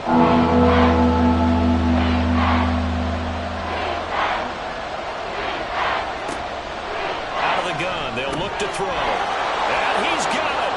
Touchdown, Saints. Michael Mayer, a beast in the red zone with his second touchdown of the game. And the Saints add 6 to their lead. Well, partner, he has carried them in this ball game throwing the football. All 4 touchdowns through the air, and that's really helped them get this nice lead. And I know it's a team game, but right now he is truly the focal point. Every touchdown his team has so far has been the result of his arm. How about him throwing it downfield, creating big plays? I don't know how you slow him down unless you can make him uncomfortable in the pocket. A point after, good by Groupie. And the lead now to 3 touchdowns at 21. After the touchdown, here's Groupie to kick this one away. Taken at the goal line.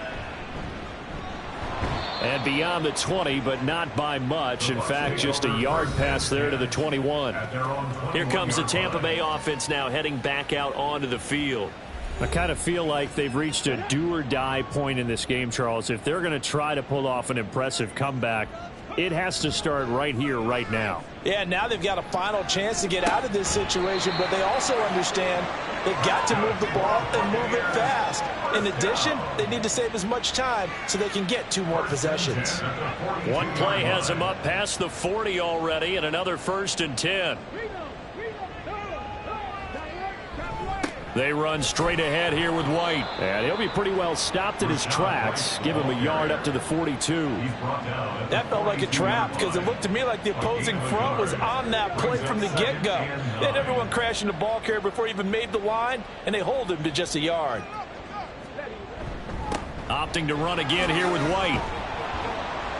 And he'll take this for about 4 up to the 46-yard line. Some of the most unselfish players on any football team, defensive tackles, because we ask them to just eat up blocks and allow other people to make tackles. But when he can make a play himself, as we just saw there, that's a big day.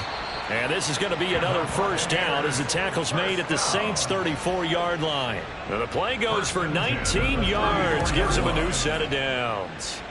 And now he is just 2 catches away from 1,000 on his career. 998 currently. So in Saints territory now. Here's 1st and 10 at the 34. They go with White on the counter. And he's able to motor his way down to the 16-yard line. 78 yards on the ground for him now as he's done that on 15 carries. So the ball down to the 16 here for 1st and 10. Now Walker. Over the middle, and it's caught. Keenan Allen. And he's tackled a yard short of the marker. Good gain of 9 on first down. Here's 2nd and 1 now from the 7. Second and a yard at the 7-yard line. Now Walker. And it's caught. 7 yards on the pickup there, and now they'll have it 1st and goal. It certainly feels like there are more stars at the tight end position than there were even 10 years ago. And I think it's become more of a glamour position because... And he'll take it into the end zone. Touchdown, Tampa Bay. Rachaad White, his 3rd rushing touchdown of the year. And the Buccaneers get a bit closer. Everybody in the stadium knew what they were going to do right there, CD. 3 tight ends on the field, all that extra bulk, and they run it in. And you saw where that one went, right? You run it over your best blocker. I can just see the head coach right now. I want to run this one over the big boy. And they got it done. McManus's point after is good, and that cuts the lead to 28-14. Set now to kick this one away, and off it goes. From a yard or 2 deep, here comes a return. And only able to get this to the 19, so probably should have opted for the touchback. Out onto the field comes New Orleans. Their lead down to 2 scores after the touchdown a moment ago as they start with a 1st and 10. Shotgun snap to Mahomes. That is caught by Dell. And they work this well upfield across the 45. That one nearly 30 yards, 29 officially.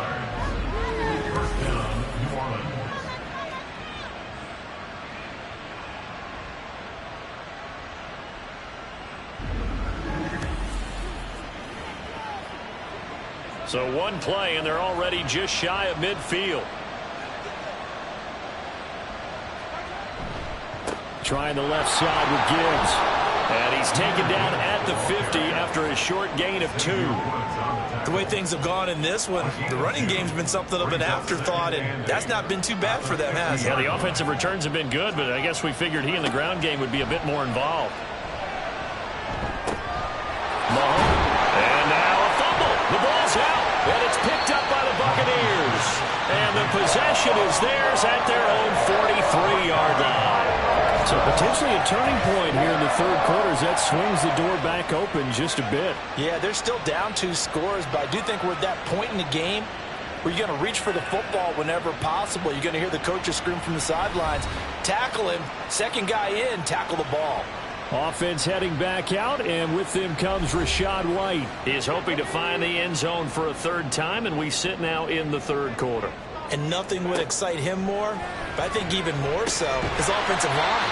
Anytime you've got a guy scoring that many times, that means you've done a really nice job in front of him. You're always giving props to the big fellas up front. It's always a good idea.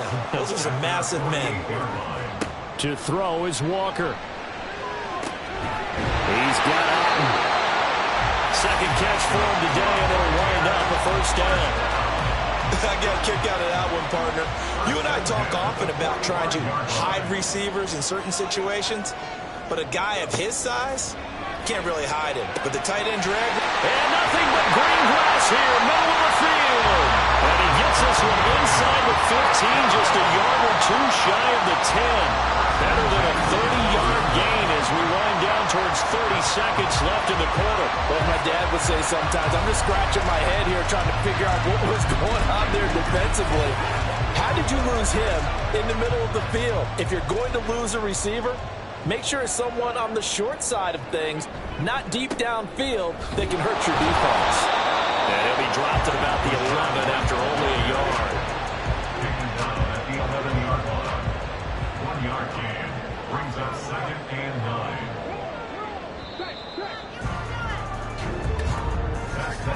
And as they come to the line, they will not be able to get off another play as time has run out on this 3rd quarter.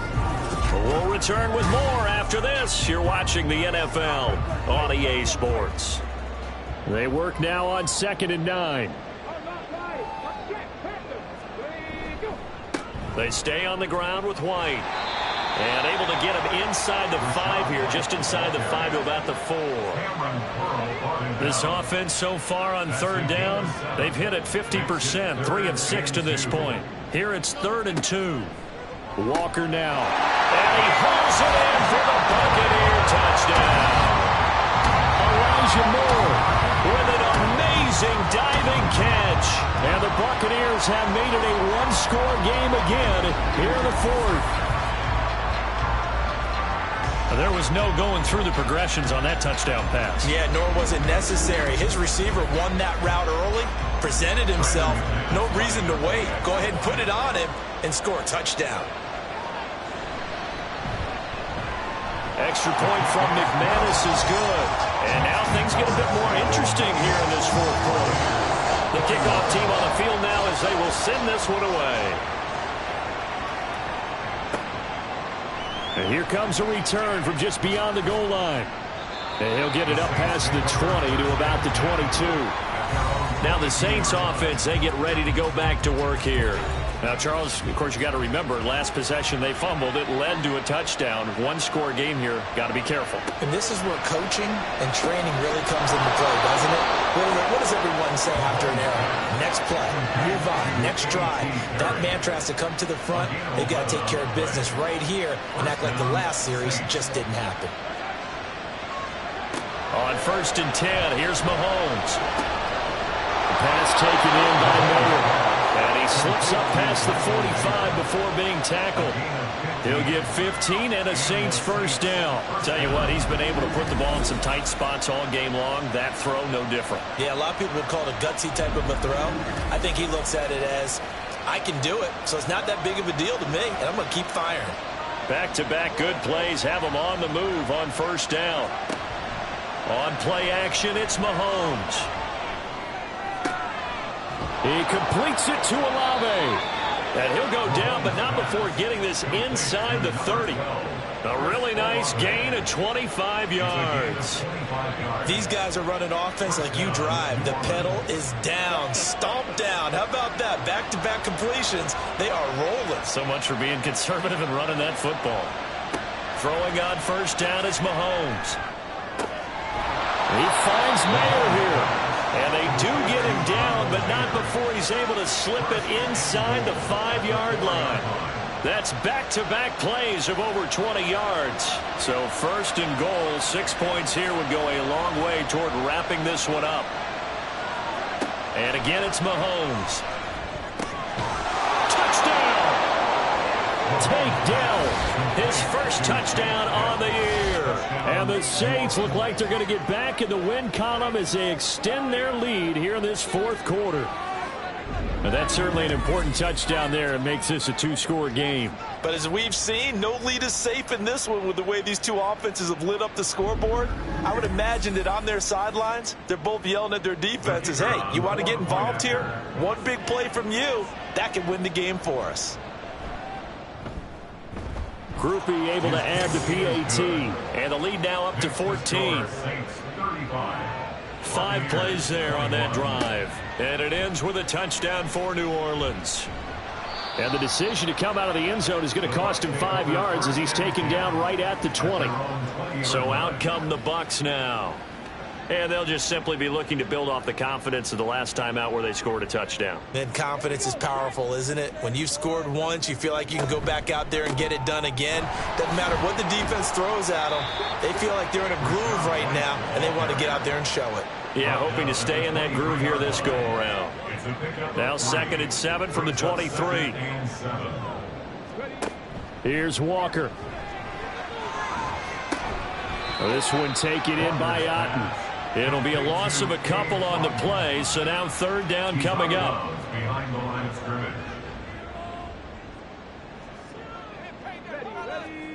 Walker. That is caught. He's going to pick up the 1st down and then some. And all the way down to the 33-yard line. A big play that time for Tampa Bay. 45 yards. He's done it. 1,000 career catches with that last reception. I don't care what you've done in your life. How many things have you done 1,000 times of significance? How about this? With that catch, now closing in on the top 10 all-time in NFL history, a very significant achievement. And Walker now to throw on first down. Over the middle, complete. It's Evans. And brought down, but not before they're inside the 25. That's another Buccaneers first down. First and 10 at the 20. First down, Walker. Otten brings it in over the middle. And brought down, but not before they get it inside the 10 to the 7. Another nice gain, 16 yards there, and a first down again. First down. First and goal at the 7-yard line. To throw is Walker. And he's got it. Caught in the end zone. Touchdown, Tampa Bay. Cade Otten, a 7-yard touchdown ground. And the Bucs have got it back to within a score. So how about that for an answer? They get the touchdown there, and it's back to a one-score game here in the fourth. And that's what these guys have done all game long because they've scratched and slashed their way to stay in this game. And by now, we should all realize they're not going away. Now the pressure again swings to their defense because they're going to need to find some way to get the ball back.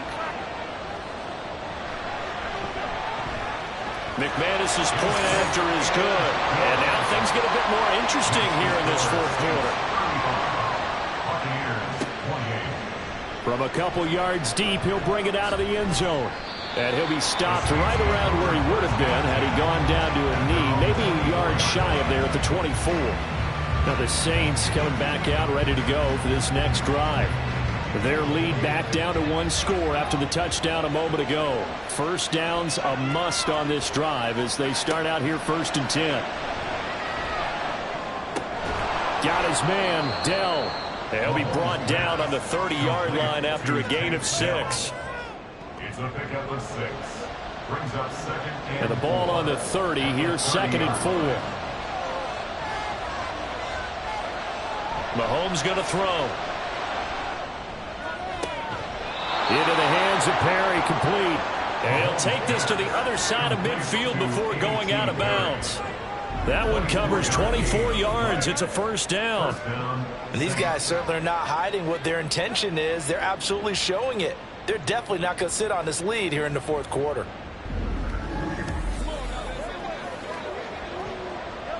So from Buccaneer territory now, it's first and 10 at the 46.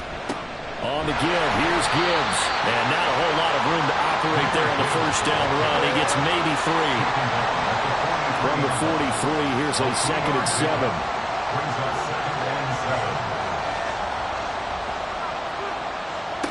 From the gun, it's Mahomes. Tries the left side and finds Olave. And this is going to lead to another first down as the tackle's made at the Bucs' 29-yard line. They give him 14 yards that time and a fresh set of downs. Mahomes now on first down. And his throw is incomplete. I like the calmness of how he played the ball here. No panic in his eyes as that throw arrived. Tracked it from the moment it left the quarterback's hand, and that's just where he needed to be to knock it away.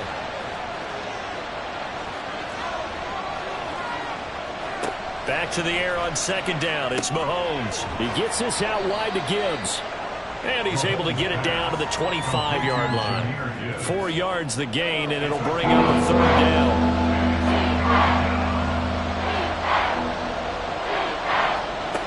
Here's Mahomes to throw. Able to find the open man. That's complete. And they are able to stop him, but he does take it all the way to the 2. They're able to convert on third down, and that sets up a first and goal. Big hook up there, forced to throw it on third down. The connection's going to keep the drive alive and also keep the clock moving. Yeah, and from a defensive perspective, didn't get a sack, didn't knock the ball free, didn't break up the pass. The clock keeps running on you. You're in a dire situation now. Gibbs is not going anywhere. He'll be hit and dropped for no gain at the 2-yard line. Second and goal, and they will try again from the 2-yard line. Gibbs again. Pushing for the end zone, but he's not going to get there. They stop him just shy of the goal line.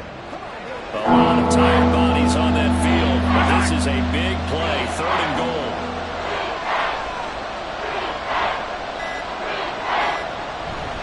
They'll try to run with Gibbs, and he is into the end zone. Touchdown, New Orleans. Jahmyr Gibbs punching it in from a yard away. And the Saints have opened up a 2-touchdown lead here in this 4th quarter. So the second down run didn't work. They run it again on 3rd down and get in. I wasn't sure if they might pass it, Charles. We know that they like to mix it up down here around the goal line. Yeah, almost felt like the offensive line said, forget mixing it up. Let's call our favorite running play over our best blockers, and let's get this one in. A point after, good by Groupie. And the lead now up to 14. After the touchdown, here's Groupie to kick this one away. From a yard or 2 deep, here comes a return. And ultimately cannot get this out to the 25-yard line as he's dropped at the 23. So now the Bucs down by 2 touchdowns. A little under 2.5 to go. On 1st and 10, Walker. And there's a short one taken in by Otten. At this stage, this drive's got to be touchdown or bust because you need 2 of them. And if I'm the offensive play caller, I'm not just looking at my dagger plays downfield. I'm looking at some of my specials, something that can fool them and give you a big play now. With a sense of urgency. No doubt.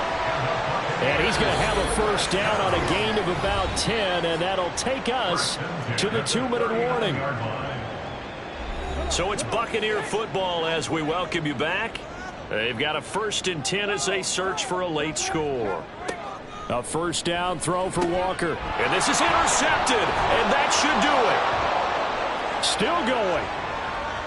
Inside the 10. And he will take this one home. It's a touchdown. And on that one, with 6 defensive backs, did he need to be more careful throwing the football? I mean, I guess obviously in hindsight he did, but... Yeah, hindsight, but even in foresight, when you got 6 defensive backs on the field, you just know you're going to get multiple coverages. You're never sure what you're going to see. But the biggest one is you don't have much reaction time for your receivers to go get the football because those guys, they're the best cover guys on the field. They go get it. And on that play, they took it the other way for 6 points. Groupie able to add the PAT. And the lead now to 3 touchdowns at 21. Buccaneers, 28.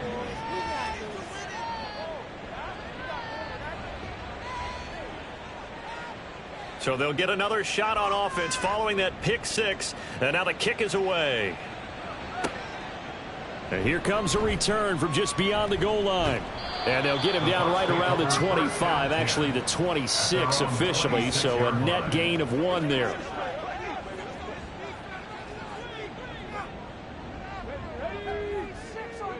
Throwing after the interception, Walker. And his throw's going to be incomplete. So many times when we talk about coverage, we're just about a defender running with a receiver, but a big part of it is understanding where the football is, finding it. In this case, when it arrived, it wasn't a surprise, and he was able to bat it away. Now Walker. He's got Otten on the out route, and he takes us beyond the 35 before going out of bounds. Line of scrimmage, the 37 on 1st and 10. 37-yard line. To throw is Walker. Gets the check down throw to White. So 5 yards here, 5 on the play. And it's 2nd down. A gain of 5 brings up 2nd down. Now Walker. At the 42-yard line. He completes it to Evans. He's going to go out of bounds, but he takes this one down just shy of the 20. A big gainer there on the catch and run, 37 yards. So the big play gets him all the way down to the outskirts of the red zone here for 1st and 10. Here's a throw over the middle. It's taken in by his tight end.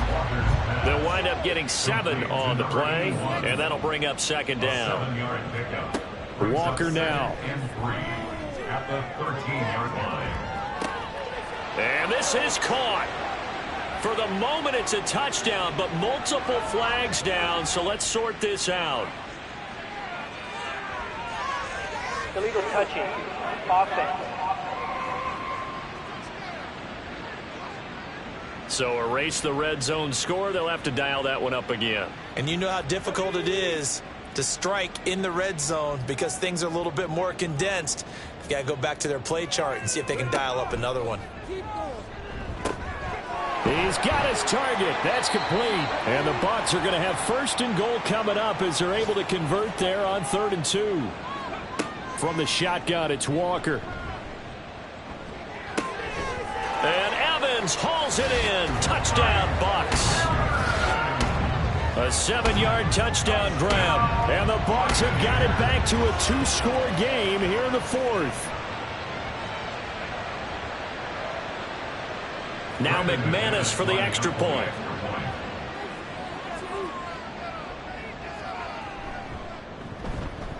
And the lead will be cut down to 14.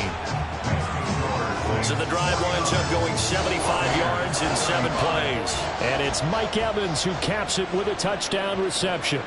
And the Saints are going to get to this one, so that should about do it. They knew they needed a miracle. They had to have that onside kick. They didn't get it. Well, as we knew, even before they put the toe to the leather on that one, their chances of getting that done, slim and none. And I do believe we saw Slim just leave the door, didn't we? We did indeed. I think we're down to none. The New Orleans offense set to take over. And checking the timeouts, they do have 2 defensively, but no real need to use them as they're not going to be able to stop the clock after that. We've got to have 2 hands on the football here as they run on 1st down. The Bucs going to go ahead and use the 2nd of their timeouts as the clock will stop with 37 seconds to play. And they take a knee. The Bucs forced to use their 3rd and final timeout. And as the 2 teams talk it over on their respective sidelines, we take a break. Yeah, it's fun to kneel down in front of your home crowd, but when you go on the road, that band of brothers attitude, right, just us against the world and get it done, how happy are they? I remember a coach at a previous stop telling me, you get a win on the road, doesn't matter the opponent, get out of there like you stole something. And they did in this one. And as this defense walks off the field, they can do so with their heads held high. What a performance. Well, by the offense, too. I mean, really, Charles, just complete domination on both sides of the football here in this one. Certainly was, and I think both sides compete against each other all the time. You go at each other in practice, obviously your training camps, your off-season. But on game day, you both want to show your best. And I think that's what we saw from both the offense and the defense, a complete team victory. So for New Orleans, they move back over 500 at 3-2 now on the year. And they will head back home next week. Meanwhile, for the Bucs, they drop below 500 to 2-3 with a loss. And they'll get a chance to redeem themselves next week at home against the Chicago Bears. And for Charles Davis and our entire crew here at EA Sports, I'm Brandon Gaudin saying so long, everybody.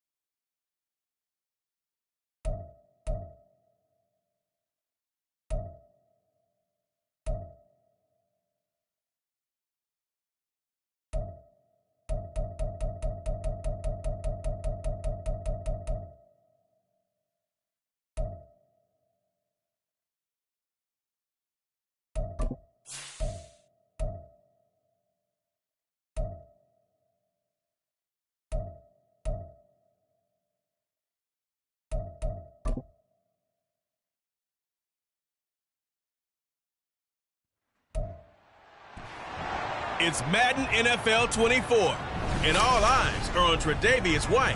He stayed active a week ago with an 8-tackle performance. It's the Bengals and the Bills, next on Madden Football.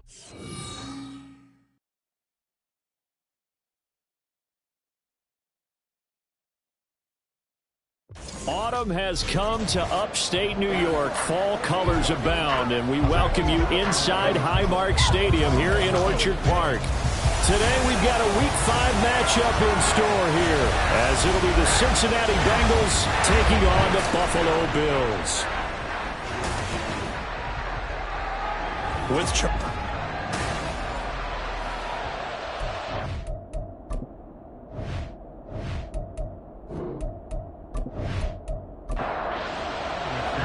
Seems like we were just starting training camp, but here we are in October, and off we go on EA Sports. From a couple yards deep, he'll bring it out of the end zone. At the 21-yard line, so a net negative there of 4 yards. For the Buffalo offense coming out, and it is Josh Allen who is at the helm. And it felt like in watching the game tape, he got everyone involved last week. He was a manager. He really was. That's a great way to put it, because they ran the ball some, they threw it accurately. 1 touchdown pass, so he didn't, break the bank doing that, but he didn't throw any interceptions. That's the bottom line. That's why a defense loves a quarterback like that. Doesn't put them in bad situations. Now here's a pass on first down. It's knocked away and incomplete. Partner, I came into this game eager to see how they would hold up in man coverage. But on that play, they held up quite well. On second down, here's Allen. And he comes back with one complete. And he's going to get this one across the 30-yard line. Defense. So the penalty declined, and they will keep the yardage on the completion. And you could almost see him compartmentalize there throughout the route. Fought hard at the line of scrimmage, a lot of hand checking throughout the route. Great job staying focused on the football and pulling it in through the contact. Throwing on first down, but this one winds up to be incomplete. And again, it's Allen. And this time he's got the hook up. It's complete. And he'll be out of bounds after getting this one across the 40. They need 2. Here's third down. Allen now looks to throw. Work in the middle of the field, and he's got a man complete. And he is going to have a Bills first down as they're able to get the third down conversion.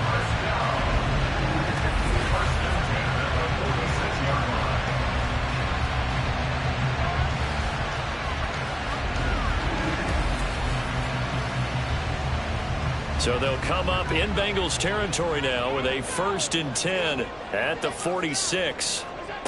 To throw, it's Allen. They'll set up the screen now to Kamara. And the result here, a pickup of 8. Leaves him with 2 to go on second down. From the 38 now, here's 2nd and 2. At the Bengals 38-yard line.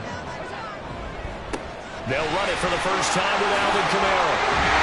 And a nice little start as he's able to get this up to the 28. 9 yards to pick up there, and it's a first down. Yeah, once more, strong running, excellent blocking at the point of attack. They've got a nice little drive brewing right here.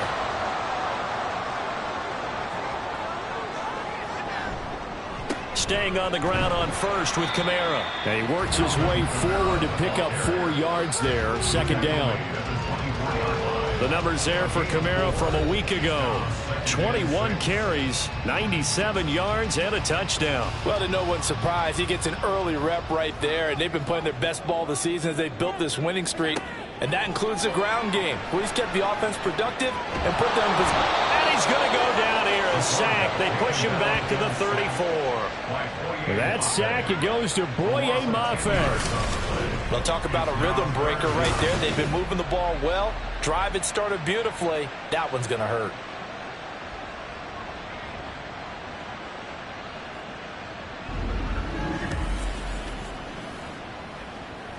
So after the sack, Allen and the Bills with work to do on 3rd and long. Back to throw. Allen. They'll try and set up the screen. It's complete.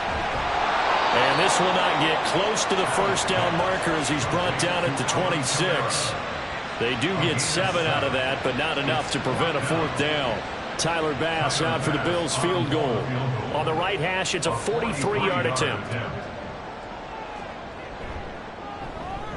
The kick by Bass is good. And the Bills' opening drive yields 3. No touchdown there, but if that first drive is any indication, looks like they're going to have a pretty good day passing the football. I would say confidence would have to be pretty high after that first drive, able to throw it almost at will. You're exactly right. They didn't get the touchdown, but 3 points serves as a nice notice about how this offense is going to move.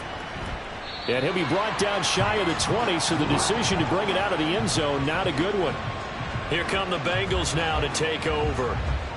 And they are led out there by their mobile quarterback. And you and I both know that any win is a good win, and that's what they did last week. But there's also plenty for him to work on in his game, wasn't there? Yeah. 2 touchdowns, an interception. Yeah, you know, he wants to increase that a little bit in terms of ratio. But first and foremost, they did win the game. A throw left side to start the drive is complete. The numbers a week ago for Chase. 9 catches, 125 yards, and a touchdown. Having a nice season. Number 8 in the league in receiving yards. And not just making his team happy, but anyone who's picked him in fantasy football. Here's 2nd and 4 from the 24. Now back to throw. This one goes out wide for Barkley. A gain of 5, good enough for the first down. The Bengals at a perfect 4-0 to start the campaign. They've been playing their best football of the year, winners of 4 in a row. And they were able to tough it out last week, a close one-score game. And those are the kind of wins that pull you together as a team because everyone gains confidence, and they feel like they can continue to get better. The end result, 21 yards. And we're going to see the ball in the air quite a bit here. This is a top 5 passing offense in the NFL. And they certainly like to get everybody involved. So this defense, they're going to have to be able to counterpunch somehow. They couldn't there, and it's an opening drive, first down. They'll stick with the passing game as he looks to throw. Got a man open, it's Chase. And he'll go down, but not before getting this inside the 30. 2 chunk plays in a row. The last one was over 20 yards, and so is this one. Really a solid start here on the opening drive, Charles. He's now 4 of 4, and they're already in plus territory. Brandon, he's been so precise to start this game, like we're watching an operation taking place right now. Master surgeon at work. Oh, they'll try a jet sweep here with Higgins. And just no chance of turning the corner. He can only get back to the line of scrimmage. 2nd and 10 coming up.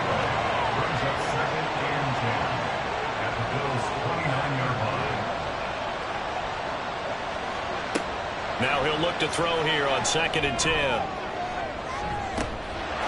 Open man is Higgins, and he's got it. Touchdown, Cincinnati. A great play there with touchdown number 7 on the year. And the Bengals have answered that early field goal to take a first quarter lead. I do believe we came here to see a game, didn't we? And it looks like he's running what we call routes versus air. You just go out there with your offensive unit and throw the football with no defense. He's 5 for 5 on the opening drive. He was on his game there for drive number 1, but my only thing is now he can't go any higher than that. He was so perfect. Could he do it again later? Yeah, all he cares about right now is making it 10 for 10, 15 for 15. Keeping that going. And he feels like he can get it done.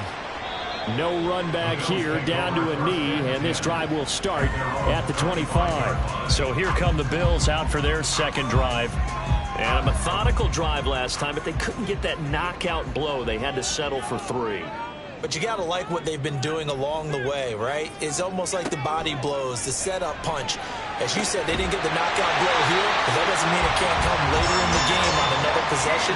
And the defense on the other side, maybe a little gas. Yeah, a little tired. And if nothing else, they just feel relieved getting upfield and giving up 3. They don't exactly feel like they've handled the offense. Now a first down carry. It's Kamara. Shreds the tackle. And taking it across midfield and just shy of the 40. Another strong gain on the last 2 plays. They've moved it a combined 33 yards. Veteran running back like him, we've seen a lot of those chunk carries in his career. And that's why you don't just look at his birth certificate and decide when a guy is done, right? Because you know as well as I do, in this league, as soon as you hit 30, They're looking to let you go if you're a running back. Sometimes there's a little tread left on the tires. 2nd and 10. 2nd and 10 at the 42-yard line.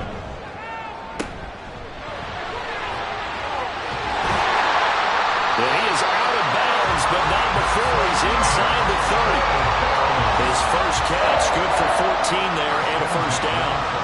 That was a lightning-fast decision that time. He just caught it and got rid of it. Because he saw his guy was going to be open immediately. So he took the R, the run, out of the play. He took the O, the option, out of the play, and immediately got to the pass. And he is going to be stopped cold behind the line of scrimmage. Officially, it's a 1-yard loss. That's going to bring up 2nd and 11. At the 29-yard line. Again, it's Kamara. And he'll take this down just shy of the 25-yard line. Well, this defense for the Bengals, they were excellent last week in the win over the Chargers. I have to admit, I was extremely impressed by what I saw on tape because they stayed in the face of the quarterback the entire game, ended up getting 4 sacks total, and made it difficult for him to step up and find receivers downfield. Also made it hard for him to escape the pocket and run. Josh Allen, very athletic at 6'5", showing the versatility, picking up the first on the scramble. He's a talented runner, and that means he's always looking for bigger and bigger gains when he takes off. Certainly found some bonus yards there beyond the first down marker, and this early drive will continue with that extra jolt from his legs. Here's Allen. And this is caught for a Bills touchdown. Alvin Kamara, his 104th career touchdown, one shy of Tim Brown on the all-time list. And the Bills are able to move back in front. Well, he wasn't the guy they were initially going for, but after going through the progressions, it worked. When you have plenty of people who can catch the football, you don't always have to go to your primary target, and sometimes that target is actually covered. Nice job coming off of that and getting it to someone who was open. And the man out of the backfield gets in for the score.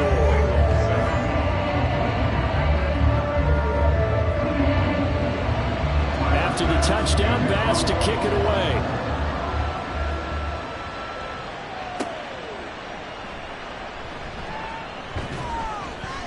And he won't quite make it to the 25. Cincinnati coming back onto the field here for their second drive.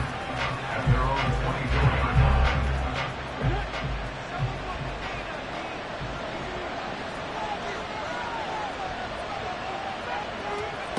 They'll try and start this drive in the air. He's going to have the hook up here to Chase. This will be stopped about 2 yards shy of the marker. 8-yard gain, 2nd and 2. The ball under 32. It's 2nd and 2. At the 32-yard line.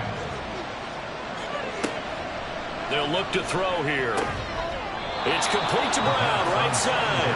And they get him down, but not before he takes it across the 40-yard line.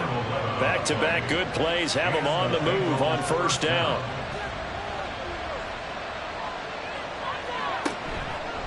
The play-action fake. They'll look to throw. And this one too low. Hollywood Brown, the intended receiver, but it'll be 2nd down.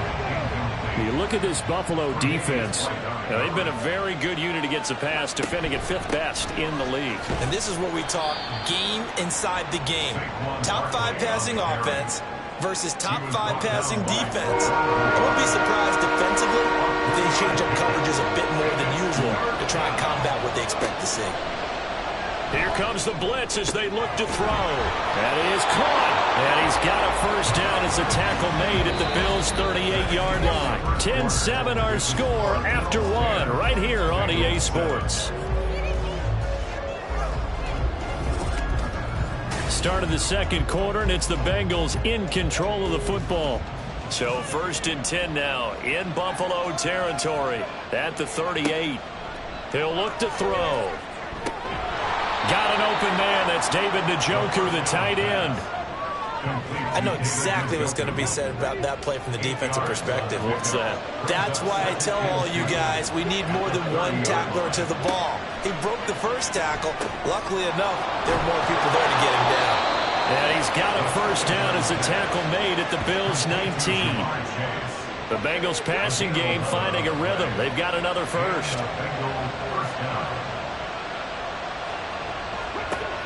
They'll look to throw again. Over the middle, it's complete. And the Bengals are going to be looking at first and goal as they move this down to the 4-yard line. But whenever you call and run the hitch route, a lot of times that ball's got to be in the air before the receiver even turns around. That's the result of throwing it so many times in practice. It's really a timing route. Make sure that ball's out of your hands, and oftentimes the receiver turns around, and there's the ball. Nice completion there. Oh, now a running play here with Smith. And he'll get it down close to the goal line, but not quite in. That gets him 3 yards closer here as it brings up 2nd and goal.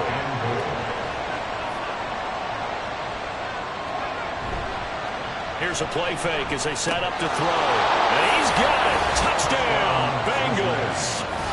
Jody Fortson, his first touchdown on the year. And the Bengals have moved out in front. So they go play action, 3 tight ends out there in the heavy set. Well, they showed everything that suggested running play.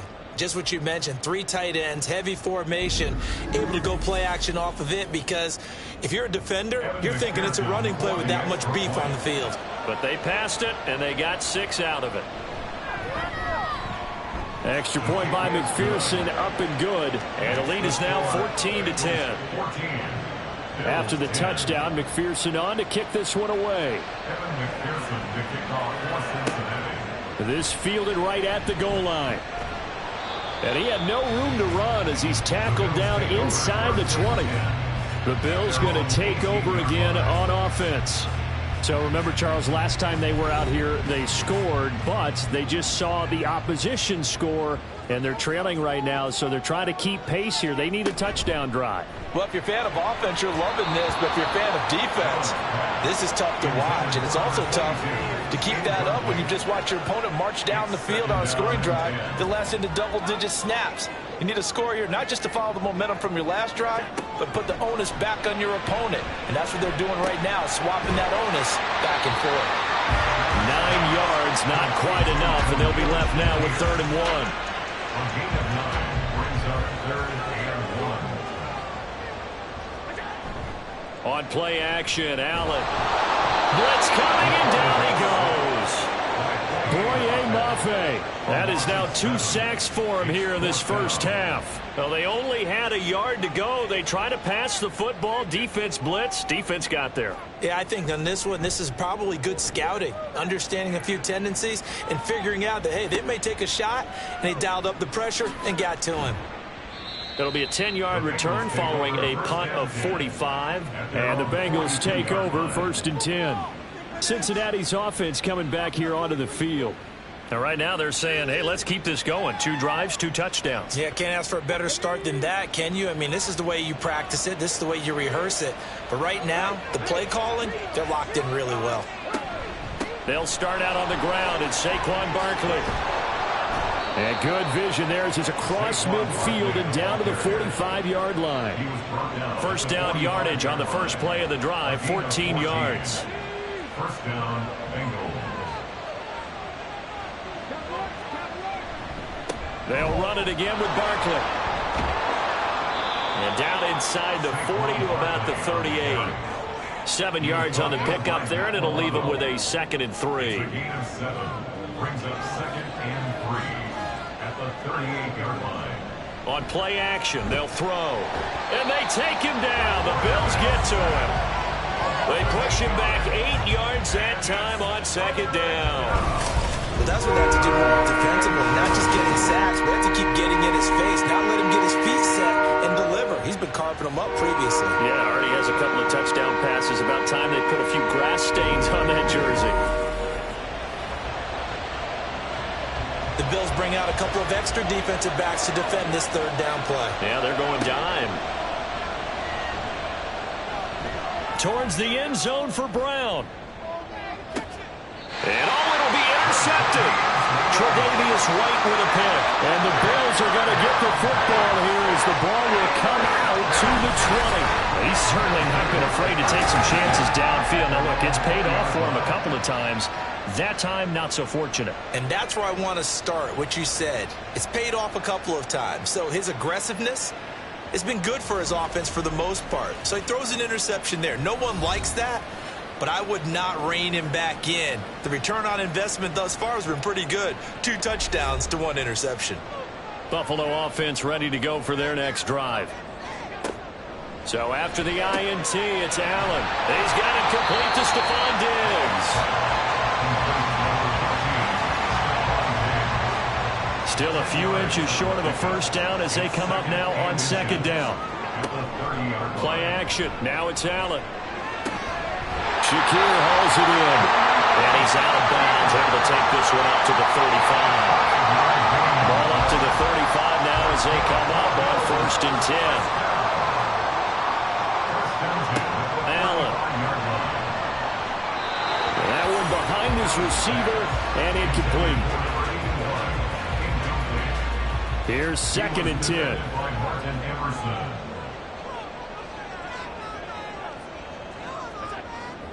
Allen off the play fake. They'll get this out to Kamara. They do get a couple, but they'll be left staring at a 3rd and 8 coming up.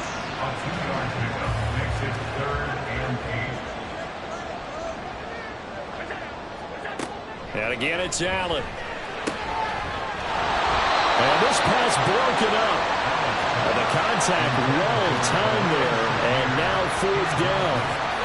So after 3 drives and 3 touchdowns combined between these two clubs, finally we get a defensive stop. Yes, and welcome to the party, defensive players. And glad to have you, because for a while there, it almost felt like it was 11 going downfield on air.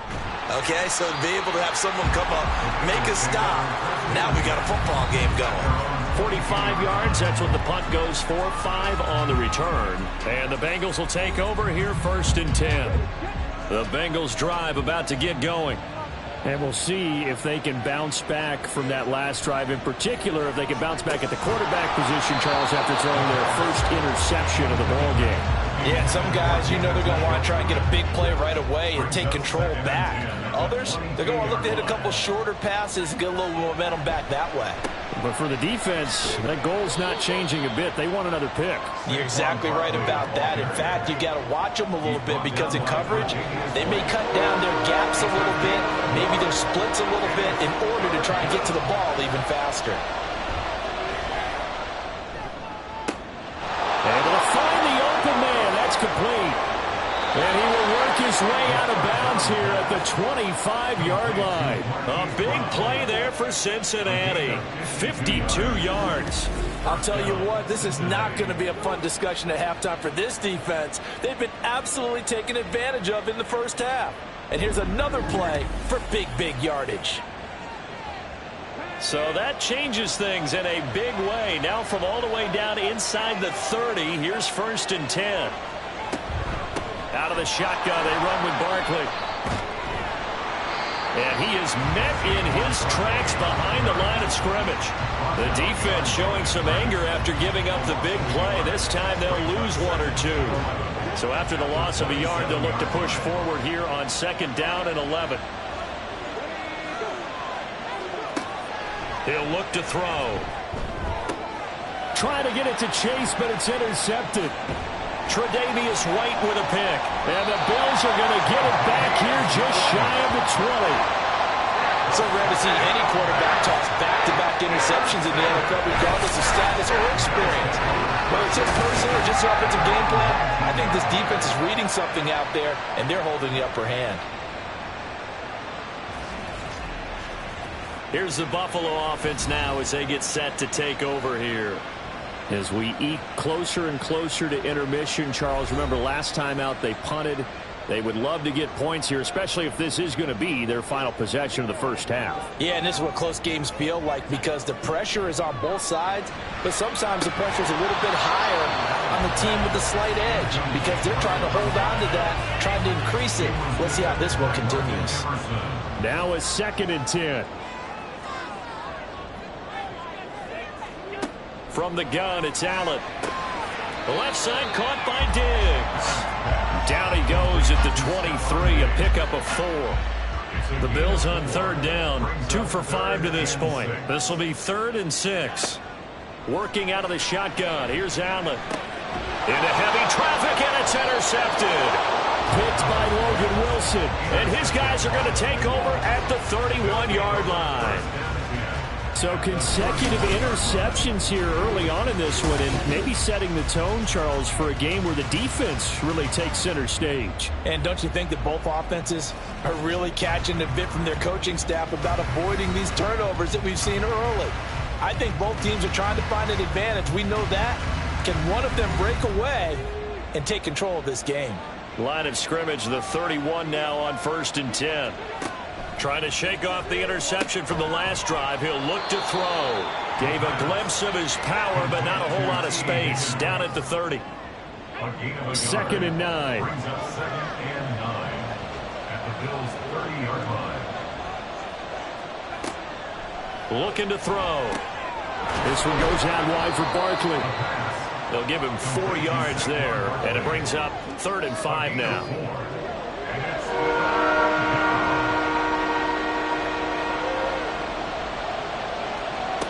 Now a shotgun snap as they'll look to throw. He's got his target. That's complete. And they've got it inside the 10 at the 8. They're able to convert on 3rd down, and that sets up a 1st and goal.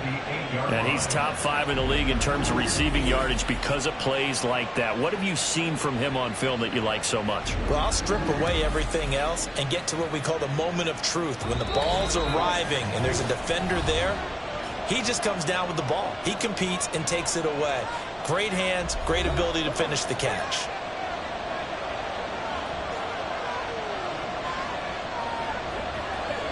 They'll stick with the passing game as he looks to throw. That's to Chase. He's got it. Touchdown, Cincinnati. 8 yards on the touchdown pass, and they are able to add on to their advantage. That's why you've got your star out there. Throw the ball to him. They did. That's simply saying we don't care what coverage you put out there. He's so good. We're going there with the football anyway, and there's not a thing you can do about it. Inside the red zone, they go to him. He gets it done. McPherson on for the point after.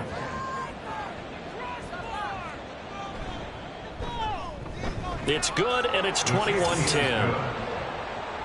So that drive, 4 plays. And it was Jamar Chase who finished it off with a touchdown reception. From a yard or 2 deep, here comes the return.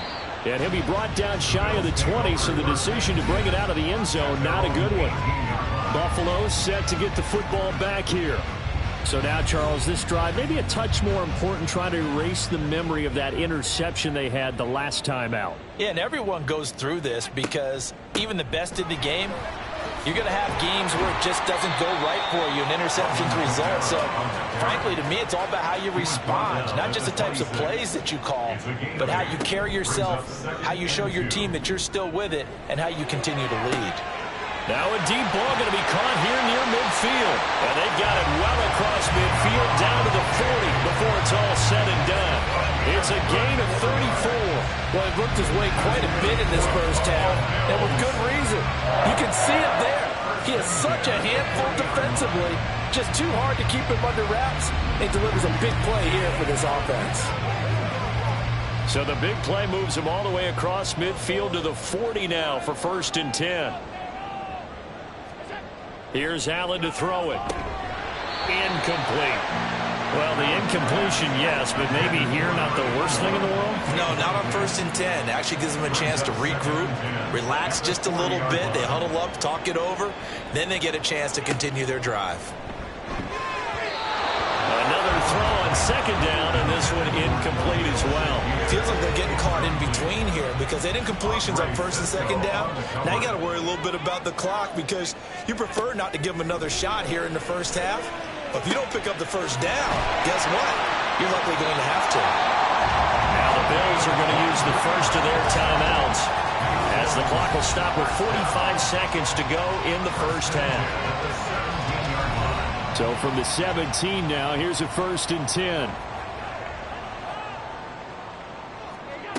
To throw, it's Allen. Drops this off to Kamara out of the backfield. So nothing doing there, and that'll make it second down. Well, the stats that matter on this play don't help a team very much unless, of course, you're playing defense. If you're getting points per reception, you got a reception, but no yardage. Great job by the defense, though. They read through that one. They read through it, gave up no yardage, and people got credit for tackles. Pretty good deal.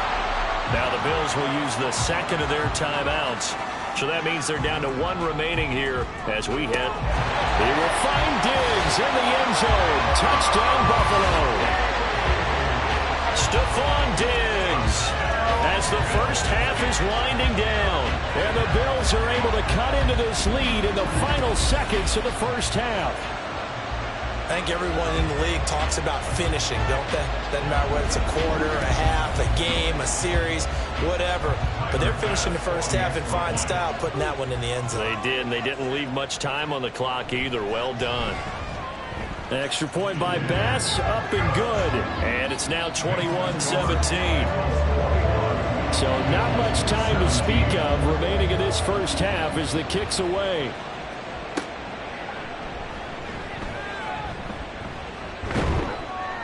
He takes this near the 25. Just a little pass there. Call it the 26.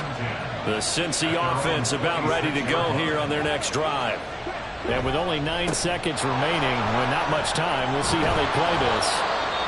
And an anxious moment or two there, but they do get him down. And this offense going to elect to burn a timeout with 5 seconds remaining in quarter number 2.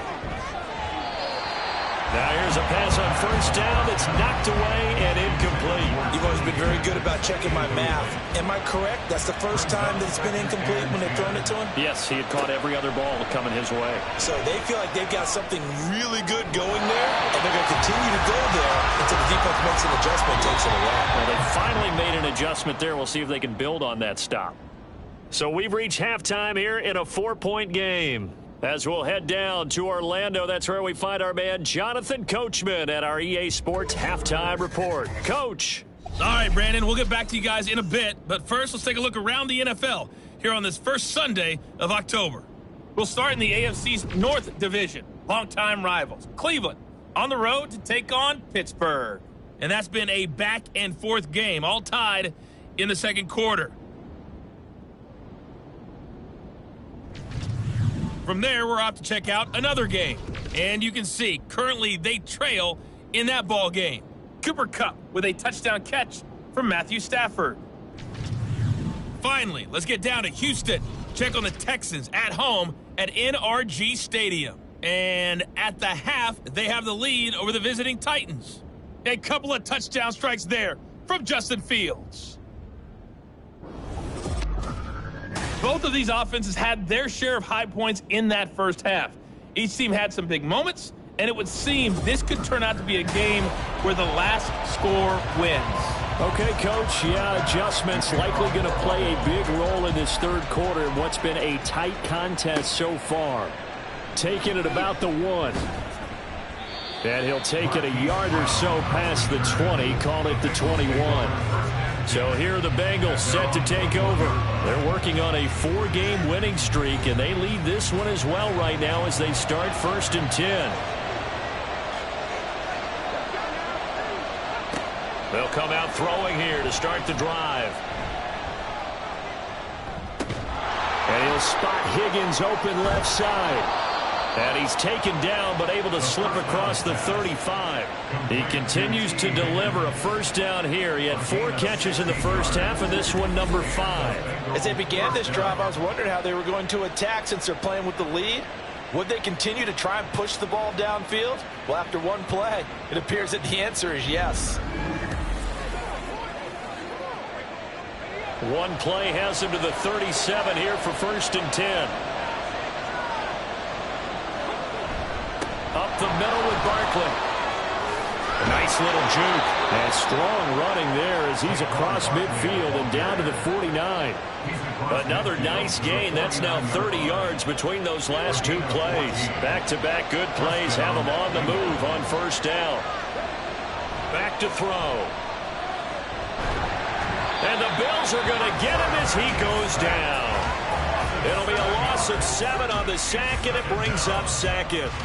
Well, remember, they had the nice gain on the previous play, but they just gave a lot of it back right there on that sack. Yeah, they get the sack, get back some real estate. Felt like the type of play that can spark a defense and swing some momentum. Almost felt like a take that type of a play, didn't it, partner? They get 11 back on that one. It leads to third down. They'll need the 39 here for a first. This is third down. They'll look to throw. Pass taken in by his big tight end. And he is going to have a Bengals first down as they're able to get the third down conversion. Whatever the discussions were at halftime to try to slow down this offense, it has not worked to this point. Yeah, I have a vision right now of everything that was discussed at the half just being torn in shreds or being erased off of the Microsoft Surface tablets because none of it is working. They're really locked in on offense. A first down run from Barkley, pretty well defended. Give him 3 yards on the play. 2nd and 7, operating from the 34. Brings up 2nd and 7. They'll set up a throw. Oh, it's intercepted. A drive killer there. Teron Johnson able to pick it. And the Bills are going to take possession here at their own 33. So it was a drive that had real promise here to begin the third quarter, but ultimately derailed by the INT. And that was the position you wanted to be in. Coming out to start this third quarter, get a nice drive going, looking for the end zone. Possibly got a little bit too greedy right there. So here's the Bills offense now. They get ready for their first possession of the second half. Their defense did its job, forcing the takeaway there to start the half, and now can the offense follow suit? And you'd better believe that one side of the ball feeds off the work of the other, so they'll want to come out, establish some rhythm, and go down and take the lead. And he'll protect himself at the end here as he winds up getting pretty decent yardage. The improv on the scramble there gets him 6, and it'll be second down.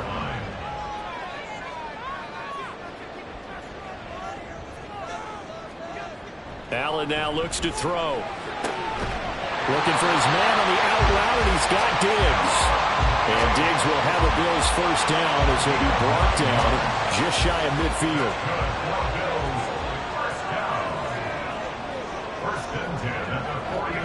Throwing now is Allen. Now a quick throw there, but it's going to be incomplete.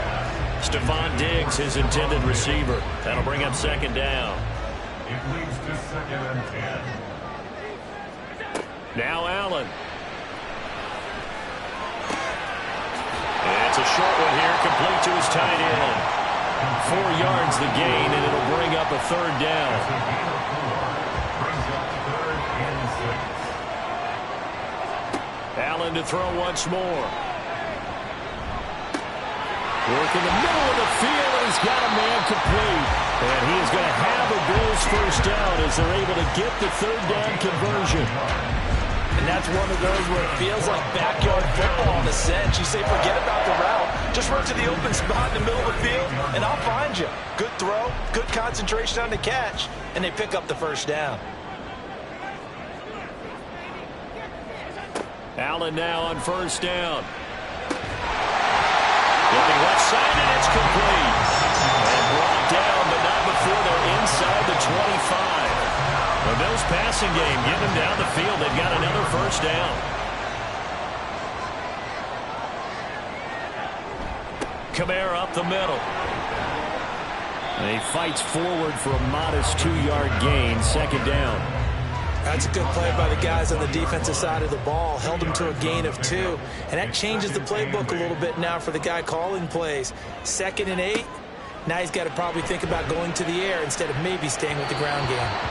A second down pass play there, but it's incomplete. He released that awkwardly. It almost looked like a pitcher who gripped his fastball a little too hard and let it go late, and it bounced in front of the plate. Yeah, one of those fastballs that ends up at 57 feet, not 60 feet, 6 inches. Just a little short with the arm, which is unusual because we saw him in warm-ups. He's got a big... And this is going to be intercepted. Picked off by Devin Witherspoon. And the Bengals are going to take possession here. It's a touchback, and they'll take over at the 20-yard line. And that could turn out to be a giant play, Charles. You've got an offense driving to take the lead, but they're turned away on the INT. And I think that we might look back on this in the fourth quarter and say, that was the play of the game. But the Bengals offense getting set and ready to go again here. Yeah, both of these defenses have been stifling these last few drives offensively. Just not able to get anything going, so what needs to change? I think a lot of the guys will go back and review, so to speak, because everyone has someone assigned to how did each play work. Okay, what did we use that kind of worked for us during this game? There he goes, left side. A big change in field position there. That's 40 yards on the catch and run. We have seen big plays from both quarterbacks throughout this game, and there's another one right there. Going back and forth, almost like two excellent guitar soloists trying to top each other with each additional play. So the big play moves him all the way across midfield to the 40 now for 1st and 10.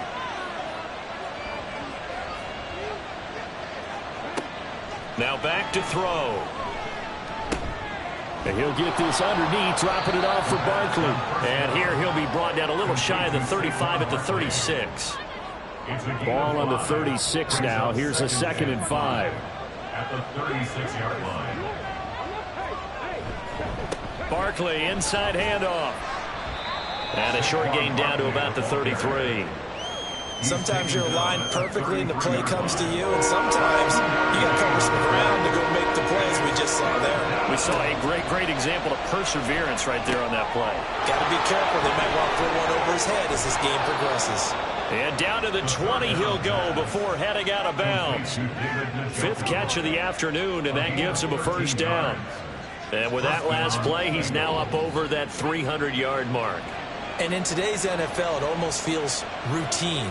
And I hate that when you're talking about a 300-yard passing game. To me, 300 yards still signifies excellence, and he's achieved that in this performance. Now a throw to the end zone on 1st down, but it winds up incomplete. Yes, sir. How about an attaboy there on 1st down? Got his hand in and knocked it away.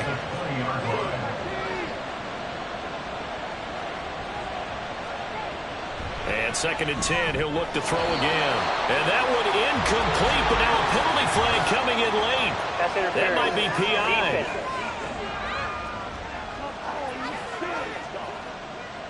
After the penalty, a fresh set of downs. It's 1st and 10. They go back to the ground now with Barkley. And he can't quite get there. Tackled down at the 1. 70 yards rushing now for Barkley. It's a 1st down. Good push up front and that run in between the tackles. Let's play the leverage game here. Offensive line just got lower than the defensive front, and they were able to get their pads on them and move them back. And he takes it into the end zone. Touchdown, Bengals. Saquon Barkley.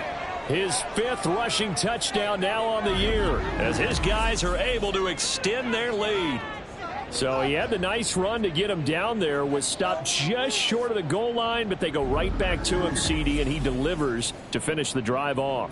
A little extra determination there, don't you think, partner? You notice he didn't tap on his helmet and say, get me out after the run down to the end zone. He said, I almost got in. I'm going to get in on my own. I'm staying in. And he carries it across the goal line. Extra point by McPherson, up and good. And that pushes the lead up to 11. And only able to get this to the 19, so probably should have opted for the touchback. Here's the Buffalo offense now as they get set to take over here. And the last time out, they had the good drive going. You get in the red zone, they throw the interception. Not their first pick of the game either, so we'll see if they're more careful, more cautious here on this drive. Yeah, nothing worse than repeat mistakes, right? You end up coughing the ball up, you end up throwing a pick, everything goes awry, and now points don't go up on the board. I just heard a fan scream out, I thought the idea was to score points. Yeah, they're getting a little restless too. Brings up 2nd and 3 at the 26-yard line. Now Allen throwing on 2nd down. And that nearly intercepted. It's incomplete. Now remember, he had a pick earlier, but couldn't reel that one in. 3rd down and 3 yards to go. A 10th carry for Kamara. And he is going to lose yardage here. Defensively, they rally the troops to force 4th down after that 7-yard pickup back on 1st. But these guys are going to chop into that deficit. They're going to have to do a much better job in the run game. Caught behind the line of scrimmage, no yardage to be found. The Bills send the punter out as he'll come on to kick this one away.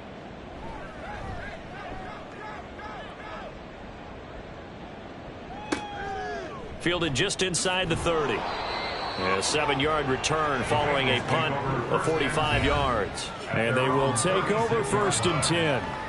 Now the Cincinnati offense ready to see what they can do here.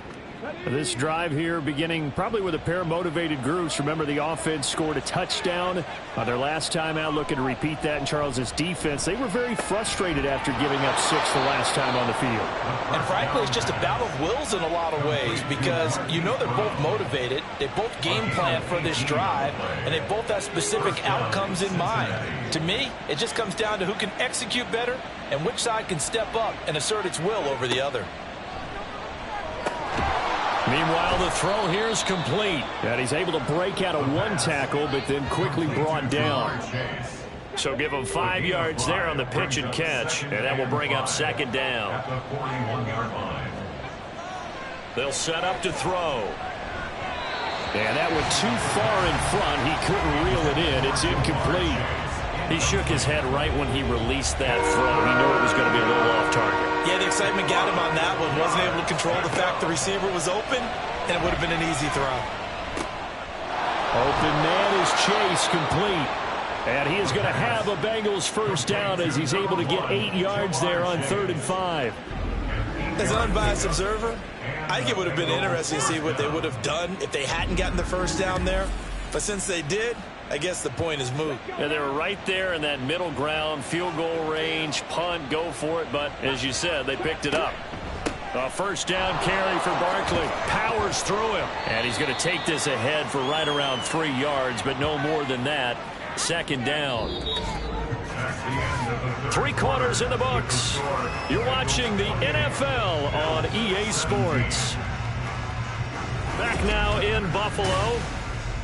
It's the Bengals in possession of the football and in possession of the lead as well as we start the 4th.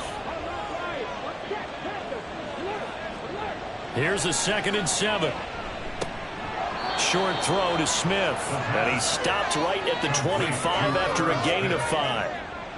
Now, Bengals on 3rd down. They've been excellent, 6 for 7. This time they face a 3rd and 2. And they'll go jet sweep to try to pick it up. That is not going to be any help as they dump him behind the line of scrimmage. Losing 2 yards that time, and now it's 4th down. They tried to catch him by surprise there on 3rd down, but this defense, they were all over the jet sweep. And it's oftentimes all about what you're doing on the backside of the defense, whether it's the defensive end or the outside backer, who's setting the edge. And if they don't get blown off the line of scrimmage, they can really wreck a play. And in this case, they were able to make the tackle for a loss as a result. So that maybe not a knockout blow, but I suppose certainly every little bit helps when you're trying to salt one away in the 4th. Well, the possibility of being beaten by 2 late touchdowns or at least sent to overtime does exist.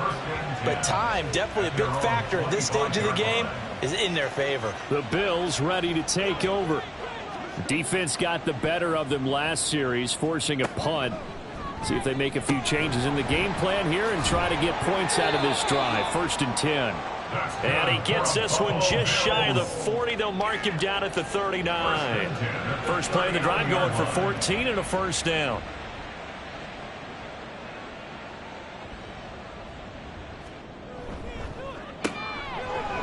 Firing quickly is Allen. That's complete. 2 yards on the pickup there. And it'll be 2nd down. Brings up 2nd and 8 at the 41-yard line. Allen going to throw. It's complete to Diggs. And he'll be taken down, but not before he works it past the 50. Allen to Diggs there for a Buffalo 1st. That's good for a Buffalo Bills. 1st and 10 at the 47-yard line. Quick throw here by Allen, complete. And he'll be brought down at the 45-yard line. Number 22. You got the big lead defensively, willing to give them that underneath stuff, right? And this is why you work on your tackling. Tackle them after the catch, inbounds, keep the clock running. Just go ahead and bleed the game out that way. And he's got another first down as the tackle's going to be made at the Bengals 21. The catch and run, good for 24 yards. Good yardage on the completion there. And when they look at the scoreboard, they do understand a field goal is not going to do them any good. My guess, they're going to press the ball downfield as far as possible, try and throw it into the end zone and get a score because they know they've got to get that done and get the ball back as quickly as possible.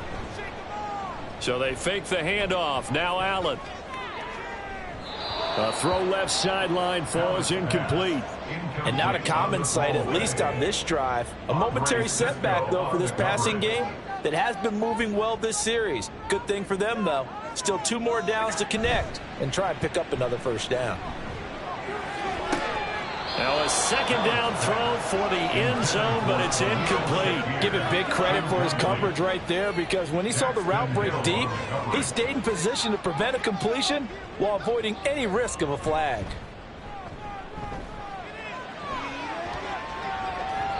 Meanwhile, on third down, they take a shot at the end zone, but it's incomplete. When you're leading in the final quarter, your radar has to be up for any potential deep shots. And probably not the last one they're going to see in this game, not as long as they hold this lead. The kick by Bass is good. And that will get the disadvantage now back down to 11. So the 3 points there, and CD, that helps them inch a bit closer. Yeah, partner, when you're losing, any points you see go on the board in your favor, you're happy to take them. This taken in right around the goal line. And he will make it to the 20-yard line and no further. Cincinnati now ready to take the field.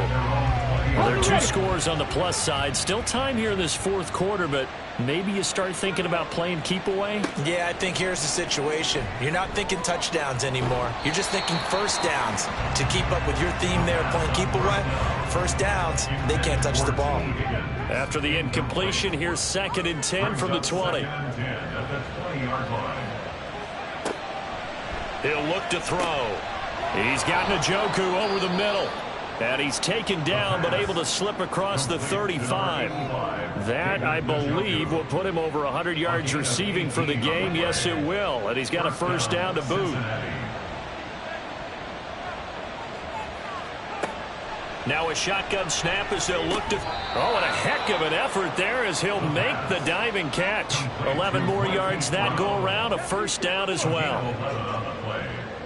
First down, Bengals.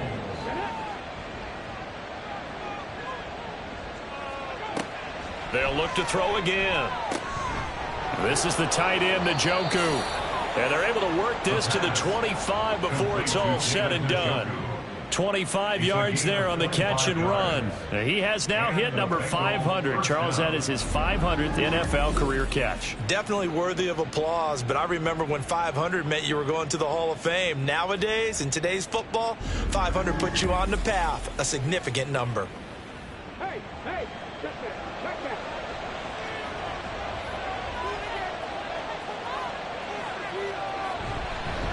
A handoff to Barkley. And he'll get it down inside the 20 to the 18-yard line. 81 yards rushing for him now to this point. 2nd down and 3. Brings up 2nd and 3 at the 18-yard line. They'll set up a throw. Throwing over the middle, but it's incomplete. Now, the secondary's really struggled today, but that's a little bit of a measure of revenge, isn't it? And they just followed the basic rules. See ball, knock ball away. Turns into a nice play. And now the 3rd down throw incomplete as well. My first thought is surprise because that's one of the better tight ends around, and I've seen him pull in balls like this before. But how about a little credit to the defense forcing that incompletion? McPherson's kick is good, and that will extend their lead even further. So that not just important in the fact that it widens their lead, but really that was a textbook job of just hanging on to the football. And we know all the time that coaches talk about time of possession. Sometimes it's a stat that doesn't matter much, but in this drive, it matters a lot. They want to reduce time and score points and lock this game down. And he'll get it up just past the 20 as his guys will go to work at the 21-yard line. Allen and the Bills now with a 1st and 10 at their own 21. Throwing to start the drive. Allen dancing to his left. And he's going to get this one across the 30-yard line. Give him 10 that time, escaping the danger, running with it, and picking up a 1st down. Bills. 1st and 10 at the 31-yard line. So the shotgun snap to Allen. And that's going to be incomplete. Too tough to hold on to that one. It's 2nd down. Incomplete. It's now 2nd and 10. Allen. Wide open receiver, complete. And he'll go down, but not before getting this inside the 30. 39 yards there, a big one. And here's a spot where this offense says, we got to start making something happen. We're down 2 scores. It's the 4th quarter. We've got to start moving with some urgency. And here's a big play that gives them a ray of hope that they can get back in this one. So now then, the big play has them all the way inside the 30 now, 1st and 10. They'll pound it up the middle with Kamara. And not a whole lot of room to operate there on the 1st down run. He gets maybe 3. Yeah, I don't know if it's exactly a win-win, but if you're on offense, you'll take that kind of a run, all right? It was kind of stacked up, found a little bit of yardage, and frankly, they're pretty close to staying on schedule on offense. The playbook is still open for the coordinator. Under 4 to play now. Clock running, 3rd down. Here's Kamara trying to run for it. And I don't think Kamara got there. Looks like they stopped him short. All right, they're going to try and keep hope alive here on 4th down. They're going for it. It's complete. Swings it out to his running back. And he is going to be out of bounds, a couple of yards short of the marker. And they will fail to convert here on 4th down. So still over 3 minutes remaining in this game. But, boy, not getting that when that hurt. That's a little bit demoralizing, so they have to be careful about that because still have an opportunity if they can get some things done on defense. But now, since they've taken over on downs, a team with the ball, guess what? Going to 4-minute offense, maybe they can put this thing away.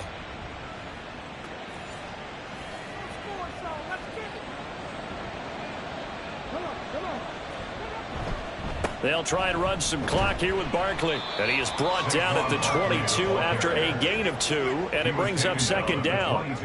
And when do they start thinking about burning these timeouts? They've got all 3 still defensively. To me, you have to start right now. Here's the time. And that means you've got to stop them on defense, not give up the yardage. Use your timeouts in order to get the ball back and try and score yourself. But now is the time to start using those timeouts. And keep in mind, it'll also stop the clock at the 2-minute warning. The offense on 3rd down, 6 conversions in 9 tries. They've done a great job of picking these up. This will be 3rd and 5. Now they'll throw here out of the gun. Able to find the open man. That's complete. And he'll have it past midfield almost to the 40 before being taken down.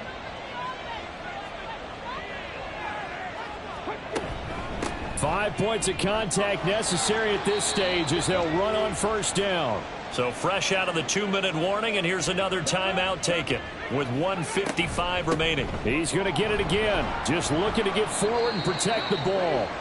Now the Bills will use the 2nd of their timeouts.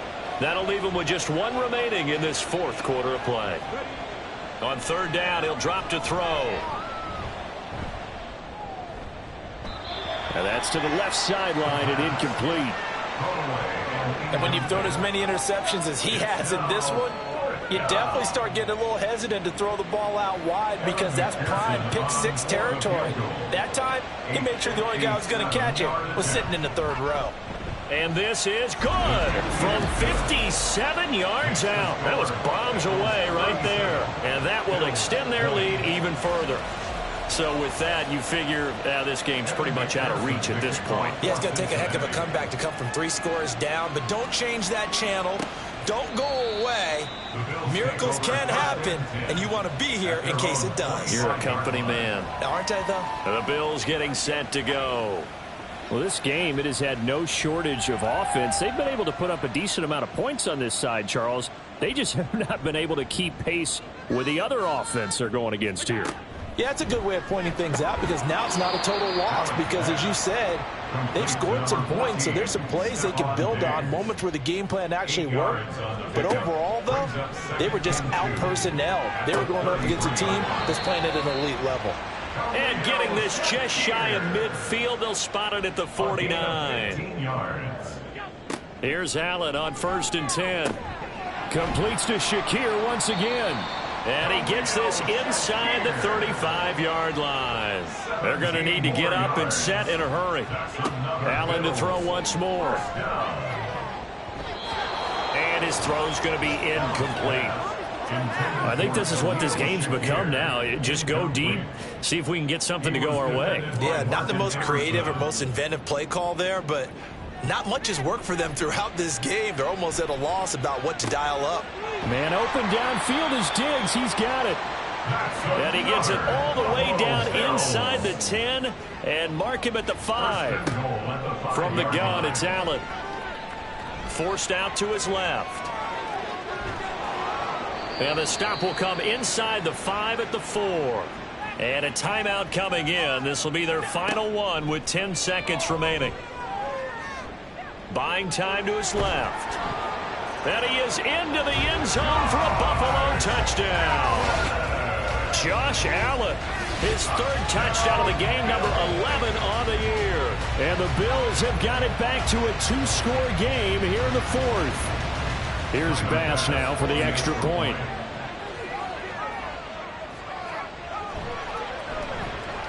And the lead is trimmed down to 10. So the drive winds up going 75 yards in 7 plays. And it was Josh Allen using his legs to polish things off. And this is going to be recovered by the hands team. And that should just about put a capper on this one. And that's why you have your hands team out there on the field. Those are the best guys ready to make that play. And let's face it, it was executed well. It wasn't a bad kick. It wasn't anything like that. Just that the normal outcome actually came to play. Analytics will tell you it's a very low possibility of getting the ball for the team kicking it in an onside kick situation. You're all about the numbers, aren't you? All about the numbers, baby. It's a new game now. They don't lie. So this one in the win column now for the Cincinnati Bengals. And a little bit of a surprise, they lose the turnover battle, but wind up winning the ball game. And this is very unusual because you know all teams stress winning the turnover battle as a key indicator to winning ball games. So when you get something that goes against the grain like the one we saw here, it's quite the oddity. Now let's face it, they'll be very happy that they pulled this off, but they do know that in the future they've got work on taking care of the football because this won't happen very often.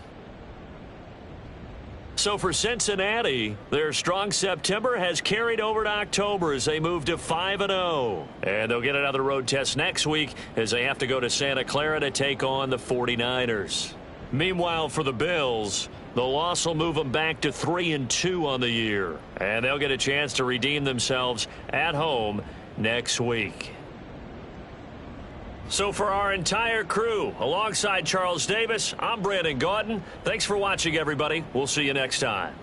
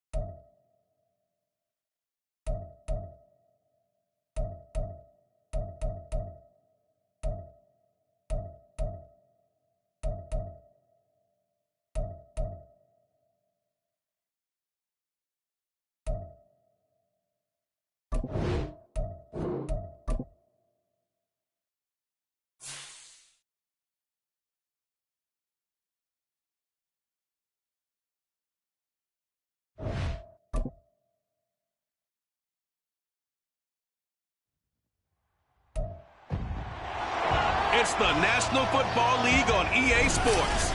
And we've got Breece Hall. He had a great week last week, well over 100 on the ground with a score. It's the Ravens and the Lions, and it's kicking off next on Madden NFL 24.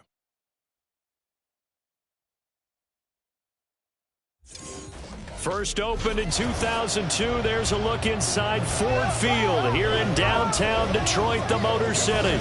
Today we've got a Week 5 matchup in store here, as it'll be the Baltimore Ravens taking on the Detroit Lions. Along with Charles Davis, I'm Brandon Gaudin. And Charles, we look at this Lions team entering play. Now, losers their last time out, so they'll look to make amends here. And one of the best ways you can do that is to be at home, and they are. They're going to try and ride that home crowd and that wave of emotion to a victory in the...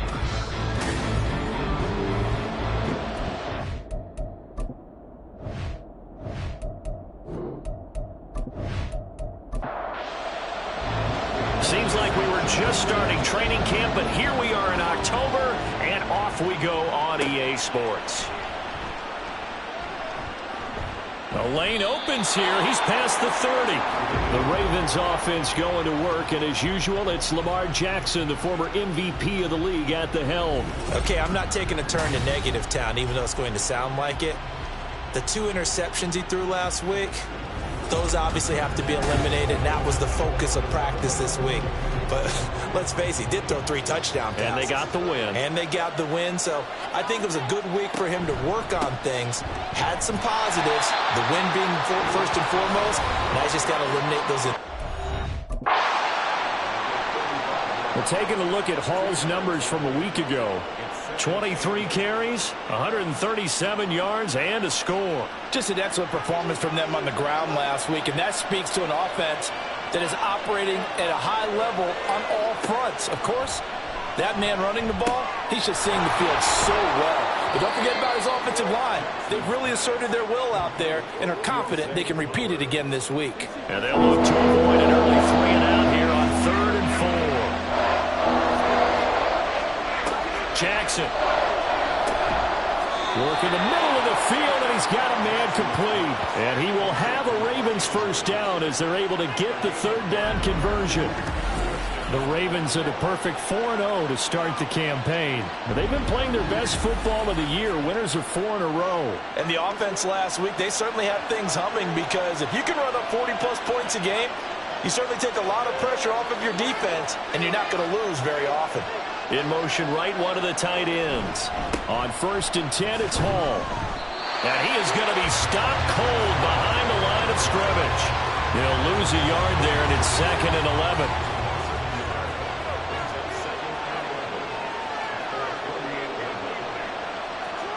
Now it's Jackson. And it's incomplete. Took a shot, couldn't connect. He was looking for his tight end, Mark Andrews, there, and it's 3rd down. You talk about this Lions defense. It's quite a unit, number 1 in the NFL against the pass. Yeah, defending the pass hasn't been an issue for them. It's been stopping the run.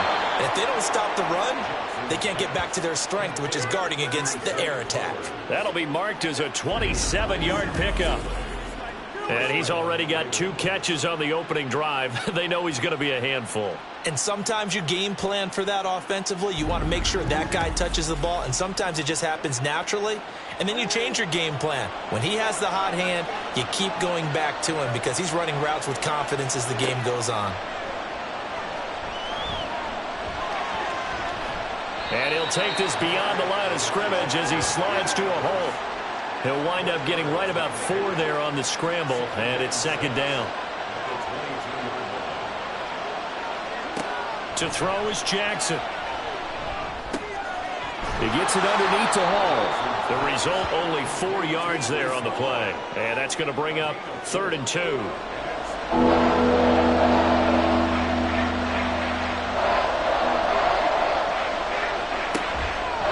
They'll run with Hall.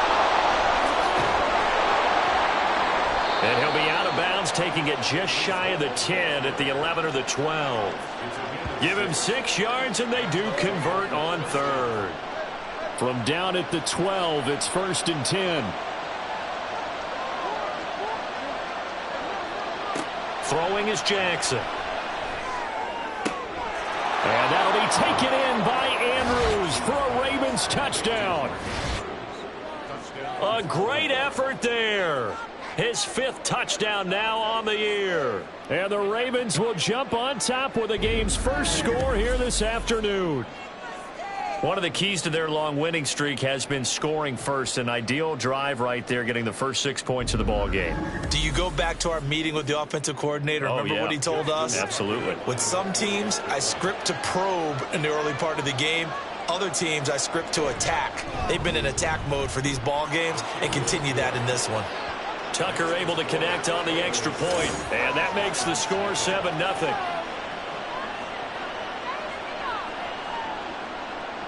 Tucker now to kick it away following the touchdown. And he won't return this one. He'll go down to a knee, and they'll start at the 25. So here are the Lions now coming out for their opening drive. They're led onto the field by the former Cal Bear and the #1 overall pick in 2016, Jared Goff. Would you say that last week's performance by him, workmanlike in terms of numbers? 1 touchdown, 1 pick, but obviously a loss. Yeah, and that's the bottom line for him. All he cares about is how do we find a way to win the game. Maybe leans on a few other parts of the offense, and hopefully springs a receiver or two free. So the completion results there in 9 yards. And it'll bring up a 2nd and short.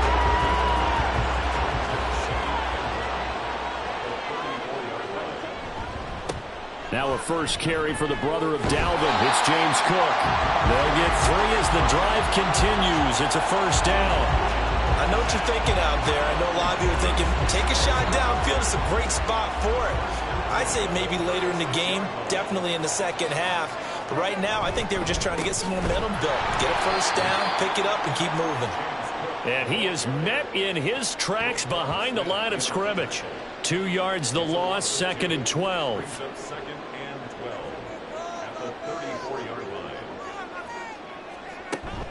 Here's Cook again. And able to use his blockers to get this up over the 40. And he's able to get more than half of what they needed. That brings up a 3rd and 5. Goff now to throw. And he will not be able to hang on through the contact. It's incomplete. The coverage strong, and now it's 4th down. Brandon, we saw these defenders flying to the football in their win last week, and nothing has changed. They're still moving around quickly and forcing incompletions. And we'll see what he can do on the return. 39-yard punt, 6 yards on the return. And the Ravens, they'll take over. Baltimore set to take over here for their 2nd possession of the game. And they'll be looking to make this a 2-score advantage. Had the touchdown on their first drive, Charles. Hey, they can get up 2 scores here on the road. That's a heck of a start. And not only have they thought about it, I wonder if they visualized it. I remember playing, and they used to turn the lights out in our meeting room and run through a situation like this and say, just think about what it would be like to be up on the road and take the crowd out of it. Maybe they did some of that. A give, running right is Hall. And he is going to be stopped cold behind the line of scrimmage. That's going to go down as a loss of 5, and it brings up 3rd down. The running lanes have definitely not been there for him here in the first half, and I don't think it's all been his fault. His offensive line hasn't given him much space. A loss results there. He's got his target. That's complete. And he'll be out of bounds, but able to get it up past the 45. Excellent play there on 3rd down. Give them 25 yards. Well, it's almost as if they didn't leave the field after their first drive. They picked right up where they left off. Another good throw there. And this offense, humming here in the early going.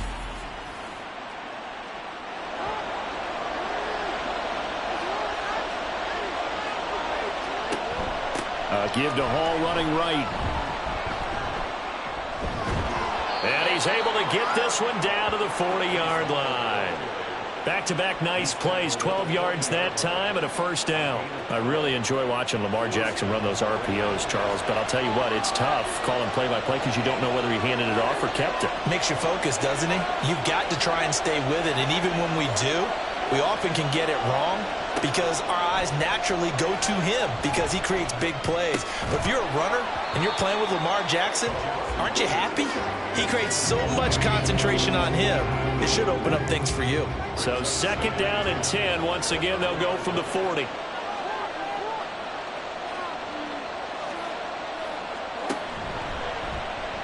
Jackson options out left. And little room to maneuver there. He gets it down to about the 39. Only a yard there on the keeper, and that's going to leave him with a 3rd down. Here's Jackson to throw. That ball nearly intercepted, but he could not hang on. Oh, pick there certainly would have been nice. Instead, at least, it'll be 4th down. So now on comes the field goal unit, and wow, this is no ordinary try here. This will be from 56 yards out. And he missed it. It's no good. And this will remain a 1-touchdown game. And anytime you see a kicker trot out the try run for 56 yards, you know everything's got to come off perfectly for it to have a chance. If the laces aren't quite right, if he doesn't hit the fat part of the ball just right, it's unlikely to go through. And that one winds up no good. So the missed 56-yarder, and now the flip side. Good starting field position at the 46 near midfield. Now a 1st down throw. Gone. And his throw here's incomplete. He was looking for his tight end, Hunter Henry. And it's 2nd down. You look at this Baltimore defense. They really played well in that win last week against Miami. And the big difference in the game, their ability to force turn. Nowhere to go here. He lost the football. Oh, one of the linebackers has got it. And they will take over at the 29-yard line. The pocket collapsed around him. I know we talk about it a lot, but a QB has to have that 6th sense, doesn't he? He really does, and I know of one team at one point was training their quarterback with that time frame, and anytime he didn't get rid of the ball within the right amount of time, they would blow a horn or blow a whistle to show him this is what that time is, just what you're talking about, training him to understand this is the amount you have, make sure the ball's gone. Didn't happen in this case. Throwing on 1st down, but this one winds up to be incomplete. Tylan Wallace, the intended receiver, but it's going to be 2nd down.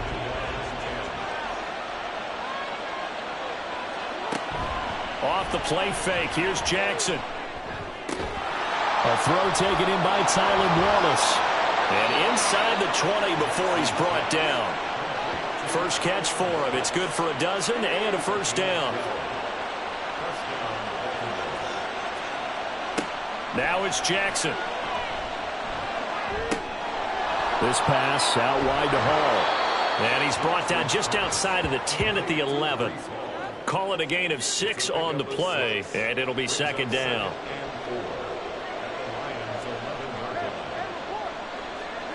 Here's Jackson. That is caught at the 7-yard line. And the Ravens are going to have a 1st and goal as he'll be taken down at the 7-yard line.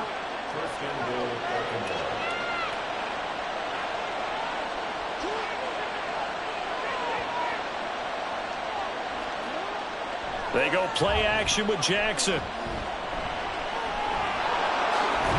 And he is into the end zone for a Baltimore touchdown. Lamar Jackson taking it in from 7 yards away. And the Ravens are off to a 13-0 first quarter lead. Now, this defense, so many things to worry about in the red zone area, but you'd have to almost think that Lamar Jackson running the football, that might be number 1. It should be number 1, and in this portion of the field where things shrink a little bit because the receivers can't run past anyone because they'll run out of real estate, you should have all eyes on Lamar Jackson when the ball is snapped and try and keep him back in the pocket. Yeah, I don't think that they were surprised he was running it there. They just couldn't stop him, and he ends up in the end zone. And he's up past the 20 to the 22-yard line. Detroit's offense ready to take over.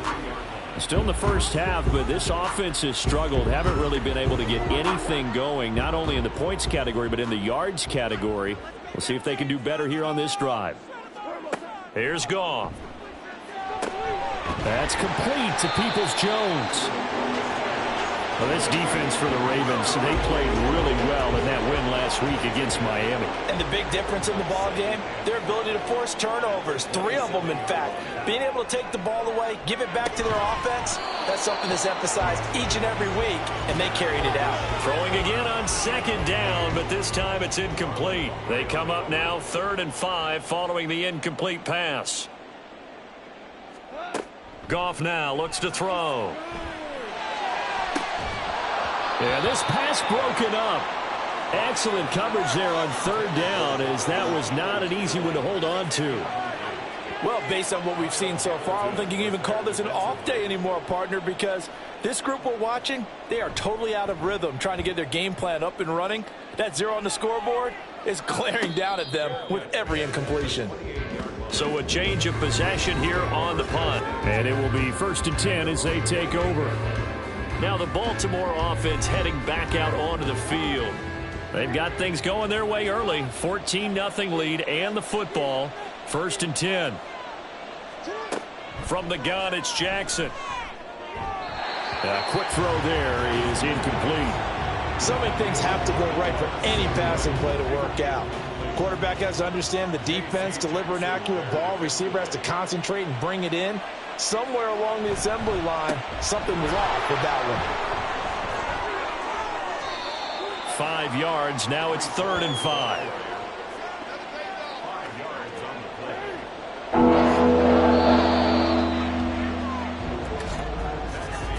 14-0 the score. This is the NFL on EA Sports.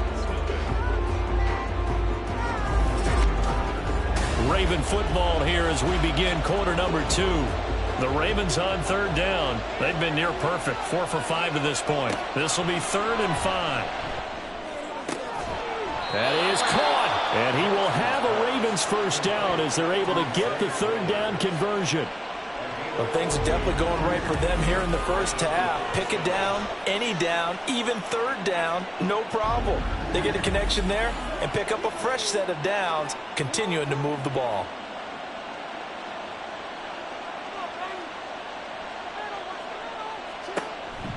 They run it with Hall off the option, and he is met in his tracks behind the line of scrimmage. Officially, it's a 1-yard loss. That's going to bring up 2nd and 11. Now Jackson. And that's hauled in by St. Brown over the middle. And it's going to be another 1st down as they'll get him to the ground at the Lions' 39. A 14-yard gain there as they look to improve this 14-point lead. So the ball moves into Lion territory now. Here's 1st and 10 at the 39-yard line. A throw there, but that's going to wind up incomplete.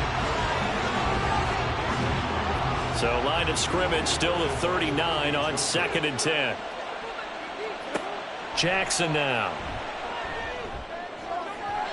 And that is incomplete. Just a little beyond the reach there of his receiver. That's probably one he wishes he had back. He wishes it had been 7-on-7 in practice, or maybe even routes versus air, because that's a completion he makes, what, 9.9 times out of 10? Just missed that one. Now yet another incompletion here as they fail to connect on 3rd. Nice call by the defense there on 3rd down. Just flood the field with extra defensive backs in their dime package. Nowhere to go with the football. Forces the incompletion. And his kick is good. He got every bit of that one as it's good from 56 yards out. And that will extend their lead even further. So he missed his 1st attempt, remember, but this time he gets back on the bike and knocks it home. Yeah, and sometimes that first one can really impact you moving forward. It can just stay with you too long and affect everything else you do during the game. In this case, though, able to shake it off. He's riding high again. And Detroit getting set to go now. They've shown precious little here offensively thus far as they try again with a 1st down now.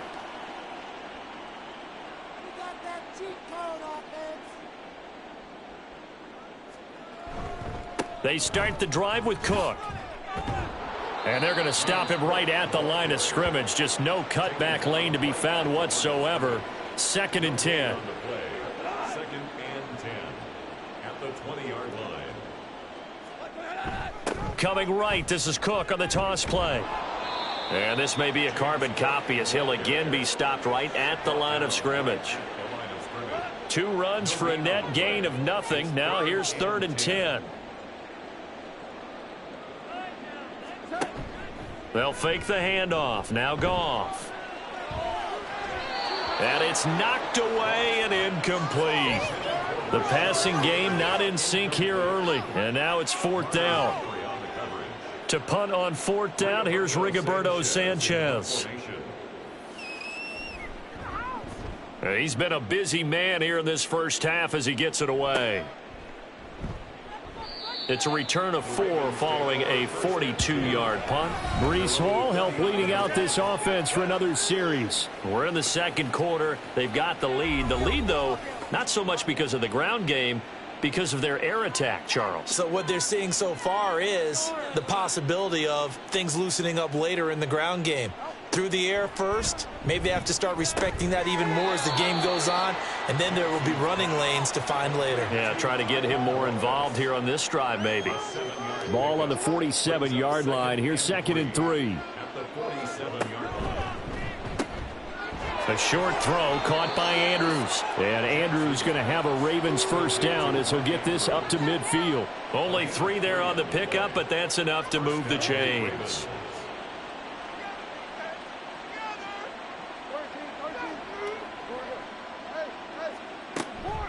Option play. Here's Hall. And he's going to take this ahead for right around 3 yards, but no more than that. 2nd down. It's a pickup of 3. Brings up 2nd and 7 at the Lions' 47-yard line. On 2nd down, a run with Hall. And he'll get this down only to about the 46. A 1-yard gain there following the 3-yard pickup on 1st down. 3rd down and 6. Jackson.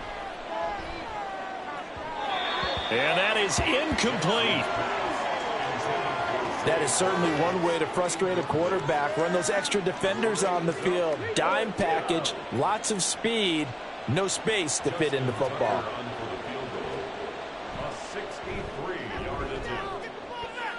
That's on target, but it's no good. He had it on line, but it came up just shy of the crossbar, and the lead will stay put at 17. Well, he might be the best kicker the game's ever seen, and we've seen him hit from 66, which is the all-time record. But anything 60-plus, that's a very low percentage kick. Don't tell him he doesn't believe it, but this one winds up no good. Now Goff on 1st down. The throw here right sideline falls incomplete. No sense risking anything there on 1st down. Even though he's still in the pocket, he had a receiver out to his side, so just put that in a spot where the only people who could make a play on it are the trainers and the coaches. Well done. And that'll be incomplete. We do have a penalty flag down, however. Let's see what that's about. So the yellow flag came out, and that leads to a new set of downs for this offense. 1st and 10. Cook following the penalty.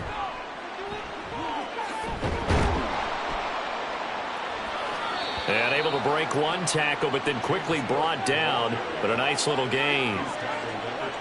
So not quite a 1st down just yet as they come up on 2nd and less than a yard. Again, it's Cook. Oh, and fine work there as he gets this thing down to the 11-yard line. Holding, offense.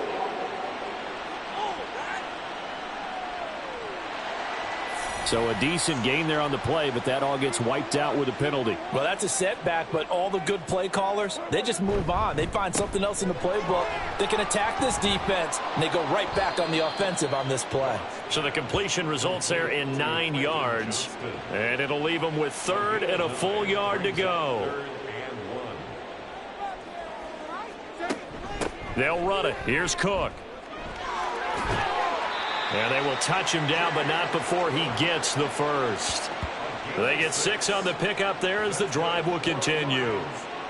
Well, that was big right there because they're in the bottom 5 in the league in converting on 3rd down.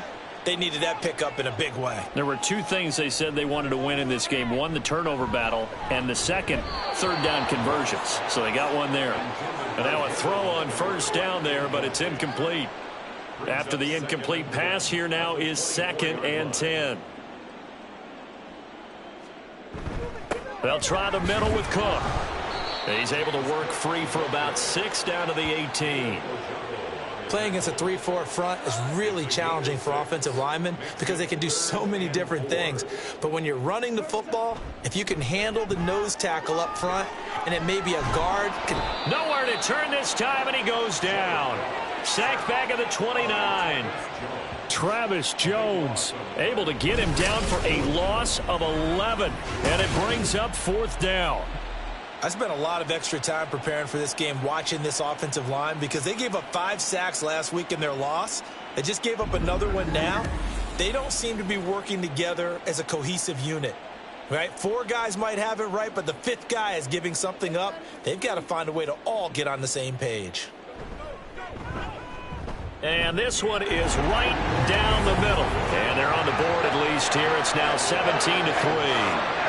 So as it turns out, that sack doesn't wind up costing them, Charles. They at least get points, get 3 of them. Yeah, that's where your kicker can really come to your rescue because, you know, after the sack, there was a little consternation there. Are we out of field goal range? Are we going to be able to get 3? In this case, he stepped right up and gave them exactly what they needed. And he'll get it up across the 20 to the 21-yard line. Here comes the Raven offense now, ready for another possession. And they've got to be a little bit frustrated about that last drive, missed field goal. Always hurts a team because, you know, you've put something out there, you've given yourself a chance, you're in range, and the ball doesn't go through the post. But it's not something to panic about, I don't believe. Just keep playing and keep going. And they'll take him down at the 31-yard line. A good position to be in here, 2nd and inches. Jackson running again. And he'll get it up near the 35, right at the 34 here. He'll grab 3 yards on the play, taking it himself for the first down.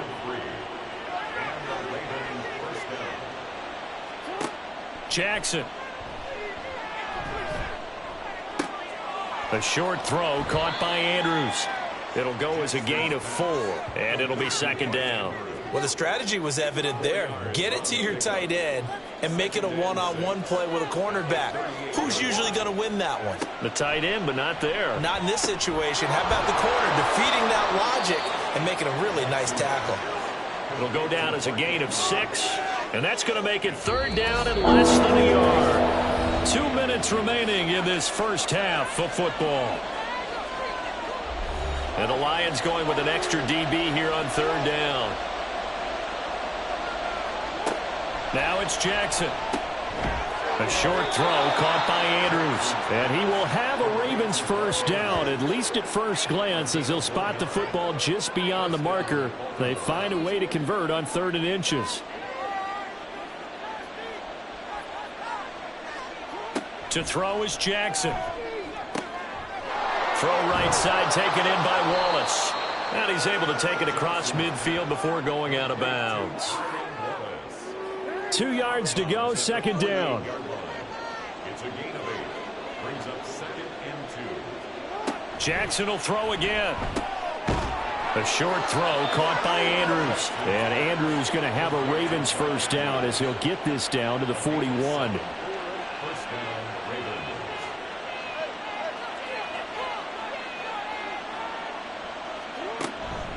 Straight ahead is Hall. And he was able to shed 1 tackle but could not get away from there. 5 yards is the tally on first down. That brings up 2nd and 5. Throwing is Jackson. And that'll be incomplete. When I watched that play, I thought about what my coaches have told me in the past. The biggest teaching point, get your head around, locate the football so you can make a play on it while it's in the air. That's exactly what he did there. That was nice. And now the 3rd down throw incomplete as well. Detroit was up for the challenge through the air. They force a fourth down. Has to be a little bit of frustration there. Back-to-back incompletions. Receivers blanketed on both attempts, this time on third down. Tucker's kick is good, and that will extend their lead even further. These kickers now, it's like we take them for granted. Kicks like that used to be such a big deal, and now you just expect them to make it. Yeah, you're exactly right, and we shouldn't take them for granted, but I have a theory about it. You want to hear it? Yep. They are more athletic now than ever before. Talk about kickers.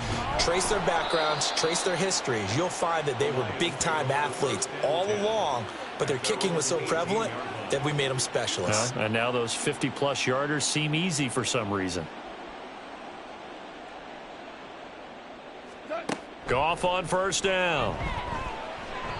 Throwing left sideline there, but it's incomplete. All right, help me out here a little bit, partner, because what I'm seeing is a passing game that's just struggled to complete anything. No rhythm, no timing. Seems like every pass is also contested well. Rush coming, and he's taken down. Now the Ravens going to use one of their timeouts as they'll stop it with a little over 30 seconds to go in the first half of play. The Ravens going to use the second of their timeouts as the clock will stop with just under 30 seconds to go in the first half. And a fair catch signaled for and taken successfully. Breece Hall helped leading out this offense for another series. He's been good. His guys are winning. So far, the recipe working here in the second quarter. And he doesn't like to just tote the rock. He wants to carry his team on his back, and that's what he's done throughout this game. Yeah, he's done that. He'll be hoping to continue that trend. Jackson, a short throw caught by Andrews. Ravens going to use their third and final timeout. And with halftime on the horizon, they'll be out of timeouts from here forward. A second down pass play there, but it's incomplete. So many times we've seen him try to escape the pocket and do something with his legs, but in this case, the pressure was too intense, and he made the wise choice to just get rid of the football and make sure no one was going to get it. Now throwing on third down there, but he cannot connect. Well, the other day they told us when we've got 3rd and 5 or less, we have to be able to convert. And I guess every team would say that, Charles, but an opportunity missed there. What they were trying to tell us is they believe it's a matchup game at that point. And they liked some matchups that they had, thought they could exploit them, unable to do so on that play. And off the crossbar, no good. A sensational effort from that distance, but rejected by the bar. Well, he had that one on target. That's half the battle. The other half of the battle, however, is distance. And he nearly had that, too. But it was the crossbar that said otherwise, and that'll deny him a shot at 3. A final shot before break here. Goff. He's going to take a shot at the end zone. Why not? That's going to be knocked away and incomplete. So we reach halftime in what's been a fairly one-sided game so far. As we send you down to Orlando, where Jonathan Coachman has our EA Sports Halftime Report. Coach. All right, Brandon, we'll get back to you guys in a bit. But first, let's take a look around the NFL here on this first Sunday of October. We'll start in the AFC's North Division. Longtime rivals, Cleveland, on the road to take on Pittsburgh. And those two are tied up as they play the second quarter. From there, let's head off and check out a second game. And you can see, currently they trail in that ball game. Cooper Kupp with a touchdown catch from Matthew Stafford. Finally, let's get down to Houston. Check on the Texans at home at NRG Stadium. And at the half, they have the lead over the visiting Titans. A couple of touchdown strikes there from Justin Fields. This was an extremely one-sided first half. One team showed up ready to go. The other's been in a daze thus far, but there's still plenty of time left for this one to tighten up significantly. All right, Coach, thank you, and we welcome everyone back for quarter number 3. It'll be Lions football to start the second half, and they trail here as we get back underway on EA Sports. And this will not be returned, so the second half begins with a touchback. Goff and this Lions offense set for a 1st and 10 at their 25-yard line. Beginning this series with a handoff to Cook. And not much to speak of. Call it a 1-yard gain up to the 26. I think if they want to start getting back into this game, it behooves them to get better on first down. Yeah, certainly not what they were looking for there out of the opening play of this drive. Meanwhile, Goff, this throw taken in by Johnston. Just his second catch of the game so far. This one moves the chains. And you start to think if it's going to happen for these guys, it's got to start with this drive. Down 3 scores, they need to start making some inroads. And that'll help the cause there as they pick up good yardage and a first down.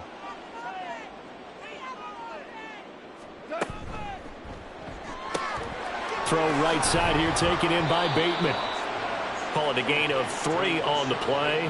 And it's second down. Brings up 2nd and 7 at the 47-yard line. Now Goff. Short throw into the hands of Jordan. First target, first catch, and a first down. I know sometimes we can get fooled when we watch him make catches, as we just saw him do there, because he really looks like a wide receiver the way he goes about his business. Yeah, 230, 240 range. Yeah, not super huge. Maybe not counted on to be that inline point-of-attack blocker that we used to have in the good old days. But you can flex him out. You can run wide receiver routes with him. You can make him a primary target, and that's how he'll shred a defense. On 1st and 10, Goff. Short pass caught by Henry. So the completion gets him just a yard, and that's going to bring up second down. Brings up 2nd and 9 at the 31-yard line. Again, Goff. And that's going to be caught by Peoples-Jones. And he's going to be taken down with the first down at the Ravens' 17-yard line. Just his second catch of the game so far. This one moves the chains. I don't know what they talked about at halftime. Whatever it was, it worked. They look like a different team here in the third quarter. Yeah, I doubt that there were very many trash cans that got kicked over, that type of a speech. I think what they did was they analyzed what worked in the first half, what didn't, and figured out a better game plan. Got this into the hands of the tight end, Jordan. And he'll be out of bounds, taking it just shy of the 10 at the 11 or the 12. Here's a 2nd and 5. Brings up 2nd and 5. A 10th carry in the game for Cook. And this play goes nowhere, losing yardage back to the 15. He lost 4 there, and it's third down. This defense is just flat getting after it. They have not given up much of anything in the run game. Case in point right there. Throwing on 3rd, Goff. Work in the middle of the field, and he's got a man complete. And in for the Lions, touchdown. James Cook, a 15-yard touchdown grab. And the Lions are able to cut into this lead as they score on the opening drive of the second half. It seemed like they were so focused on the guys out wide, they forgot about him out of the backfield. That's a really good point, because you've got to communicate, and oftentimes when you start counting receivers, that's exactly what you're doing. You start from the widest receiver, work your way inside. Who gets lost sometimes? The back in the backfield. That's exactly what happened there. And he got into the end zone. Sanchez now, he'll kick it away following the touchdown.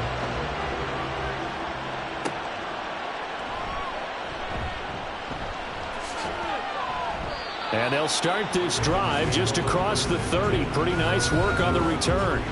The Ravens offense getting ready now for their first possession of the second half. And they were terrific in the first half, built up a sizable lead, and it's just been cut into a bit following the opening drive score on the other side. But this is a unit that has to be itching to get the football again. You could say that again. They've got to be pretty eager because, let's face it, they've had to sit through halftime, then sit on the sidelines and watch that drive. So you can bet that they're saying, let's get on with this. We got to go out there and get some more points.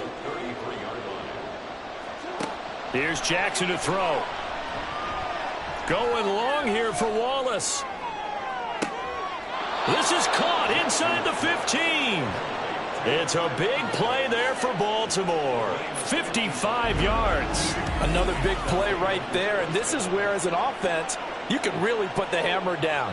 You've got a double-digit lead, but those other guys, they've been hanging around. A touchdown here could put this game out of reach, and that's a strong step towards getting it done. A real field flipper there, as all of a sudden they've got a first down in the red zone. Now it's Jackson. He's able to find Wallace. They follow up that gigantic gain with the tiniest of pickups, 1 yard. Now 2nd and 9 from the 10. Play action. Now Jackson. Looking end zone, but it's incomplete. I'm going to need some help with this one. How did he miss it? Wide open in the end zone. He's not hurried. He's not hit. And somehow, incomplete? Yeah. What happened? During film study, that's one where he's just going to shake his head, not be able to believe it. 6 points. Go back. And he'll take it into the end zone for a Ravens touchdown. Lamar Jackson with his 3rd touchdown of the game, number 15 on the year. And his guy's now an extra point away from taking a 3-score lead. So the lanes continue to be there for Lamar Jackson to run that football. That his 2nd touchdown run of the game. You know what I would like? I'd like for us to be able to go into a defense's room after playing Lamar Jackson and watch the tape and see how much of a lane was really there and how much he created just through his talents. In any event, Lamar Jackson finds the end zone, doesn't he? He always seems to, but that's a good point. We sometimes put blame on the defense. Maybe we just need to praise Lamar Jackson a little bit more. And he'll be stopped up at the 25. So here come the Lions now. They did what they had to do to start this 3rd quarter, went down, got the touchdown to cut the lead, but the matching touchdown a moment ago, and we're right back where we started at halftime. Yeah, you're exactly right, partner. They had a little bounce in their step after scoring that 1st touchdown, but the defense gave one up, and that's the problem right now. Can they get better play from their defense while they continue to score on offense?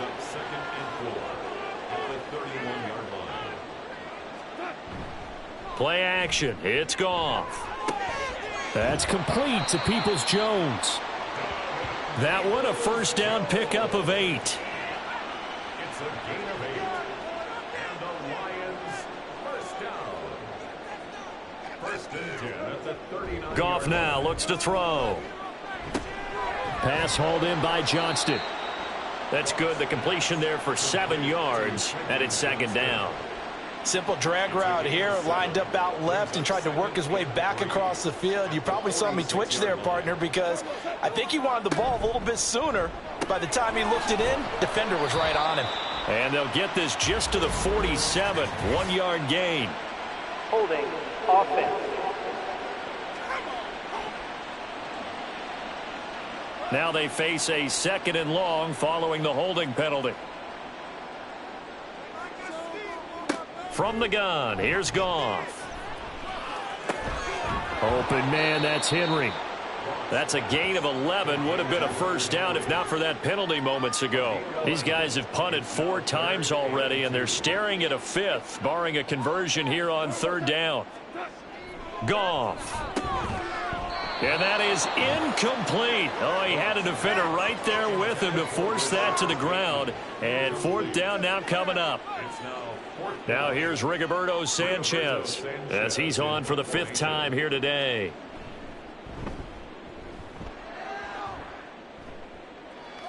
And that will hit and continue on out of bounds. The Ravens ready to take over.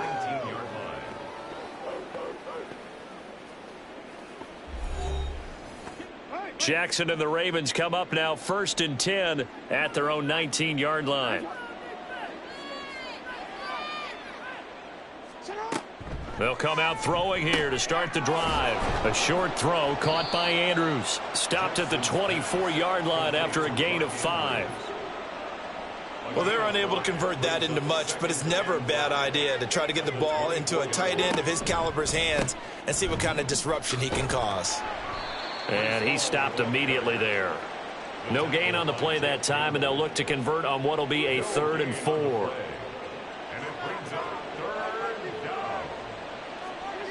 Now Jackson. And that's hauled in by St. Brown over the middle. And I don't think he got there, no. He's short by maybe a foot, maybe. Call it 4th and inches. Well, it looks like they got what they wanted. They got the completion, but they weren't able to break any tackles or gain nearly enough yardage to pick up the 1st down. Now to be 4th and short. He was called on 3 times in the win last week as his first one here's away. So possession goes over here on the punt, and the Lions will take over. Detroit's offense ready to take over.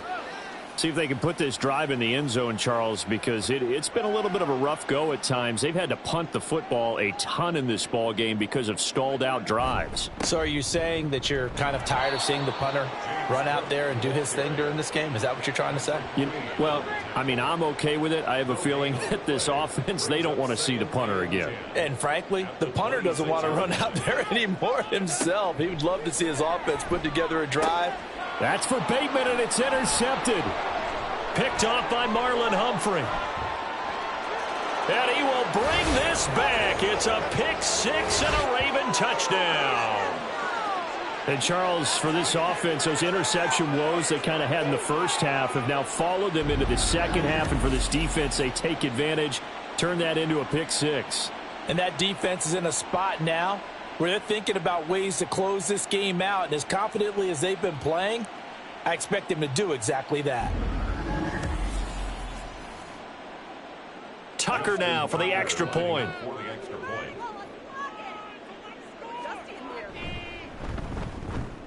And the lead is now 24.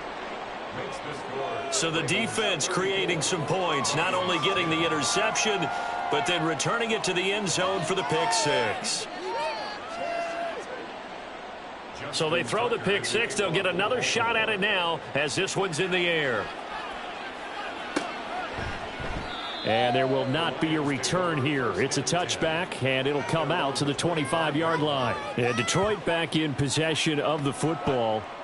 Well, it's a game that they would rather probably forget about, at least to this point, Charles. And one reason is turnovers. The turnover on the last drive, they had the issue in the first half as well, and that's really, unfortunately for them, helped to put this game out of reach. And you know they won't admit it to themselves, but we know that winning the game is pretty much out of the picture now.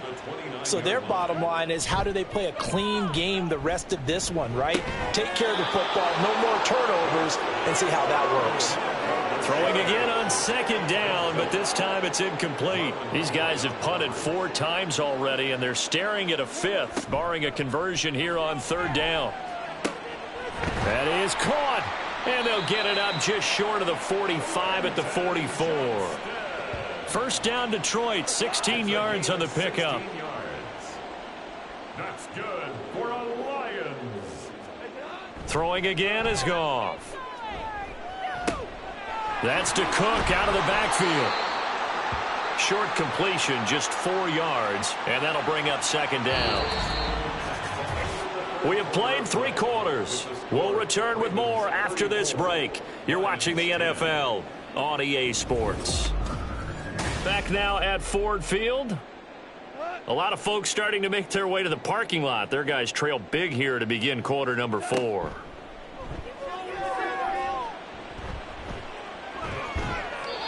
They try to throw on second down, but this one is incomplete. Another pass attempt, another incompletion, and they're just a little over 100 yards passing here in this game, so defensively, pretty good job. Definitely, because they were never really able to get the ball in the hands of their playmakers. So a lot of credit to the defensive game plan, and especially the execution. And now the third down throw incomplete as well. And that's a lesson learned from the previous drive. Last time he forced one, and it turned into a pick six. Here, he knows better, and he just throws that one away. Desperation time for Goff on fourth. Short pass caught by Henry. And he is going to have the Lions first down as they find a way to convert there on 4th and 6. That's good for a Lions first down. To the air again. Goff. Setting up the screen for Cook. And he's going to be taken down. Plus, there's a penalty flag in the backfield. They may get 15 more on top of this.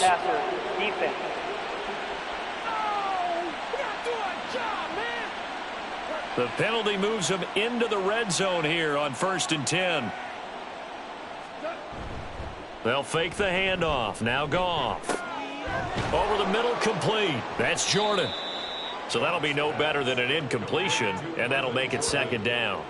Pass complete, but no gain. No yards. Yeah. So you file that as unsuccessful. Yeah, you do, don't you? Except on the stats, throwing the ball, Get a completion. you get a catch. Yeah. but still, no yardage. Okay. The Lions on 3rd down. They're hitting at just 30%, 3 for 10. This is 3rd and 4. And he's wrapped up, taken down, back at the 25. Travis Jones picks up his 2nd sack of the afternoon. Well, partner, you and I will be headed to the airport, but after this game, when it's interview time, someone's going to ask this quarterback what hurt worse, the interceptions or the sacks. His whole day, it's been rough. Barring a miraculous comeback, this offense isn't going to win this game, but he's probably going to say what hurt most is the loss. And they're indeed going to go for it here on 4th down. So trailing here in the last quarter, let's see how this plays out. He's going to take a shot for the end zone. That is incomplete. The Lions turned away on 4th down. And this 11-play drive is going to lead to nothing on the scoreboard. Well, their first 4th down attempt earlier was successful. This one backfires for a turnover on downs. I like their aggressiveness. I like what they're doing. They got it the first time they went for it. Why not a second time? I don't think they'll be daunted from attempting it again. If you're on the defensive side of the ball, though, any 4th down stop is a big momentum play. Ball on the 30. They'll come up with a 2nd and 5.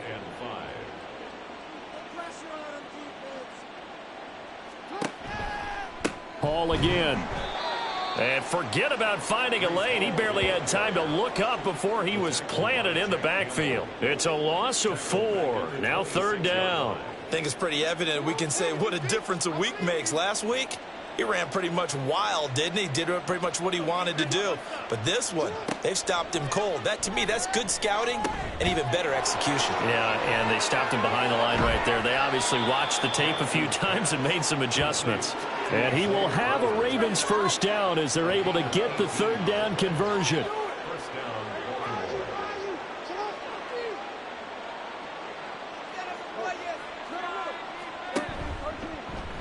They run the option here on 1st and 10. And holding it may be the wrong decision as he stopped in the backfield. That's going to go as a loss of 4, and it'll be 2nd down.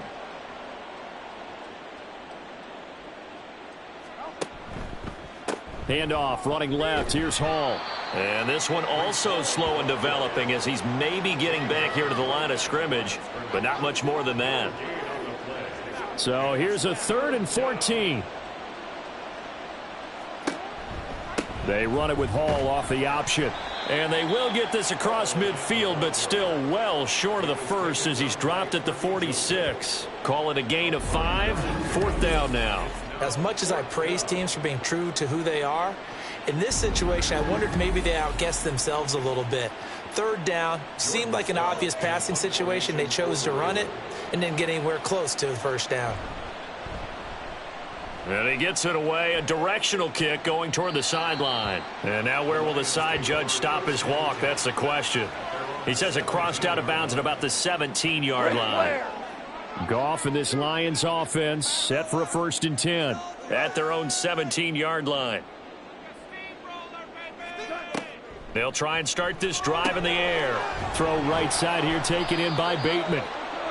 Give him a gain of 5 on the completion, and that will bring up 2nd down. A gain of 5 brings up 2nd and 5 at the 22-yard line. A shotgun snap for Goff. Short pass caught by Henry. And a nice job to break free of one tackle, but it slowed his momentum somewhat, and he's taken down right after. The Ravens bring out an extra defensive back here on 3rd.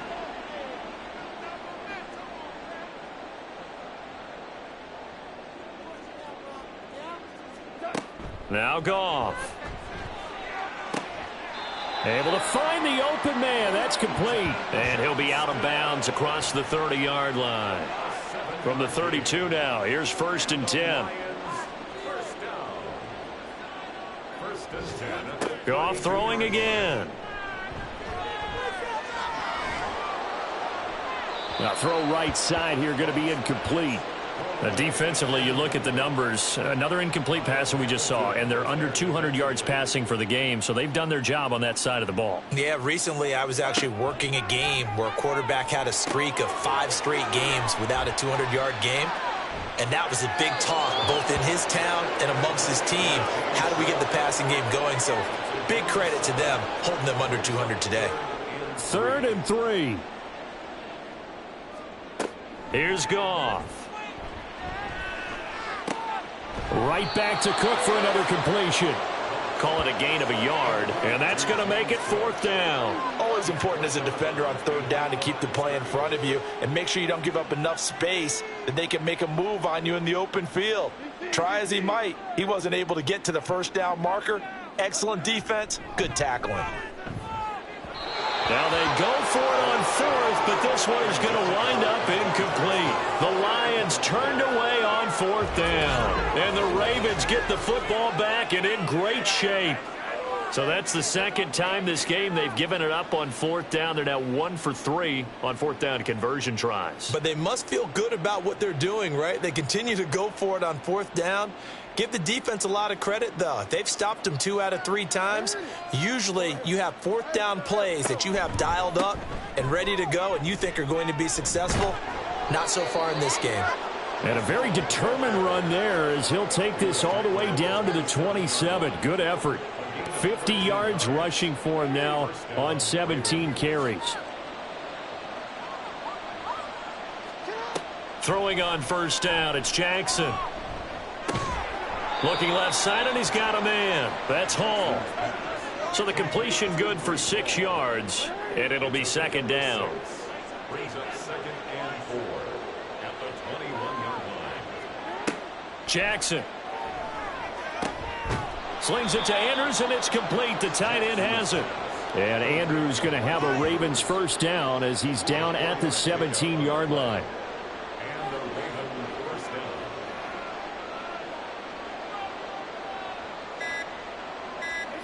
To throw is Jackson.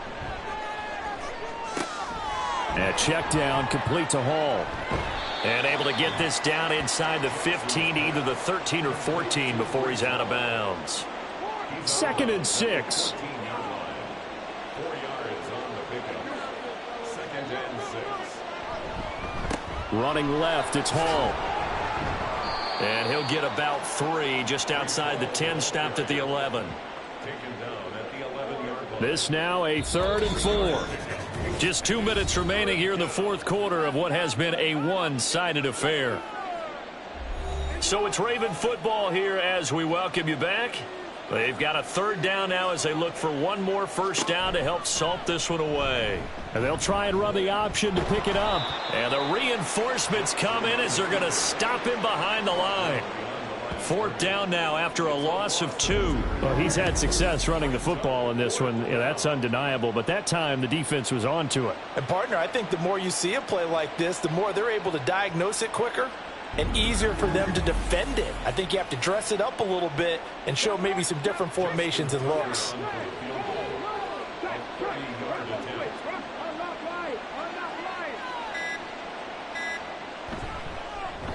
Tucker's kick is good, and that will extend their lead even further. Well, ultimately not really sure that they're going to need those 3 points, but they'll take the 3 and they pad that lead. Yeah, this one's already wrapped up, but you and I both know if you're an offensive coordinator, you never let up on the gas unless the head coach tells you to do so.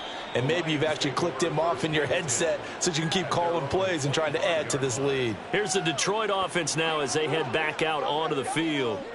Facing a big 4th quarter deficit here, things not looking good. You know, this offense, though, they've been in the top half of the NFL so far this season, but in this one, well, their defense has really struggled. And this will be a gain of 5 as he gets it to the 30. Ball on the 30. They'll come up with a 2nd and 5. At the 30-yard line. Now Goff. Complete. Hunter Henry with a grab. And they get him down, but not before he takes it across the 40-yard line. That's good for a Lions 1st down. 1st and 10. Now Goff on 1st down. That is caught. Rashad Bateman. Now he's loose down the left sideline. Touchdown, Detroit. Rashad Bateman, 57 yards. And the Lions get a small measure of revenge as they cut into this 4th quarter deficit. He's got them out now to a 3-score lead here in the fourth quarter after that one, CD. And, well, he looked right off the line like he knew that that ball was coming his way, and he secured it for 6 points. Yeah, and I think when you're leading by a healthy margin already, it actually loosens you up and allows you to take maybe a few more chances and definitely play with more confidence, because he certainly saw something he could exploit in the defense, and he made sure to let his quarterback know, just get it to me. And the rest was all up to him, and he delivered and made it a 3-score game. The Raven offense set at the line for this next drive. Just all around a solid performance, and now they've got the 3-score lead here, Charles, the final seconds of the fourth quarter. Yeah, in this one, they've been in control, haven't they? They've earned this victory. No question who the better team was out there in this game. And frankly, the score could have been a lot worse than it was. Give them a lot of credit for how they played in this one. So the final seconds tick away in this Baltimore victory. And we talk so much about the turnover battle, determining who wins, who loses. This game, no exception. Air-free football, no turnovers at all, and they win it. So this is one you don't have to convince your team that what you're saying is accurate. And you know what I'm talking about. Head coach always stands up in front of the team and says, guys, if we do this, this, and this, we'll win. And usually they say if we win the turnover battle, we'll win. Well, here's the proof right there. Win the turnover battle. Go on to victory. Now the guys believe. You move on to the next lesson where you have to convince them. This one is now planted. So for the Ravens, their strong September has carried over to October as they move to 5-0. And they'll get another road test next week as they head to New England to take on the Patriots. Meanwhile, for Detroit, they drop below 500 to 2-3 with a loss. And they'll try to get back to their winning ways next week as they head to Lambeau to take on the Packers. That'll do it for us. I'm Brandon Gaudin alongside Charles Davis. Thanks to our entire crew as well. We'll talk to you next time. So long, everybody.